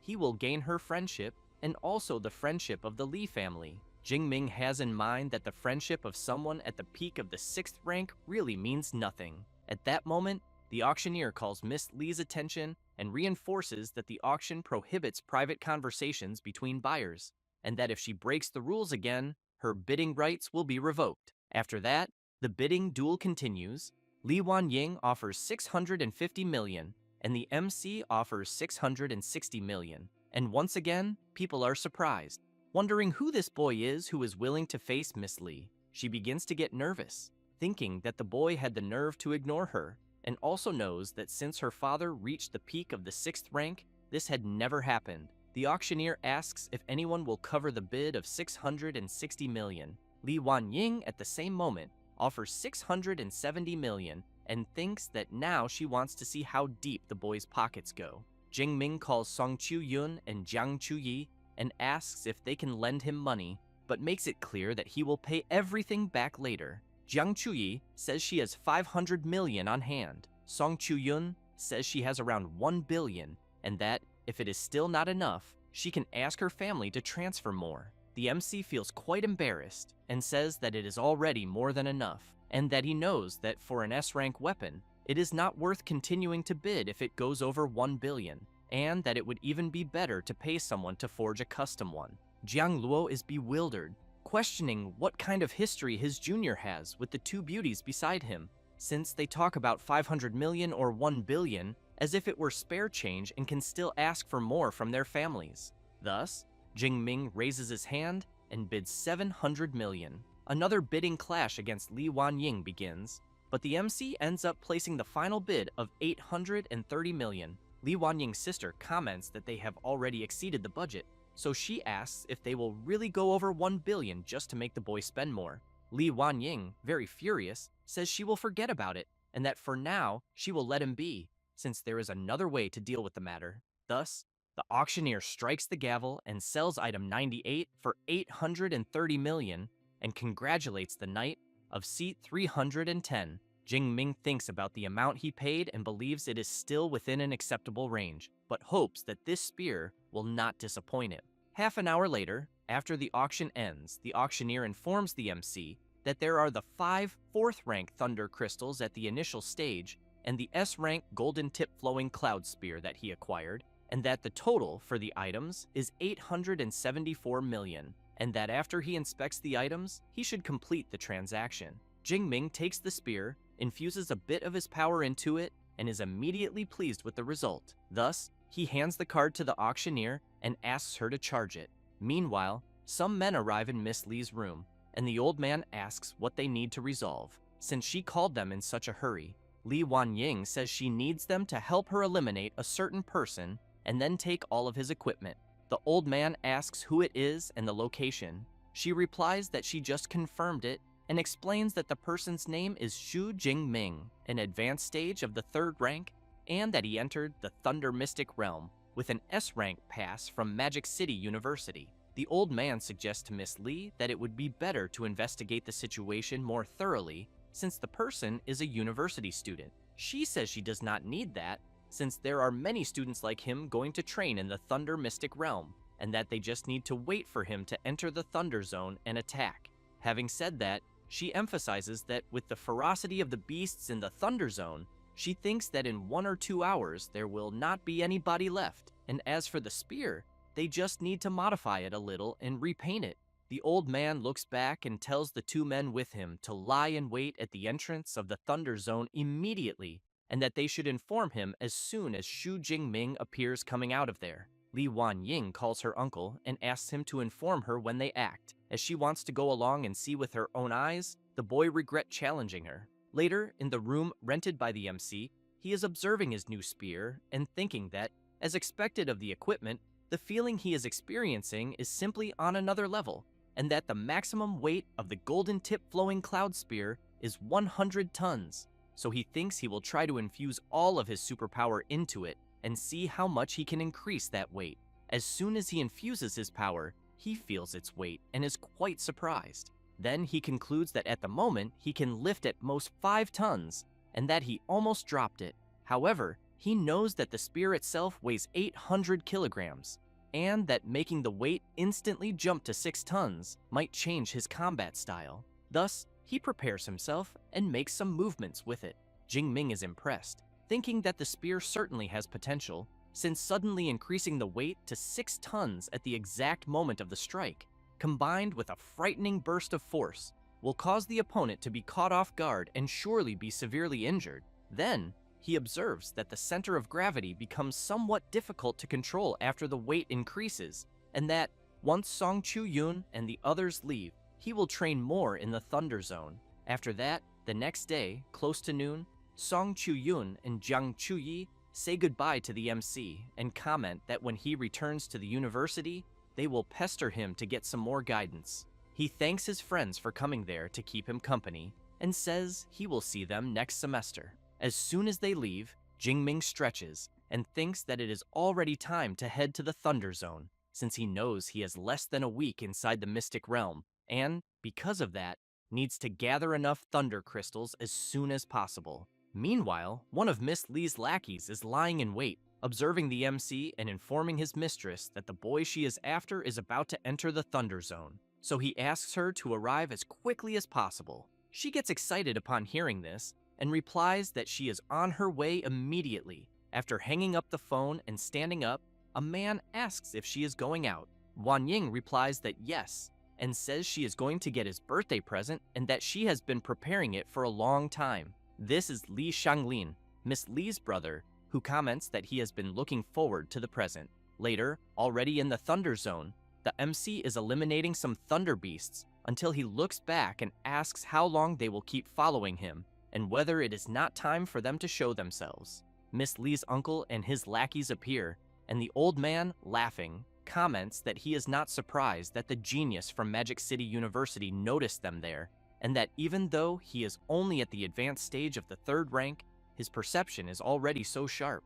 Jingming says he does not remember knowing them, so he wants to know why they are following him. Wan Ying appears, saying that if the boy does not know them, at least he should know her. The MC asks if they are there to steal his golden tip flowing cloud spear. Wan Ying replies that it is not just the spear, but that she also wants his life. However, she emphasizes that it is a pity to waste his handsome face, and that if he had not challenged her, she thinks he could have become the leader of her harem and had fun with her every day. Jingming comments that apparently she is quite cruel. Wan Ying says that in front of the strong, the weak have no right to speak, so she tells him to kneel, bang his head on the ground, and apologize. Because if he does what she asks, she thinks she will grant him a quick death. Otherwise, she will make him experience the pain of 1,000 cuts. As he releases his power, Jingming agrees that the weak have no right to speak in front of the strong. Thus, he activates his extreme thunder state and comments that apparently she did not investigate him thoroughly to know who he is,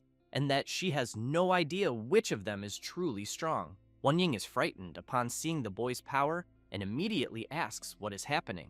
Jingming says that 2 of them are at the intermediate stage of the 4th rank and 2 at the initial stage of the 4th, so he asks if she really thinks that will be enough to eliminate him, but even so, he will give them a chance and tells them all to attack at once. Miss Lee's uncle tells the boy to shut up and together with his lackeys, charges at him. Jingming laughs and activates his Divine Thunder ability. Everyone is struck directly by the powerful lightning and falls to the ground like sacks of potatoes. Wan Ying is terrified to see that her uncle and the others were eliminated instantly, and that she will need to get out of there urgently. However, as she steps back, she ends up tripping on a rock and falls sitting on the ground. Jingming walks up to her and makes it clear that her time has come. Wan Ying begins to scream, wanting to know who the boy really is and how he can be so absurdly strong. The MC introduces himself and says that he is a student of Magic City University, but wants to know if just moments ago she was not trying to eliminate him and take his treasure.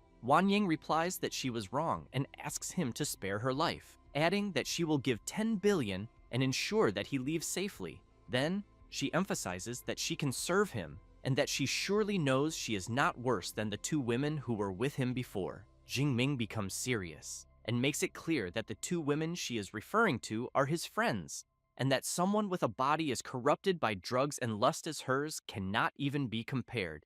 And since he has a cleanliness obsession, he does not want to waste time with someone as dirty as her. Wan Ying goes mad with anger and screams, asking how he dares to insult her, and swears that he had better not let her live. Otherwise, she will massacre his entire family and peel his skin while he is still alive, since her brother and father will never let this go. Jingming channels his Divine Thunder power, strikes her without any mercy, and says that he does not care at all who her father and brother are. Thus, he reflects that those who eliminate can also be eliminated, and that, since she wanted to kill someone, she should have been prepared to be eliminated. And he also knows that for these superpower families, most spatial rings come with tracking functions, and because of that, he knows it is better to leave her there. A few minutes later, at the Lee family residence, it is reported that it has been detected that the heart of the user of bracelet number 3 has stopped beating and that the vital signs have disappeared. Shanglin is surprised, as he knows that this bracelet belongs to his sister. Then he becomes furious and shouts, wanting to know who dared to eliminate her, and orders them to track her location immediately, as he wants to know exactly where she was eliminated.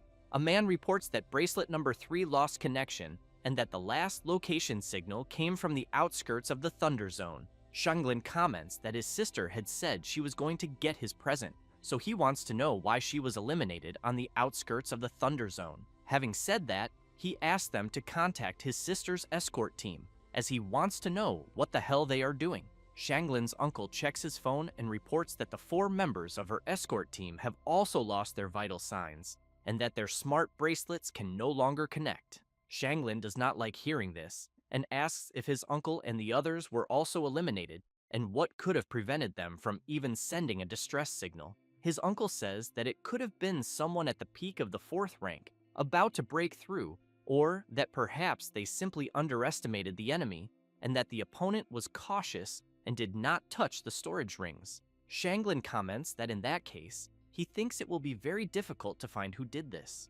Shanglin's uncle asks if they should inform the clan leader. Shanglin becomes concerned and replies that it will not be necessary, as his father has been in seclusion for 6 days, trying to break through to the Grandmaster level of the 7th rank, so he thinks it is better to look for clues first, and then check where his sister had been in recent days, and who she had contact with. His uncle says he understands, and that he will check everything immediately. Then, after checking his phone a bit, he reports that 1 month ago, Miss Lee had a conflict with the Wang family, that half a month ago she entered the Thunder Zone, and that 2 days ago she wanted to buy an S-rank spear as a birthday present for him, but someone else bought it first. Shanglin is surprised upon hearing this, and immediately wants to know who bought the spear. The man reports that the buyer is named Xu Jingming, and informs that he is a student at Magic City University and entered the Thunder Mystic Realm with an S-rank pass, and that he also placed first in Jiangnan Province in 2037,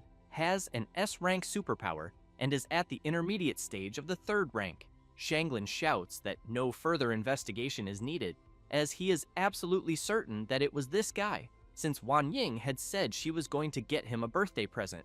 But his uncle tries to warn that this involves an S-rank superpower user, and that he thinks it might be a bit complicated. Shanglin comments that there is nothing complicated about this, as it will be one life for another, and that he does not care if he is an S-rank superpower user. Since he eliminated his sister, he wants to see him suffer the consequences. Then, he calls for his Uncle Quan and asks him to accompany him, as they will wait for the MC at the exit of the Thunder Zone, and if he cannot eliminate him, his uncle should do it.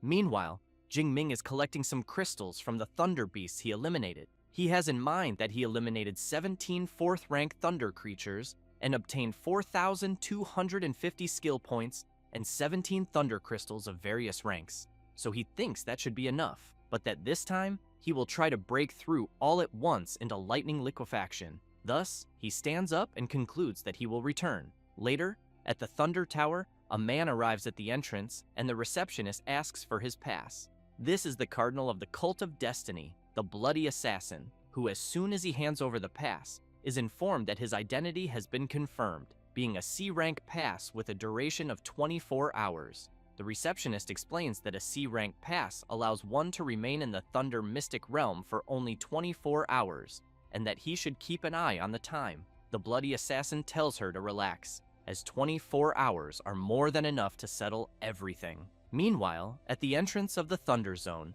there are several guards. The people around begin to wonder who they are, and why they have been standing there staring at the place all day. And as soon as the MC appears coming out of the Thunder Zone, one of the guards, hidden, reports that the target has appeared.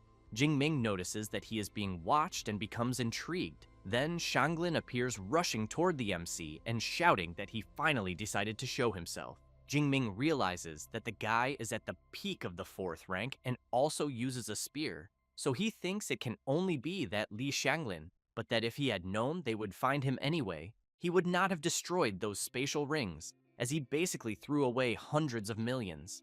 Shanglin asks if it was the MC who eliminated his sister, Wan Ying. Jingming comments that he already knows the answer, so he asks why the question. Lei Yaoyang's brother overhears the matter and is surprised, asking if she was really eliminated. Yaoyang comments that the way she was, it was only a matter of time before she got into trouble. Shanglin becomes even more furious upon hearing the MC's response, but still wants to know why he eliminated her. Jingming explains that she tried to eliminate him to steal his treasure and ended up being eliminated in the process, so he asks if he needs another reason. Shanglin shouts that even if she was wrong, he had no right to eliminate her, because she was not only an ordinary person, but also had the entire Li family behind her. Jingming makes it clear that there is no point in them arguing, since in the end, the strongest rules. With that, he activates his extreme thunder state and emphasizes that he wants to see if Shanglin or his family can even cause any damage. The people around cannot believe that a freshman from Magic City University,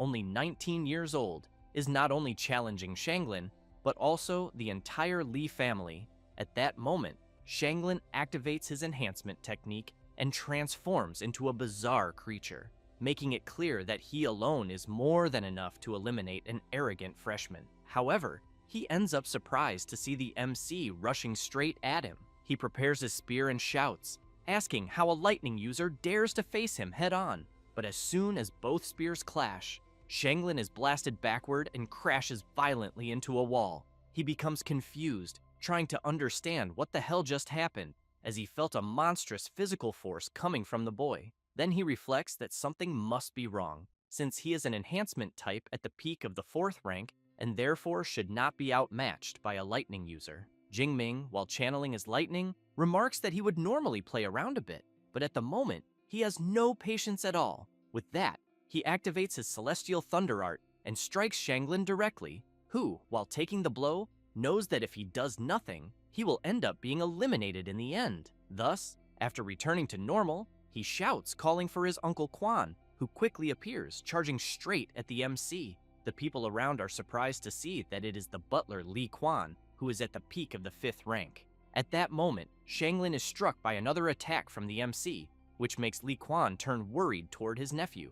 The people around are in shock to see that Shanglin was eliminated by only 2 thunder attacks. But what they really want to know is how the lightning freshman managed to defend himself against Li Quan's flame attacks. Jingming, inside a barrier, thinks that in the end, he had to use the trump card his master had given him. Li Quan wonders if the boy really used some kind of guardian talisman from an ancient civilization to defend himself, so he knows that, apparently, he will have to inform the clan leader. Thus, through the communicator, he informs his leader that Shanglin was eliminated at the entrance of the Thunder Zone, and that Miss Li was as well. Meanwhile, at the Li family mansion, the clan leader, upon being informed, leaps out of the mansion and, furious upon learning that his son was eliminated, rushes at high speed to where his body is.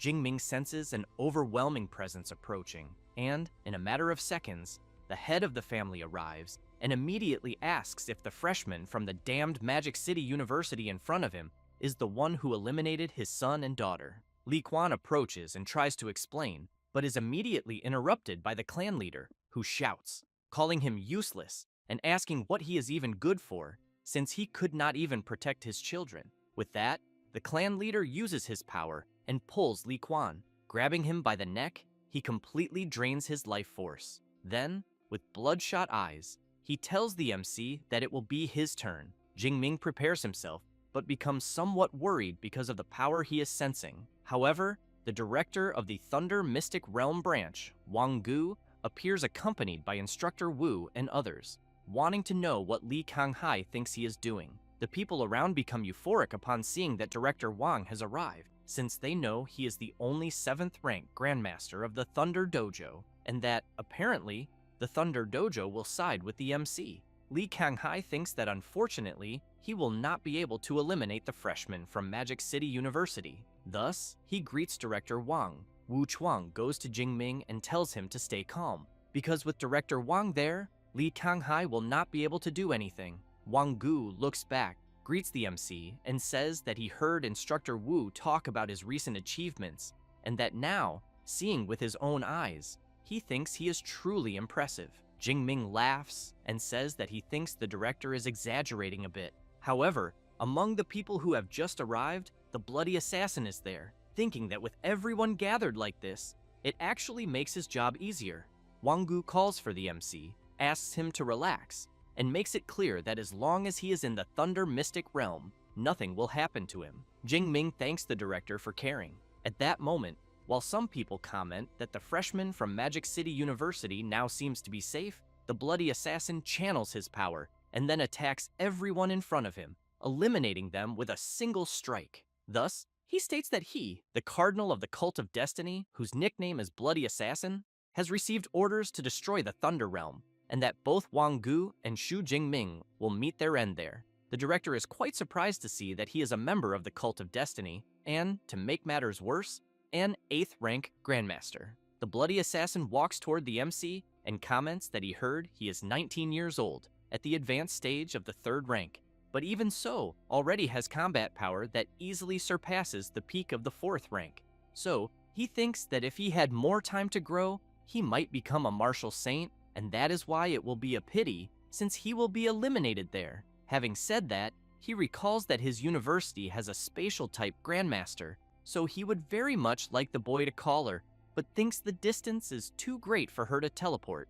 Jingming wonders if this 8th rank Grandmaster of the Cult of Destiny has lost his mind, as he has absurd arrogance, and that even if he does not know that Director Ling has advanced, she is still an S-rank spatial superpower user. Thus, as he takes the talisman the director gave him, he asks why everyone insists on celebrating before the fight is over, and since the bloody assassin wants so much to see his director, he will grant his wish. He says this and crushes the talisman. At that very moment, the director's spatial power appears over the MC, and she emerges within seconds. The people around are impressed by the aura they feel coming from her. Lee Kang-hai becomes very worried, questioning how Jingming, a 19-year-old freshman, can summon an 8th rank Grandmaster, and also thinking that it is fortunate he did nothing moments earlier. Otherwise, he fears the entire Li family would already have been wiped out. Ling Xuang calls the bloody assassin a remnant of the Cult of Destiny,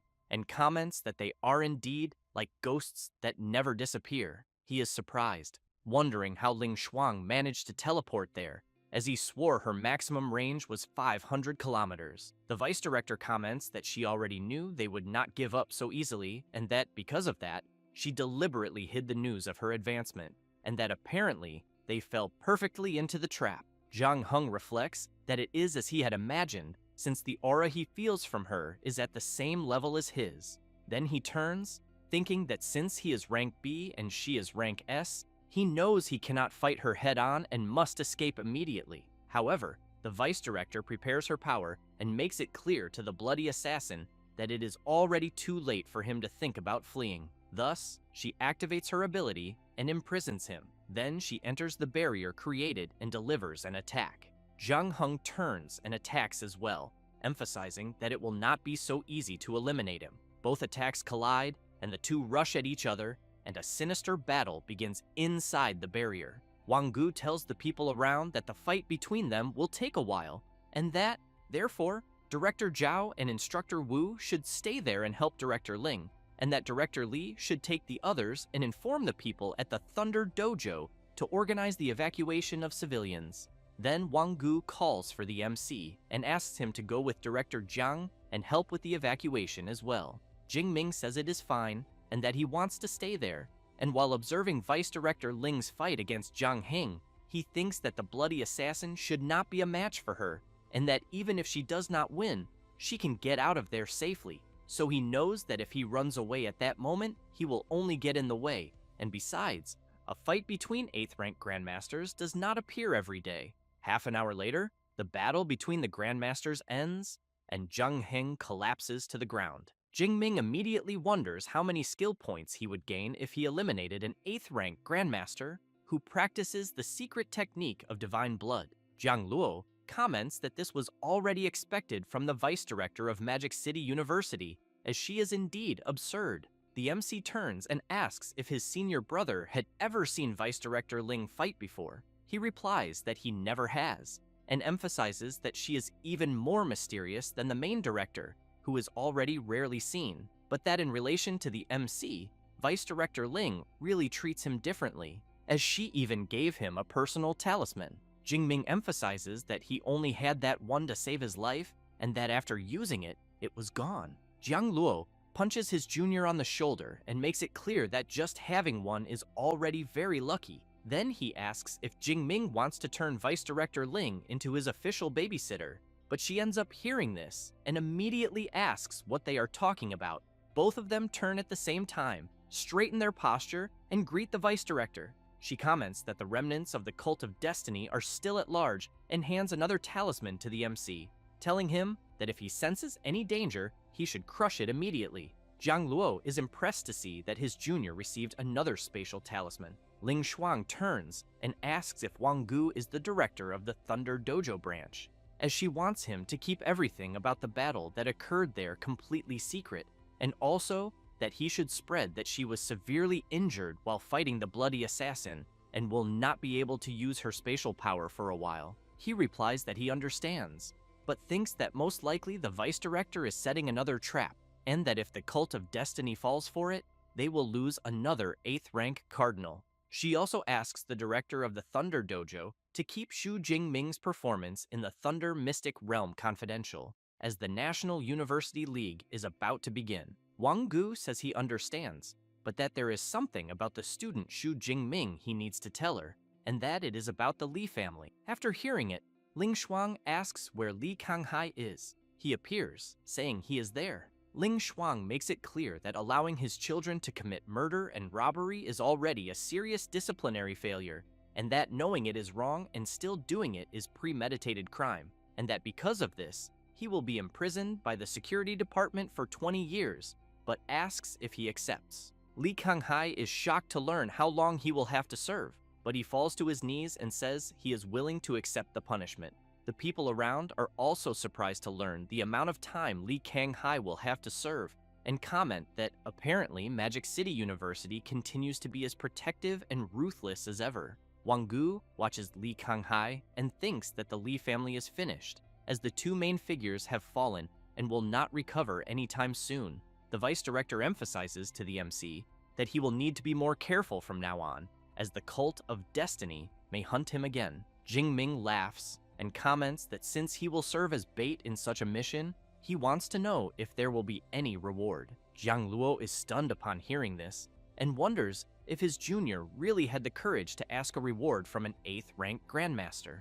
Ling Shuang asks what Jingming would like as a reward, which leaves Jiang Luo even more surprised, thinking that she will really give him something. The MC replies that he was just joking, but thinks that since he already has a spatial talisman, he should not be so greedy. Ling Shuang says that it has been a long time since anyone joked with her, but even so, she has something to give him. Having said that, she takes out an artifact and asks him to accept it. Jingming is surprised and says he cannot accept something so precious, and thinks that it even seems stronger than the 7th rank amulet he received from his master. The vice director emphasizes that the boy really has a good eye. She then explains that what she is giving is an 8th rank guardian talisman, and that it can withstand an attack from an 8th rank grandmaster at the intermediate stage, but since she no longer needs it, he should consider it a reward. Jingming takes the talisman, thanks the vice director for her consideration, and makes it clear that if she ever needs him in the future,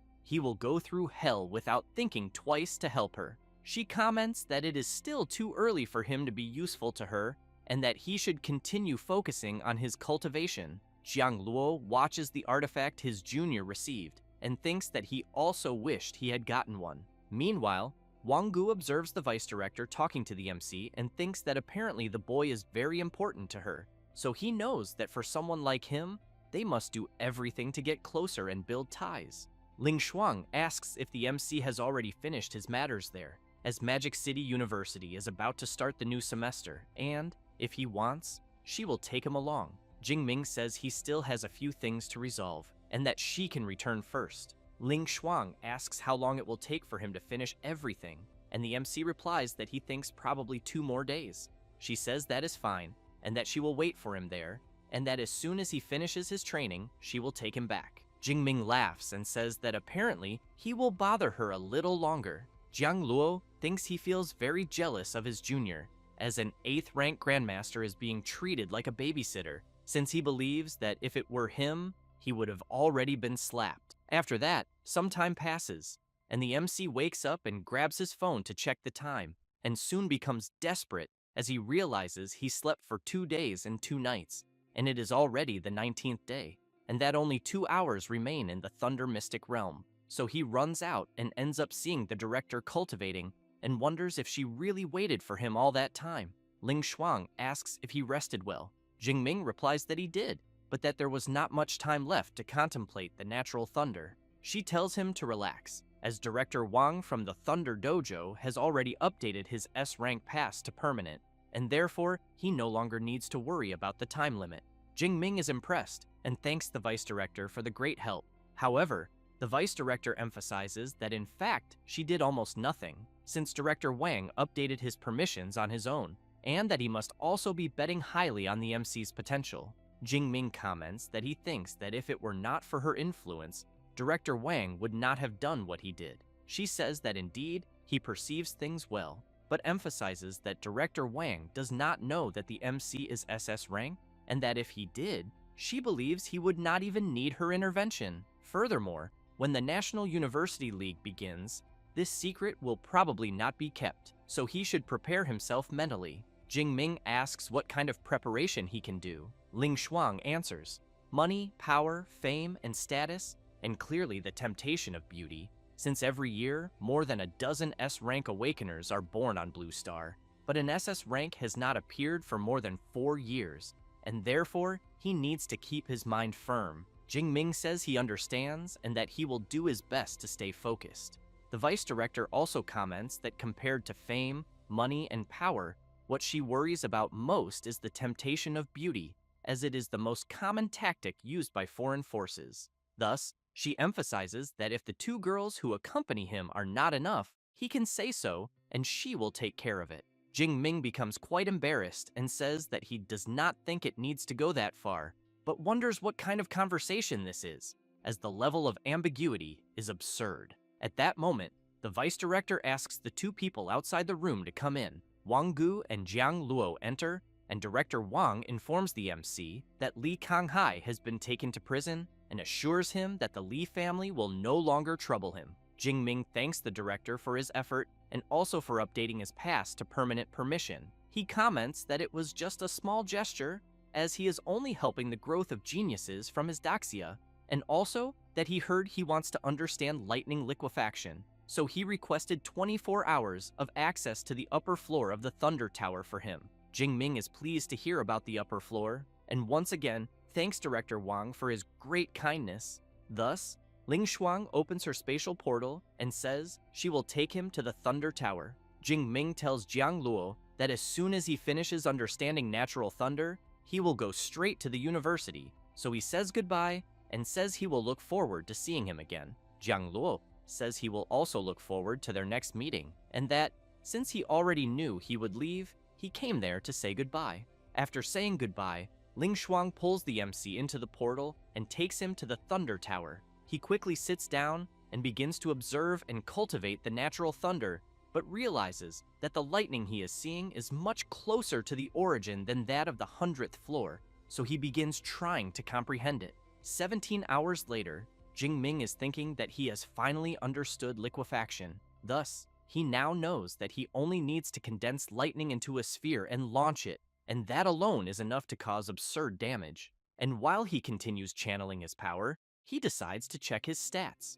After taking a good look, he reflects that he has 18,200 skill points remaining, and that he is still a bit short of advancing to the 4th rank, and therefore thinks it is better to strengthen his combat techniques first. But as for advancing in rank, he will wait for the National University League to begin and farm a good amount of points. Since he has in mind that each league has individual, team, and survival matches, and that the survival one is based on the number of fierce beasts killed, he knows that by then, all of them will be 4th rank or higher fierce beasts, and therefore knows he can farm an absurd amount of points. Then he decides to raise the Immortal Thunder body to the 5th layer, and as soon as he transforms, he is impressed, as his strength and vitality increased by nearly 1,000 points, but he ended up spending 15,000 skill points.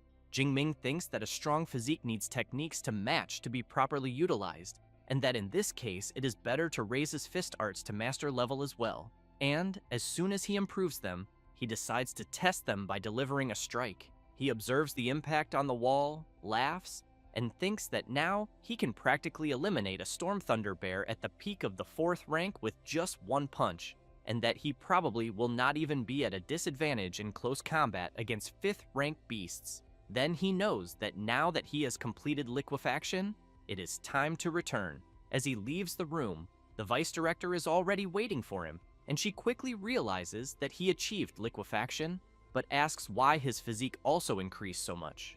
Jingming says he was lucky, as he raised the Immortal Thunder body to the 5th layer, and that because of that, his vitality increased a lot. Ling Shuang comments that she almost forgot that Yang Zhentian was the one who created this technique, since at the time, she was the one who approved the exchange for the essence blood of an 8th rank SS Thunder Tyrannosaurus for him. Having said that, she activates her spatial portal and says that since he has already finished everything, it is time to return to the university. Meanwhile, at the base of the Cult of Destiny, one of the followers is informing the Archbishop that the bloody assassin was eliminated by the Vice Director of Magic City University, Ling Shuang, but that she was severely injured and cannot use spatial powers to protect the student Xu Jingming all the time, so he asks if they should take further measures against him. At that moment, another follower calls out to the Archbishop and asks to be allowed to eliminate Jingming with his own hands. The Archbishop comments that since Daxia issued the extermination order, the Cult of Destiny has suffered heavy losses among its high-level fighters, and therefore,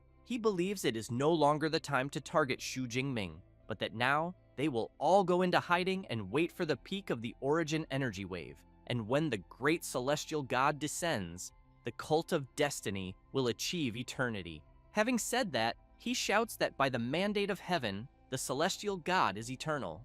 Meanwhile, at Magic City University, upon seeing the MC yawn, the vice director comments that apparently understanding lightning liquefaction cost him dearly. Jingming replies that it did, and explains that to achieve the breakthrough, he spent 17 hours at the limit of his superpower.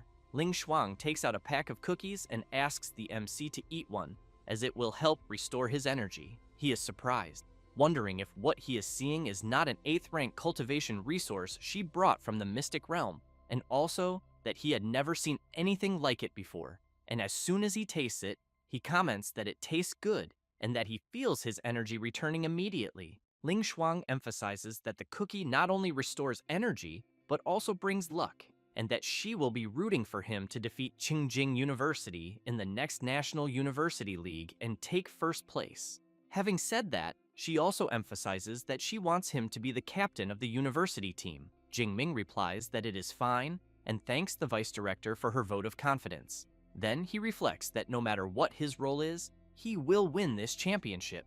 Ling Shuang comments that she will prepare the participant list later, and that if there are no issues, the list will be released on the official website the next day. After that, at 8 in the morning of the following day, a young man is looking at his phone and sees that the National University League list has been released. And on that list, Xu Jingming from the Weapons Faculty and a freshman from Class 2 is listed as the team captain. Some people wonder if it is a bit forced to put Jingming as captain, especially since he is still a freshman, and think it would be better to let Kong Shi lead, until a young man comments that he does not think so, as he knows Kong Shi is only at the intermediate stage of the 4th rank and would not be able to defeat that advanced stage Qingjing opponent, and therefore believes the best bet really is Xu Jingming.